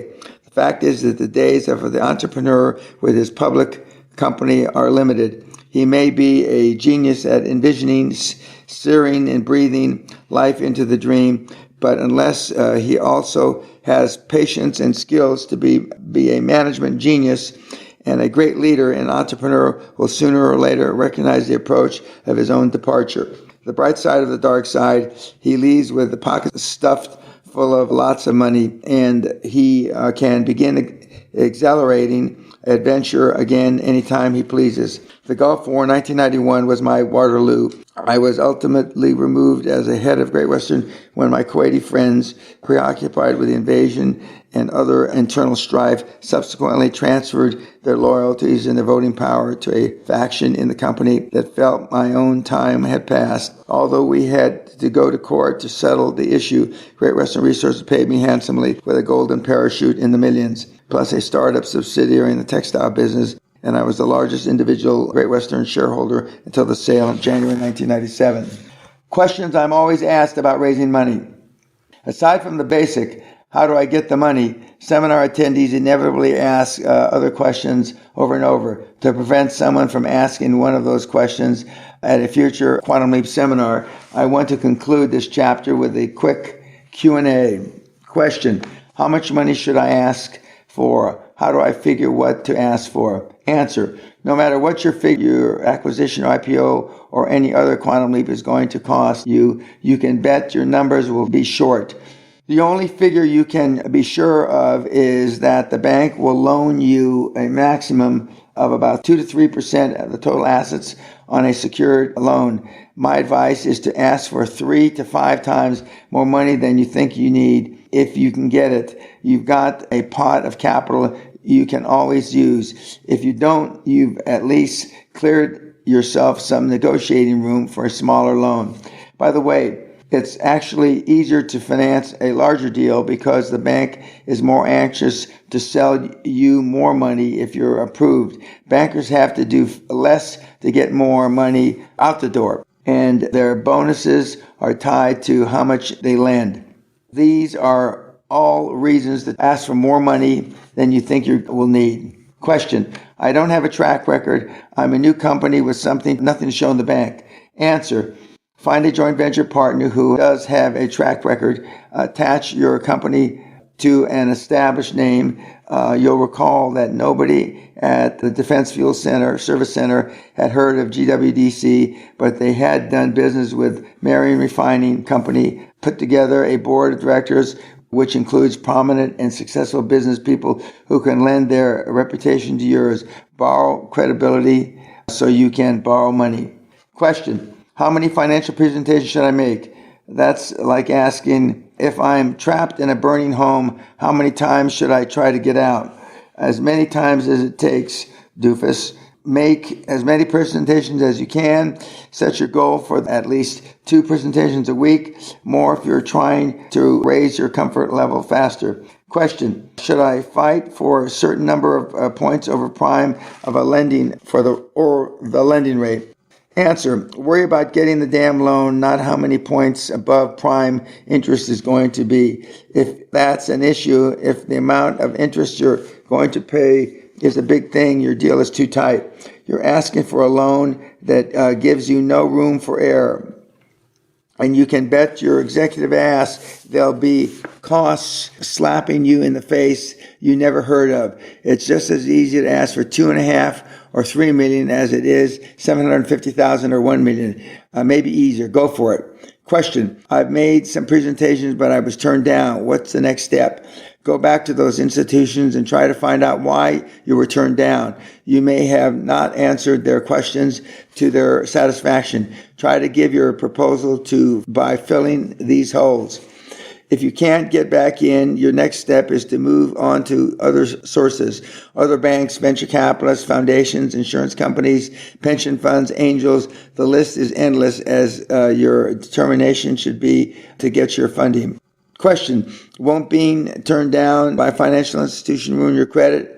Answer: no. Searching for finance does not hurt your credit. In fact, I think you must make 5 to 7 presentations before you understand what the procedure is. What hurts your credit is proving to be financially irresponsible for whatever reason with the money you do borrow. Question: when is the best time for a loan? Answer: without question, the end of the year. About 75% of all business loans are made in the final quarter of the year. And remember, like car dealers, at the end of the month, bankers are scrambling to boost their own end-of-year bonuses based on how much lending money they've pushed out the door. Stop writing checks on your emotional bank account. I'll tell my seminars, we all have 2 bank accounts, financial and emotional. As low as you think your financial bank account is, you may drain your emotional bank account even faster. Fear of failure drops the balance. Fear is false expectations appearing real, at least in your mind. My emotional bank account stays high because years of practicing my skills in uncomfortable situations have reduced my fear and anxiety level to virtually zero. As I said, I may be wrong from time to time, but I'm never in doubt. I bet you never heard of a high-performance individual whine and say, well, I don't know if we're going to make it. Failure is testing. Failure is learning. Every financial presentation you make, even if they laugh you out of the bank, which they'll never do, even if they shred your little business plan, which you probably don't need, and throw it in your miserable face, is a positive experience and no reason to debit your emotional bank account. So get moving, make those financial presentations, and make some more. You'll find somebody somewhere to lend you the money to reach your dream. Not only that, when you see Dan Peña in his seminar screaming about who is in the room of doofuses has made a presentation in the past 3 weeks, you can raise your hand. Disclaimer: I can't advise you on the details of your decisions. That's why the disclaimer in front of this book tells you to consult with your own professionals. Author's note: again, we're at the beginning, early stages of the greatest transformation of wealth since World War II. Take advantage of the Trump bump, the Trump era, and Allah and God and Buddha be with you. End of author's note. Chapter 11, Acquisitions, the Secret of Quantum Growth. For the high performer, arithmetic growth is unacceptable. Geometric growth, exponential growth, is demanded. Throughout this book, we've talked again and again about quantum growth and making your quantum leap to becoming super successful. And by the way, enormously wealthy. In this chapter, let's nail down the specifics of quantum growth and the best way I found to achieve it through acquisitions. But first, I want to discuss a minute on one of the most abused words of the current generation, Success has almost become a cliche in a world where everything is relative. The feel-good mooches in the seminar circus will assure you with a straight face that you are a success if you feel better about yourself, if you've achieved harmony. Hell, these days you can be successful if you're happy shoveling horse dung, or if you achieve contentment living under an overpass. We don't want anybody to think they're a loser, that they're basically worthless to themselves and society. In more and more elementary schools, so-called educators are banning competition sports, or at least no one keeps score. That way, no child loses and everyone wins. The precious little self-images are preserved through artificial success. What kind of preparation is that for the real world? Thanks to such inverted thinking, nowadays even failure is success. George Orwell's 1984 has come to pass on the playground. Editor's note, in this day and age, in 2017, almost the summer, this is even more prevalent than it ever was when I wrote this several years ago. Now there is no first, second, and third place. Now there is just one medal or ribbon for participation. End of editor's note. In the 90s, a snake oil artist on a seminar circuit who charged $7,000 a head for taking all your assets away so you can learn to live with nature in abject poverty. And the morons bought it. It should be illegal to be that stupid. So let's get back to reality. The only success in life, and especially in business, is that which you can quantify into measure. Otherwise, you're playing word games. I define success in terms of the most universally accepted qualifier of all, money, cash. Nobody argues with cash. Money talks and bullshit walks. If you're making quantum leaps and pulling down millions in personal wealth, and a lot of people are doing it, you are without question successful. Remember in Chapter 1, we discussed people who were uncomfortable talking about money. That's because the morons never had any to talk about. You've got to become as comfortable with lots of money as you do with success, because real success begins with real money. Let's define quantum growth by what it's not. Quantum growth is not making more sales than last year, or picking up new clients, or adding more products or stores or branch offices, or reducing costs. All of those are indicators of growth, all right. Internal growth, and more to the point, arithmetic financial growth. We've already talked about this. 1 + 1 = 2. 2 + 1 = 3. The healthiest internal growth in any business is always going to produce only gradual, long-term arithmetic growth, nothing more. Why do entrepreneurs settle for gradual, boring growth? The best that can be said for arithmetic growth is that it's better than no growth at all. And in fact, if your company is only growing arithmetically, it's probably dying. But why does an entrepreneur, an uncommon individual who once had a bold vision to build a company and worked days and nights to see this vision come to life, why does this same person now accept the humdrum growth of 4% better sales than last year, or a 2.5% higher profit margin? It is not as if the person has never known quantum skyrocketing growth. The fact is that in the beginning, the founder of a successful company did experience quantum growth, and it's exhilarating. He no doubt spiraled from zero to enormous success, maybe growth in the hundreds of thousands of dollars in the first year of business. And business was new business. All money was new money. The growth curve shot almost straight up and soared across the chart like a comet. Then inevitably the company settled into a routine. The entrepreneur became a manager and not mirrored in sales figures, group insurance and payroll. The growth curve flattened out. The comet fizzled, and once bold adventurer accepted it all as part of owning a business. After all, the other companies in his industry were doing about the same, so everyone was successful. Actually, everyone was satiated. This became part of the less than all you can be herd. Their expectations settled into average. Average, God, how I hate the word. If I continued to drill wells in Wyoming in 1984 with all the capital we got from the public offering and pumped out a respectable number of barrels of oil, our engineers had projected Great Western would have grown internally, gradually, arithmetically. Our Great Western shareholders in the UK, still clutching their prospectuses and getting their dividend checks, would have been happy as pigs in shit. Look, we made 12% on our investment. Those noisy Yanks are a bit of all right, after all.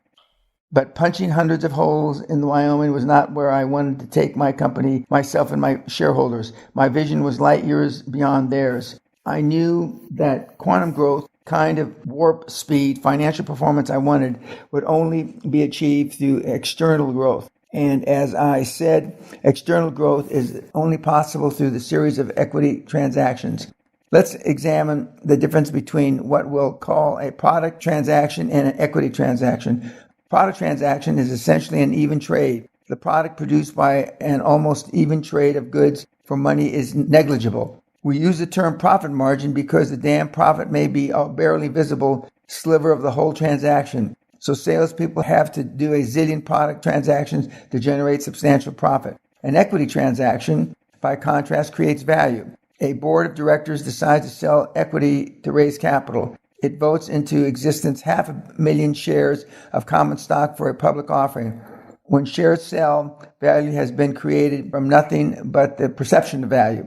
Investors, in fact, are buying not a product but a future value that may exist. It's sort of like buying thin air and paying cash up front for it. The downside, of course, is that the company cannot go on diluting its ownership indefinitely. If you're not willing to risk everything you own, don't try to buy a business. Accordingly, the equity transaction, which is a real secret of quantum growth, is acquisition. The purchase of equity assets, which enables a company to multiply the net worth geometrically so that it can be turned around and sold to generate a ton of money. The first years of new century, one of the rages among seminar gurus in the U.S. was real estate investing, which is code for buying and selling cheap residential properties or flipping houses with little or no money down. Those so inclined could buy fixer-uppers, slap on some minimal improvements, sell them to the next buyer, and make a quick profit, a few $1,000s. Then around 2004, the prices of residential real estate began to skyrocket out of sight. You remember how it was? Greedy investors, large and small, bought houses as their value ballooned beyond all reason. Banks joined in by offering subprime interest rates to buyers whose avarice outran their common sense. Then, bust.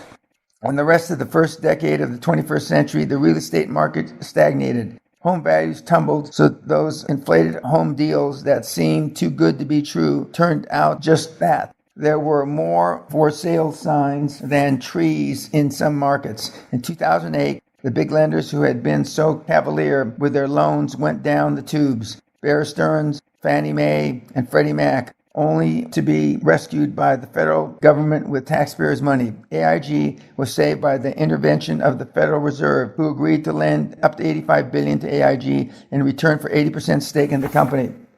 Thankfully, that was an election year, and Congress vowed financial relief for all the ignorant morons who lost their ass and their home to the landmines of subprime mortgages. But even in the best of times, these types of investments are only the beginning, not ends in themselves. Flipping houses are the poor man's equity transaction. How infinitely more lucrative is the equity transaction in which a company is acquired for, say, $5 million of other people's money, OPM, pumped and prettied up and sold for 10 or 12 million. The perils of the leap. If you're contemplating your first business transaction, you need to approach your venture knowing in advance the 3 greatest personal hazards you face. Having the will and determination to clear these hurdles, as you recall from our first 4 chapters, it is what becoming a super successful high performer is all about. Here are the 3 hazards. Number 1, the depth of personal commitment required. Your acquisition deal must take precedence over normal personal considerations. You have to make a total commitment of time and energy. Buying a business, especially the first business, is a full-time proposition. If you are trying to hold a job at the same time, you'll either have to quit the job or give up making your quantum leap through acquisition. You'll be spending days and nights refiguring, analyzing, and strategizing, and then doing it all over again. Because if you do a half-assed job of the planning and calculating, every step and every nitpicking detail, you're likely to fail. All this means no days off, no vacations, constant travel, and continuous meetings. Remember my doofus test, which put a prospective associate under pressure? When you're working on acquisition, your whole life is a doofus test. You sleep on your couch, eat at your desk, work on your bed. Your lawn goes to hell. Your friends think you're crazy, and your family stays mad at you for ignoring them, forgetting their birthdays and missing their recital. You must have commitment of support from your family. If not, you'll have to make a decision, your quantum leap or your family. I'm not fooling around here. When I hold my week-long seminars at Guthrie Castle, I stress the importance of couples attending wives or significant others because the depth of the commitment required is such that the other in the personal relationship must be a signatory to the quantum leap his or her partner is about to make. On occasion, the castle attendee has ultimately divorced his or her spouse or business partner because the other person was unwilling to make correspondence and commitment to that dream. 2, the total financial risk involved. You must be willing to make a total commitment of your financial resources, to put everything you own on the table. Sure, a lot of other people's money is available, but many sources of OPM are looking to see how willing you are to lay your resources on the line first. Mark this sentence: if you're not willing to risk everything you own now and in the uncertain future, don't try to buy a business. If you can afford to, or are unwilling to risk your savings, your home, your car, your child's education, everything you own, find another way to earn a living and file your dream under nightmares I have avoided. 3, the degree of stress you must endure.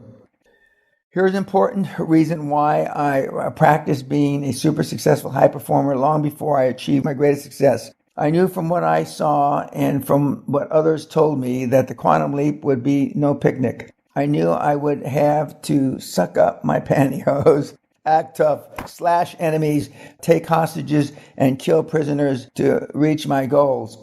I knew almost instinctively the pressure would be enormous to evocate, to compromise, to surrender. I foresaw times when, unless I practiced, I would be too wound up, too stressed out to beat up, or just too damn tired to take action in my best interest. So I practiced. I thrust myself intentionally into one uncomfortable situation after another. I led charges when others retreated. I picked fights while others prepared to surrender. And except for a few modest vices, I've kept my body and spirit in peak fighting condition for more than a half century. In Texas, where I battled with the energy giants they called Dan Twisted Steel and Panther Piss, amongst other things. Sooner or later, stress can kill most people. Stress, no doubt, contributed to the loss of my dear friend and partner, Charlie. But the fact is, life eventually kills us all. My feeling is that no blasphemy intended. Life after death isn't so important as life before death. So I live the son of a bitch, play the cards, and seize the day. Stress be damned. I give ulcers, I don't get them. If you can't handle stress, if your health is of more immediate concern than your quantum leap, move away from this terrible chasm. Once again, it isn't for everybody. How to find your first acquisition. We've discussed in detail the process of raising capital for the purpose of acquisition. But well before you arrive at the point of beginning to interview capital sources, there are several basic issues you need to clarify in your own mind.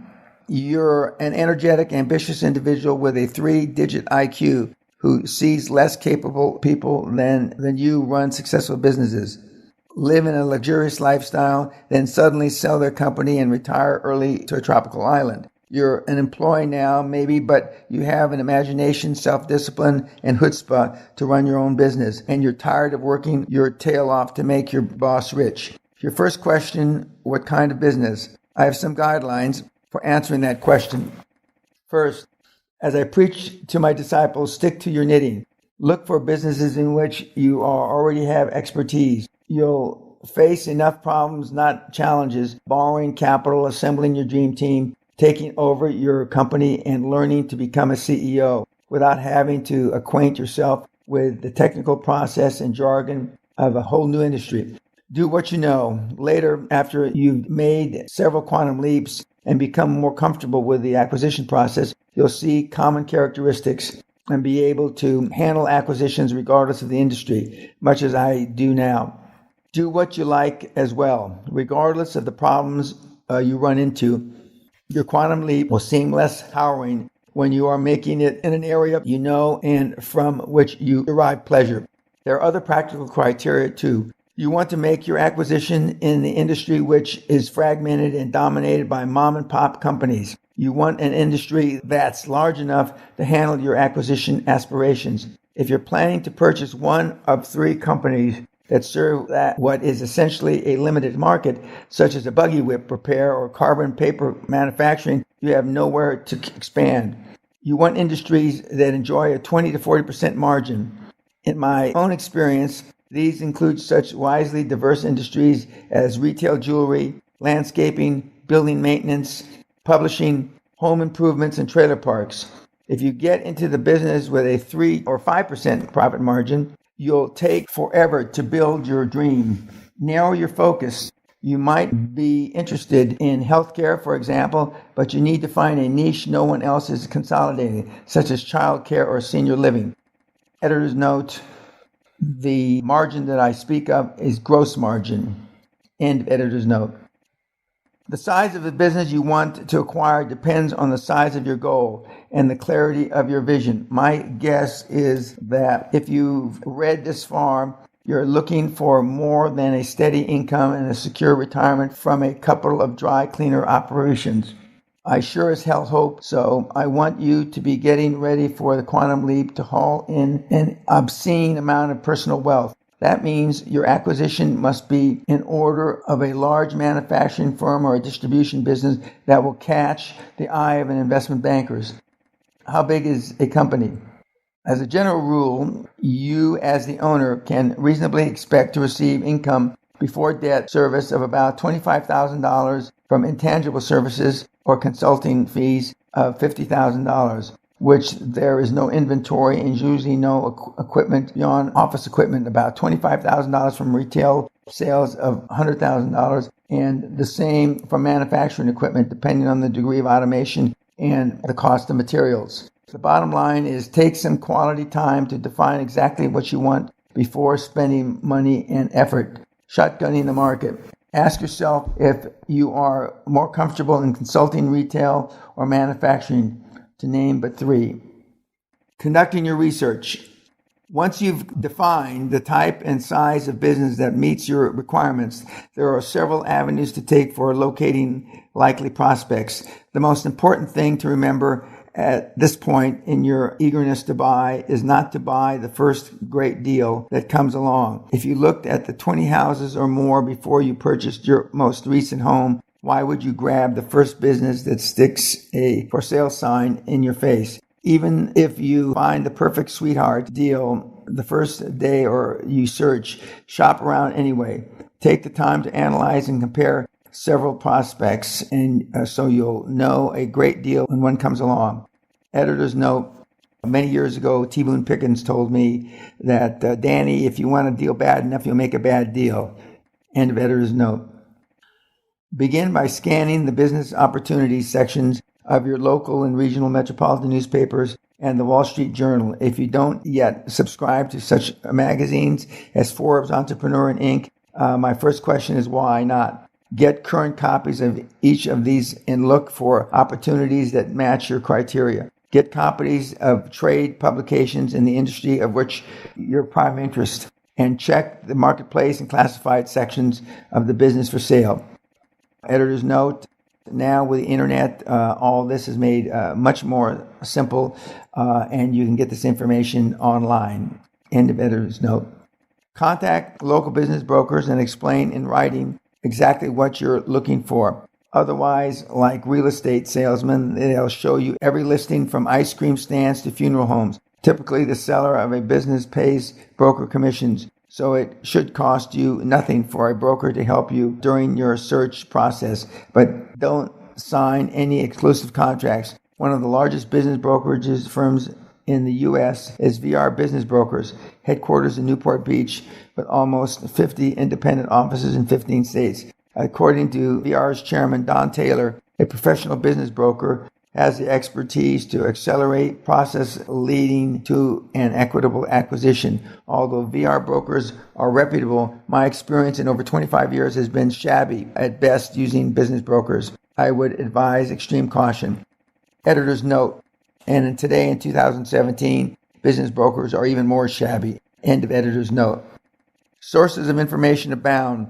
Ask your banker, your accountant, lawyer, industry supplier, wholesaler for any companies which might entertain a purchase offer. As an aside, an inside tip gives you the head start on any deal. The most direct approach is to contact a list of qualified companies directly. A lot of burned out owners are hiding in the corporate jungle, desperately wishing they could retire. You should be their salvation. In fact, you'll be amazed at how receptive so many business owners are, at least considering selling their business. My partner in tax consulting firm decided the best way to approach prospects in the industry was to cold phone call to the owner. He says that he frequently got a respective response to the effect, "Our company's not for sale. We're having a great year. When do you want to get together?" Another of my partners was an ambitious publishing entrepreneur. He sent out 240 inquiry letters to publishers he found, although through Dun & Bradstreet. The letter was intentionally vague as to the size and type of publishing companies he was looking to acquire. What it did say was that he was in the process of building a unique kind of publishing company. From the 240 inquiries, he got more than 80 responses, about 35% response rate. Of those, he qualified his pursuit list to about 50 publishing companies, which satisfied his revenue parameters and whose principals wanted to discuss selling their firm. By the way, the first question many of those who called asked was, "What do you mean by unique kind of publishing company?" A little teaser on the bait never hurts. That partner has continued to refine this simple yet powerful inquiry letter. It is so effective that I have included it in the handout of my high-ticket Doing Deals and Acquisition seminar. As an added value, I've included it here for you in Appendix M, along with other letters and outlines used successfully by my protégés and partners, all at the price of this book. Want another example? The fired-up Philadelphia airline pilot turned entrepreneur sent me a copy of the letter he has sent out under his company Impressive Letterhood to prospects in his target industry. You could literally change the industry and price range and use it yourself. The letter is reproduced here below. Mr. Winchester Healthcare Clinical Labs, Corona, California. Dear Mr. Winchester, we are interested in acquiring a medical laboratory firm located within the greater Los Angeles area with sales ranging from $2.5 to $5 million. Our preference is for a company that supplies the needs of most local physicians. However, we are flexible and will consider other opportunities. We are principals, not business brokers, with adequate capital and financing, and we're prepared to close very quickly on the right situation. If you have an interest in selling, please call us at your earliest convenience. You have our assurance that all matters will be held in strictest confidence.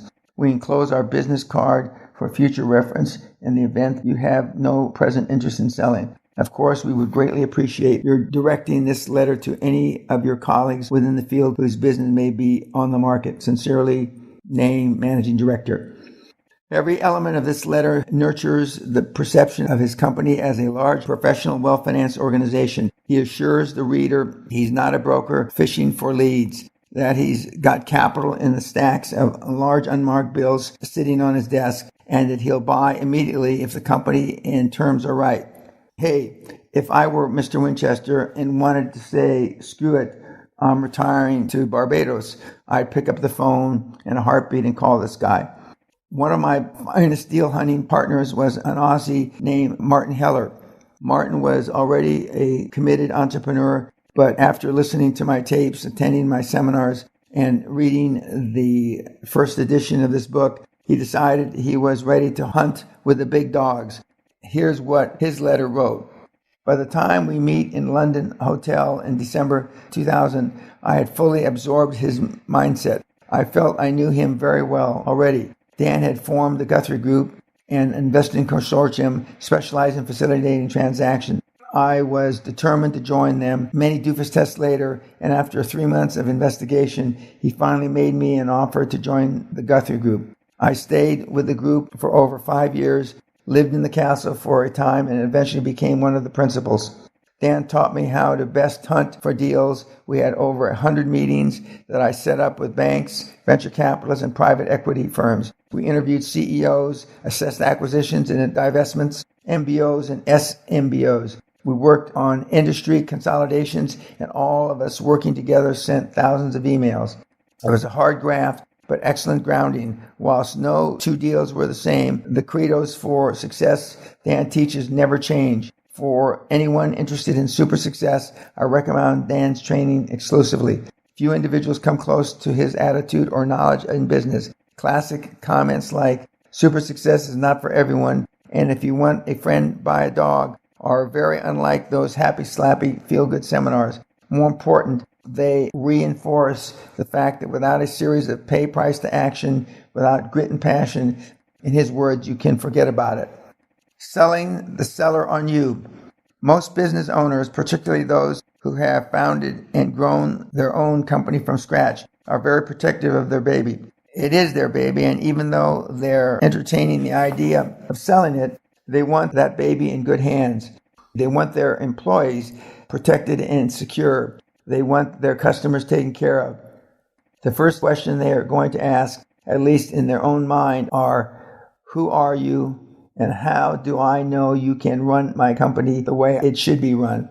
They do not want to sell it to a kamikaze pilot who's going to drive it into the ground. That's why it may be best for your lawyer or your Big Four accountant to make the initial call on your behalf to get instant credibility. Or if you prefer to make that first call and you detect those questions bubbling around, offer as reference the names and numbers of your lawyer, your accountant, and maybe one or two of your directors whose names he may recognize. Once the prospective seller has chatted with your man at Deloitte & Touche or Ernst & Young, you can bet his diligence is done. Another method that is equally good is to send a short letter which includes the profiles of your board of directors, much as you did when seeking your accounting firm. This also gives you instant credibility and should remove any hesitancy on a prospective seller's part. What if your prospect cuts to the bottom line just to see if you're serious? He says, well, I may be willing to sell. Are you willing to pay? You say something like, 3 to 8 times after-tax earnings, but of course, we have to look at the books. I probably do an acquisition audit, but we can talk about that later. You sidestep his probe with an answer that tells him that what the hell you're talking about, so don't ask any more stupid questions. Regardless of the deal you eventually hammer out, here's a key point. Make the other side part of the transaction so that his net worth increases. If he makes the deal, factor the seller into the future revenues for a specified period. Give him cash or stock, or cash and stock. Pay him a consulting salary for a specified time, but give him a spoonful of sugar. Make this departure from his company as honorable and as painless as you can. And most comforting balm you can apply is money.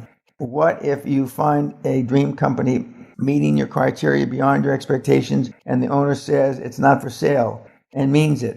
You may well move on to the next prospect, or you may employ a strategy Dan Peña uses on occasion, especially with companies that are in big trouble but are in denial vis-a-vis their real financial condition. Virtually every company in the business has debt. Your target has $300,000 of credit with $60,000 outstanding. You find out which bank is holding the paper and pay the banker a visit. You negotiate to purchase the note at a premium from the bank. Yes, you can do that because banks enjoy profit as much as you do. And then visit the reluctant prospect. You ask him nicely once more if he'd care to sell. And when he says no, but before he throws you out, you advise him that you own his note. You're calling it, and you demand immediate payment in full. Now, sir, let's talk quietly about buying your company. That's chilling, you think. Somebody could do that to me? Not if you have your lawyer draw up your own lending documents, which specifically forbids purchase by a third party. You don't have to use the bank's standard document. Most companies just do without questioning it and without reading the fine print. Editor's note, I found very rarely that a bank will allow you to write your own documents. End of editor's note.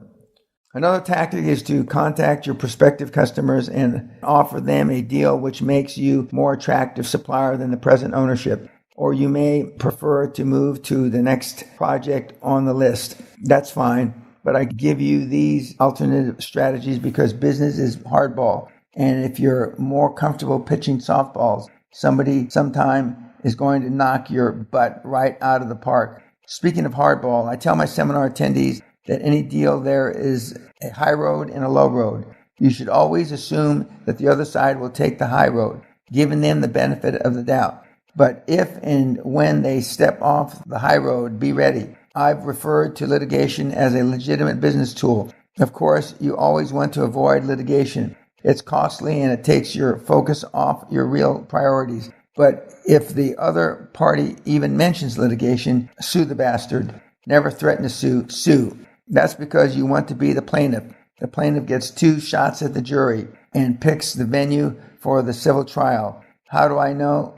Dan Peña has been involved in more than 250 lawsuits over his career, and his record is 253 in U.S. and in England. So whether they just testing your resolve or maneuvering to stick it to you, instruct your lawyer to act quickly and decisively and with sufficient force of how to have them realize their miscalculation. Then resume negotiations. Doing your pre-purchase homework. After you got some prospective acquisitions identified on the type and size of business, take a look at the profit picture of each.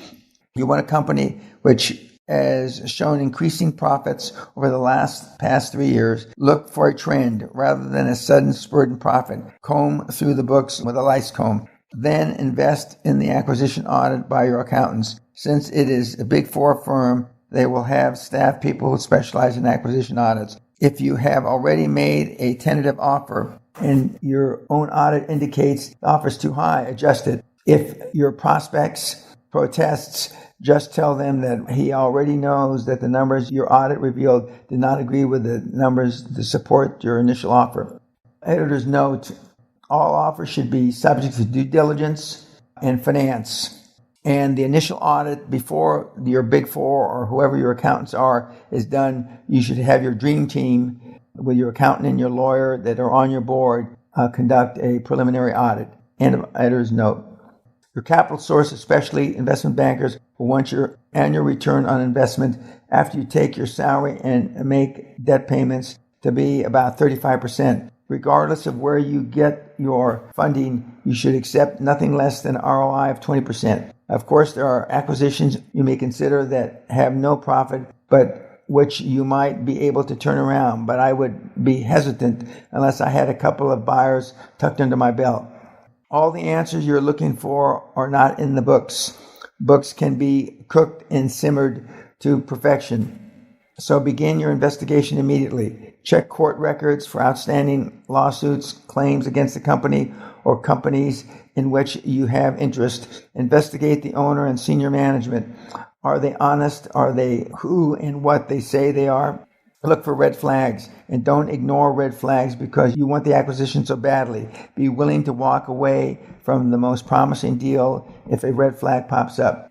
As you can see, the financial and legal considerations become complex quickly. Now you can better understand why you want the best acquisition lawyers and best accounting firm you can get. Some of your investigation is best done by you. Once you've narrowed your search to 1 or 2 companies and you've made contact with their owner, it's time to talk to the key management people. If and when the company is purchased, do they plan to stay? Or is their primary loyalty to your former owner? In instances where highly technical processes are involved in manufacturing, how do the skilled technicians feel about staying on? There are vital issues because existing customers look for continuity. The fact is, everybody wants continuity, especially you. Continuity of operations and the strength of continuity to generate increasing profits is what you're buying. A quantum leap is actually a direct leap from zero to full profit-making capacity, giving you opportunity to skip all the growing pains in between, and your ability to convince employees, suppliers, and especially customers that nothing will change after the buyout and make them believe you will do more than anything else to get your money's worth out of the new company. Unfortunately, every predatory corporation which buys out a competitor grins and says, "We have no plans to make any changes in personal or operations at this time. Besides, you may have a better vice president waiting in the wings." So the best you can do is create a perception of continuity and feed it to those who need it. Your investigation should include a lot of listening as well. When I visit a prospective acquisition, the scenario goes something like this. First, I'll have dinner with the CEO, just the two of us, no wives, husbands, or significant others. I'll listen to where he's coming from and what he's looking for. Most important, I'm trying to get to measure of the individual, and I'll soon be negotiating with. Then preferably the next morning I have breakfast with the company's chief financial officer or the equivalent. This gives me a different perspective of the same target, and I can compare what the finance man tells me against what the CEO said the night before. Afterwards, by prior arrangement, I spend the morning talking to employees from several departments, meeting with them one at a time behind closed doors. I ask them what they do, how they like working here, other questions that reveal facets of the company from the bottom up. Ideally, I have lunch with a partner in the company or some other key executive as I continue to build my picture of the company. Finally, I try to invite the marketing and sales people, always a gregarious bunch, out for a few drinks after work. On me, of course. After a few rounds, we're all asshole buddies, and they do what drunken employees do best, bitch about the company. This is invariably the most instructive meeting of all. You want to acquire a company with a broad customer base. The last thing you need after you sit down in your new corner office is to get a call from the customer who represents 40% of your billings say, "We've decided to move our business down the street." The largest customer of any company you consider should account for no more than 15% of the total billings. Part of your preparatory work should even include a chat with the largest 4 or 5 customers to see how they feel about dealing with a new owner. If less than 20 or 30 are involved, you may want to see them all.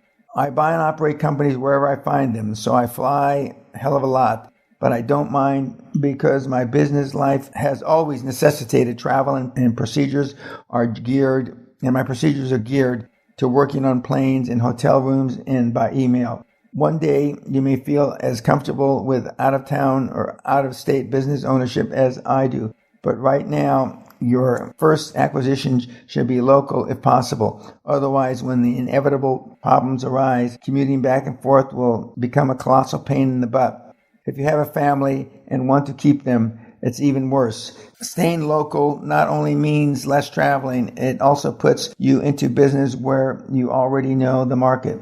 You may already know some of the customers and where you're established in the business community. Finding the best acquisition target is not easy unless you happen to know somebody who knows somebody trying to sell exactly what you want to buy, or beginner's luck turns up a gem. You can expect your acquisition search to take 6 months or more. Even if you find your dream company the second day, you still need to validate it by looking for a lot of other companies. This process is important because you eliminate half of your problems when you select and go after the qualified target. But remember, the deal is either hot or it's not. Period. You still have to investigate even the hottest deal. When you're satisfied with your investigations and the deal looks good on paper and feels hot, it's time to tie up and move to closure. I use the letter of intent, which spells out the specifics and gives me an option to buy at a certain price. My letter of intent concludes with a sense of urgency saying, in effect, please let us know as soon as possible or by such and such a date. If you do not intend to act, we can move on to our next choice. I don't use contracts because a letter of intent is just as effective and less intimidating to the prospect. At the same time, I have begun the search for my funding since I intend always to use other people's money. Let's buy a hypothetical company. We'll call it Rufus Electronics. My acquisition audit tells me this company is worth $10 million. I tell Mr. Rufus, who is looking forward to retirement, that I can pay him $9 million cash. After some requisite hesitation, he accepts my offer. Now all I need is $9 million, but I have it all worked out. Rufus Electronics has shown a fairly steady 3-year cash flow of almost $90,000 a month. That figure supports $60,000 per month debt based on the Peña rule of thumb that cash flow should be about 1.5 times debt service. Since current cash flow determines debt level, my banker has determined Rufus Electronics can support roughly $720,000 annual debt service. At 10% of total debt, this figure in turn supports approximately $7 million of non-equity loan. And as always, to preclude escalating debt service, I try to borrow at a fixed rate. A good rule to remember is that the cash flow will not service the debt. You're paying too much. Of course, there are exceptions. A company that is losing money, but I really want to purchase Rufus Electronics and to demonstrate how to make the purchase without using my own money. So I'll need $2 million to cover the shortfall. What are my options? 1. Old man Rufus takes back $2 million in paper, a promissory note to pay him in monthly installments for a predetermined number of years. 2. I generously make Mr. Rufus part of the dream team with 12 or 15 or even 19% of the company still his based on my accountant's recommendation. I give him an office and an emeritus title and the reassurance that when I sell his former company, he shares in the profit, which might be even more than the paltry $2 million. This option is especially attractive for the Rufus Mooch heirs. 3. I find an equity player, a venture capitalist, who I'll give $2 million in return for maybe 30 or 40% of the company. In fact, the capital needed might be $2.2 million or $2.4 million to cover all the fees and professional expenses, and in many instances, a coupon at some fixed rate will have to be paid on the equity portion of the purchase. Obviously, cash flow will have to cover the debt service. 4. I locate another lender who'll take assets as collateral with cash flow as a secondary collateral. By the way, since I run my figures so cleverly, my bank loan is actually $7.2 million, and I have $200,000 slush to pay with, or even better, to distribute as bonuses to my employees who, in the sudden burst of love and loyalty for me, will forget all about the years that they devoted to the old man Rufus. The point of all this is there are many ways and combinations to secure OPM. You just have to keep probing the financial market until you find the right combination. But trust me, the money's out there. Sometimes, however, in spite of your most adroit deal-making skills, a promising acquisition negotiation begins to unravel. Most people then try to fix the deal. It's a natural urge to say, hey, we've spent too much time on this to let it go fall through now. Or maybe you hang on because you don't want to admit you've made a mistake. The time and expenses you've invested to that point is nothing compared to what you're likely to lose with a patched up, compromised deal that closes on crutches. Step back and give yourself the clarity and courage to cut your losses and move on to the next deal. And there will be a next deal. The second acquisition, not a carbon copy. Let's assume the best. You found the perfect company for your first acquisition. You located financing. You maintain continuity. And this morning, sometime later, you woke up with the acquisition fever. If you're like most budding high performers, the fever is really an outgrowth of your realization that you'll never achieve another quantum leap out of your present company until the day you sell it. Until you make an equity transaction, profits are inching up, revenues are steady, sales are up from the last year, and you're bored. Before mold forms on your elbows, it's time for more quantum growth. A few years ago, this exact scenario was being played out in the business life of a close friend and protege of mine, Casey Stevenson. Casey, who passed away in 2008, was an energetic, ambitious guy from Hanford, California, near Fresno. He owned his own jewelry store by the time he was 21. After a couple of years, he had been there, done that in jewelry sales and wanted more. He tried to grow his company by opening new locations, but he was just working harder, doing the same thing, perpetuating his job at the same level. Casey attended my seminar in May 1993 and heard me talk about quantum growth through acquisitions. I was overwhelmed, he told me later. The idea would work, but how could I use it? He targeted the acquisition of a jewelry store 2.5 times the size of his own. Everybody thought he was crazy. The owner didn't want to sell. He didn't even care for Casey as an individual. Casey remembered that Dan Peña says, no means yes. So he approached the company's largest jewelry store acquisition company, and they tried getting behind his back to buy it for themselves. Casey wanted the store, so he finally made the owner an offer he couldn't refuse. In addition to the purchase price, the guy would receive 50% of the full profits during the first 90 days after the acquisition, when they would liquidate the assets. He made the seller a generous part of the transaction, soothed his pride with money, and the deal went through. Casey later wrote, in the following the same steps Dan Peña did when he was acquiring multi-million-dollar companies, I was able to purchase the oldest jewelry store in the state of California in just 3 months after attending Dan's seminar, battling against the biggest jewelry store acquisition company in the U.S., and without using any of my own money or taking on debt.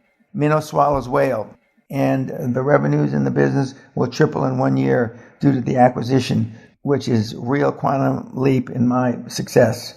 As you consider a second acquisition, there are some rules of thumb to consider. Your first acquisition should have established or continued a profitable track record, but that's not mandatory. If your first company is struggling for a breath, a second company won't pump life back into it automatically.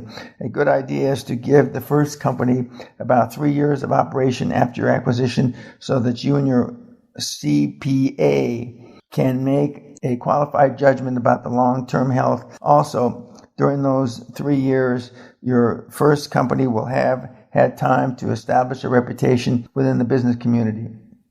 Editor's note: CPA is sarcastically talking about in the UK chartered accountant. End of editor's note.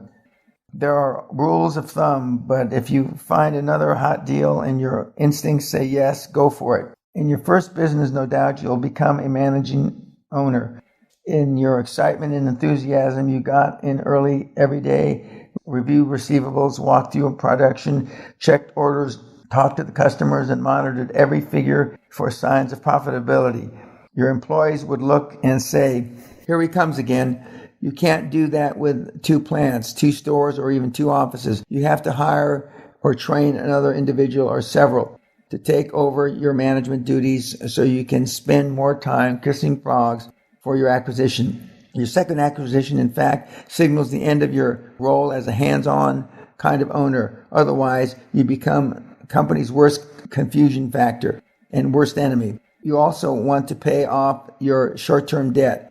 You're going to need plenty of short-term cash during the second acquisition, and this time it should come from revenues of the first acquisition, not your own wallet. So pay down the operating line and do it all over again.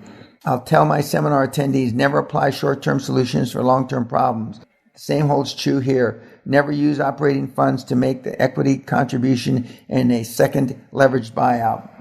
Don't use short-term borrowing to make long-term purchase. Look for a second company that complements the operation of your first. Stick to your knitting. Part 2. At Great Western, we stayed in the energy business, expanding only from oil and gas to coal, construction pipeline, and drilling and marketing. Our acquisitions were energy support companies so that we were vertically integrating our organization in an area in which we were already familiar. Casey Stevenson, the jeweler, stuck with what he knew. A few years ago, Time Warner, already a communications giant, targeted Turner Broadcasting Systems, and putting a very complex deal very simply. Disney sought outlets for its entertainment products by purchasing Capital Cities ABC. You will have learned volumes from your first acquisition, which you can apply to your second. At the same time, you'll be regarded in a different light by bankers, lawyers, owners, and potential acquisition targets. Your first time around, you were regarded as a novice and given slack and consideration for your lack of experience. This time, you may be regarded as a greedy capitalist reaching out to grab other men's dreams to extend your own. You may be met with suspicion, and every word you say or write will be examined for content and implied meaning. Your best defense is calm reassurance of your intent and the determination to remain fair to all parties. Once you're done a successful acquisition or two, an amazing thing will occur. Deals will start to seek you out. Accountants, lawyers, owners, and brokers will bring you deals because you're a proven player. The acquisition of a company, its development and improvement as a player in the marketplace, and its inevitable sale for millions in profit. That process has been, for me, the most exciting part of my career, and certainly the most profitable. I'm a committed frog kisser. I hunt for acquisition deals every day. I solicit deal proposals for consideration from those who attend my seminars. I'm always ready to participate in any deal which will help an enterprising individual make more money than he or she ever dreamed possible, and naturally make a bundle for myself. I encourage you to think beyond cost reduction and more sales. Adjust your thinking and your vision just 10% and look past day-to-day business banalities toward the chasm beyond. Go for your quantum leap with your acquisition of a company, just waiting for your level of commitment and caliber of expertise. As Casey Stevenson said on the heels of his success, now I look at everything differently. I'm able to see opportunities, and there are lots of them around. I've got so many things coming at me now. People in the industry are calling me to buy their stores. It's phenomenal.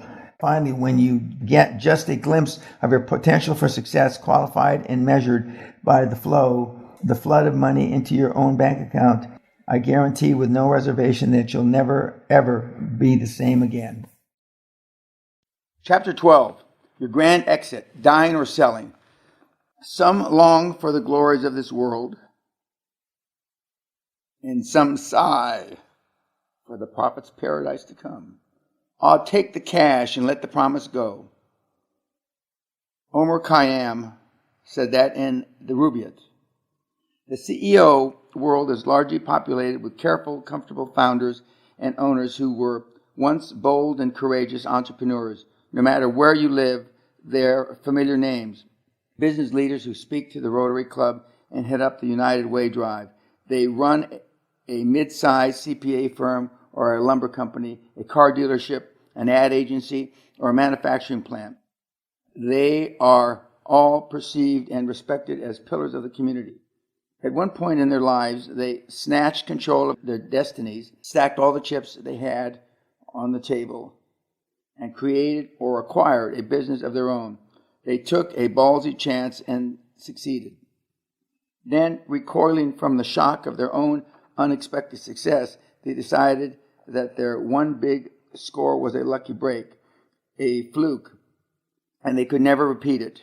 So they took up a safe defensive posture to protect what they had miraculously achieved. They dug in and frittered away the rest of their career, trying not to lose what they had achieved. Today, years or even decades later, they're still dug in, basking in the respectable mediocrity. Their names are on the letterhead, their portraits are in the lobby, and their stupid sons are in the vice president's offices down the hall waiting for them to die. I've come out of retirement again and committed myself to saving as many energetic, determined entrepreneurs as I can from the fate I've just described. If I kick you around and hold your attention long enough to inspire your first quantum leap, I'll be damned if I'm going to let you do it once, then quiver behind your desk for the rest of your career. The truly successful high performer understands that the strategies and skills which he marshaled to generate the first quantum leap can be called upon to repeat that success over and over. That's why he doesn't hang on his first venture like some sort of corporate teddy bear. He's secure enough in all his abilities to build it up, then sell it off for a bundle and start the process over again. You as a progressing or even entry-level entrepreneur can make a quantum leap, hold on to your company, and sit on your assets the rest of your life. Or you can keep your dream humming along for a few years, improve profitability, then dress it up and unload it for a substantial profit. Succinctly put, unless you're thrown out by your own shareholders, you have two exit strategies options: die or sell. Author's note: having been thrown out of more than one company myself as a founder, I relate to this section extremely well. End of author's note. I can't help you prepare for the first option. Fortunately, I've never used that strategy nor taught anyone who did. I'm far more familiar with the latter, selling, and I can give you some pointers on how to puff up the hog, ready for the fair, and get it ready to bring you top dollar. Owners sell their companies for several reasons. Some are simply ready to retire, take the cash and enjoy a more leisurely life. Others want an injection of capital to continue to grow their company, or an affiliation with a larger company with greater distribution, marketing, and manufacturing resources. The best reason I can think of to sell a company is to free up assets and turn equity into cash, lots of cash. Selling is a natural end of a cycle that began when you decided years ago to begin or acquire your first company and make your quantum leap. If you're young and energetic enough, and most of us are, you can take part of your newly liquefied asset or the leverage it provides and acquire a second or even a third company and start the process over again. One thing I learned quickly: making an enormous amount of money suddenly from a single transaction is habit forming, absolutely erotic. And you're 18 again and you can't get enough. The more you do it, the more you want to. Author's note: having just had my 72nd birthday and working with approximately 100 mentees yearly, which are a result of my 4 to 6 seminars a year, I can tell you that the kids, once they've tasted the quantum leap, can't get enough. End of author's note. Pay yourself first. Before we get into the specifics of implementing your exit strategy, let's talk about paying yourself and your people. A company owner whose aim is to grow the company arithmetically will characteristically plow profits back into the company to strengthen its financial profile, to purchase new equipment or expand however necessary. I can't emphasize enough that you, as a company owner, need to pull money out of the company to pay yourself so you can begin to enjoy the lifestyle that you and your family have earned. Many owners feel guilty about rewarding themselves, as if they're betraying the company. The mentality is fine if you never intend to sell, but if you plan to sell, as I hope you do, you'll feel less obligated to squeeze every penny out of the deal if you've been paying yourself all along. While you are paying people, never forget the employees who have made your company successful enough to become a marketable item. Your employees may love you for your charismatic leadership, but trust me, they're in it for the money. If they do everything you tell them to, everything they feel is expected of them, they don't care if the business is temporarily lousy, they expect you to reciprocate. They need a bonus now and then, especially at Christmas or end of year, which confirms their value to the company. So take money out and put it aside for you and your employees so you can pay several deserved bonuses in all business conditions and cycles. When you borrow money, borrow enough to tuck away for the employees' bonuses. Don't make yourself wait, and don't make your people wait for the rewards they deserve. The cliche is true. Take care of your people and they will take care of you. How much is the company worth?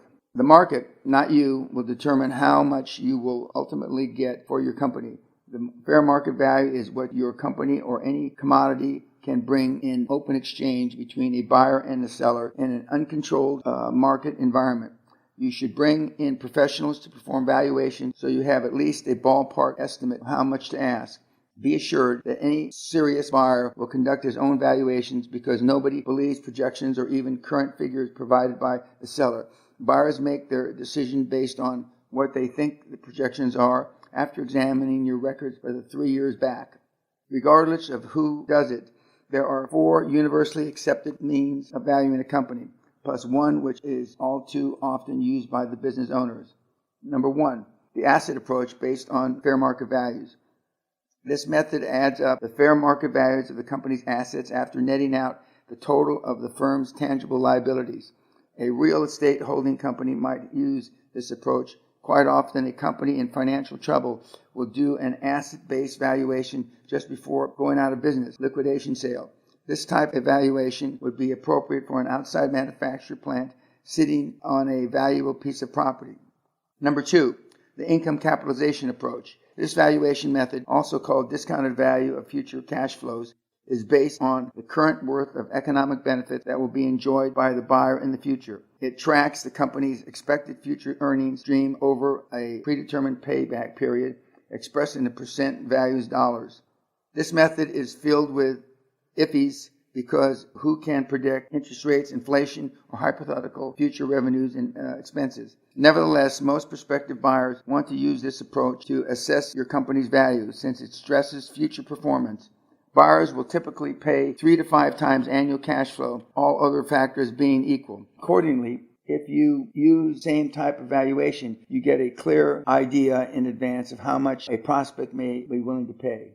Number 3, the market comparison approach. This method is similar to that used in the real estate market, comparing the financial performance and ratios of similar companies, i.e., return on assets, debt-to-equity ratios, return on sales ratios, return on equity, and price and earnings PE.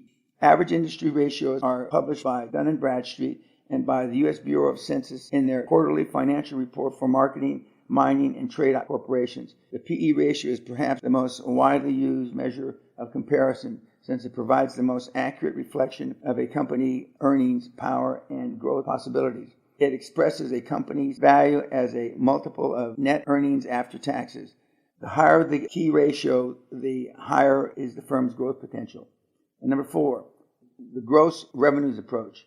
This method is for companies like the ones I like to run, the gush torrents of income and matching expenses with few, if any, retained earnings. In most cases, they have a few assets and a little capital investment. Examples of these are consulting firms, retail companies, radio stations, employment agencies, dealerships, professional service businesses, and public relations and advertising agencies.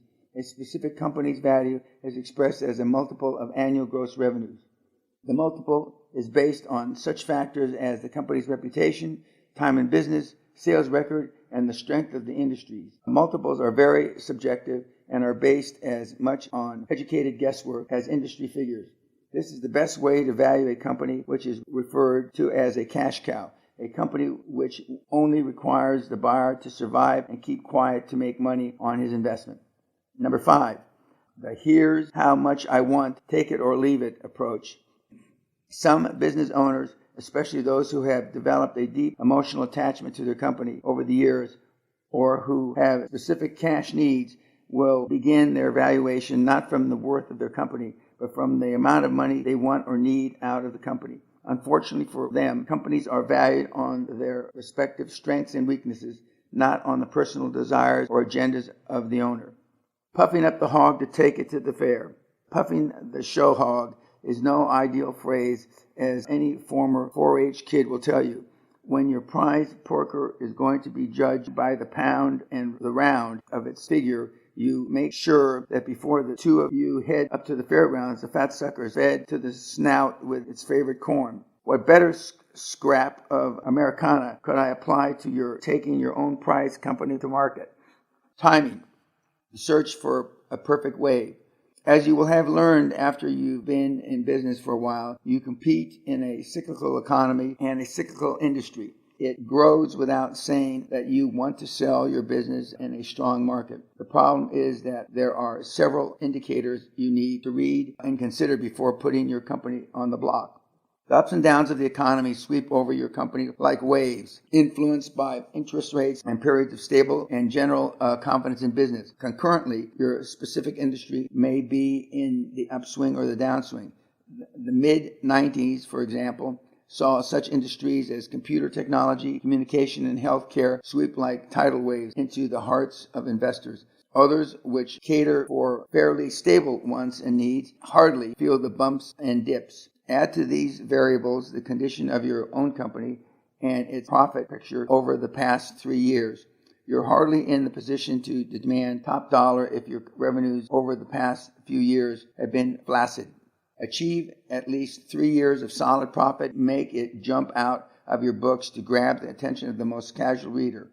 You're likely never to ride the crest of all three of these waves in the same time. Nevertheless, you need to monitor them, the economy, the industry, your company, so that you can at least aim for the seller's market when you decide to sell. If your overall plan calls for you to sell in 5 to 10 years, you'll track through several cycles of change before you finally sell.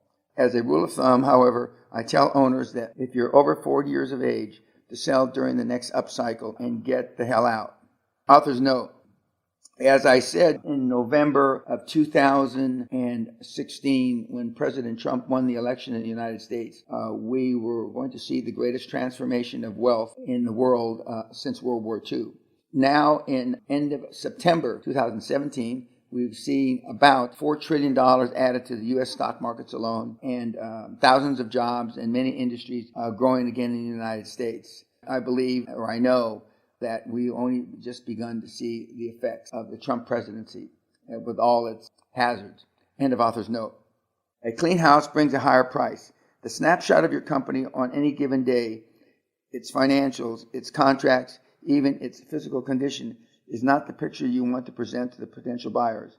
When a potential buyer strolls through your premises, the most insignificant images stick in the mind. The receptionist greeting, the clutter in the stockroom, the dirty carpets, the crowd in the lounge, the wards on the walls, the demeanor and the noise level of the employees. Remember, whether a person is buying a car, a house, or a business, much of the decision is emotionally based. Above and beyond the financials, buyers feel whether a company is right or not, just as you, the seller, can feel whether a buyer is the kind of individual or conglomerate you want to sell your hard-earned company to.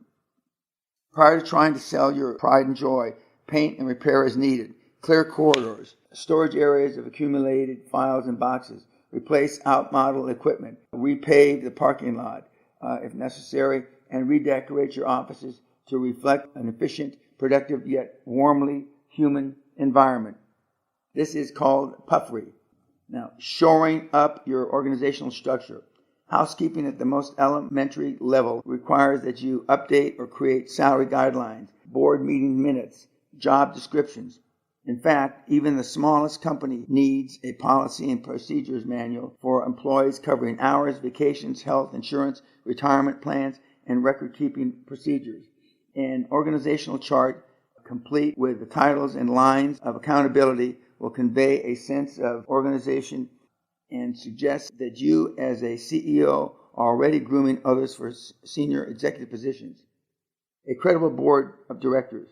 Another preparatory step is one we've discussed relating to establishing your company in the financial community, that of assembling a distinguished board of directors. In some part of the world, these are called advisory boards.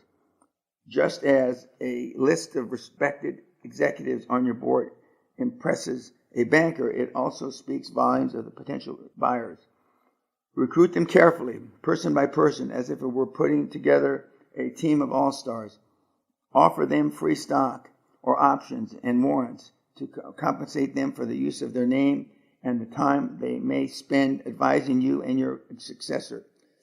Far beyond window dressing, in fact, your board can provide you and your potential buyer with a wealth of business acumen and wisdom well worth purchasing. And remember, as I say in my seminars, I bought my first Dream Team board of directors. Author's note. By that, I mean on the New Year's Eve of, I believe, 82 or 3, I got a call from a wealth person that I was in business with to buy a company from him on a fax machine overnight for tax reasons. And I did, and with that company came a very distinguished board, including the founder of the North Sea, Robert Dyke, who was nicknamed Dry Hole Dyke for his 88 dry holes and the 89th well that he drilled and brought in the Argyle field, which arguably saved Great Britain from bankruptcy under Mrs. Thatcher's administration. End of author's note. Corporate literature. The company also needs some literature to add to its legitimacy. A brochure tells prospective buyers, as well as clients, of course, that the company is prosperous and aggressive in its marketing program.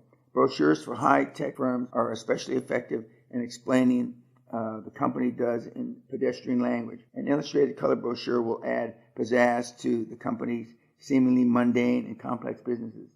Author's note, and today, in 2017, in addition to the brochure and sometimes replacing the brochure, would be a corporate website which puts your face in front of not just the prospective buyer, but the rest of the world, because we are so electronically connected now. End of author's note. Clean financials. Clean up your financials too. I'm sure you wouldn't do this, but a lot of companies use tax avoidance strategies, such as excessive compensation, to camouflage earnings from the tax authorities. Such tactics may well have a negative impact on a potential buyer who says to himself, what else are these guys hiding? But beyond ethical issues, buyers will typically only recognize your taxable profits. You're not going to pay for earnings that are invisible or not clearly documented, no matter how blatantly you nudge and wink. In order to avoid getting caught between the tax authorities and the concerns of a potential buyer, I suggest that in anticipation of putting your company on the market, that you invest in taxes for a couple of years. Yeah, when all else fails, pay your taxes. Just keep in mind that your company will be acquired based on multiples of earnings, so your investment in 1 or 2 years of taxes should bring your multiples of that amount when you sell. We've talked about audited financials. Such a report issued under the logo of a respected accounting firm will lend credibility to your company. This is another reason to get honest on your tax avoidance schemes, since a reputable national CPA firm will tisk you for those practices. As you recall, these eye-shadowed bean counters are really trained to work for the tax man and against you unless you can convince them otherwise. Author's note, Europe, or especially the UK, they're not called CPA firms, they're called chartered accountant firms. End of author's note. During the normal course of business, you may have gotten a little loose in collecting your receivables and tightening up your inventory. Uncollected receivables that you'll never collect should be marked down, as should those dated and cobwebbed items in inventory that you'll never sell. Sure as hell, a prospective buyer will dispatch his auditor to find these untidy holdovers. So you find them first and write them off. None of my companies will ever enter into an acquisition audit by a Big Four firm. Author's note.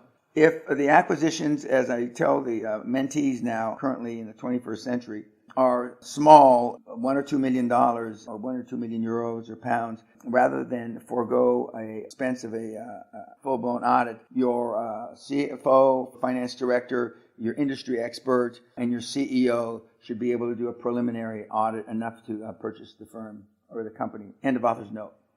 Stable long-term contracts. Another cleanup chore is to strengthen and lengthen contractual agreements. Any potential purchaser wants to buy into the same pattern of arrangements which have helped make you successful.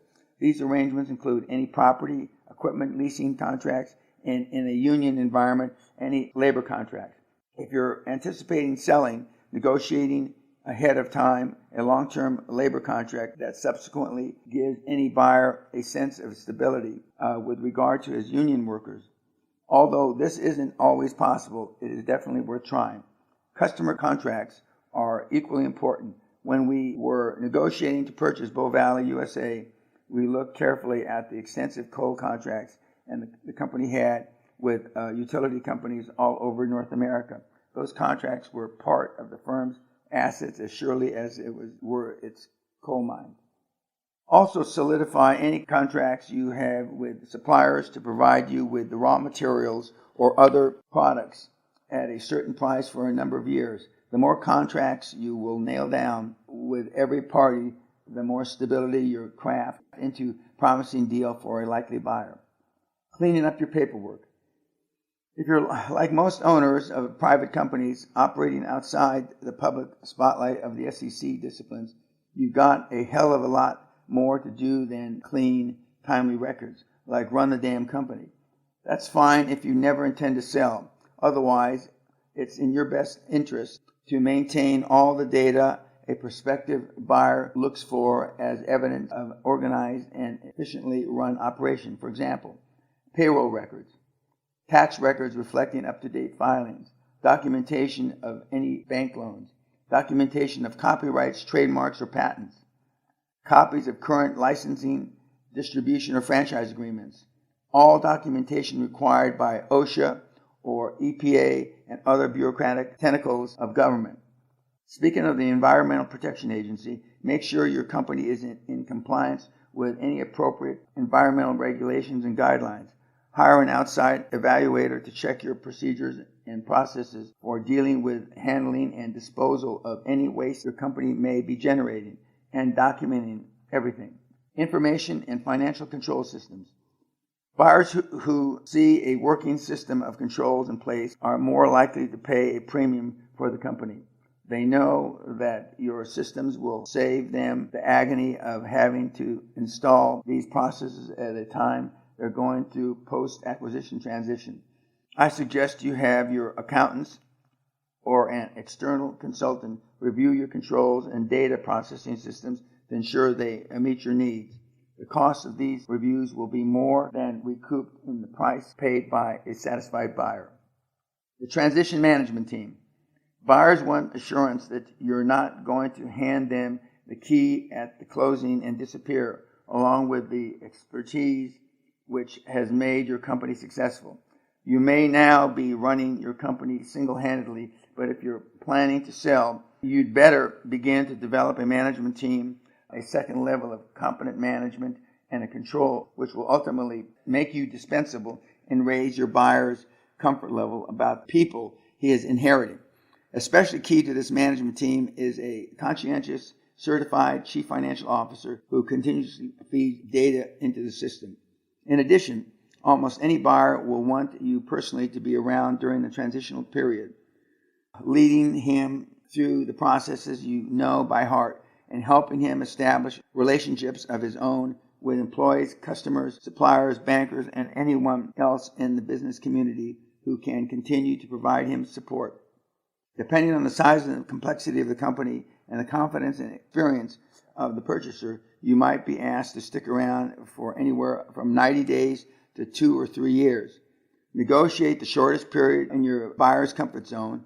You want to get on with your life and begin your next quantum leap. Besides, former owners, becoming increasingly irrelevant to all parties, tend to take on aura of a ghost from the past if they hang around too long. Lawsuits in progress. While you're tidying up, cleaning up your lawsuits, if you're a defendant, settle wherever possible and put litigation behind you. On the other hand, if you're a plaintiff, keep the suit. Make sure you advise the buyer of the particulars of the suit and emphasize why you feel it's important to pursue it to the end. The buyer will appreciate your being forthright and you give him the option to continue or drop the action after purchase. Structuring your deal. The financial and legal form your company sales takes depends on your liquidity objectives, tax strategies, and other goals, which may or may not be a conflict with those of the buyers. The structure that emerges from the acquisition negotiations is typically a compromise of what you need and what the buyer wants. There are 4 basic ways you can structure the sale of your business. 1, the purchase of your corporate stock, cash and or other consideration, and you pay taxes on the purchase price. 2, the acquisition of your stock in a tax-free exchange of stock. 3, the taxable purchase of all the portions of corporate assets for cash and or other consideration. 4, the acquisition of all or part of your assets in a tax-free exchange for stock. The S Corporation. With regard to taxes in the U.S., if you're at the stage of founding or purchasing the company, talk to your accountant about establishing it at the outset as an S Corporation. This is a vehicle that has been popular with qualifying companies since the Tax Reform Act of 1986. It gives companies a protection and structure of a corporation, but a tax treatment as a partnership. The S Corporation sells assets, passes the gains or losses to individual shareholders who are then taxed at their individual tax rate. There are no corporate taxes. The law stipulates that to qualify as an S corporation, your firm must have only individuals as shareholders, not investment groups. For example, only one kind of stock and no more than 35 shareholders before you think about converting your existing company to an S Corp.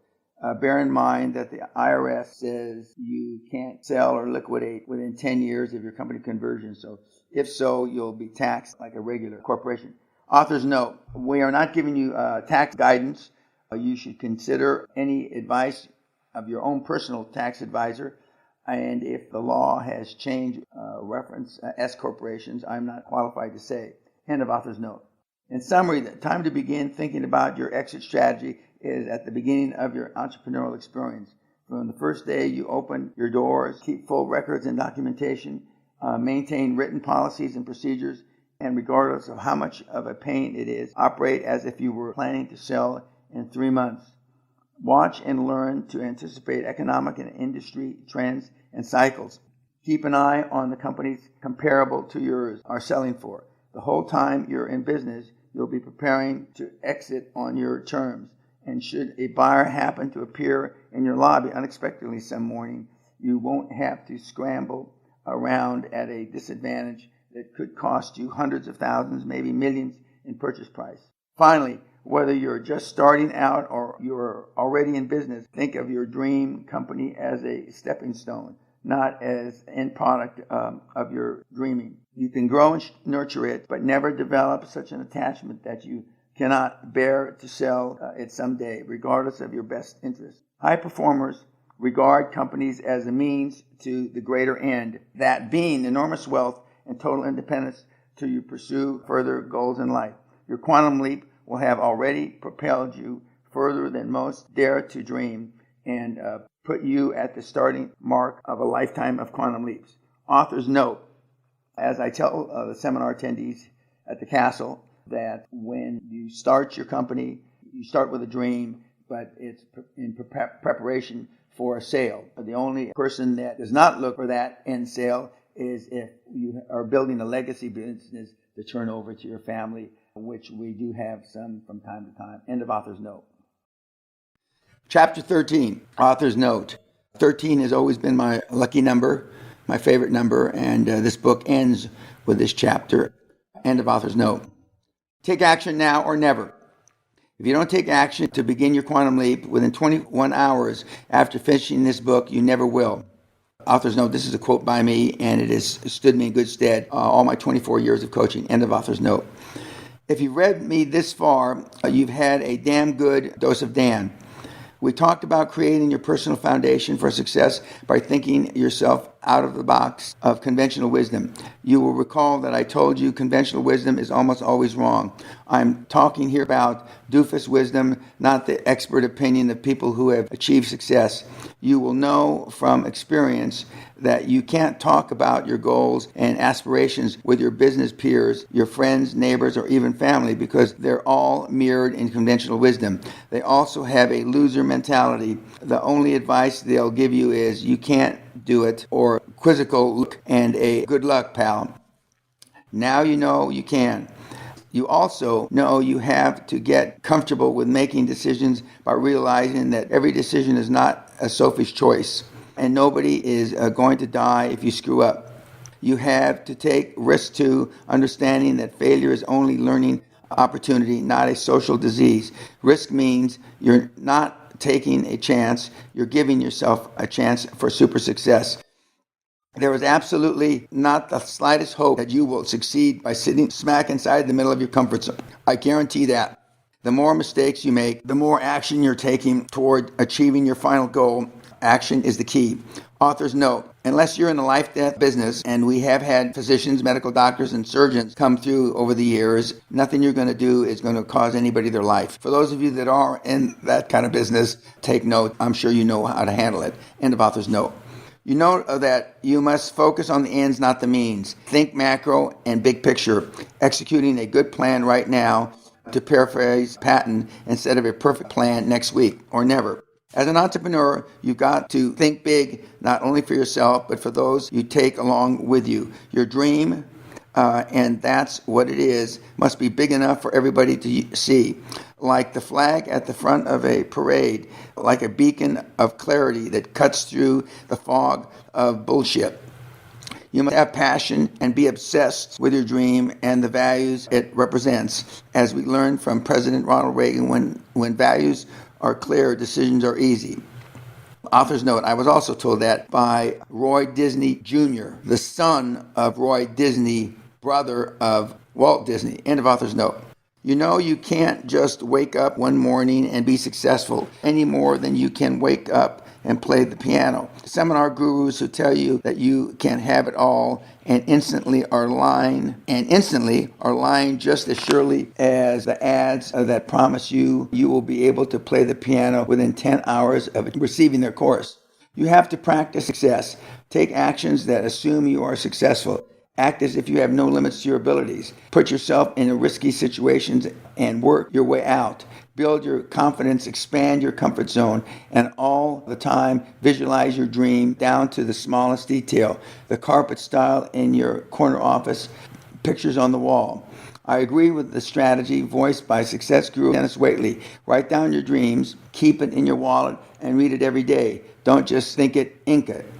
Find a mentor too, a super successful executive or CEO who has been where you're going. Some of the nation's finest minds are retired from active business and have the time and wisdom they'd love to share with you.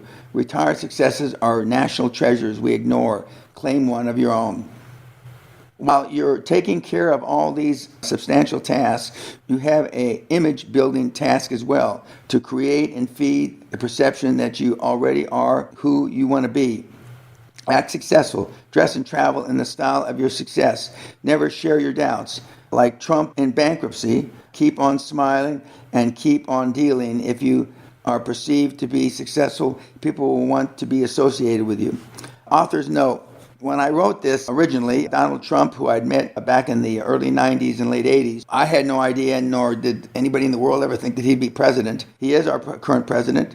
He's been in less than a year, but Mr. Trump, now President Trump, has personified many of the QLA methodologies. End of author's note. Start working on your dream team immediately, today.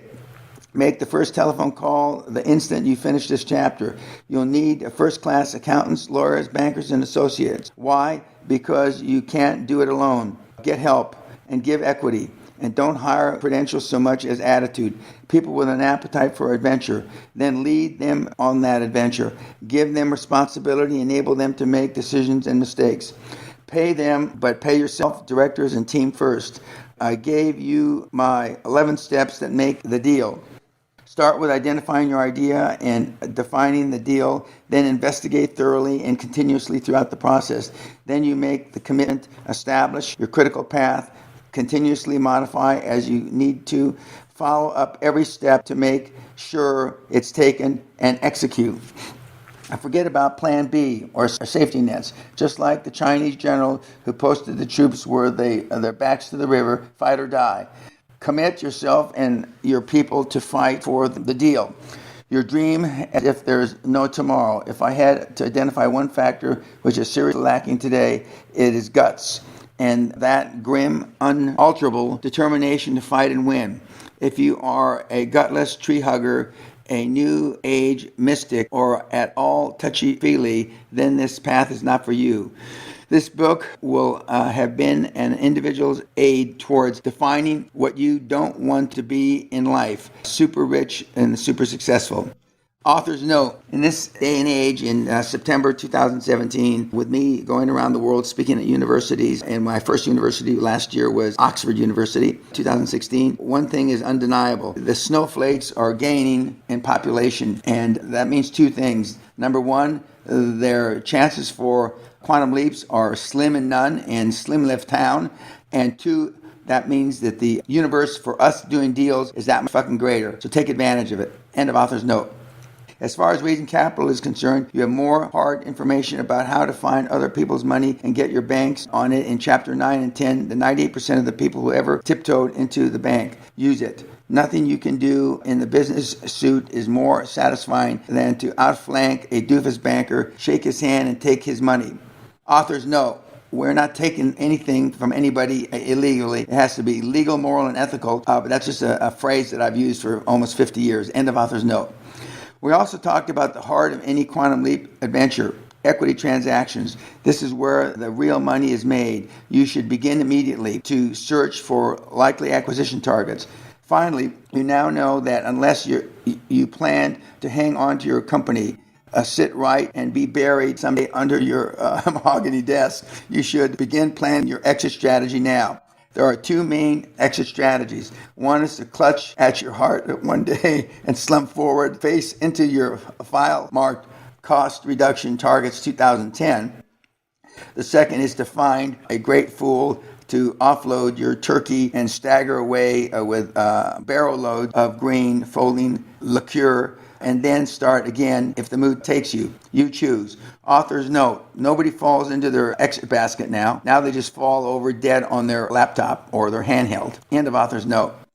With such wealth, a trove of information, you've no reason not to get off your ass or your couch and get moving. Adding to your urgency is that once you finish this final chapter, a proven countdown kicks in.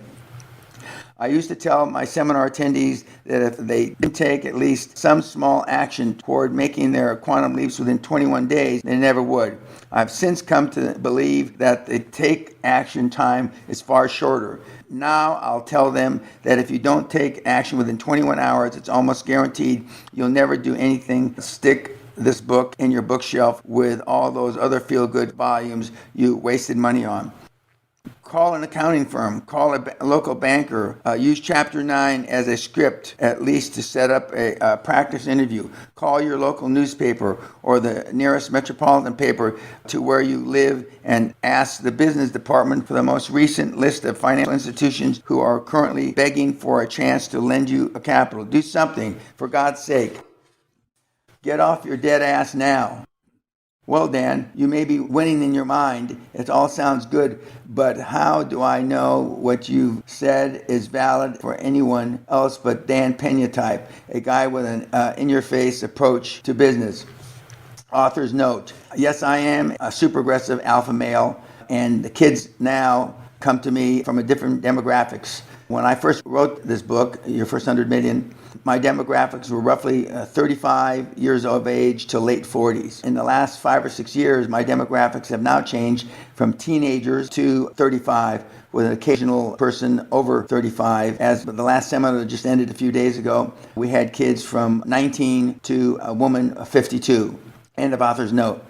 I'm glad you asked such an obvious question. After my seminars, there's always some moron who writes on his critique sheet, how does this apply to me? A lobotomy would be a step in the personal development for people like this. Instead of restating everything I stated so far, I want to introduce you to some of the business people I've worked with over the past few years. In every instance, these people were already successful entrepreneurs, individuals running their own companies and making money.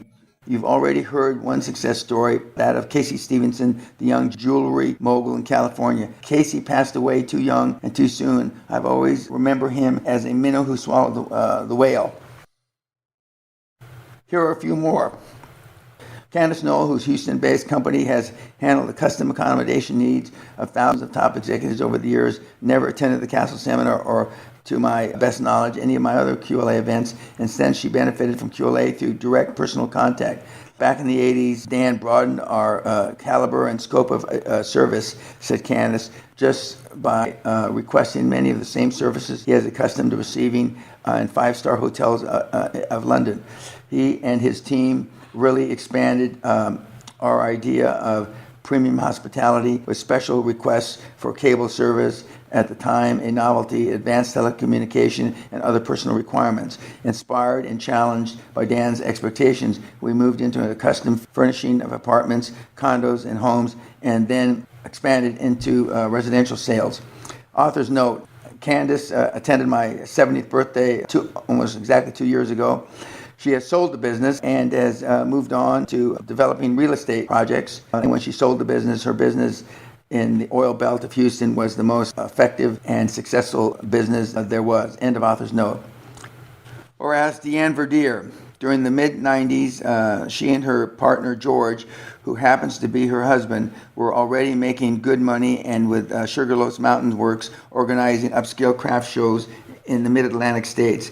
They were working hard and growing a little each year by every conventional standard. They had no reason to change their thinking and their mode of operations. A year after her dose of Dan, Deanne wrote to me saying, as a direct result of attending your seminar, many changes have taken place. On the cash flow front, we've already found and instituted a way to increase our cash flow $500,000 this year. Since our seminar, we've also added 4 new shows to our next year's schedule, a 50% increase over the number we're doing this year. More than a decade later, I wrote this chapter. The country seemed to be sliding into a recession, but the Sugarloaf craft festivals were doing good, measured, as the Verdiers say, by the new good of 2008. They have 10 festivals scheduled for the fall of this year and 8 more already in the works for early 2009. And already their market ranges from New England to New York to Michigan, from Maryland to Delaware, Atlanta, Georgia, for almost 20 years, 20 shows a year. Deanne points out that Dan's Peñaisms are firmly incorporated into their business thinking. Perception is reality. She says, share your dreams, but never your doubts. So ladies, I'll repeat this Peñaism just for you.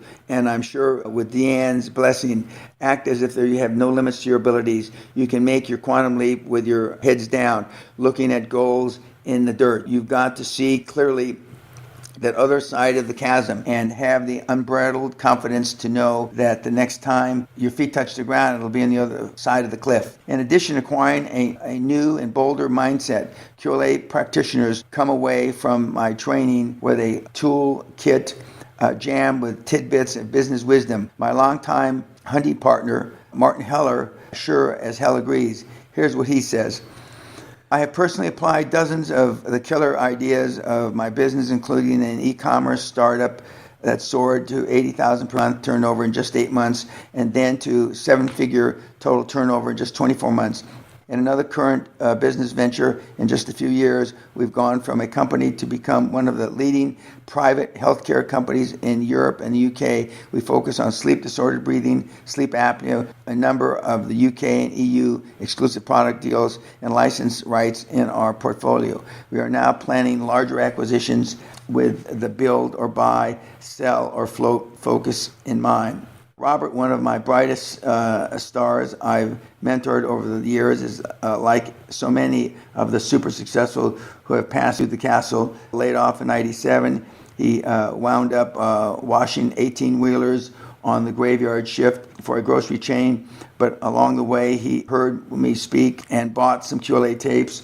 He says that his success has been built on the ruins of many failures, but he never gave up. A determined entrepreneur, he started his own business in 2002 and became quite successful. Then in 2004, we reconnected the next year. He sold his internet business for what he calls a nice sum. Today he does consulting work and is involved in some project in Asia where he currently lives. Robert has attended several castle seminars. He says the QLA has helped him remove the brakes from his potential. We all have limits on ourselves, and tragically, we also allow others to place them on us. If there is anything I have learned from Dan, is that there should be no limits to our abilities. In the heat of the most difficult battle, with the odds against you, you should go in knowing you will win. I credit Dan with where I am today, and I am where I'll be in the future. Everyone should be lucky enough to have a mentor who pushes you to the place you want to be. Thelma Box thinks of me as an old friend who once urged her to redefine enough for retirement. Actually, Thelma and I have been friends for 30 years. We go back before Great Western and Castle and the seminars. I was just getting into the Texas oil business and stayed at her motel in Graham for months. Dan doesn't understand the word enough, says Thelma. His prodding challenged me to rethink my own definition of enough. As a result, I more than doubled my retirement funds and now run a personal development program called Choices. I want my grandson to look to Dan as a role model and mentor in his life. But most important, I think of Dan as a loyal friend, one who values a friendship regardless of the divergent paths friends often take. He certainly changed my life and it left footprints on my heart forever. Author's note. Thelma's in her mid-80s now. We've known each other for about 35 years. And I still keep in touch with her. She's still running her own program called Choices, but she's winding down. And in fact, I plan on seeing her early next year. End of author's note. Dr. Bernie Schindler should have retired from his chiropractic practice years ago. After all, he was running 12 successful clinics, but instead he met me several years ago, and I told a seminar in Los Angeles. Bernie had heard about Dan Peña, so he made a point to attend and bring 5 of his children. I bought 4 of Dan's books that day, said Bernie, but more importantly, I met a man who inspired me to advance to the next level of business without having to see patients every day. Along the way, I suffered a back injury, kept me in bed virtually every hour of the day. Inactivity and painkillers resulted in serious constipation. I retrieved an anti-constipation from my interning days in the late 50s, taught myself in internet marketing, a sales vehicle that was still in its infancy, and started a new mail order business. Bernie was probably one of the oldest entrepreneurs to come to Scotland for the Castle Seminar, but is also one of the most energetic. I mean, everybody who gets so excited about relieving constipation, you've got to love. Today, I count Bernie as one of my personal friends and a great example of how a passion for your business is good medicine at any age. Tim Cohen is a successful marketing consultant, a recommended marketing resource for IBM business partners, and a certified Google AdWords professional who handles more than 70 clients from his office in Oklahoma. In the late 90s, before he met me, he had a dream to expand his business. In Tim's words, I knew where I wanted to go, but I didn't know how to get there. Dan provided the missing piece of the puzzle. He was the guide who showed me how to make high-velocity decisions with the skill and confidence of a super performer. I heard other experts talk about growing a business, but when I met Dan, I knew he was the real deal.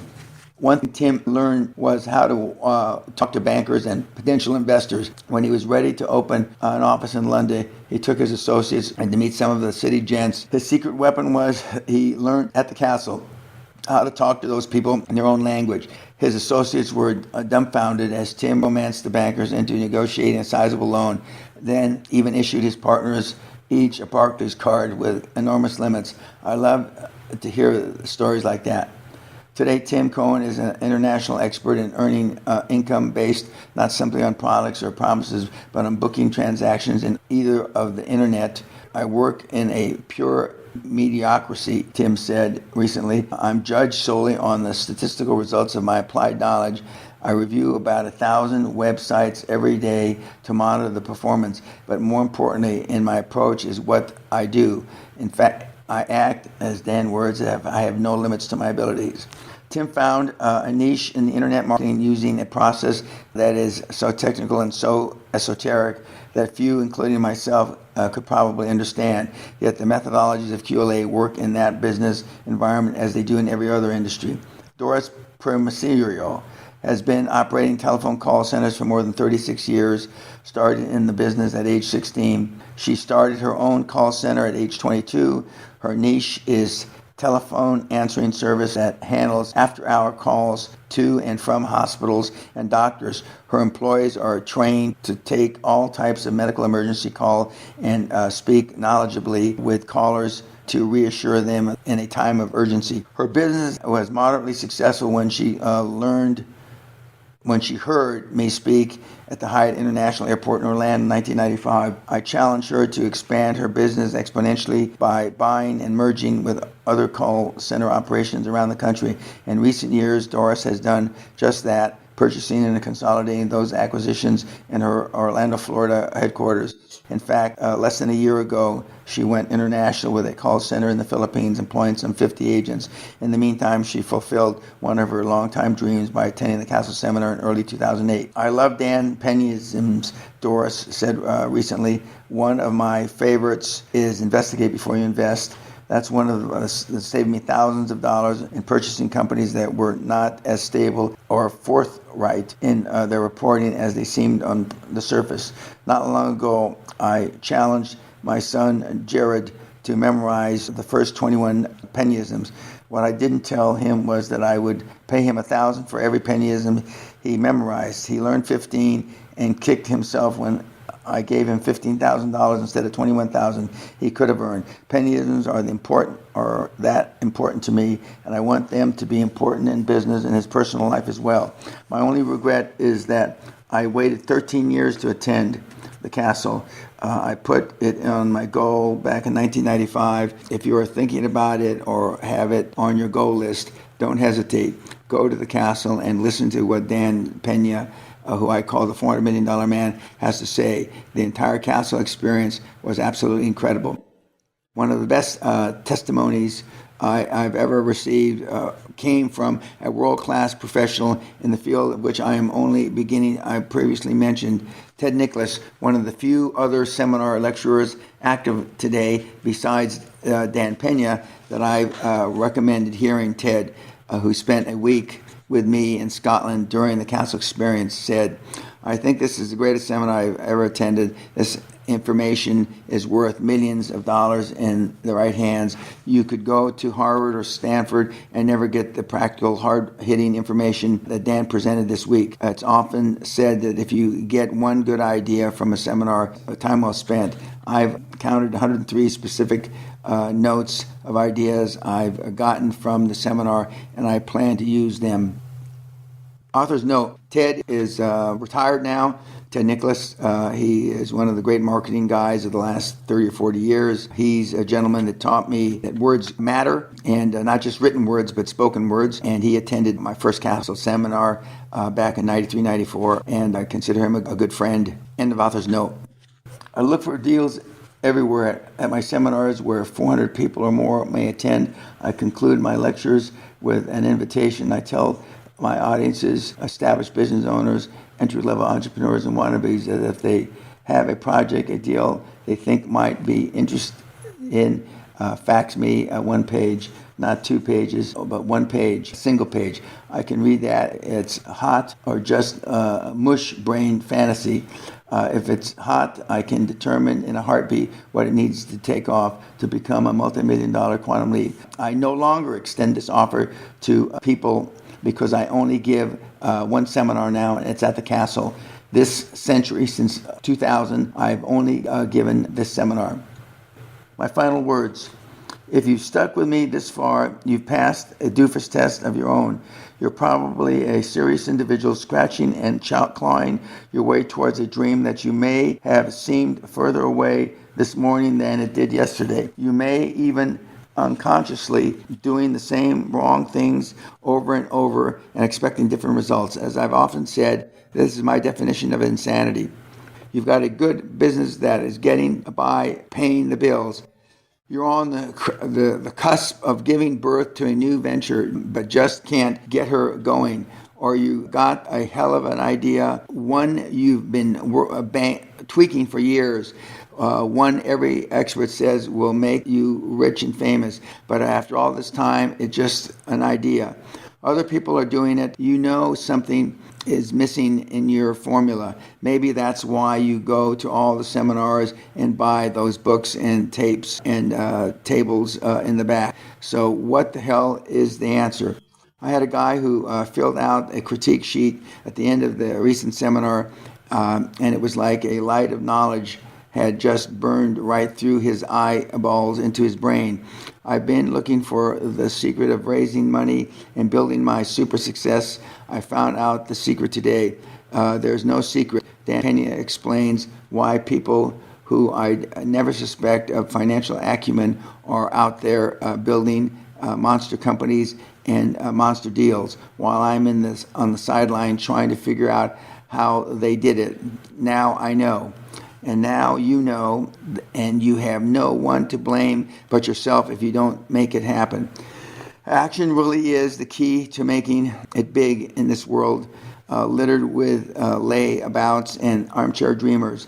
Anyone can say they want super success. Anyone can set goals for super success. Anyone can dream of super success, but the rewards come only to those who actually do something, not talk about doing something. I hope I've made up my point. Look at your watch. Your 21 hours have started. Author's note: the book that I've just read, the 13 chapters of, gives you or allows you the ability now to be able to play the entire financial orchestra. Heretofore, you have had just individual tools.